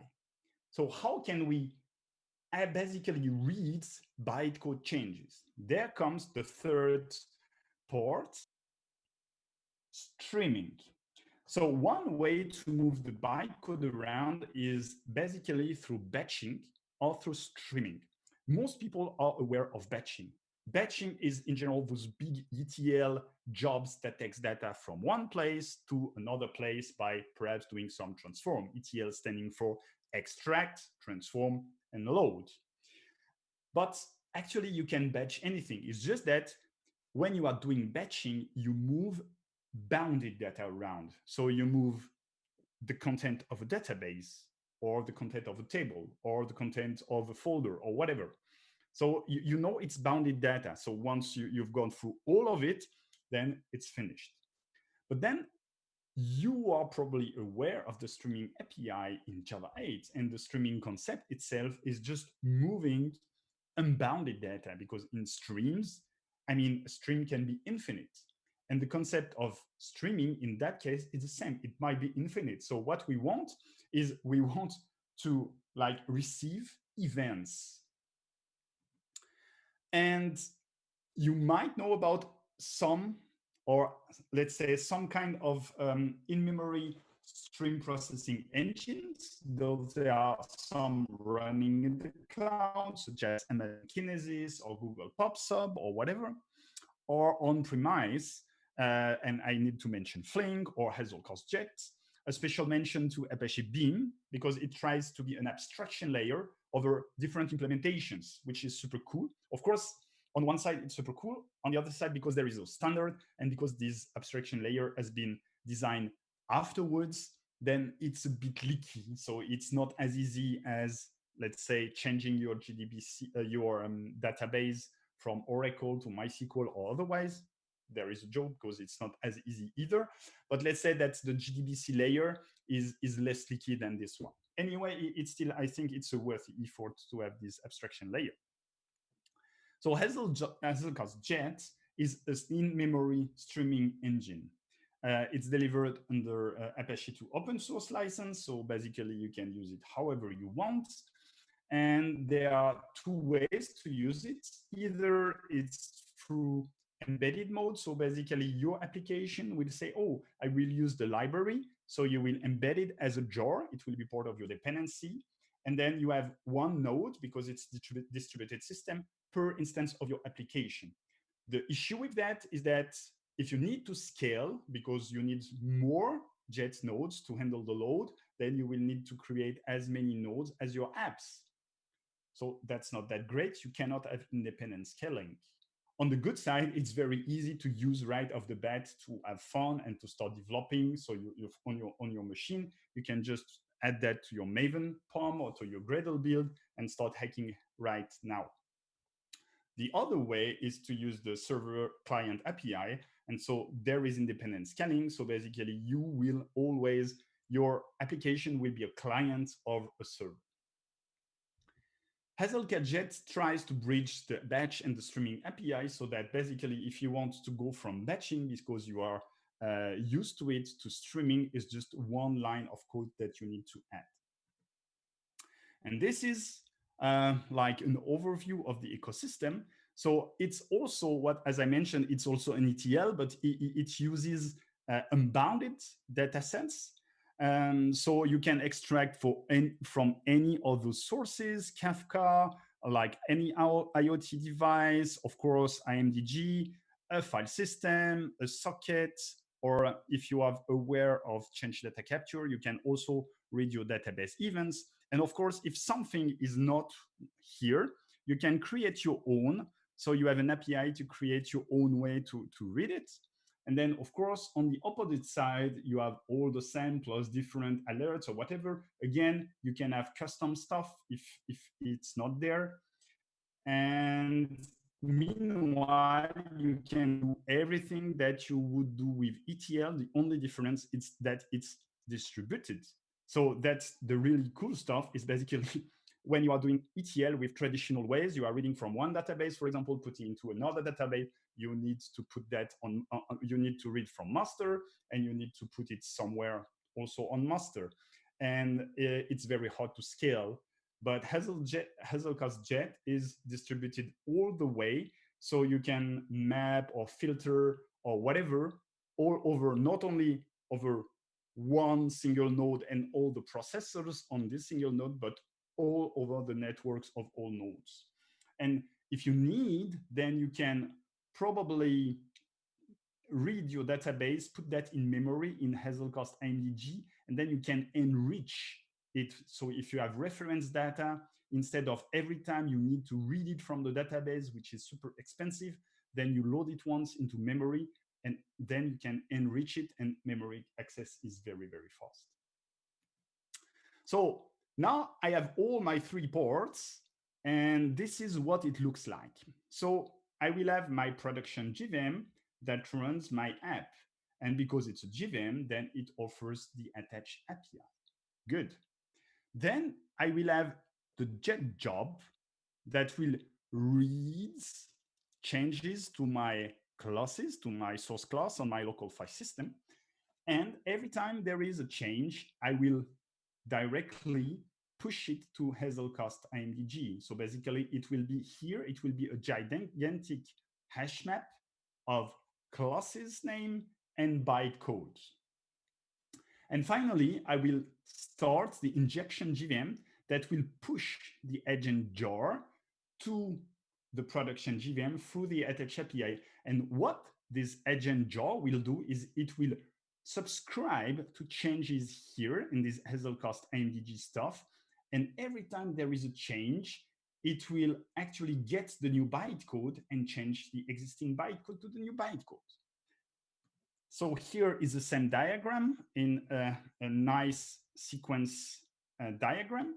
So I have this jet job and it will loop over and read the source class changes. Of course, I don't want to actually send the same bytecode over and over because it would be useless. So I will filter out if the bytecode has not changed. And the good thing is because here I am accessing the Hazelcast IMDG, I can say, hey, if it hasn't changed, if it's not the same, then like push it. If it's the same, do nothing. Then on the second step, I will attach to the production JVM, which will subscribe to the new Hazelcast IMAP. And then when there is an event, then it will read the bytecode and reload the bytecode on the fly. Now it's time for what I hope will be a nice demo. Are there any questions?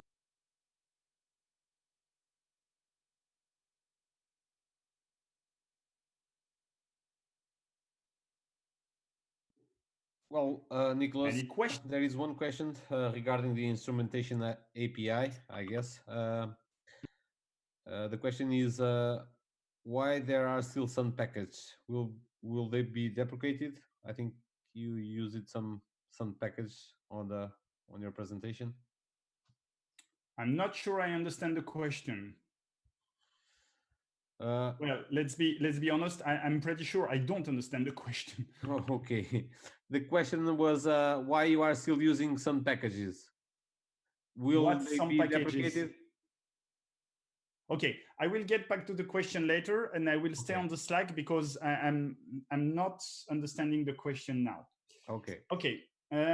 So here I have this. I will close everything, and here I have a simple, stupid application.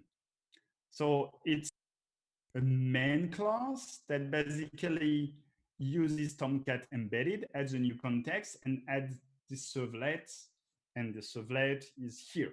So I will run it. I run it normally, not in debug mode. That is very important. And here, amazing, amazing. I can display hello world. How cool is that? Okay, now I will close both of them because this is considered my production code, my production JVM. I don't want to touch it. It sits somewhere over the network. What I want to do is here on my local machine, I have this class, which of course is exactly the same. And when I change this class, I want this class to be read and to actually be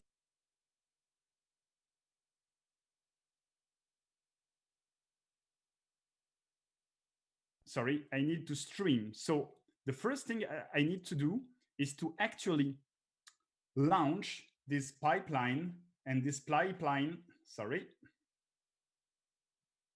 this pipeline will actually read from the local file system. So the classes folder in the Maven, it will just print it into the log just to make sure that at least if something is wrong, I will check that it's wrong.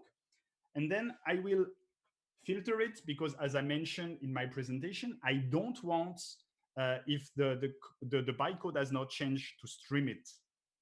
So I will check the existing IMAP if it already contains the bytecodes and if it's the same. And basically, if it's not the same, so it's in Kotlin, but it doesn't change a thing. If it's not the same, it will keep it. If it's the same, it will filter it out. And then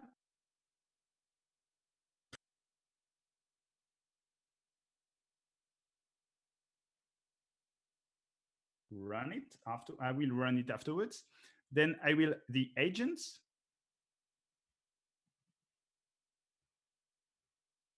And the agent is just listening. So as I mentioned, the agent, this will be the entry point of the agent. It will have this instrumentation class. This instrumentation class will be passed to this bytecode change listener. And what it does, it subscribe to the correct map, where I will stream the bytecode.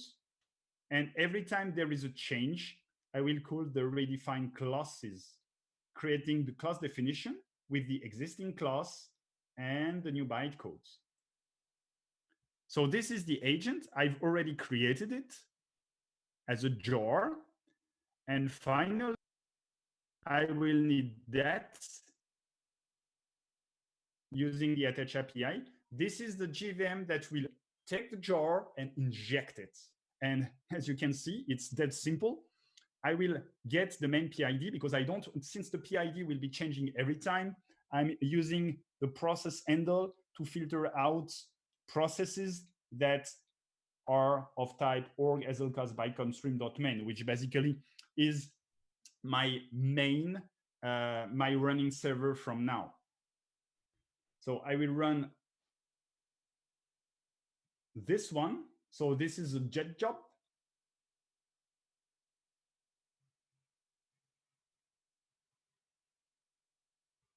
So it's streaming, but nothing has changed. And then I will inject the jar. And as you can see, as I mentioned already, the jar has been created. So I pass it on the command line.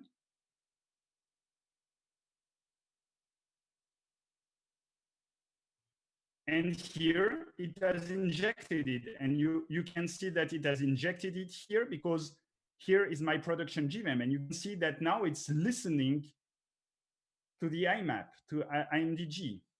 And now this is the stuff from source. And I will say, hey, hello, Jnation. And I will compile it.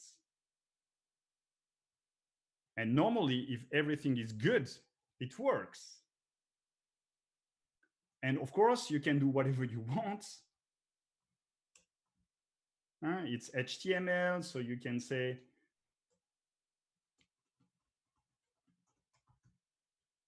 every time I do a change, I compile it, and I rerun it, and it still works.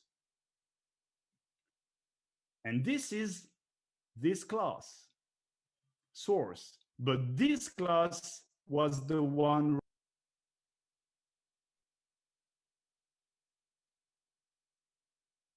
So I've streamed the changes from my local targets folder to a running JVM in production. Of course, all is running on my machine right now, but I mean, you understand the point.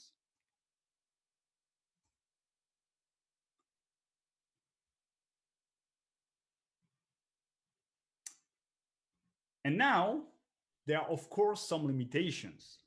One of the limitations, for example, is if you have been using a regular deployment, you are used to tagging. So you create version 1.1 of the application, you tag it on GitHub, then you create this 1.1 jar, then you remove the 1.0 and you deploy the new one, and you are happy and you know exactly what version runs in production. If you are doing continuous deployment, doesn't work like that because you might be, I mean, the goal is to deploy anytime you want, and in general, anytime you want is several times per day. So it's a mindset. You must accept that, hey, what version? Well, you cannot reason in version anymore.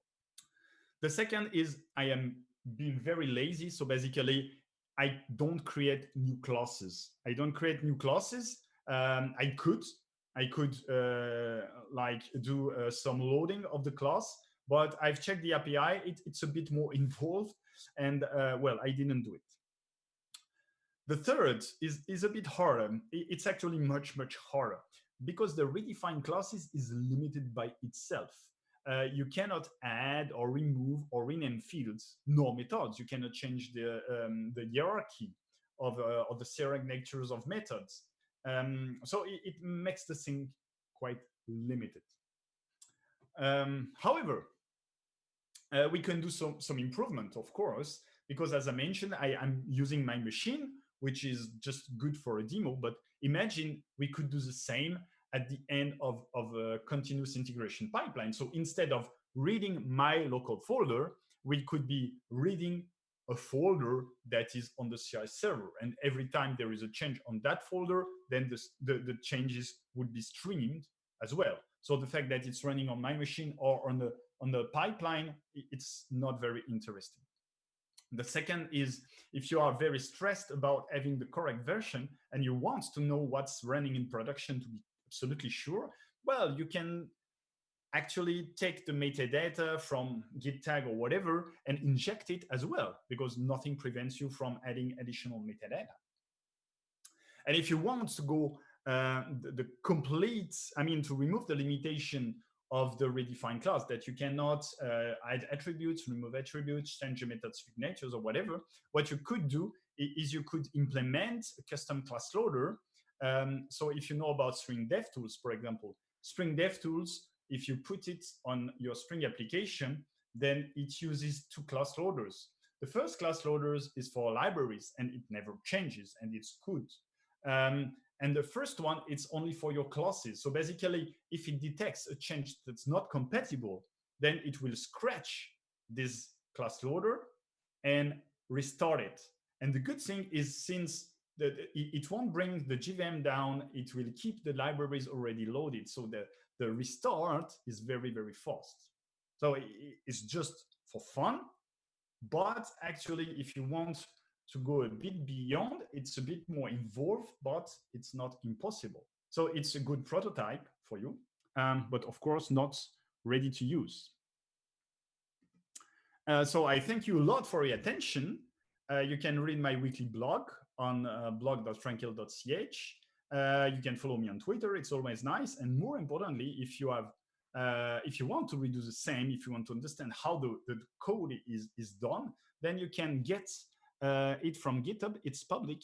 And of course, if you want to contribute, if you add the crazy ideas that I proposed before, then you are welcome to send me PR. And now I can have more questions. All right, Nicholas, thank you for your wisdom presentation. I hope you like the demo. Yeah, I especially enjoyed it. I also think everyone did. Well, I have only that question that I posted to you a while ago. I will rephrase it. I think in your presentation there is a package called com.sun.tools.attach, and people are yeah. Okay, now I understand. Here, you mean this one? Yeah. Yeah, the attach API right now is for hotspot. So basically, you must use this API. I didn't find any other way to use it. But if you check, unless you are using GraalVM, you probably, or perhaps J9, you probably have it. Now, if you are using J9 or a JVM that doesn't have this package, then you can have the attach API in another package, but it will be a similar API anyway, because it's part of the specification. All right. So guys are also asking if this won't get deprecated somehow in the future. I mean, if your question is A, we are afraid to use unsafe. I mean, yes, unsafe right now has been deprecated already since a long time. Well, I mean, it's even worse. It was never meant to be used, but there are ways to use the same features are unsafe using new modern APIs. So I don't see any issue.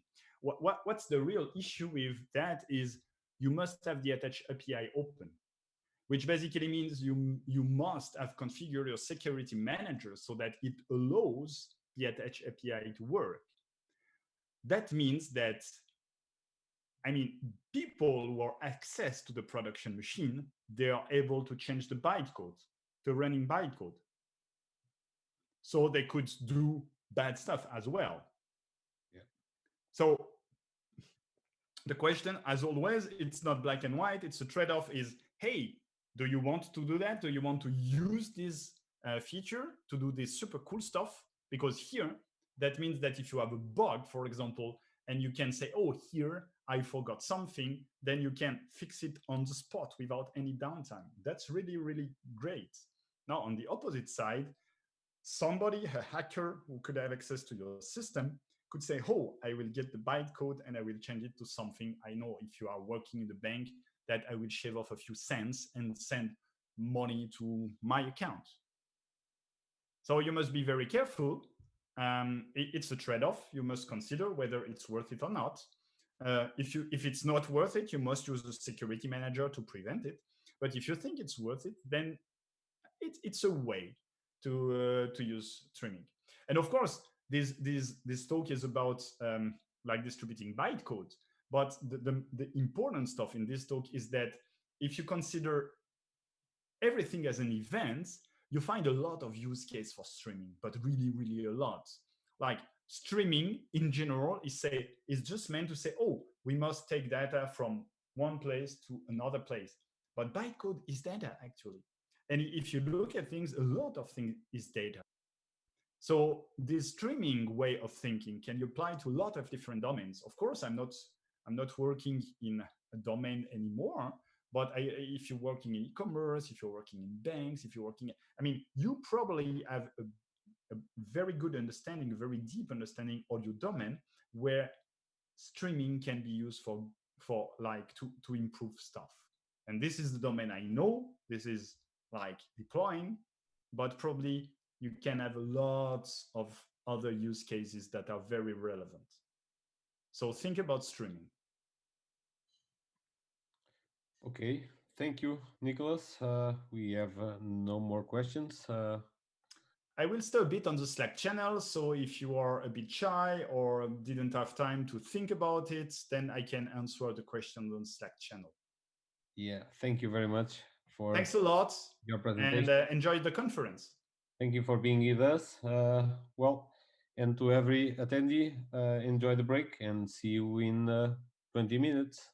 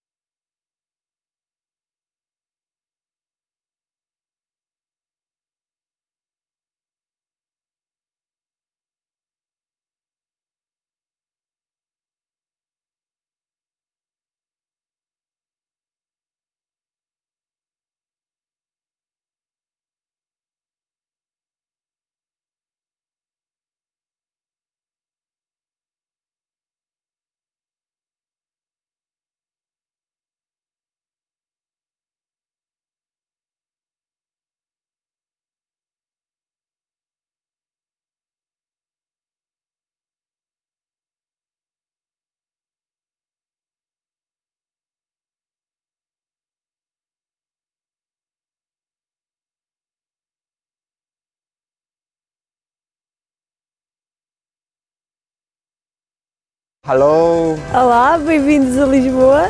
Bem-vindos a Lisboa. Willkommen.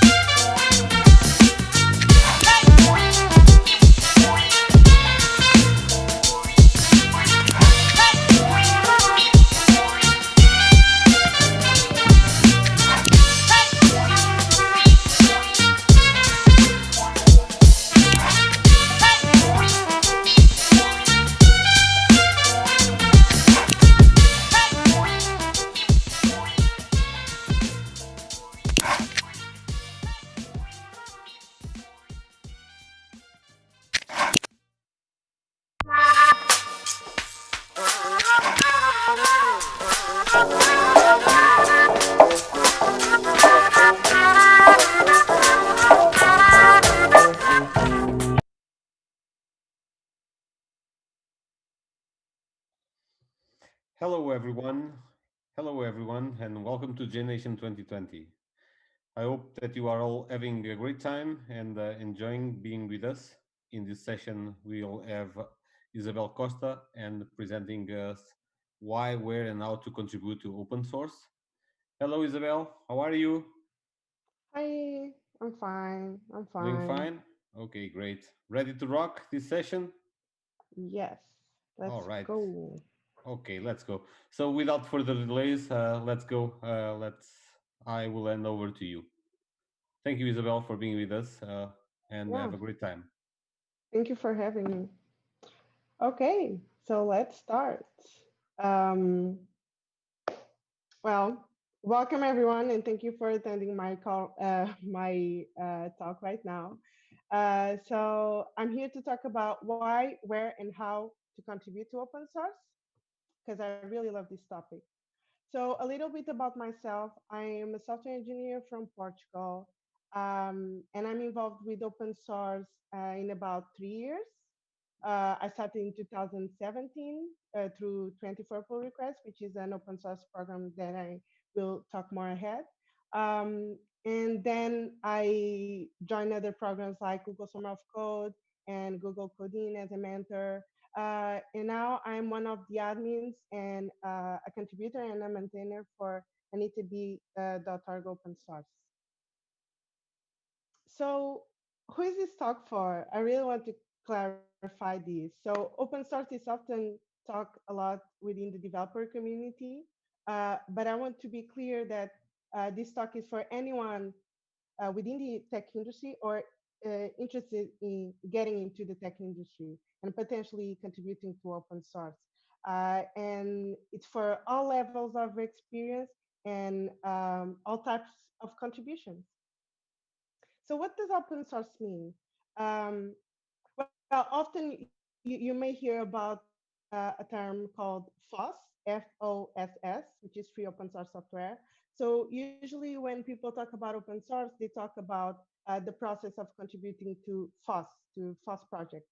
Um, and also sometimes when I think about open source, I think about the whole collaboration process uh, to contribute to a project together.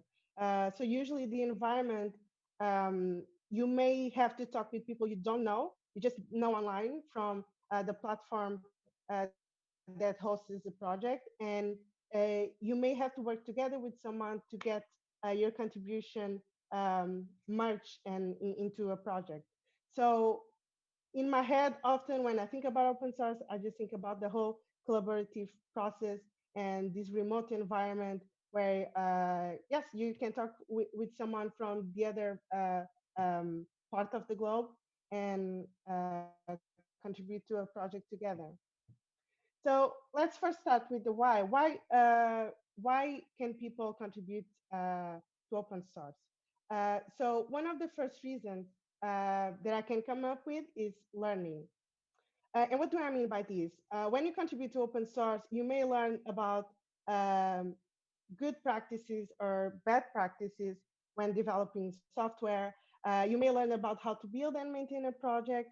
You may learn new technologies, um, and also learn different ways of working than when you work at your job. Uh, One thing that I totally learned through working in open source was to talk in public forums and being aware of that I may talk with a diverse set of people that usually I might not have at the workplace. I never know who I may talk to. So I guess it improved my communication skills and not just technical skills. Okay, another reason that I can come up with is practice your skills. So imagine you are already a good I don't know, software tester, but perhaps you want to try to contribute to open source with your testing skills and hone your skills and improve them, or even broaden your skill set and contribute in other ways than testing. Imagine if you want to get into coding. Imagine if you want to change your role within tech industry. Um, this is a good place to do it. So another reason it's building a portfolio. When I started contributing to open source, in my mind, I wanted to practice my skills. I was still in college. I was finishing college, and I wanted another environment where I could learn more and practice my skills and develop a public portfolio. So by having a public portfolio, if you're looking for a job, potential recruiters can see already your public work. Uh, whereas sometimes when you work at a job, your work is private, it's closed source. And with open source, your work is visible to everyone. And you can show off your communication skills while communicating with maintainers and other contributors. You can show all the skills that you use and you practice when contributing to open source. And again, imagine if you're a software engineer and you want to go into a test route. Or imagine if you're a technical writer and you want to become a coder. You can learn coding on your spare time and build your portfolio of work contributing to projects with code. Another reason that comes to my mind is volunteerism. And I'll get to another reason, which is a bit more specific. But if I think about volunteerism, for example, there's a project that the World Health Organization is creating using Flutter framework for a COVID-19 app. And they set up Google Forms to, to get volunteers to contribute to the app. So imagine you want to use your time to volunteer with your skills to open source. That's a total valid reason to contribute. Um, so now a more specific way of volunteering is give back. So perhaps you use open source libraries at work if you're a software engineer, and you may want to give back to that project, right? That your work depends upon. So giving back to the community is also a good reason to contribute to open source. And I even heard a past colleague talk about contributing to Hacktoberfest, which is an initiative, an open source initiative, and using that initiative to give back to the developer community, to the open source community. So I hope I gave you a good idea of some of the whys. I could even go into my whys, but it's basically all of the reasons that are there. And I like what I do in open source, right? I do it on my spare time. So if I didn't like it, I wouldn't do it. So now I want to pass to the where, now that we have the why clarified. When we think about the where, we might think about which platforms to use to contribute to open source, or which projects to contribute to, or which communities. Um, so for example, in terms of projects, you may contribute to a singular project. My first contribution was actually, I went into the 24 pull request website and I searched for markdown projects and I just contributed to it. and then I went with my life. All good. Regarding communities, a project will naturally have a community around it, a community of developers or other types of contributors who are interested in moving the project forward. Right now, Anita be open source, the community I referred to in my intro. I stayed there ever since I joined Google Summer of Code because of many reasons that I will talk in the future when I give a shout out. But basically, the good thing about communities is that you may get a common mission among the projects that the organization or community has. A common mission, a common code of conduct, contribution guidelines. So, and in that way, you're already used to the environment and to the community and the members of the community. And then you just have to worry with the project itself. And yeah, the sense of community, I think it's great. It's also good sometimes contributing to singular projects without being attached in any way. I do it sometimes, but the community sense of it, for example, in NETB open source, we have, I know that I can count on people to contribute to a specific type of contribution like quality assurance, design. I know that I can, if I don't know something, I just say, hey, I don't know this. Let's let's see what we can do next to figure out the solution for this. So yes, I'm talking a lot about communities. It's real because I love it. So in terms of platforms,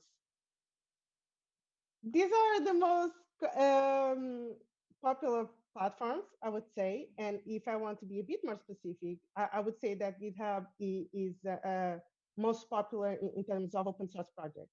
At least from my experience, when I contribute to open source, I use mainly GitHub. But I also know there's GitLab and Bitbucket. And in my opinion, in terms of, if you ask me, so it's about which platform should I use? It depends. It depends on the project you're contributing to. For example, GitLab is open source on GitLab. The projects within the community, I mean, they are open source on GitHub. And actually, I don't have examples for Bitbucket, but there's also open source projects there. So it depends on the project you're contributing to in the end. So now talking a bit about projects and communities. I put up some examples here. Some developers might know Visual Studio Code, Free Code Camp, or Dev2. Dev2 is a platform to write blog posts, and they became open source about 1 or 2 years ago, I'm not sure. And this platform is written in Ruby on Rails, and it's totally open source, so you could contribute to it if you want. Visual Studio Code from Microsoft is also open source. Free Code Camp, some people might know because of their way of learning web development. Their curriculum and their website is totally open source, so you can also contribute to it. And then there's other examples. For example, If Me is a mental health app. I think it has a community around it. It's also built with Ruby on Rails. Electric IO is a visual dashboard for smart homes. So it's more of a hardware project in a sense. And then on the top, I have Awesome. You can see the glasses, right? Awesome, which represents basically awesome lists. You may find on GitHub some open source projects, which are just a bunch of markdown files, or just a README with resources for within a specific topic. For example, there's Awesome Python, which has resources to learn Python. The briefcase there is the first project I'm contributing within open source, which is called hire.me,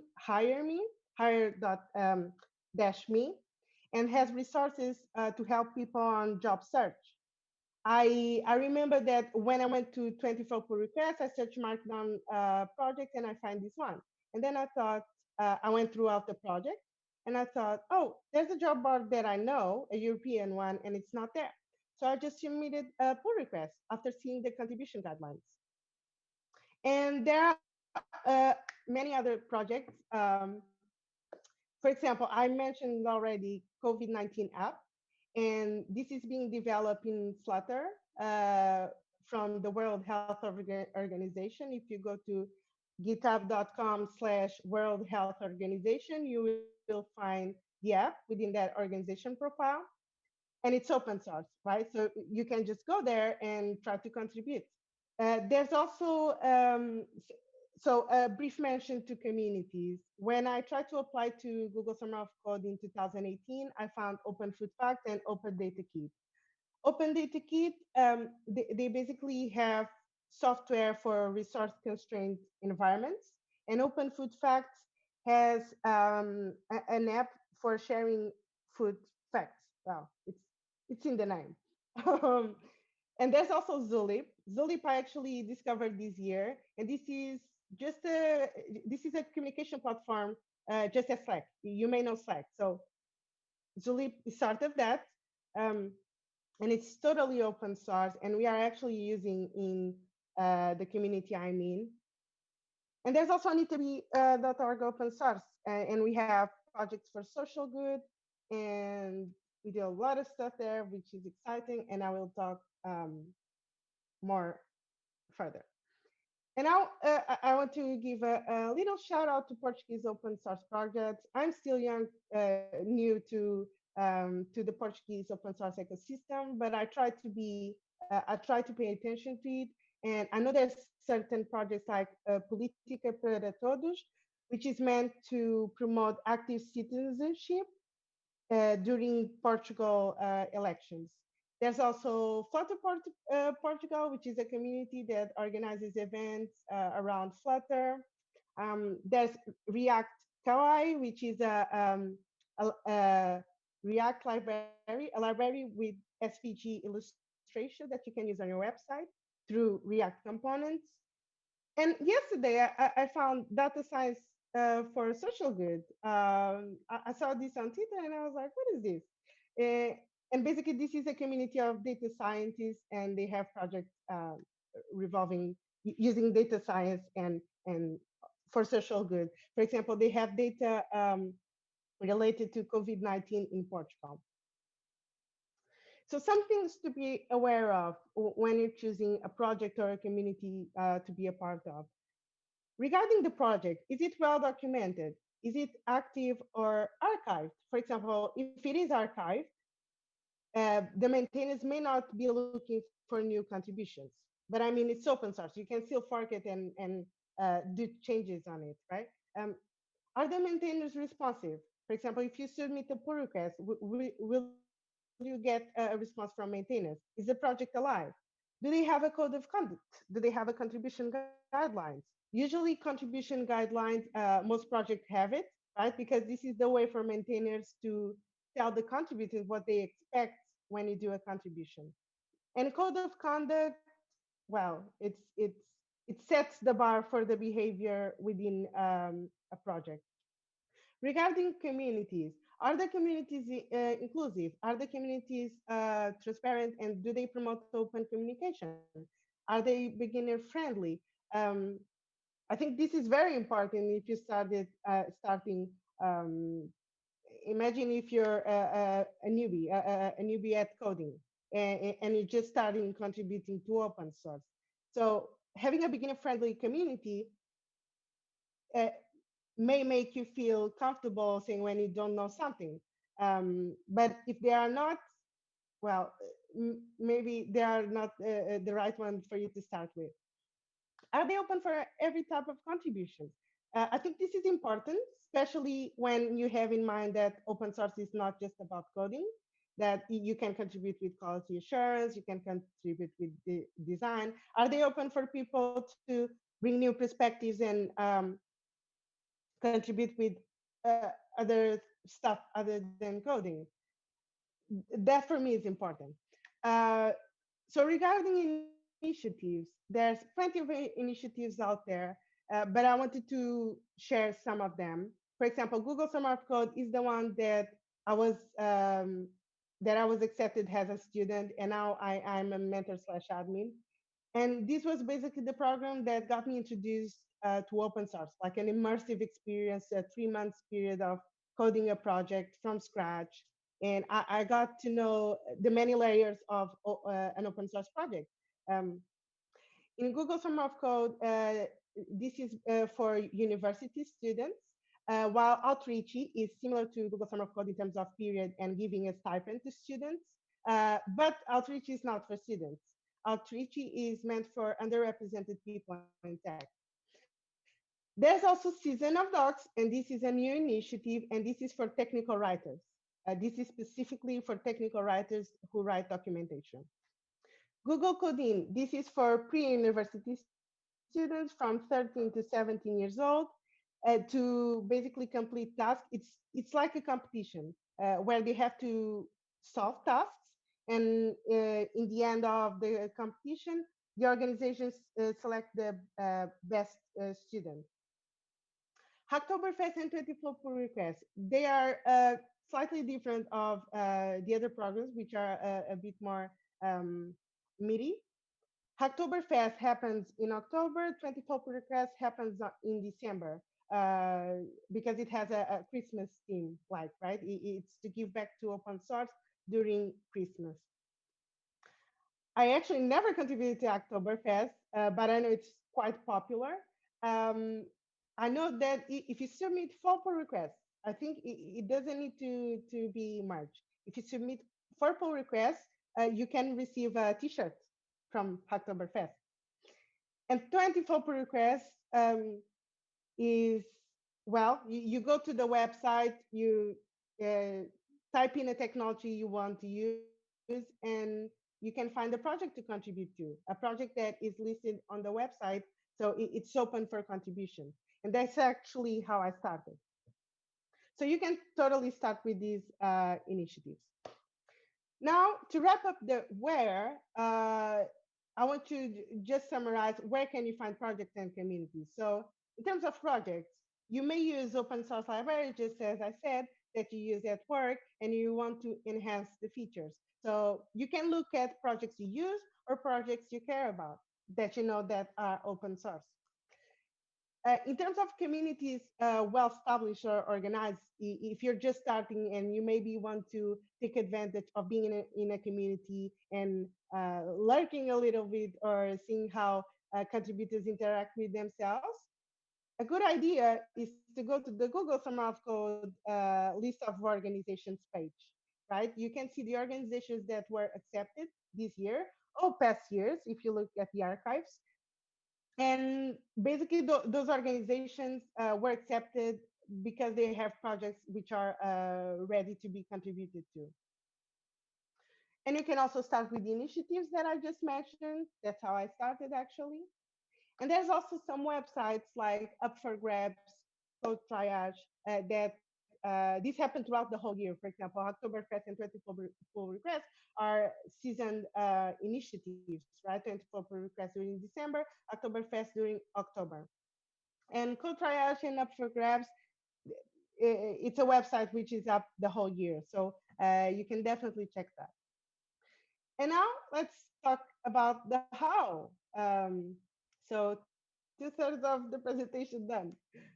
So what can you contribute with, you might think? I already gave a bunch of hints. So you already know that you can implement new features, fix bugs, you can contribute with designs or wireframes, solution architecture, outreach and research. And if outreach and research doesn't ring a bell to you, an example of outreach is, for example, writing a blog post on how to use a specific open source library, or writing a blog post that in some way promotes a project, right? You're outreaching, you're taking this project to the eyes of other people outside of the already existing community. You have also documentation. You can contribute to documentation in code. You can contribute to overall documentation of the project, no matter where it is, if it's on in a Google Docs or GitHub Wiki, GitLab Wiki. You can also test the deployed versions of a software, report bugs, has issues, or create issues to improve a project. You can help others contribute. Imagine that you are already used to a certain project. and you see newcomers coming to the project. You can help them starting contributing. You can help guide them on, okay, you can start here and here if you want to start contributing with X project. You can review others' work. So if you're contributing with coding, you may submit a pull request, which is the way on GitHub that you submit your work. You say that here's my code and I want to merge this code. You can review pull requests. You can review pull requests and contribute with your knowledge about a certain technology or about the specific code being implemented. You can give feedback. So imagine you are within a community and someone asks for feedback on a specific thing, maybe a design they do, and they ask feedback of the community. You can contribute with feedback and many other things. These are just the ones that I came up with, but anything that moves the project forward, it's a valid contribution. So just to emphasize, no matter where what you contribute within the tech industry, if you're a technical writer, a developer, QA tester, a designer, project manager, or just an interested person, a person interested in tech, you can contribute to open source. Let it sink in. And now in terms of steps. So now that you know that you can contribute to open source, what are the steps? Very broadly speaking, well, you find a problem to solve, you work on it, and you submit the work. There may be many more steps, and we can be a bit more specific, but it will always depend on the contribution guidelines of a certain project. So now in terms of examples, this is an example of a coding PR. So basically, there was a bug in mentorship backend, which is one of the projects I maintain, and a contributor decided to solve this bug. And then I ended up reviewing the code. So if I want to be a bit more specific, if you have to change the actual code of a project, the high level steps would be you will fork the project, and I will show this in a demo, in a short demo. You fork the project, so you create a copy of the project to your account on GitHub or GitLab. You clone the project to your local environment. You work on code. You do what you have to do. You commit and push, and these are well, concepts from Git. I hope you know. I will mention it later. You commit and push your changes, and then you submit the pull request. And throughout this whole process, if you have doubts and if you have questions, you have to communicate. You have to communicate in any way. It's not just if you have doubts or questions, but also imagine you're taking 10 days or more to solve an issue. If you give updates, the maintainers know that, okay, this person is still working on this issue. So always have in mind, communicate so that you let maintainers know in what phase of the development you are. So when I say communicate, you might think, okay, where do I communicate? So the first thing that comes to my mind is if you're contributing in the GitHub platform, you have the issue tracker, you have the pull requests, so you can leave comments there, and that's a way to communicate your updates. For example, you can on an issue, imagine you're taking 3 days. You can say there, hey, I'm working on this specific part, or hey, I have this doubt. Can you please help me? So these are some obvious ones. And then there's also when you have a community around the project, these projects may have a specific communication channel outside of the platform that hosts the code. So some communities or projects might use Zulip, Discord, or Gitter or Slack. And sometimes if you want to have if you want to have a bigger discussion around what you're developing, or if you want to know more about the project, you may have to go to these communication channels to interact with the community. So here's an example of a design contribution. This is actually an open PR in the community I'm in. And this is from a contributor of ours who created this asset for the open source page. our open source website. Another example, once I saw this tweet and basically someone just decided to contribute with a logo for a project. It is a command line project, so it might not have a lot of user interface, but you have the logo on the README. It looks nice. Documentation. Well, as I said before, you can contribute to documentation, the overall documentation of a project, solution architecture, how the code is organized, documentation about features.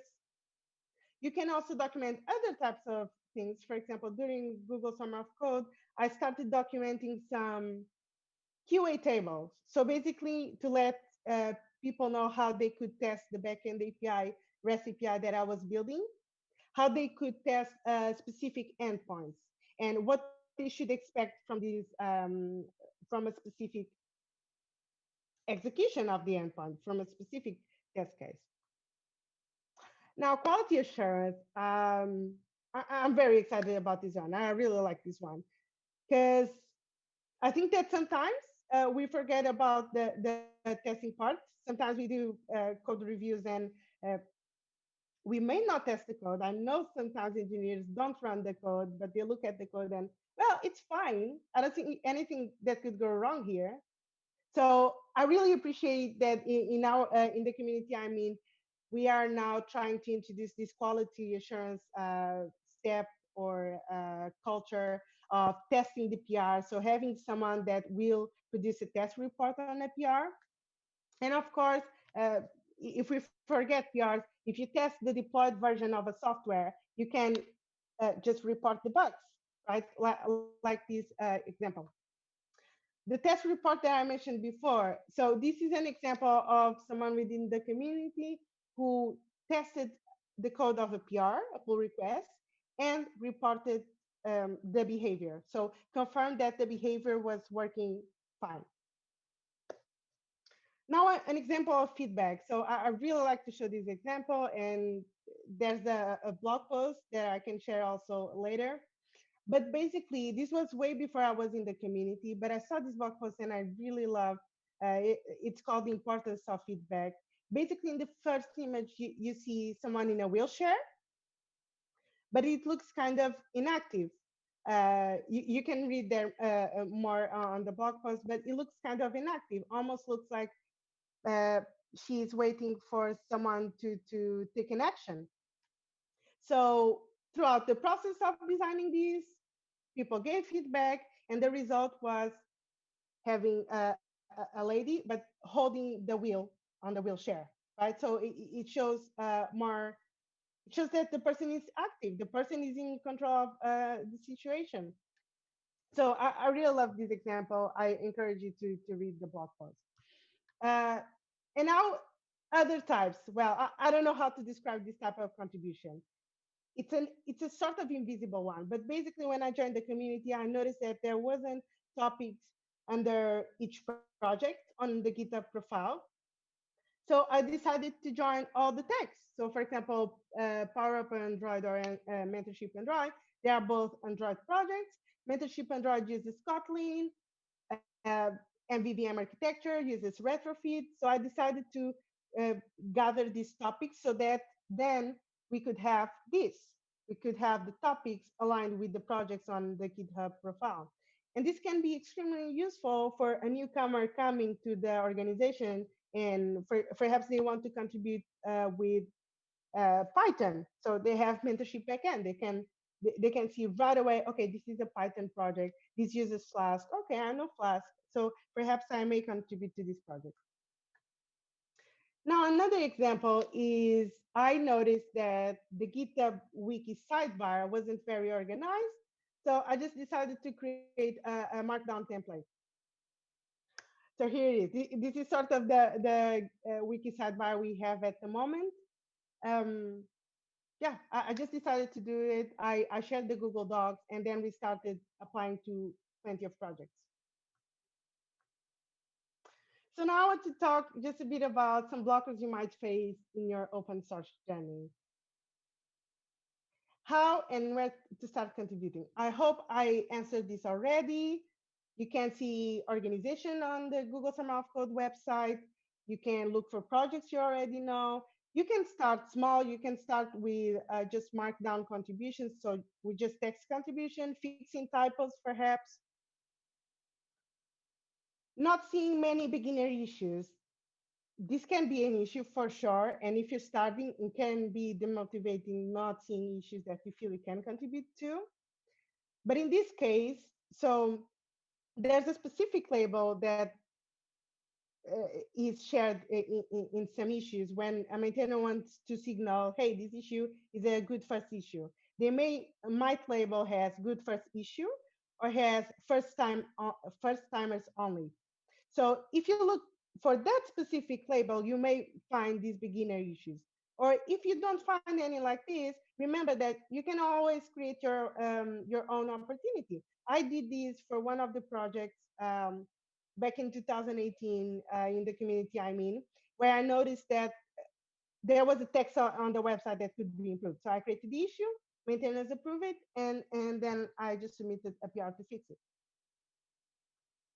And you also can contribute with documentation. So think about all of the different ways you can start contributing to get acquainted to the project. Another blocker, not feeling confident with the skills. Well, gaining confidence is a process. Okay, I started with the Markdown file, then I started with an Android PR, and then I got into Google Summer of Code, and I had to learn how to use Flask from scratch. So confidence is something that comes along the way. I have to admit, sometimes when I try to contribute to other projects, I am always a little hesitant. Yeah, confidence is something that you gain, and you just have to push it through. Some projects might seem intimidating. I totally understand this. There are some projects that I don't even come near. For example, Visual Studio Code. I use it, but the code might seem a bit intimidating. It might be a big, complex project.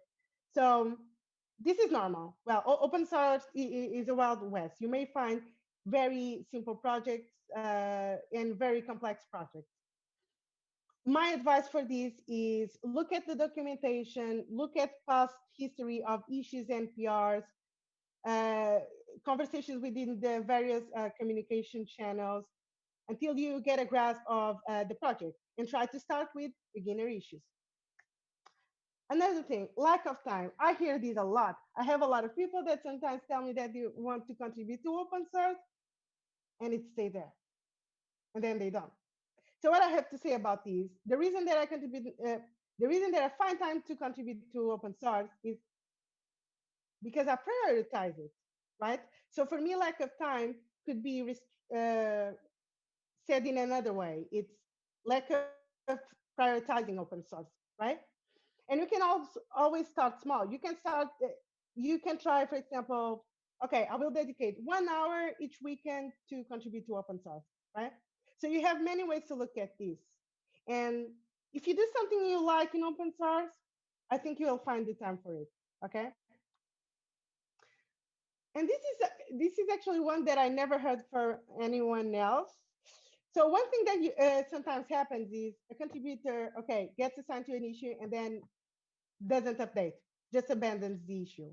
So I can see as a problem sometimes not even wanting to say, I want to contribute to this issue for fear of not being able to finish it. What I have to say about this is transparency is always key, being honest. So if maintainers are counting on you to contribute to a certain issue and you cannot contribute to an issue, that's totally fine. You just have to communicate that to the maintainer. You just have to update the issue and say, hey, I cannot work on these anymore. You can give reasons or not. This is open source. You choose what you do on your spare time. And now some nice to knows. So if you have to contribute to the code of a specific project, you may have to know Git. So imagine you're contributing with something other than code. Imagine you're a technical writer or a designer. So I showed the PR where someone added a design resource. This contributor had to know Git to push the changes, right? To push the resources. So this is something you may have to look after. I cannot cover everything, but keep this in mind. And also opensource.guide. I'm always amazed when I go to this website and I see there's always new things. And I'm amazed how they have guides regarding open source in many aspects. For example, here I'm trying to focus on how to contribute to a project, but there are other layers in open source. Has how to build a community around the project, how to maintain a project, what are the best practices, what are bad practices, and opensource.guide is a great resource for it. Now, I just want to show a quick demo for those who may not know how to use GitHub, perhaps. And I have this issue in one of the projects that I maintain, Mentorship Flutter. And basically, imagine I want to fix this issue, okay? So this is about replacing the current commit message style guide. Okay, so as I said before, you have to fork the project. So I will fork this to my profile on GitHub. Just wait a bit. Okay, and now, and I should have done this. Okay, so what is the file that I should change? Well, when I created this, I didn't forget. Okay. So what I want to change is in the contribution markdown file. And I will not use command line here because of lack of time. But just know that if you're contributing with something very small, you can use the GitHub interface. So I know that, okay, this is basically using a wiki page that exists on Mentorship Android, but we want to use on Mentorship Flutter. So I'll just change this. Let me quickly find this. Android. I don't want Android here. I want Flutter because I want to direct to the Flutter wiki. And I'm updating, update, commit style guide link on contribution guidelines. Too big of a commit. Okay, so this is what I'm doing. And I can create a new branch. Usually this is a good thing to do. Yeah, okay, propose file change. And once you work, right, on this, then I want to submit this pull request to the original project, which is, okay, so I want to contribute to compare. Okay. Well, I want to contribute to the actual, okay. So the change is done. Let me compare and pull request. Yes, this is what I wanted to see. I want to have the base repo has the original one. So I'm just updating this, and the issue, I think it was 61. It's good to provide a good pull request description. Okay, don't forget about that. I just don't have time to do it right now. And I created a pull request. So now you can see in the main rep, I have this pull request to be reviewed by my two co-maintainers of this project. And yeah, they just have to review this and approve this. However, I want this to be a first timers only, so I will close the pull request. This was really just for demonstration purposes. Okay, so going back to the presentation, I just want to give a quick shout out to the community. I mean, we focus a lot on, we try to focus on multiple types of contribution, like quality assurance, content, design, coding, advocacy.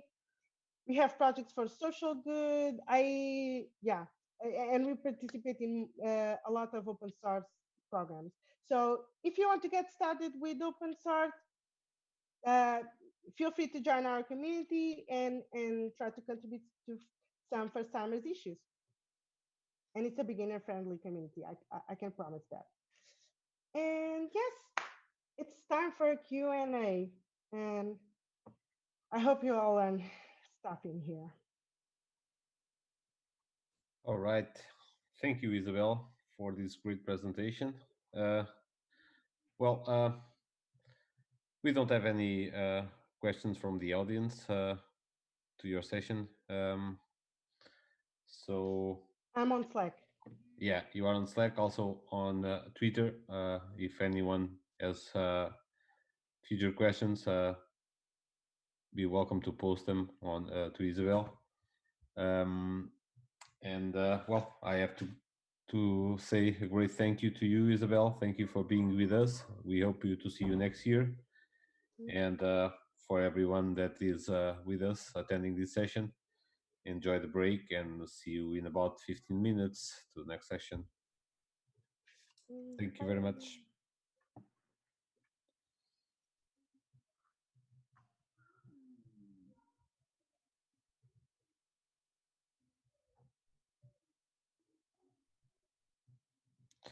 Bem, ela já saiu, não é?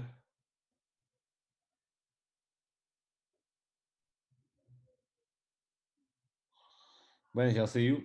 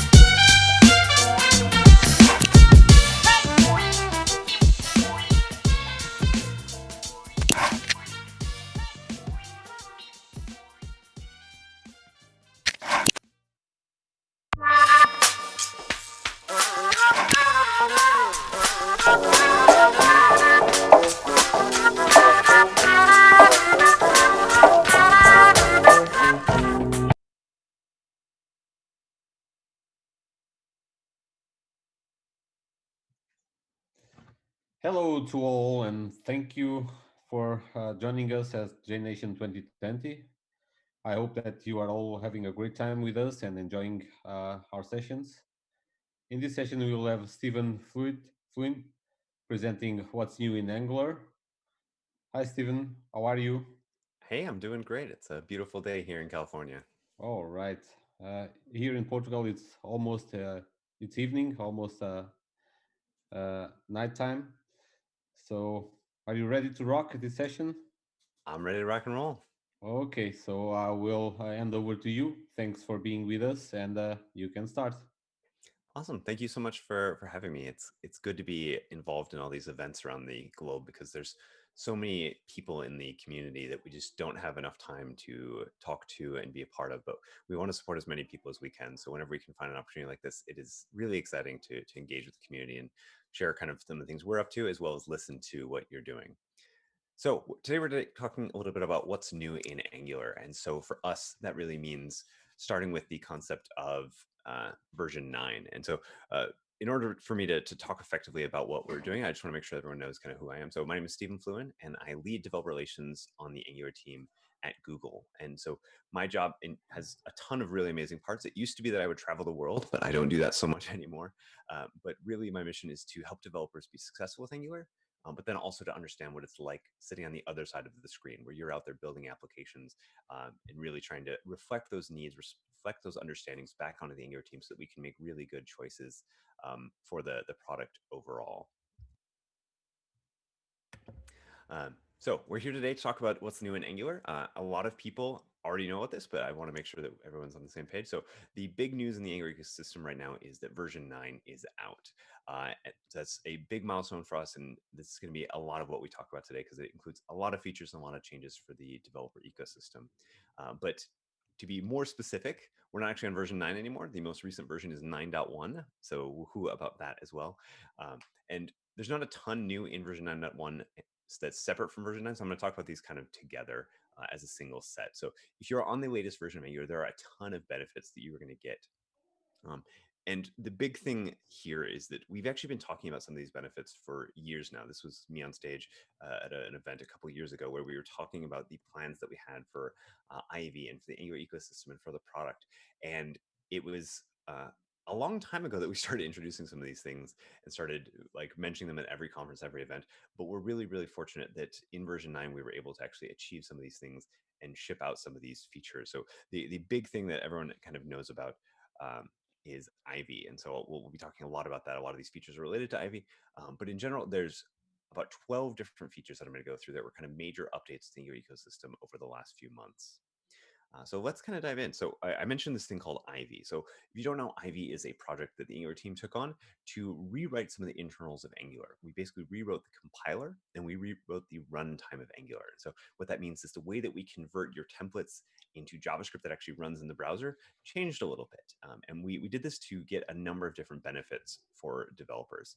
Under the hood, this for us means that there was a bunch of complexity around how the compilation and how the runtime works. So we used to have these things called factories or ng factories, where every time you compiled a component, every time you compiled a module, we would be taking that component class that you created and translating that into something else. And so there was this weird mismatch between the factory and the actual class or the actual component that you were thinking about as a developer. So we've gotten rid of that barrier, we've gotten rid of that difference. And so now the classes that you write, the classes that you ship are actually the same ones that you ship to production.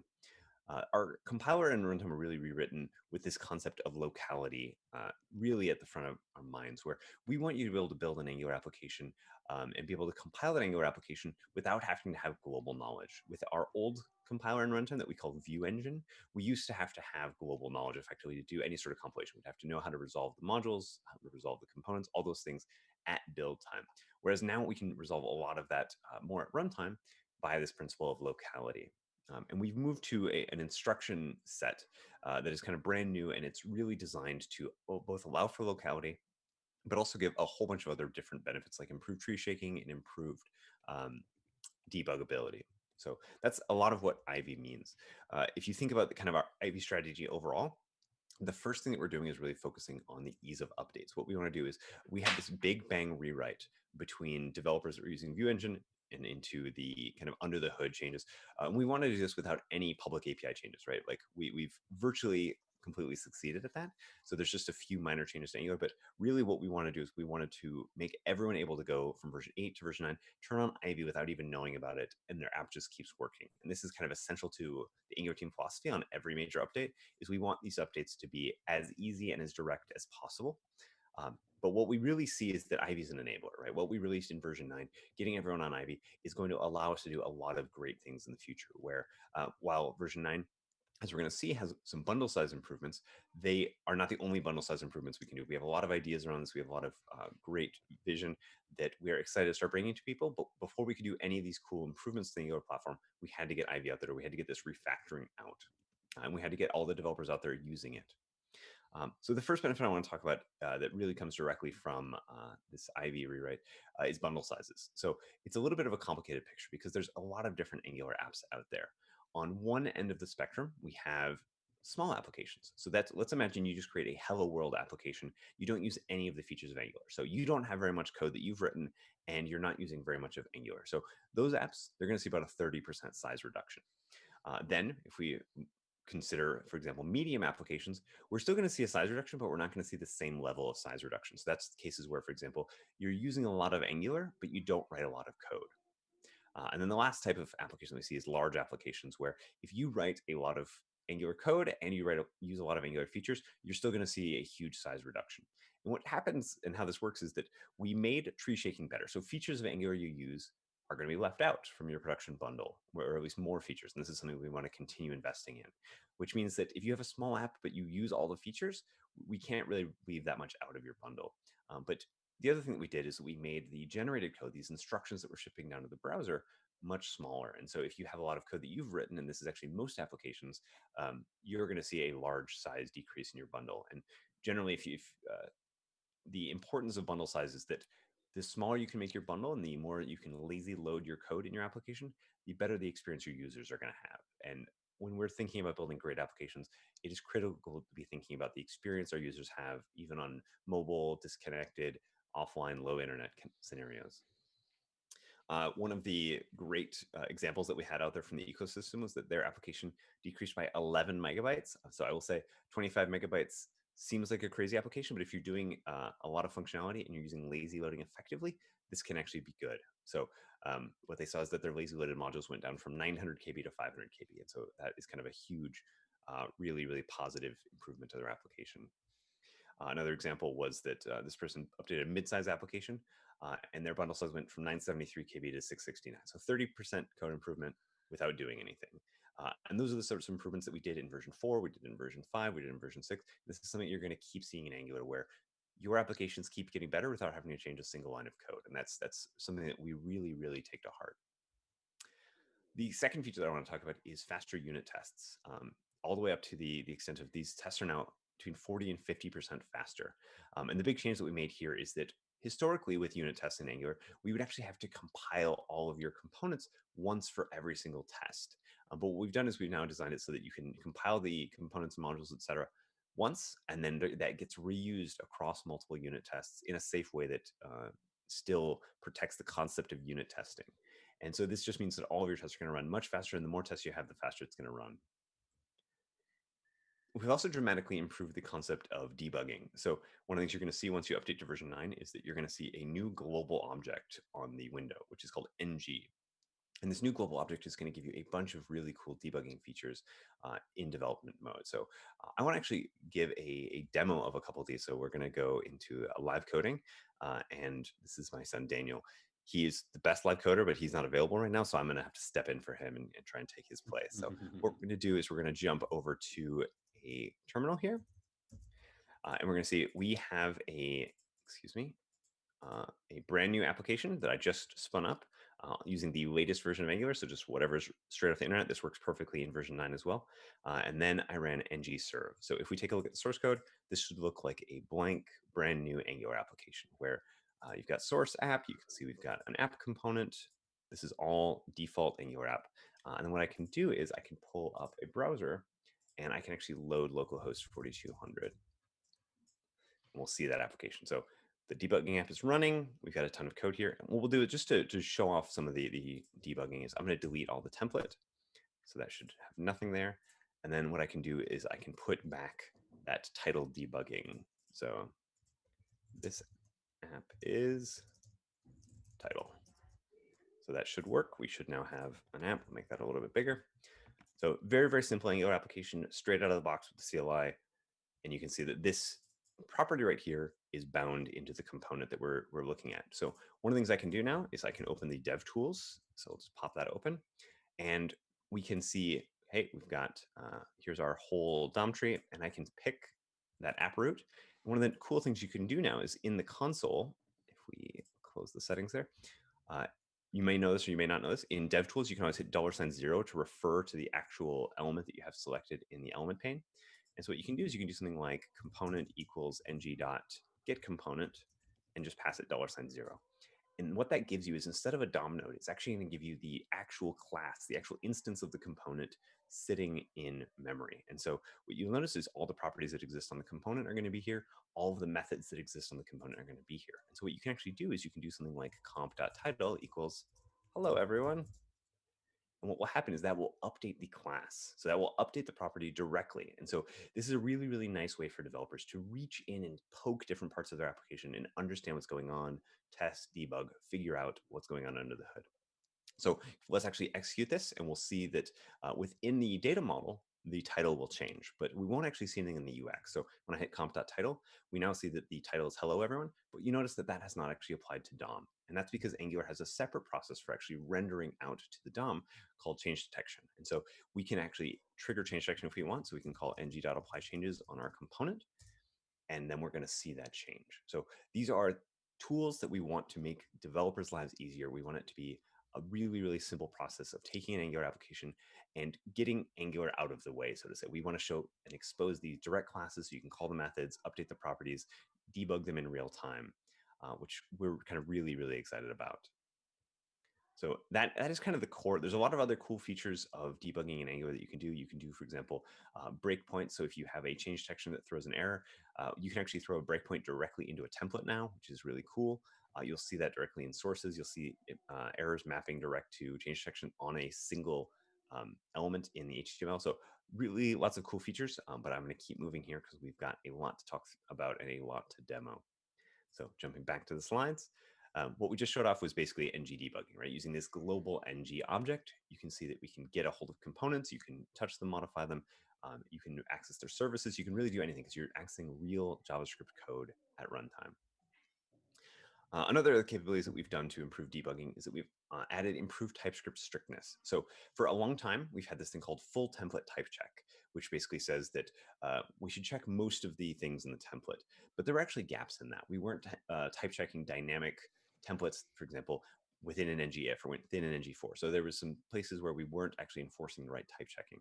So we have a new option in order to allow a compatible kind of slow migration into this called strict templates. So what this new option does is it follows the strictest rule. So not only does it allow you to do full template type checking, so we check the entire template, so everything in dynamic code, ngFs, ngFors, all those sorts of things, ng templates, but we also apply a level of strictness that can correspond with the same sort of strictness that you'd expect from something like TypeScript, where you can turn on and off even more strict flags. And so an example of that here is that a lot of people don't know that, for example, a click event doesn't actually show or doesn't return the target as a DOM node. It returns it on as like a clickable or an event object or an event target.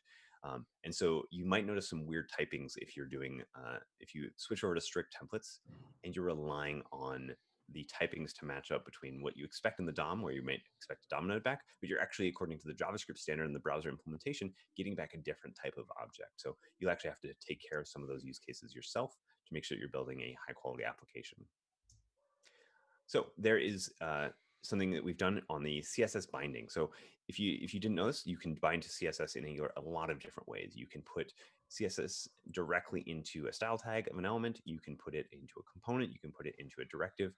And previously how it used to work was that all of these things were last change detected wins. So whatever change detection, whatever value was modified most recently, that would override all of the previous values. And that wasn't the greatest.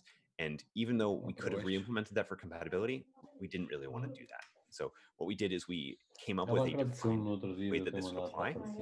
And then we took that and we actually defined that, and so that people can actually understand it. So the first thing we do is we evaluate template bindings. So similar to CSS, where you want kind of this increasing specificity. So if you do something directly in your template, that is going to override what we see. Similar to like when you do in normal CSS, style equals, you want that to override the CSS style sheet that's attached to the page. We do the same thing. So template bindings, that could be class.foo, that could be style within a DOM node. Then we apply directives. So directives are the next level. So if you don't have any template bindings, then we're going to apply the directive host bindings. So this allows you to say, hey, if I have a mat button, but I'm also elevating that mat button with some other directive, we want the directive to apply, not the component. So we do directive host bindings next. And then finally, we end with the component level. So the idea is if the component, if some generic component you're using has a style, we'll use it. But if you've also supplied a directive, we're going to apply that instead. And if you've also supplied a template binding, we're going to use that instead. So this makes sense. It matches somewhat the specificity of CSS overall. Build errors are another area where we've made huge improvements in Angular. So if you take a look at an ng build command where things don't go as expected, we've dramatically improve the error messages. So you're going to see much better formatting here. You're going to see an error code. You're going to see an explanation of the error. You're going to see this nice coloring. And so we just tried to improve the developer experience for anyone that's doing any sort of debugging or runs into issues, because this is one of the areas that we have lots of ideas for long term, is when things go off the rails in Angular, how do we help you get back into understanding about your application and building a great application? So we already talked about test speed, but we've also made build speed a lot faster. So what we're seeing is that build speed on average is about 40% faster, which is kind of a huge improvement. And one of the ways that we did this was that previously ngCC, this compatibility compiler, it would run in sequence. And so in order to ensure compatibility between Ivy applications and non-Ivy applications, what we've done is we've asked all library authors to keep shipping the Vue engine version of their library. So not using the Ivy mode, so to say, to do the compilation, and just allowing that the application does that Ivy compilation. So to make the single cohesive ecosystem work, what we do is we pass all of the old library formats through this compatibility compiler. And so we used to do this one by one. So we would take one of your dependencies, pass it through compatibility compiler, and then the next, and then the next. As of 9.1, we can actually run all these in parallel, which is a dramatic speed improvement to the build process of Angular. In a long enough timeline, ngCC will go away as we remove Vue engine entirely, but we're really planning to do this in stages, very, very slowly for the ecosystem, so that the ecosystem keeps working and the libraries you depend on just keep kind of working magically. We've also improved our ng update command. So ng update is our CLI command that you execute if you want to move to the latest version of Angular. Now, in the past, like if you were moving from version 7 to version 8, we would actually be using the code from the version 7 CLI to do the update. So you would always be applying an out-of-date update, which was a little bit weird. And so what we did in the version 8 to 9 update is we actually changed it to be the target, or the destination version is going to be the update process that we're going to apply. So you're always going to get the latest version of the update process. And so you're going to have the best reliability, the best documentation, all those sorts of things. So this is a one-time change that is going to affect developers now, and then you'll just see this kind of automatically from now on. But if you ever see as part of our update instructions that you should update to version 8 latest before going to 9, that's why you would want to do that. And that's just one of the kind of benefits. You don't have to do that, and I'll show that a little bit later as well. We've made huge updates to the concept of providers. So we've always had this idea of provided in. If you go back a couple years, you could basically provide a service in a specific place. So you can either import it as a provider in a module, for example, or import it as a provider in a component. But then what we did is we switched to this thing called tree shakeable providers, where instead of providers all going into a central registry, a provider can actually add itself to the registry. And what that allowed us to do is if you never make a reference to a service, like let's imagine HTTP client, then you, even though you have it referencing some module, if you don't import it from a class, if you don't actually use it in the dependency injection system, we can leave it out. So we're always trying to make this concept of provided in and where you want to add your services into the injection tree. We're trying to make that easier. So we've added 2 new options. The first option is platform. This is where we basically have one global singleton for any Angular applications on the page. So this is relatively new, but you can imagine this being really, really useful if you know you only want one version at the root of your application, or if you're doing something like Angular Elements, where you might have multiple Angular contexts within the same page, or you might have many root nodes. You might want to use the platform provided in to make sure that your singleton, your services are available everywhere and they're sharing state. The other option is that we've created an any option, where basically anywhere that someone injects your service, they're going to get their own singleton. So this means that the service that you're creating can be provided anywhere in your app, and it's only up to the people using the dependency injection system to determine where those end up in the injector tree. All right, the next feature is called harnesses. So if you've been writing test code using Angular for a while, you've probably run into this where if you're using a component library, in order to test that component library, you actually have to reach in deep into that component and understand how it was implemented in order to test. So we see a lot of places where, for example, people are using CSS selectors or DOM nodes, and that's really, really not the best way to do it, because you end up relying a little bit on the implementation of a component in order to do the testing. And so we want these things as separate as possible, right? We want the test to be independent of implementation of some other third-party code. And so the way that we're getting around this in Angular Material is that we've created test harnesses. So basically you can, for example, create a mat select, and you can ask it to get that harness, and then you can call functions that are at a higher level of abstraction that abstract you away from the implementation details of mat select. And so if you are building any sort of code with Angular Material, definitely switch over to testing the harnesses instead of testing the implementation of those things, because they definitely do change over time. And we've gone a little bit further with harnesses in that we can actually allow you to do these sorts of things with component harnesses and test harnesses in our CDK. So generally we have this thing called Angular Material, and we have this thing called the Angular CDK, or Component Dev Kit. And what the Component Dev Kit does is it takes the best practices that we figured out for Angular Material and makes them available for any component author. And we see huge adoption of the CDK across a ton of different component libraries out there. And so what we did is we took the same sort of test harnesses that we built with Angular Material, and we built underlying primitives and methods that allow you to build test harnesses for any components that you offer. So if you're building a component library out there, which basically every developer is, or every team is, they have some sort of shared component library, you should consider very, very strongly using the CDK and using test harnesses so that developers can rely on you and they can test you without having to rely on your implementation, which is a really, really helpful property.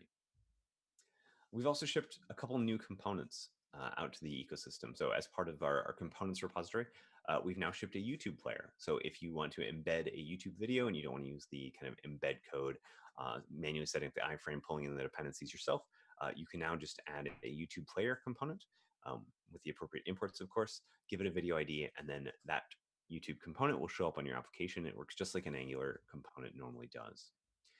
The other component that I want to call out is we've released a bunch of Google Maps components. So these have a lot more functionality than the YouTube component, because you can, for example, create a Google map, and then within that map, you can offer a bunch of map markers.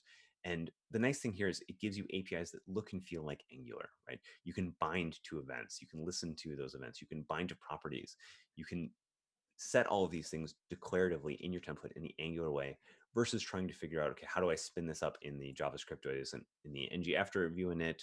How do I make sure it's consistent? How do I change it over time?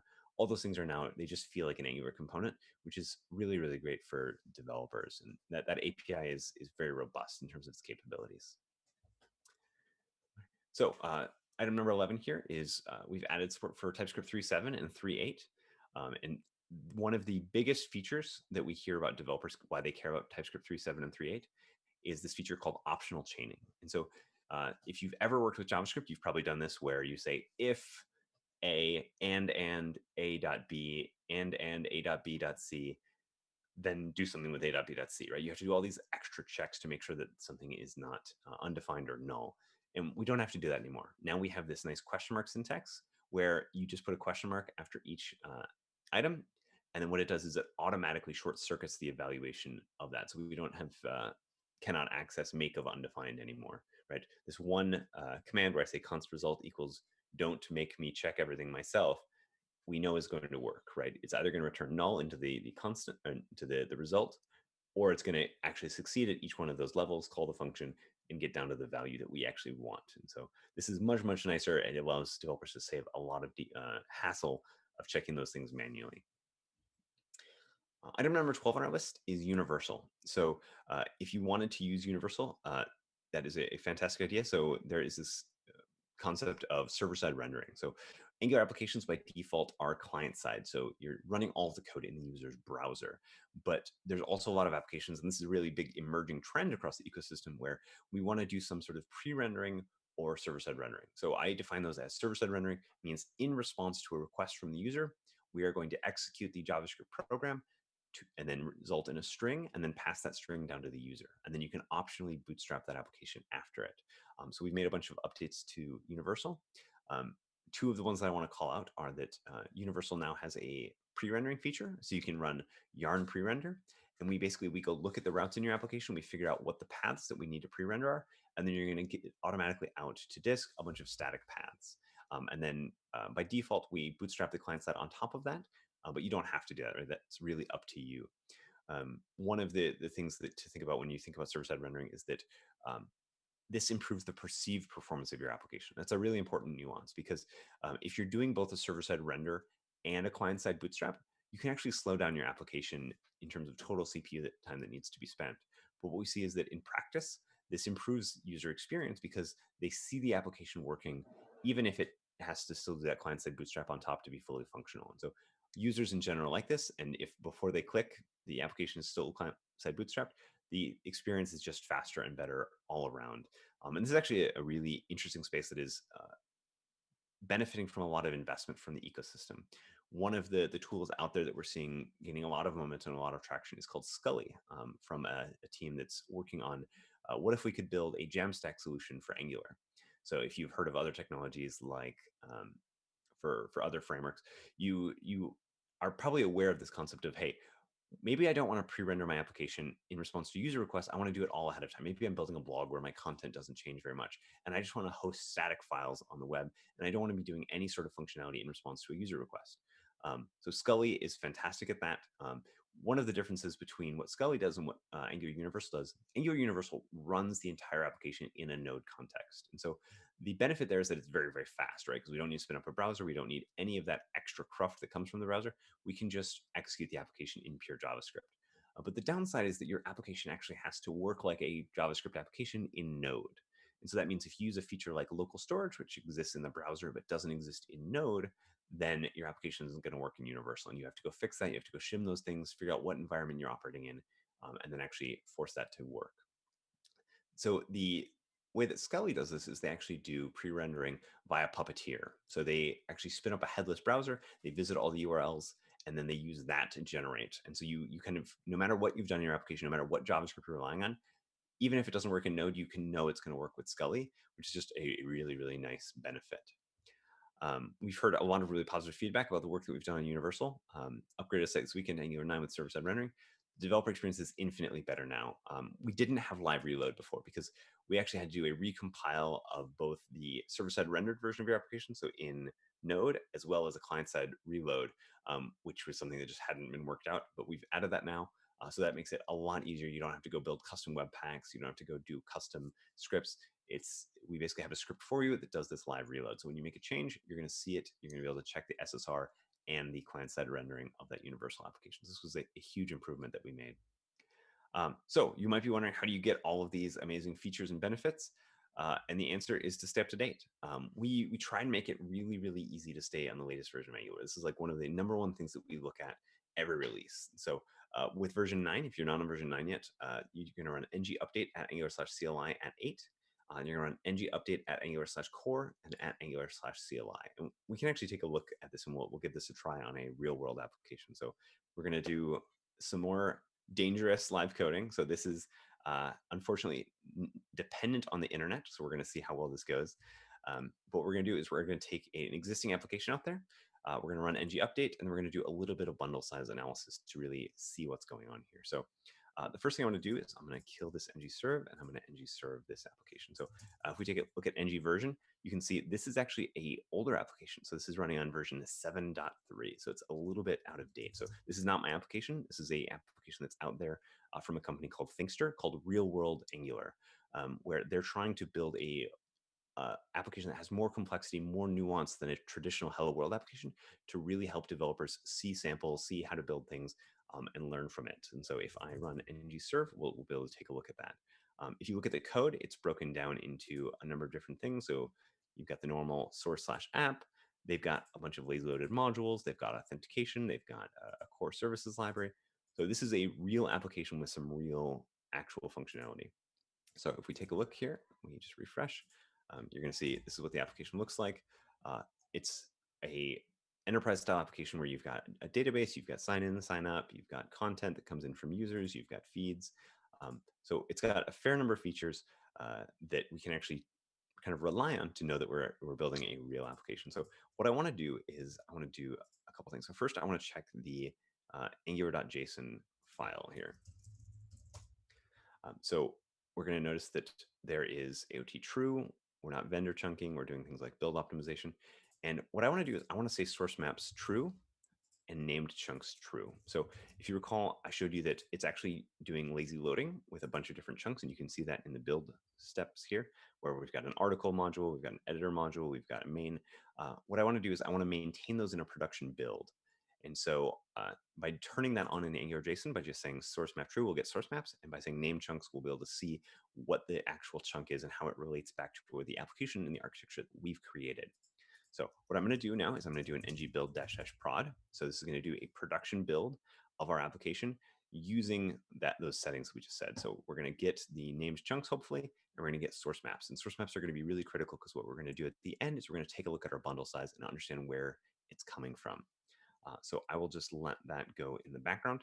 And while that is running, what I'm going to do is I'm going to pop over here, and I'm going to start typing the command to update this project. So normally what we recommend is that you go major version by major version by major version. So if you're on version 7, move to 8, and then from 8 to 9, 9 to 10, and so on. But we're going to go a little bit off track here because it usually just works. Obviously, it's harder to debug. It's a worse developer experience. But if you just run ng update and you want to throw that at CLI and Angular core, and again, you should be using the latest version of 8 before you try and move to 9, but we're going to go directly there. And if we ran this directly, what we'd see is that we've got some dependencies that aren't compatible with version 9. Usually those aren't really critical failures. So I can just do -- force. What that should do is that should take our application, update all those dependencies from version 7 to version 9. And then it's also going to run the migrations that make this application just work out of the box, even when we've had to have breaking changes across the application. So there we go. So our build finished. So what I'm going to do is I'm just going to save this dist folder into dist.7 so that we can take a look at that later and compare it side by side with our version 9 application. So as we said, it's updating the package .json dependencies. It's now updating the format of our project to match the latest standards and best practices. So it's updated our TS config, it's updated our polyfills. We can actually run git diff if we want to see what it did. So it turned on AOT by default. It's added some bundle budgets. So it's done all of these kind of very, very nice things to our project. So what we're going to do is we're going to just run an ng serve and see if that worked. One of the new things we introduced in, I believe, version 8 was analytics. So we're just going to say yes, that we want the Angular team to be able to see that we're using the CLI anonymously via Google Analytics. And then it's going to do that ngCC compilation that ensures the entire ecosystem keeps working, even if you want to switch to a newer version of Angular. And then we'll hop back over to the browser and see if this all worked. All right, that looks like it compiled successfully. And now what we're going to do is we're going to hit refresh. And if everything worked, it should just keep working. And we can actually verify that that did something, because if we look at the Elements tab here and we look at app root, we're going to see that ng version is now 9.1.9. So we're using the latest version of Angular, and we didn't really have to do anything because of all those migrations, because of all the work that the team put in. And I want to go one step further. So I'm going to do an ng build -- prod here. So we're going to get out another production build so we can compare the version 7 build with the version 9 build. I'm going to go one step further. I'm going to actually do a version 10 update. So you can see what it would feel like if you wanted to give version 10 a try, because we're in the RC period of that. So we're doing this ng build. And what we can see, what we'll actually do is we'll do a source map explorer. So if you don't have source map explorer, it's really easy. You just yarn global add source map explorer, or you can add it locally into the project. That's up to you. But once you have it, you're just going to pass it some sort of JavaScript file that has a map. So we can say dist main in our 2019 project, or our Angular version 9 project. And what that should do is that should open a browser, which it did not for some reason, which is unusual. But one of the other ways that we can do this is we can actually just look at the size of the file. So if we take a look at dist star / main star, we're going to see that in version 7, our main bundle was around 385 kilobytes. But in the version 9, which is kind of the default now, we've actually dropped down to 341 kilobytes. So we've made our application 40 KB smaller without having to change any of the code. Right? These are huge gains, huge wins for developers, and that's something that we want to keep investing and keep improving on. So I mentioned that the last thing I wanted to kind of show off was a preview of the kind of version 10 update process. So I'm going to say ng update at Angular core and CLI.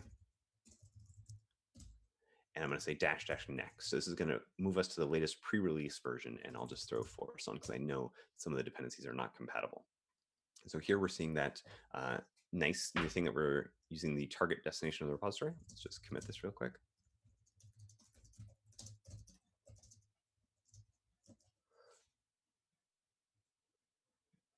Oh, they have lint rules. All right. Thankfully, that all passed. All right. Now we're going to run our ng update command. So it's going to install the version 10 version of CLI and use that to update our old version 9 application. So we're moving from version 9.1.7 up to RC2 of Angular 10. So one of the nice things you're going to see when you update to version 9 or version 10 is all of the changes that we have to make to your Angular application. We're going to actually now print out a little migration saying, hey, we tweaked how your ES5 support worked. We tweaked how your package.json was configured. We removed your style extension with the spec file. All these sorts of things. We're going to try and not only make these updates for you so that your application just stays up to date all the time, but we're going to tell you what we're doing along the way. So that update is done. And if you really cared and you wanted to understand all the changes, you can actually take a look, for example, in Git, and you can see, hey, we made some changes to your TS config. So now we've got a base TS config. You can see we've made some changes to your package.json, obviously the new dependencies. We've also updated TSLib. We've also updated Karma. We've updated Protractor, TypeScript, all these things. They all get updated to the latest version. So that worked well. And if we run ng serve again, things should just work. And that will be our last test with this real demo example. So again, we're having to do the recompilation because we've got new versions of libraries under the hood. So we're compiling those libraries. This only has to happen once per yarn install effectively, because once the dependencies are there, once they've been compiled, we don't have to keep compiling them over and over again. All right, so that is up, and we should be able to refresh and immediately see ng version 10. So we are on the latest version. Really easy to update, really easy to give it a try. And this is something that we're asking developers to do. So I'm going to jump back to the slides. So we want everyone to stay up to date. We want people to try new versions and give us a try. So obviously we have this ng update command, but if you ever want to understand and actually be guided through a process of what is this update going to do, what do I need to do in reaction to it, we have this update.angular.io site where you can type in the version you're coming from and the version you're coming to. And based on the complexity of your application, which is basically how much code have you written? How common is your use case? We'll tell you all the changes that you have to make to your app. And so how basic, medium, and complex works is basically basic is things that everyone needs to know. Medium is people that there is apps that maybe 50% of apps need to know, and advanced is things that maybe 2 to 10% of apps need to know about because they're using some obscure features of Angular. So if you hit advanced, you're going to see absolutely every change that we make. And we can actually see this here if we go to update.angular.io. You're going to see basic, show update information relevant to all developers, medium to around 10%, and advanced, show all the information. So you're going to get a very verbose list of things that probably don't apply to you if you hit advanced. But we still want to acknowledge and document all these things for developers. So that is a really helpful tool to keep all the developers up to date. And we've actually been really surprised at the speed of adoption. So as of Q2, so effectively this month and the last month, there's already over 10,000 public production version 9 Angular applications. So what we see is that as of every major release, the previous release is used by a majority of developers. And so what that means to us is that most developers in the Angular ecosystem are keeping up to date. And that is really, really important to us so that everyone's getting the latest features, getting the latest benefits, so that we can bring everyone with us on this journey to making your app smaller, faster, easier to use. All right, so we talked a little bit about version 10. I showed you the update. We're currently in RC2. I will say, a little disclaimer, version 10 is not final. Things are subject to change. The experience you get if you try this today might be different than what you get once we're done with all this RC period. So just bear that a little bit in mind.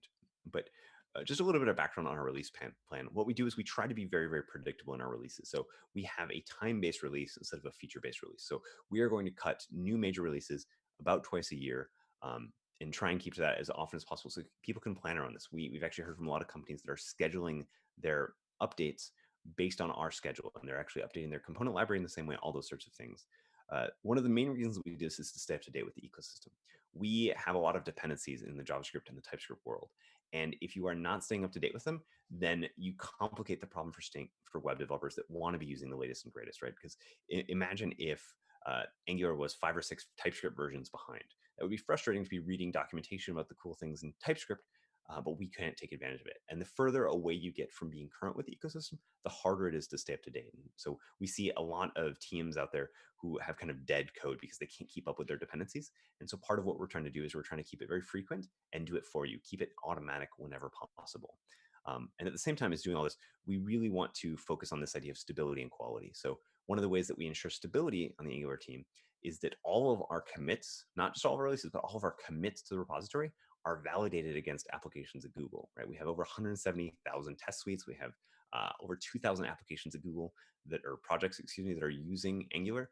And so we use all of those to make sure that every change we make to Angular, even the kind of every commit level change, don't break the world. And so we kind of hold ourselves accountable to that. And another way that we hold ourselves accountable to that stability and quality is that if we do break something, right, we do break 1,000 applications at Google, it's not actually up to them to go and fix their apps. It's up to us to go and fix them. And so the only way we could scale this across the world for you as well in the external world is by automating this. And so we offer the same benefits to Google that we do to the world, which is very, very nice. So version 9, we are moving to TypeScript 3.9. We've removed a few of the deprecated APIs. One of the things you'll notice is that this release, version 10, is really, really focused on cleanup. So we landed Ivy in version 9 as opt-in. It is still opt-in in version 10, but we're starting to remove some of the older APIs. We're starting to remove some of the backwards compatibility from even earlier versions, kind of according to our N+2 backwards compatibility policy. And you also notice that because version 9 came out in February, version 10 is a little bit smaller than our average release. We're trying to make sure that we maintain that cadence that's predictable by web developers. We've done a bunch of improvements around strictness. So we can now kind of default new projects to strictness within TypeScript and within Angular, which is really, really nice. We've also started pulling back some of the budgets because I've done a bunch of scanning of the ecosystem. And what I see is that the average Angular application out there is like 4 megabytes, which is crazy. 4 megabytes of JavaScript, so not even including images, CSS, or anything like that.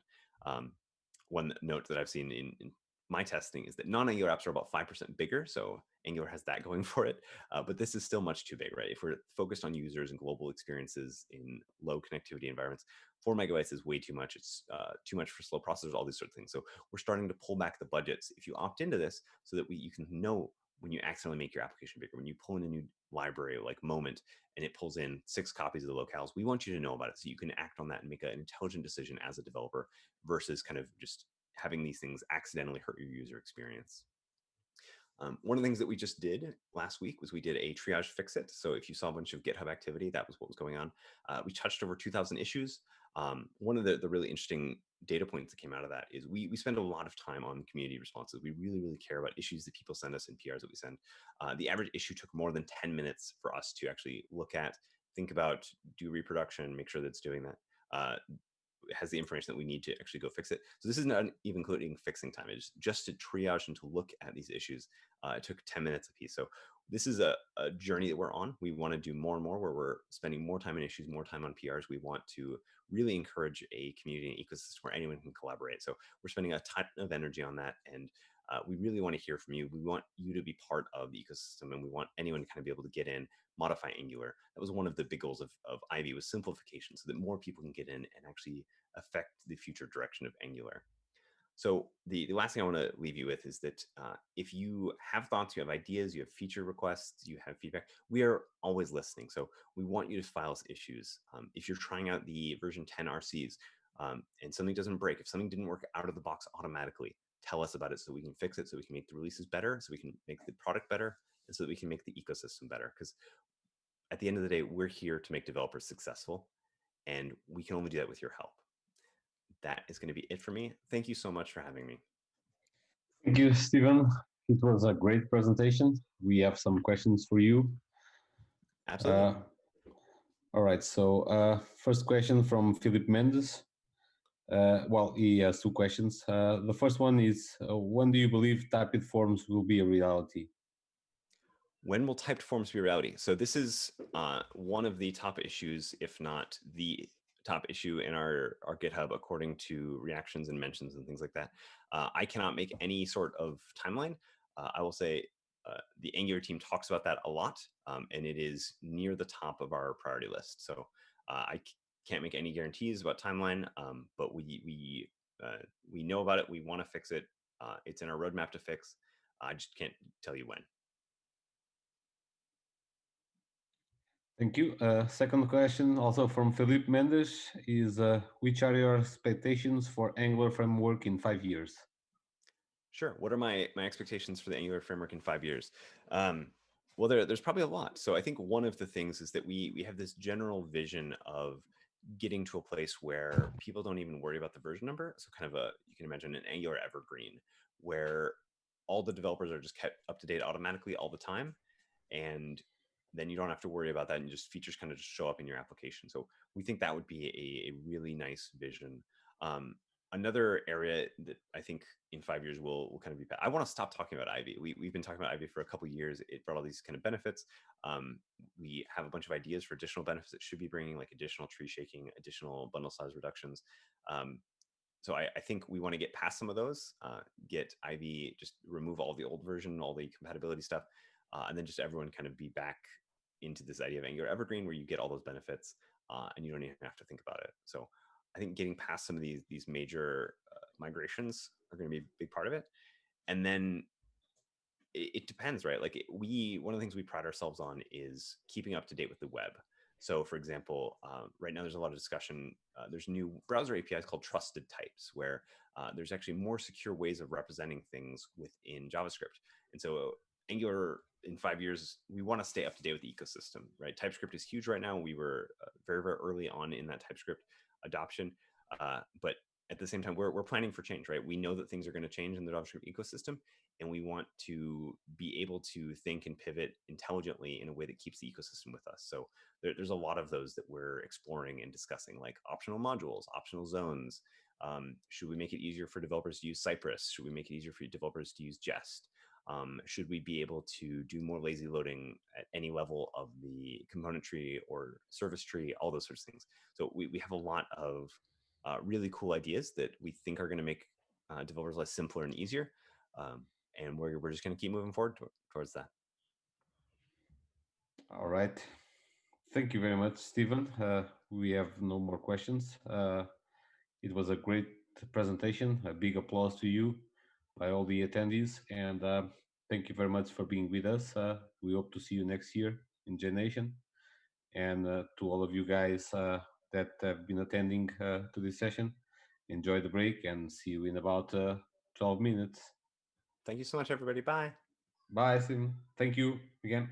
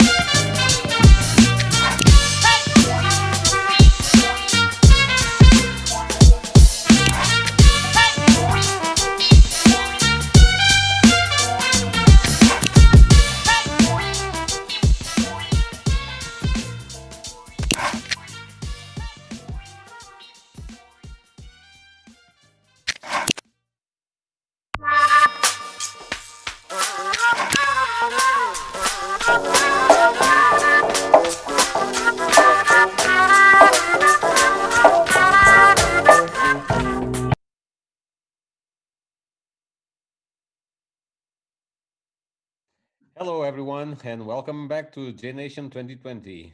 Hope you are all doing fine and having a great time with us. In this session today, we will have with us Sandil Kumar that will be presenting us web WebAssembly for the masses. Hello, Kandil, everything fine with you? Yeah, it's good. How are you? I'm fine also. A little bit tired because lots of sessions today, but all is fine and running good. So are you ready to rock this session? Let's do it then. Okay, so without further delays, I will hand it over to you, and big thank you for being with us and sharing some knowledge. Thanks a lot for that. Cool. Hello, Jnation. How are you doing today? Hope everything is going good. So welcome to the session, WebAssembly for the Masses. I'm Sandil, and I'm basically from southern part of India, and I'm currently living in the Netherlands. And I'm a developer, and I'm also part of an open source organization called as JHipster. Have you heard us about? It's a full stack application generator. So what we're going to see today, so we will first start with what is WebAssembly, and then we will move forward. What are the things that is running under the hood and what you need to know when you're running WebAssembly-based application, and what are the multiple languages that we support, and what are the things to know before you venture into the WebAssembly journey. So let's get started. What is WebAssembly? So just before we see what is WebAssembly, let's go a little bit back and see how this entire ISA and things like that work. So you have a computer machine server, anything, and this piece of machine works only with binary code, which is zeros and ones, right? And you cannot type those zeros and ones to run any algorithm or any program that you want to do. It's just much more difficult and complex. It's not impossible, but it's very difficult to maintain. So what we initially did, create an abstraction layer. And we call this abstraction layer as an assembler. And the job of assembler is that you just develop codes like outputs or an assembly code. And this assembly code is converted into binary, and that runs on the machine. Right. But it's not maintainable. It's not human readable. It's not very easy for us to understand and formulate an idea around it. So we have another layer of abstraction on top of it, which we call as a high-level programs. And this is something that you just give something in a human readable format and then convert this into compiler and then run this entire thing. Right. So this is how it works. But the end machine or system or server, whatever you see it over there, is complex, right? So we have different operating system, different ISAs, and which makes it very complex for us to run all these things. So this compiler or this assembler has to segregate or generate a binary code that's compatible to run in multiple different ecosystems. And this is a major problem. And this actually hinders our software distribution, which means like you create an application and then you have to distribute in the world. You cannot do it much more easily because you have to make sure that the particular environment in which it's running, there are certain softwares or runtimes that are installed with which you can run whatever you need to run. And this makes it much more complex.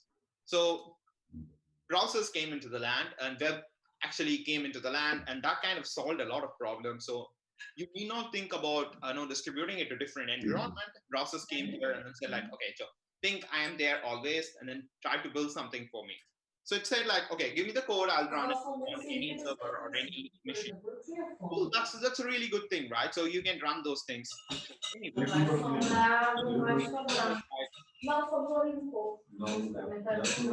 Like it will understand only HTML, JavaScript, and CSS, which is really, really difficult to do with. It is easy on one level because the language is much more easier, but the problem is like it just accepts one single set. And you have to make sure that you're running or creating everything based on that. And that makes it much more complex, right? But under the hood, browsers had a JavaScript engine, a GPU processor, a layout processor. And the layout processing is specifically for CSS stuff, and JS engine for JavaScript stuff, and then the GPU processor for any extra work that is needed. And that made it much more easier. You just put in your HTML, JavaScript, and CSS, and kind of converts everything that you want to have. And then you added a WebAssembly module. You added a WebAssembly module here, and the WebAssembly module actually runs the WebAssembly engine, which is running there, and that kind of helps you run the entire application inside the browsers. what is a WebAssembly as a whole? WebAssembly is a stack machine that is designed and encoded to run in size and low binary.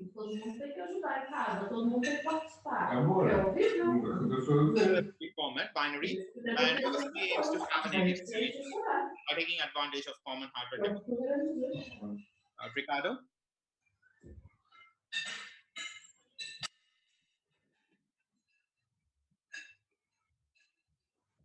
So that's what is happening. And so you have your native code, you just convert that native code into binary code and then optimize them, and then you have an optimized code. And this optimized binary code is what you have at the left-hand side, and then you run this inside your browser or JavaScript engine. And you have this JavaScript engine, but JavaScript engine does not understand the binary code that you're sending it. So you need to have some mechanism to make it understand, and that's where the WebAssembly engine comes into picture. The main thing for WebAssembly engine is like it interprets the code that you're sending, compile them, and then run it. And yeah, so but every time when WebAssembly has to call something in the JavaScript, it has to cross over the boundary between them. So there is a boundary that lies between the different engines, which is WebAssembly engine and JavaScript engine. And so now you just send your binary code inside, the WebAssembly engine will interrupt and compile and then run this binary code. And then this will in turn talk with the JavaScript and then execute. But why do we need something like this? Why do we need something like WebAssembly? Why cannot we do with JavaScript itself? Because JavaScript is omnipresent, right? So you have multiple different set of things. JavaScript is kind of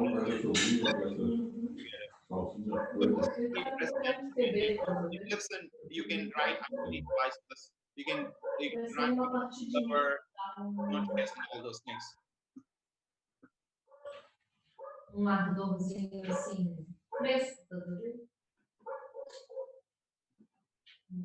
those things, right? So, but the main problem with the JavaScript stuff is like it is unpredictable. I hope everybody has seen something like this when you're working on Internet Explorer. Some errors like this, and also this one. And finally, you also have something like backhell, which is like you cannot. This entire thing is unpredictable and not maintainable. The entire stuff that you're having is unpredictable and it's not maintainable. And also JavaScript as a language is weird. It has some weird corners. Every language has some weird corners, and similarly JavaScript has some set of weird corners. And for example, this entire code segment will evaluate. And the most important thing is type, which means like you have a type information, like you cannot have anything typed here. So this it's a string at the first, and then it turns into an array, and then to object, and then to number. So you can convert this kind of text in JavaScript, and it's dynamically typed, of course. But the main problem is like in the world of TypeScript, you can have something like TypeScript that helps you to create the types and then run it, but underlying the entire system is not built for having types. So of course your code is converted into JavaScript and runs without any types inside. And that is the problem. You're trying to fix something at a compile time, but you will not be sure it works on the runtime inside. So that is a major problem that you have. So WebAssembly comes into the picture here. So it kind of helps you to do that. So WebAssembly is typed, which means that you can everything that lives or runs inside the WebAssembly execution engine is completely typed. And currently we just support like numbers, which is I32, I64, F32, F64.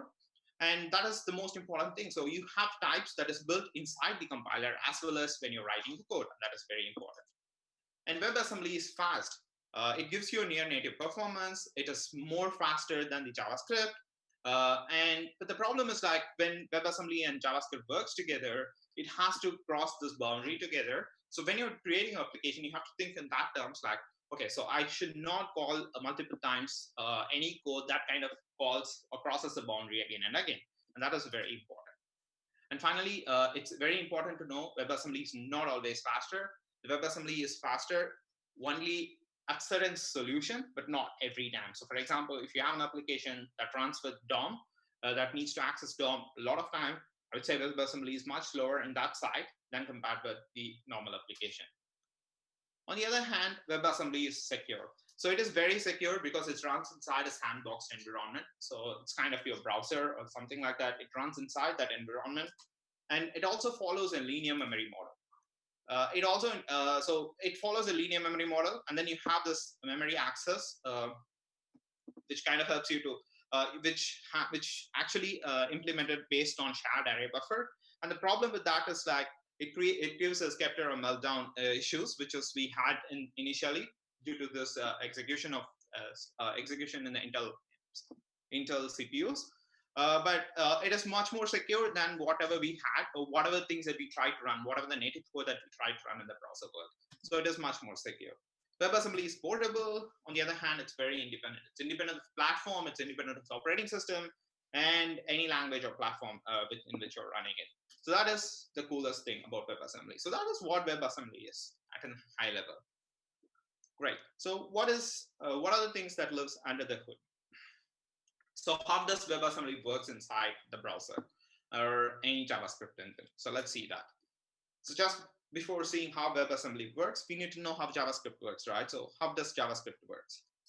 So you have this JavaScript code. So what will happen here is like once you specify JavaScript code, the browser will go and fetch the entire JavaScript file from the place that you have mentioned. So it could be a CDN server, it could be a file server, or it could be anywhere.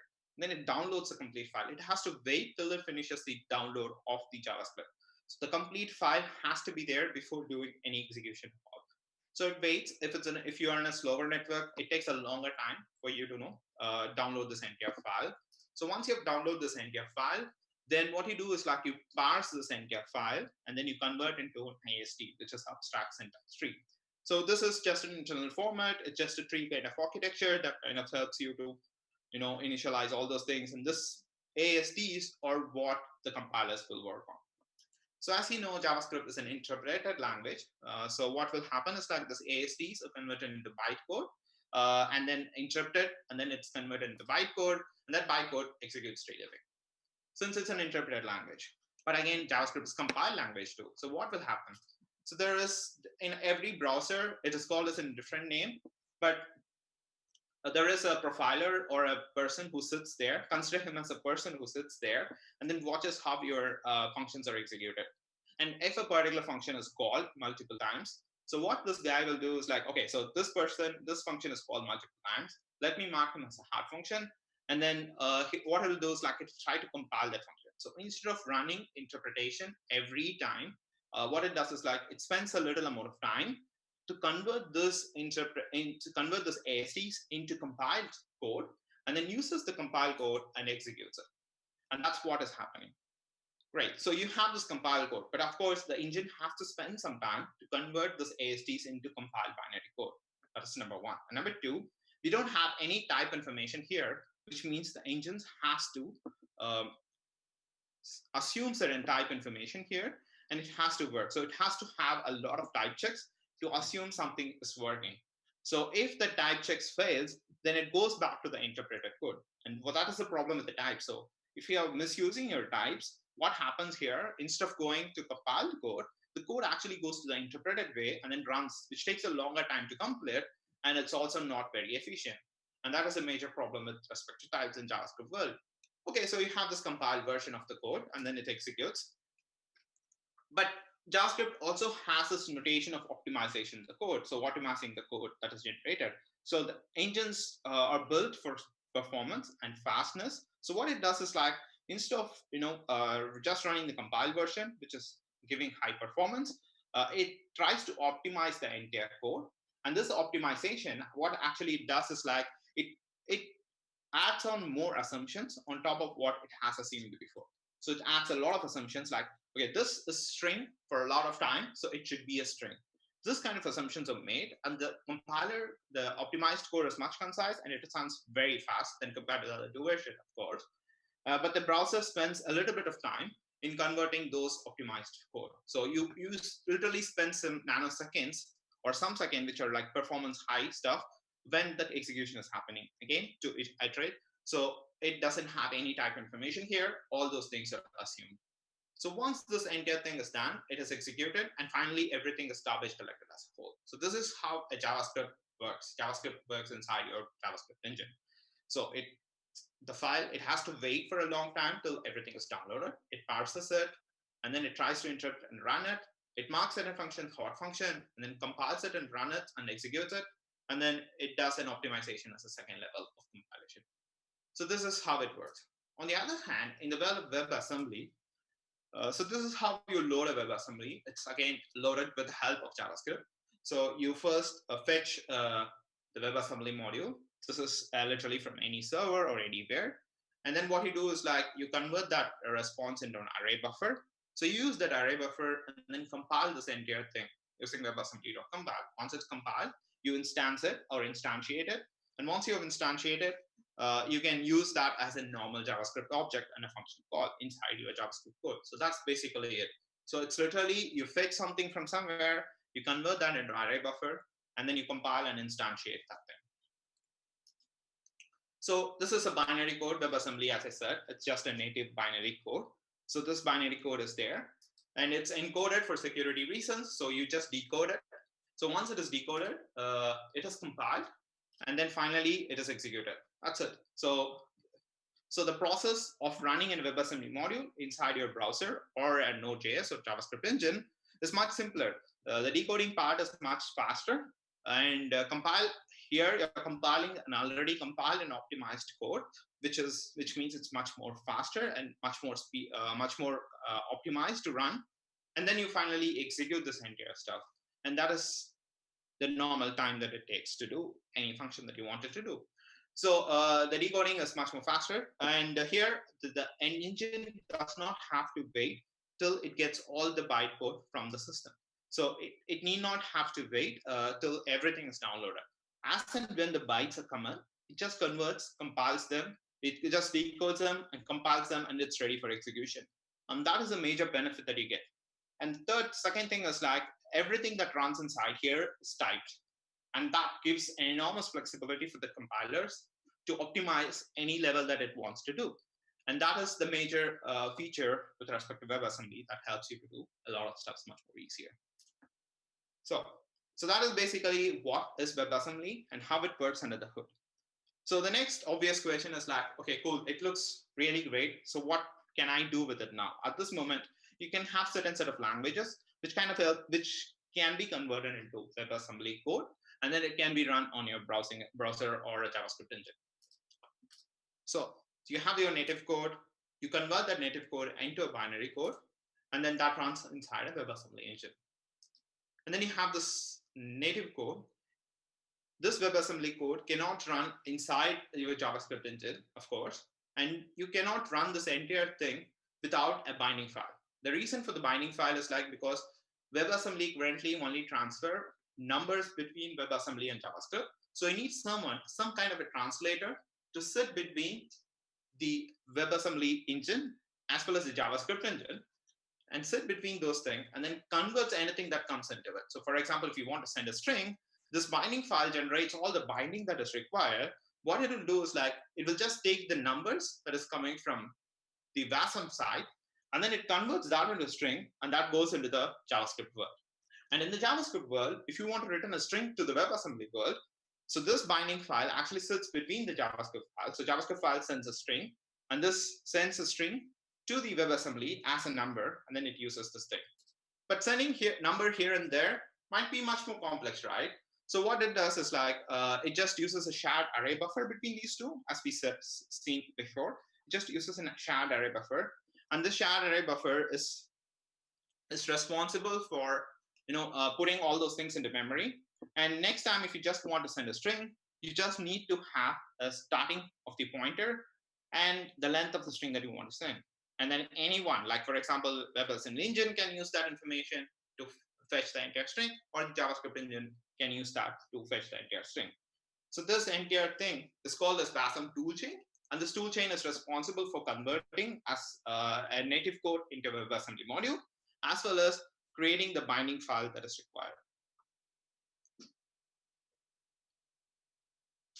Cool.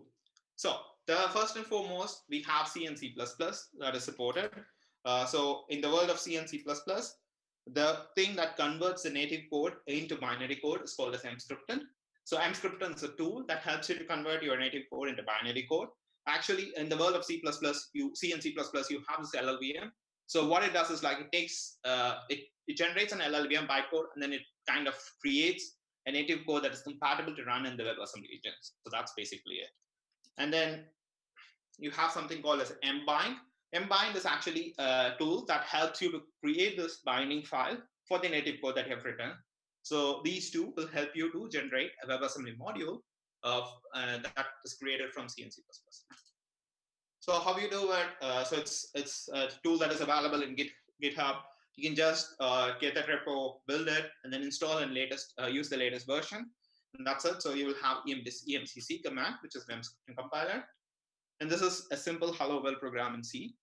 So basically, you don't have to do anything. You just have to include this mscripten.hatch header, which kind of helps you to generate all the auto-generated stuff that is required for running a WebAssembly stuff or generating the WebAssembly module.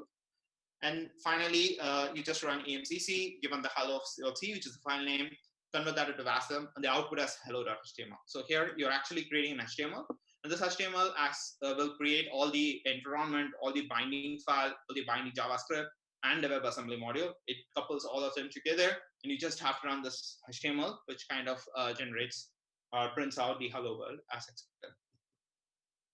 On the other hand, if you go a bit higher level, I mean, like if you want to share a function between C and JavaScript, what you can do is like you can just define a function. You can use the mscripten namespace again, and then you specify the separate block. This block is like mscripten bindings. Put down some module name and then give a function. So then you can generate an output JavaScript.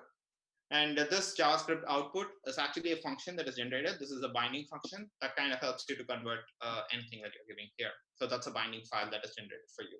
And there will be a WebAssembly module that is also generated. So if you go to the next level, which is like sharing a classes between your JavaScript, between your JavaScript and C. So you can define a class, you can put some implementation, and then you again define an mscripten binding block, and then you define a class, constructor, list of functions that you want to export, list of properties that you want to export, and all those things. As you can see, it's like C and C++. It is kind of like very verbose, and that is the major drawback with respect to C and C++, because you have to go and define everything that you want individually to export it. And that is the major drawback. But the major advantage of using C and C++ is like it's based on mscripten toolchain, which is on top of which all other toolchains are built. So it is the base and first and foremost toolchain that is built for WebAssembly, and it has all the cool and new features available very early. And it is useful for having a very good performance. So C and C++, of course, it's known for its performance. So it also gives higher performance. The code that is generated is optimized at a very high level than compared to any other thing that you have. On the other hand, it is verbose, as you can see, like a simple point class. It takes a lot of things that you have to define, and then you have to write a separate block, and that tells the compiler how to generate the binding file and all those things. So it is very verbose, and if you're trying to change whatever you have at this moment, so for example, we have a C and C++ image encoding library, and you want to convert that into WebAssembly module, you have to write a lot of things that makes it really, really verbose. And of course, it's C and C++, right? You have to take care of dangling pointers and all those things. On the other hand, in the world of Rust, so Rust is a new programming language. It's a system programming language, which is built for safety and no dangling pointer errors. So here in this world, you have this native to binary code converter inbuilt into the compiler. So Rust basically have first-class WebAssembly support, which means like if you have installed a Rust compiler in your machine, the Rust compiler is capable of generating the WebAssembly module. And that is really awesome because it's built into the compiler. And on the other hand, to generate the binding file, we have something called as WASM binding generator, which is WASM bindgen, which is a cargo module. You can install this thing. You can install it and use it. So it creates a binding file that is required for you. So how do you do it in the Rust world? It's very simple. You define a function. For example, this is Fibonacci series, which is a classic example that is used in WebAssembly world. It just takes in a number and then converts it to a number. It's a recursive function. And then you specify this hash nomangle as an annotation. And what it does is like now the compiler knows that this entire thing has to be built for WebAssembly by giving this target WASM32 unknown. So it basically understood, okay, so this is WASM32 unknown, and generating a target for that and building my native code for that target. And then it creates all those binaries for you. I mean, the WebAssembly module for you. And then you just use this WebAssembly module that is generated and just do the same set of thing. You wait for the array buffer, you instantiate it, and then you just call a Fibonacci on top of it. So it runs a function, it runs the WebAssembly code, and then returns a number, and it prints it over here. But what if you have to do a more complex object, like passing a class from the Rust world into JavaScript world? So you can use a WASM engine. So you have to import the WASM engine library, of course. And then you can use this annotation, #WASM engine, over the struct and also the implementation. So what it does is like it generates all the necessary binding automatically. So you don't have to deal with the verbose that you want to add in here. So you just do cargo build, and then you call WASM engine target, go to the point.wasm, and then generate it in your local directory. So what it does is like it creates a binding file, and then it optimizes the WebAssembly module also. So WASM binding is a tool that kind of helps you to generate the binding file, right? So it kind of helps you to do that entire thing, and then you have this JavaScript binding file and a WebAssembly module generated. So in the world of Rust, everything is inbuilt to the compiler. That's a huge advantage that you get. And it has a very good toolchain available, and it's the best that is available at this moment. But sometimes it creates a bloated binary, and all we are trying to deal is like optimize the binary that is getting created. So it creates a bloated binary. Performance, it's slightly tad lower than C and C++. It could be better at some point places, but at the most of the places, it's kind of having a little lower performance than compared with C and C++, because behind the scenes, it again uses the mscripting and all those things. So this is something that you have to take into consideration. And I've also written a series of blog posts on Rust and WebAssembly. If you're interested into venturing what to do with various tools that are available, I'll just share the slides after this presentation. You can use the slides to go and see how Rust and WebAssembly, how to use Rust and WebAssembly in much more detail. Sure. And then you have something called as assembly script. So assembly script is something like a superset of TypeScript. So what is assembly script is like, it's a language that is built exactly similar to TypeScript. It's heavily typed, and use that typed language and then convert that into WebAssembly and then run it on the browsers. So in the world of, it's much closer to JavaScript ecosystem, which means like it's much more similar. What you're seeing is, it looks like a normal JavaScript function, right? So it's a Fibonacci again. So here you run through the numbers, it's an iterative version, but you run through the numbers, you generate the Fibonacci, and then you return the value of Fibonacci. That's basically it.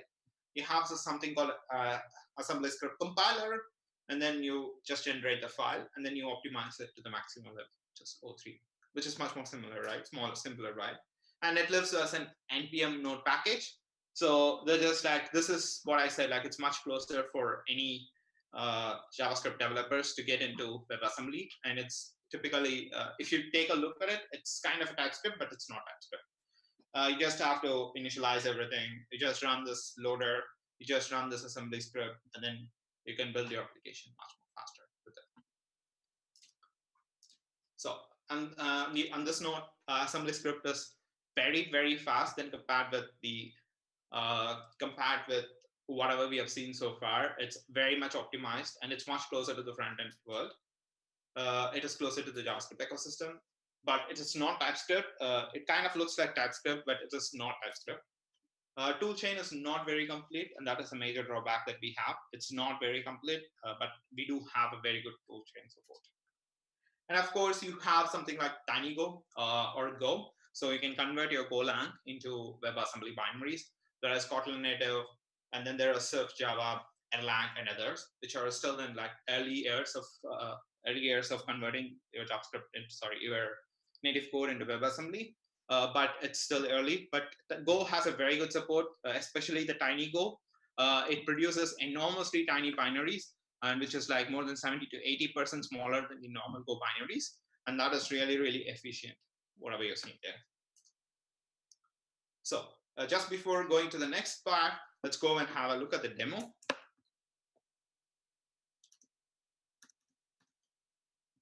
So this is one of the example of game of life. So let's see what it is doing. So let me just go and start it. So it is running. As you can see, it's like much more faster. So here you can see like we have more than 90K of small particles that are running around, and it's much more smoother. And the refresh rate is happening for every 30 seconds. And as you can see, it's very super. You don't see any lagginess here. So if I try to run this thing, so you don't see any lagginess here. It kind of creates a lot of smaller particles here. It's game of life, typical game of life. But it kind of creates a lot of tiny particles, and then it runs entirely inside a canvas. But as you can see here, it's giving a much higher performance. And also, you can see it's much more robust. You don't see the lagginess. You don't see, stop script errors and things like that. And that is what WebAssembly is here to provide. So to provide this kind of stuff. So let's go back to the code. So what is it's a normal npm file. That's it, npm package. So as you can see here, this is actually taken from Game of Life example that is available in assembly script library. And it has nothing. It just has two dependencies. One is the assembly script and a HTTP server to run the server. So assembly script is what actually does the magic for us. So as you can see, this is again a TypeScript file. So it is kind of like TypeScript, but it's noted as TypeScript file. So here you have this config, which kind of declares all the major constants that we're going to use, or major types that we are going to use. And then you have this index.ts. Here you can see that inline function. This what it does is it gets loads a value from the memory that is shared, and then it goes and stores a value inside a memory. And yeah, that's basically it. And the init function is called at first. So this is a function that is called from the JavaScript world. And what it does is it sets an height and width of the platform. So for example, if I shrink it, it's not responsive, but if I shrink it, so if I shrink it and refresh it, so now you can see it's much more polluted. So the init actually takes care of height and width based on the rectangle size, and then uses it, and then it fills out all those things. It fills out the live thing, and then it fills out the dead rate. So dead is something like if 3 pixels around it is dead, then the inside pixel is considered to be dead. So that's how. And then it calls a set function. So set function actually stores everything, and then get function actually loads everything into the picture. And then you have the step. So this is performs one step. So this is called 30 times per second from JavaScript. So this is the frequency that you're seeing. So every time this function is called, this kind of creates, sets a set of bunch of cells to dead, and then it sets a bunch of cells to alive, and then it kind of calls it repeatedly. And even then, it's not laggy. It's running at high performance. And it kind of creates a universe that is required. It kind of sets a live cell, checks whether dead cell is there, and does this thing. So the major tricky thing here is these two functions. It kind of loads everything from the memory, and it kind of stores everything into the shared memory. And the JavaScript world actually uses this memory to paint everything. So if you take a look at the JavaScript world, you have nothing but a single index.html, and then it defined a canvas here, and then you define a set of configuration here, and then you create this canvas, and then you create this entire canvas, put it to a variable, and use that entire thing. So using the width and height, it calls the init function over here. So it initializes a memory object for the WebAssembly. It fetches the WebAssembly file, and then it creates an array buffer. It's instantiated here. When instantiating, it also sends in memory. So you're actually telling, oh, hey, WebAssembly, just load this file that is I'm fetching from this location, convert this into array buffer, just load this guy, and also add this memory into that stuff. So memory is actually the byte size that we are requesting. So it creates a shared array buffer and uses the shared array buffer between JavaScript and WebAssembly. And then it calls on the module. Here it calls on the export stuff, and then so this is actually where the entire bundle is chunked, and then this entire chunked bundle is given to exports. So the exports is a JavaScript object in which you can call any function that is exported from the world of WebAssembly. So in our case, we are exporting a function called as init. So it just calls init, sets the width and height, and then it creates another array. So this is the array to read the object from and also to write the object.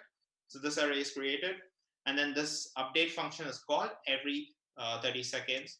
So as you can see here, every 30 seconds, this function is called, and the memory copy happens inside. So it copies the memory from the shared array, and then the WebAssembly module will go and write the shared array with a new set of dead and alive cells, and then which is called back again in the update callback.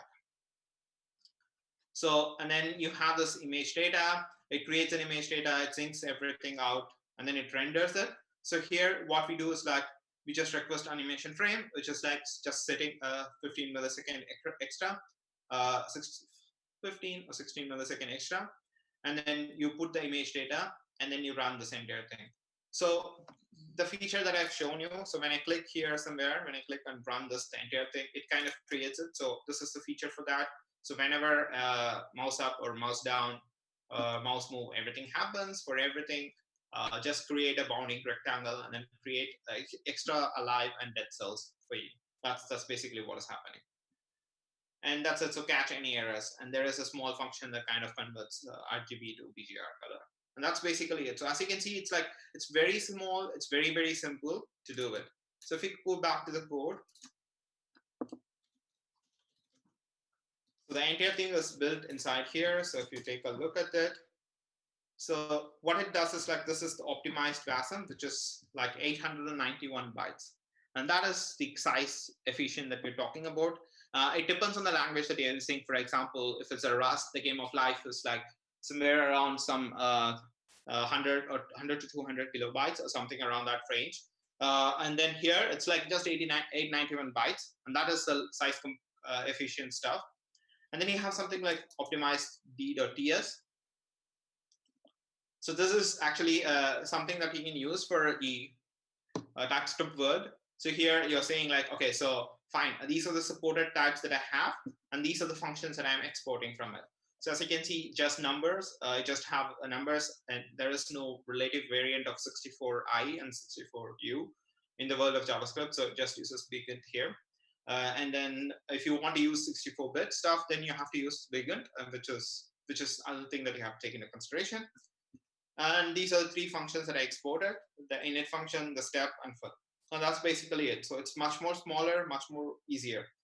And then you have this wasm.map, and the whole function of wasm.map is to have this debugging module ready and use that debugging module for anything that you want to do. And there is something called as optimized VAT, which is a readable format. And this is another place where you can check whether the code is right or something. This is much closer to the compiled version of the code, but it is in a readable format. This looks like a list syntax. It's called as S expression, and it does all those things. So basically, it's a stack machine, as I said, right? So it takes a value from a local and then sets it to global, and then it kind of does this algorithm. Like, for example, it gets 2 value, and then does a multiplication. So it pushes 2 value in a stack, and then it pops 2 value out and does a multiplication. That is what's happening. It has a for loop and all those things. So this is what we call as bot, which is WebAssembly text format. So that's basically it. So as you can see here, the actual untouched file, which is not the optimized version, is 1.3 kilobytes. And it is optimized further to 891 kilobytes. That's basically using the -3 optimization. So yeah, that is something to note. You can optimize it just like your native code. So in your native code, you do like optimization 1, 2, 3. You can do the same kind of optimization here to increase the optimize or to decrease the byte worth that you're generating. Let me go back to the slides. So what are the things that you have to consider before moving into the world of WebAssembly? So when to use it? Use it for any computing heavy algorithm. For example, in our case, Game of Life, the algorithm that is heavy is like computing whether the cell is alive or dead. If you do that in JavaScript, you might not get the same performance for that many amount of live cells and dead cells. But in the world of WebAssembly, it is much more useful. So use something for computing heavy algorithm that you have. You can use it for games if you have some games that you want to serve to customers and that runs on the browser world. Use it for games. Use it for anything that is useful for WebGL. So if you are using WebGL at any point of time, the languages like Rust gives a good support for writing WebGL in a much more type constrained way than normal WebGL, which depends on WebIDL. So it is easier to write. It's kind of verbose, but it's much more easier, and you can have a complete type check and safety stuff that is provided by Rust, and that is really good to have. And another important thing to note is like if you're writing WebGL, it's better to write it in a WebGL itself. But if you want that extra level of type checking, security, and all those things, then going with Rust, which kind of converts all the WebGL stuff into the binding file as and when needed. The Wasm binding library has something called as WebSysCrate that kind of helps you to do it. And any online IDEs, if you're doing some online IDEs like coding or something like that, you can use this thing. It is also useful for super fast mathematical functions. So if you already have an algorithm that kind of uses this mathematical stuff and for example, using a C library or something, then you can just use it and port it to the web world with that. And that is much more cooler. And there are like multiple libraries that works on C and C++ because of their efficiency. For example, for the photo edition or photo masking and things like that. You can use that stuff over here. But just to understand, like when not to use WebAssembly, when your application is solely interacting with DOM and then trying to create something inside the DOM, don't even think about WebAssembly because it will not help you in that picture. It kind of increases the time and kind of like produces a lot of problem. And it's not properly garbage collected. So there is no point of garbage collection here. So which means like you have to think before using it. You can use it, but it's not advisable to use it. Your day-to-day applications, normal applications, your blogs or somewhere, it's not meaningful to use WebAssembly because it doesn't add much of any benefit there. So that is what basically you have to take into consideration before moving into the land of WebAssembly. So what is in the future? So there is a link that is attached here, which is Wasm proposals that kind of shows you what are the future proposals that we have in the WebAssembly land. And it's cool to check it over there. So there are some exciting proposals that are coming, and that is kind of like helps you to write much more better WebAssembly and much more better code, much more stuff easier. So the first thing is reference type. So currently we have seen that only numbers can be passed between JavaScript and WebAssembly module. With reference type proposal, you can pass in multiple stuffs. Like for example, you can pass string or array between JavaScript and WebAssembly module. It's still in stage 3, it's not finalized. But if this proposal lands, then what you have is like you have a common interface with which like different languages like Java and JavaScript or Rust and JavaScript talk with each other. And that's really good for reference type. That's really good stuff. And then you have thread support. So currently you have threads at an operating system level. You can leverage that. The modern architectures are built with that. So you can leverage that and provide much more faster code. So there is a proposal that is happening, which is like running threads in the WebAssembly land. So you can use that. And also touching on the same feature, we have like SIMD, which is single instruction, multiple data. So this is also one of the exciting features that uses the new kind of architectures that we have, and it kind of boosts up the performance of the system. And also we have something called as garbage collection proposal. So currently WebAssembly module doesn't provide any garbage collection, which means the language in which you're writing has to take care of garbage collecting all the things that it's creating, which can be problematic, and it also causes like a lot of possible ways of creating memory exceptions. And the main problem that we are trying to solve with this proposal is like either to add garbage collection as a part of WebAssembly module, or to add as a part of like any language that is changing into WebAssembly code. So that is something that is happening. But garbage collection is also an interesting proposal, and a lot of people are talking about it. And if this comes into picture, it kind of solves a lot of problems that we have in the world of WebAssembly. And the final thing is WASI, which is WebAssembly System Interface, which is kind of like uses POSIX calls and then hooks onto your system calls and then runs whatever you want to run on your system.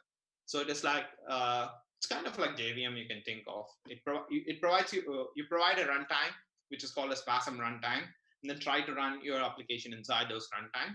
You can write your application in multiple languages, and then you can put them inside WebAssembly module, and all of them run together, and that's much more awesome thing, right? So that is something which is happening, which is Vasi. So you can check this out also. It kind of helps you to understand where we are. It's kind of like, you can think of like Node.js for WebAssembly, kind of, but it's not exactly similar. But Vasi is using syscalls with POSIX, which means it's faster. And that is some exciting thing that is happening on the WebAssembly land. And that's basically it. Thank you very much. And if you have any questions, just post it. I'll try to answer them. Thank you. All right. Thank you, Samuel. Very nice presentation. Thank you, Samuel. Very nice presentation. Very nice theme you bring us today. Here on our live chat, I don't see any questions. Let me check on the room. Nope. So if we have no questions, I would like to say a big thank you to you, Sandil. Thank you for being with us, and hope to see you next year. Great presentation you had us. Thank you for sharing your knowledge, and see you next year, mate. Yep, sure. Thank you. Thank you very much. See ya. Bye. For all the other attendees, enjoy the break. 15 minutes break. We will see you in 15 minutes for the next section.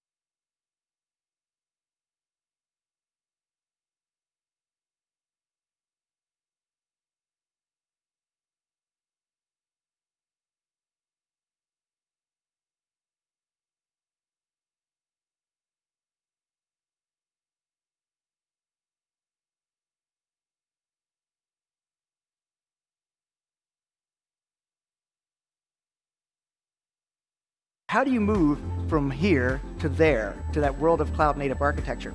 I like to talk about DevOps, the concepts of DevOps, the principles, practices, tools, and techniques that you apply, and when you learn DevOps, make a fundamental difference in the way you build software and the way you deliver software faster. Red Hat fundamentally loves Linux, and that's absolutely true, but we also love Kubernetes, and we love Java.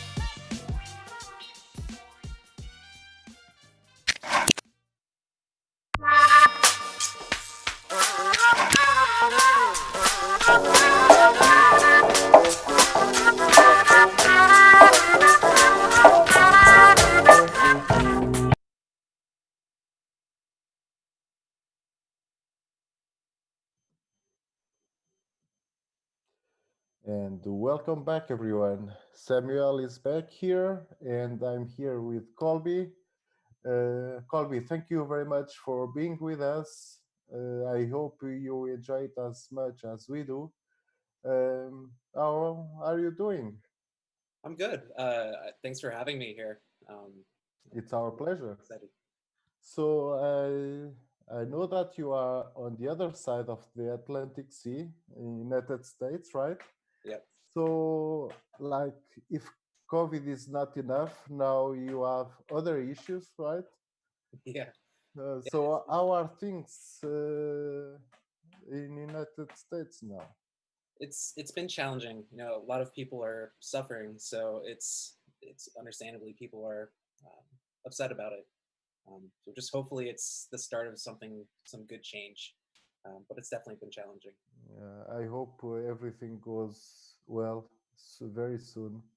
Yeah. For all of us, right? Yeah. So, are you ready to start? I'm ready. Okay, I will over it to you. Thank you very much, Colby. Awesome. Thank you. Hey, Jnation. Today I'm going to talk about maps. We'll talk about the impact they can have on the world, and we're also going to dive a little bit in how to build them with JavaScript. So who am I? I'm Colby Fayok.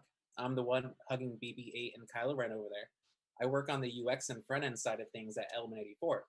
You can find me pretty much anywhere on the web by just Googling my name, as I'm the only one in the world.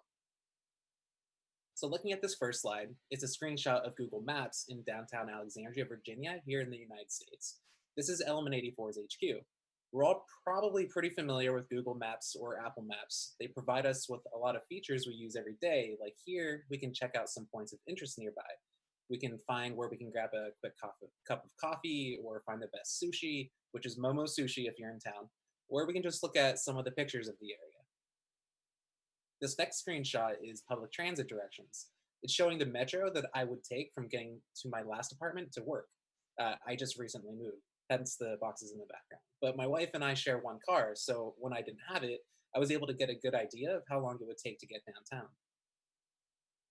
This next one shows some driving directions. This is the route I would take to get to my mom's house where I grew up. The time here is a little optimistic though. It never actually took 4 hours to get there with traffic. So how many of you all like to travel? As much as we'd all probably love to be in another country every month, that's usually not feasible, especially now. So my wife likes to take virtual vacations around the world, which is also a little bit better for our budget. But Google Maps lets her easily travel around the world and check things out. Here we're getting a great look at the Great Pyramid of Giza. We can see an overhead view from above and get an idea of what this area looks like. The cool thing about this, though, is we can get the close-up look with using Street View. We can actually get an idea of the scale of this thing. It's huge, and we can get an idea of how big it really is. When I was talking to my wife about this, she was actually in the middle of one of her journeys. She wandered to a place called the Valley of Geysers, which is located in Russia on the Kamchatka Peninsula. It turns out that this geyser field has the second largest concentration of geysers in the world. It seems wild to me that we can get a look at this place, and it's all because somebody took the time to take a picture of this remote area. This particular picture was from a local guide, so really any of us can do this. But the neat thing is we can check out this kind of place even if we'll never have the opportunity to go. It's obviously not the real thing, but we're still able to get a glimpse of remote places all around the world. So where do we actually get the data to build out these kind of features? Well, first you have the obvious one, scientists and analysts. This is just a stock photo that I found from GIS University, but they're constantly hard at work collecting and processing data. I have to hope, though, that they always look this happy. You also have technology. Thanks to the cars and the people that build Street View, we get a close-up look of the pyramids. This also includes a ton of people around the world, like I showed in Russia. There are local guides all over contributing to the pictures and the data. But also we get some Easter eggs, and thanks to Tokyo, we get ones like this that are all around the world.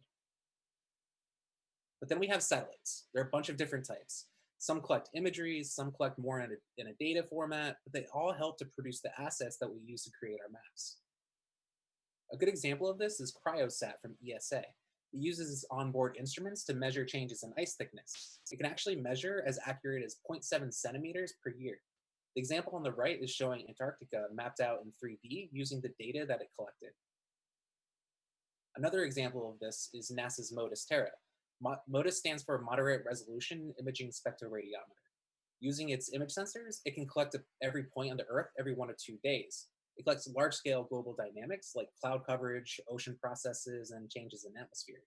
The shot on the right is a photo of Lake Erie in the United States. NASA alone is working on all the ones you see here.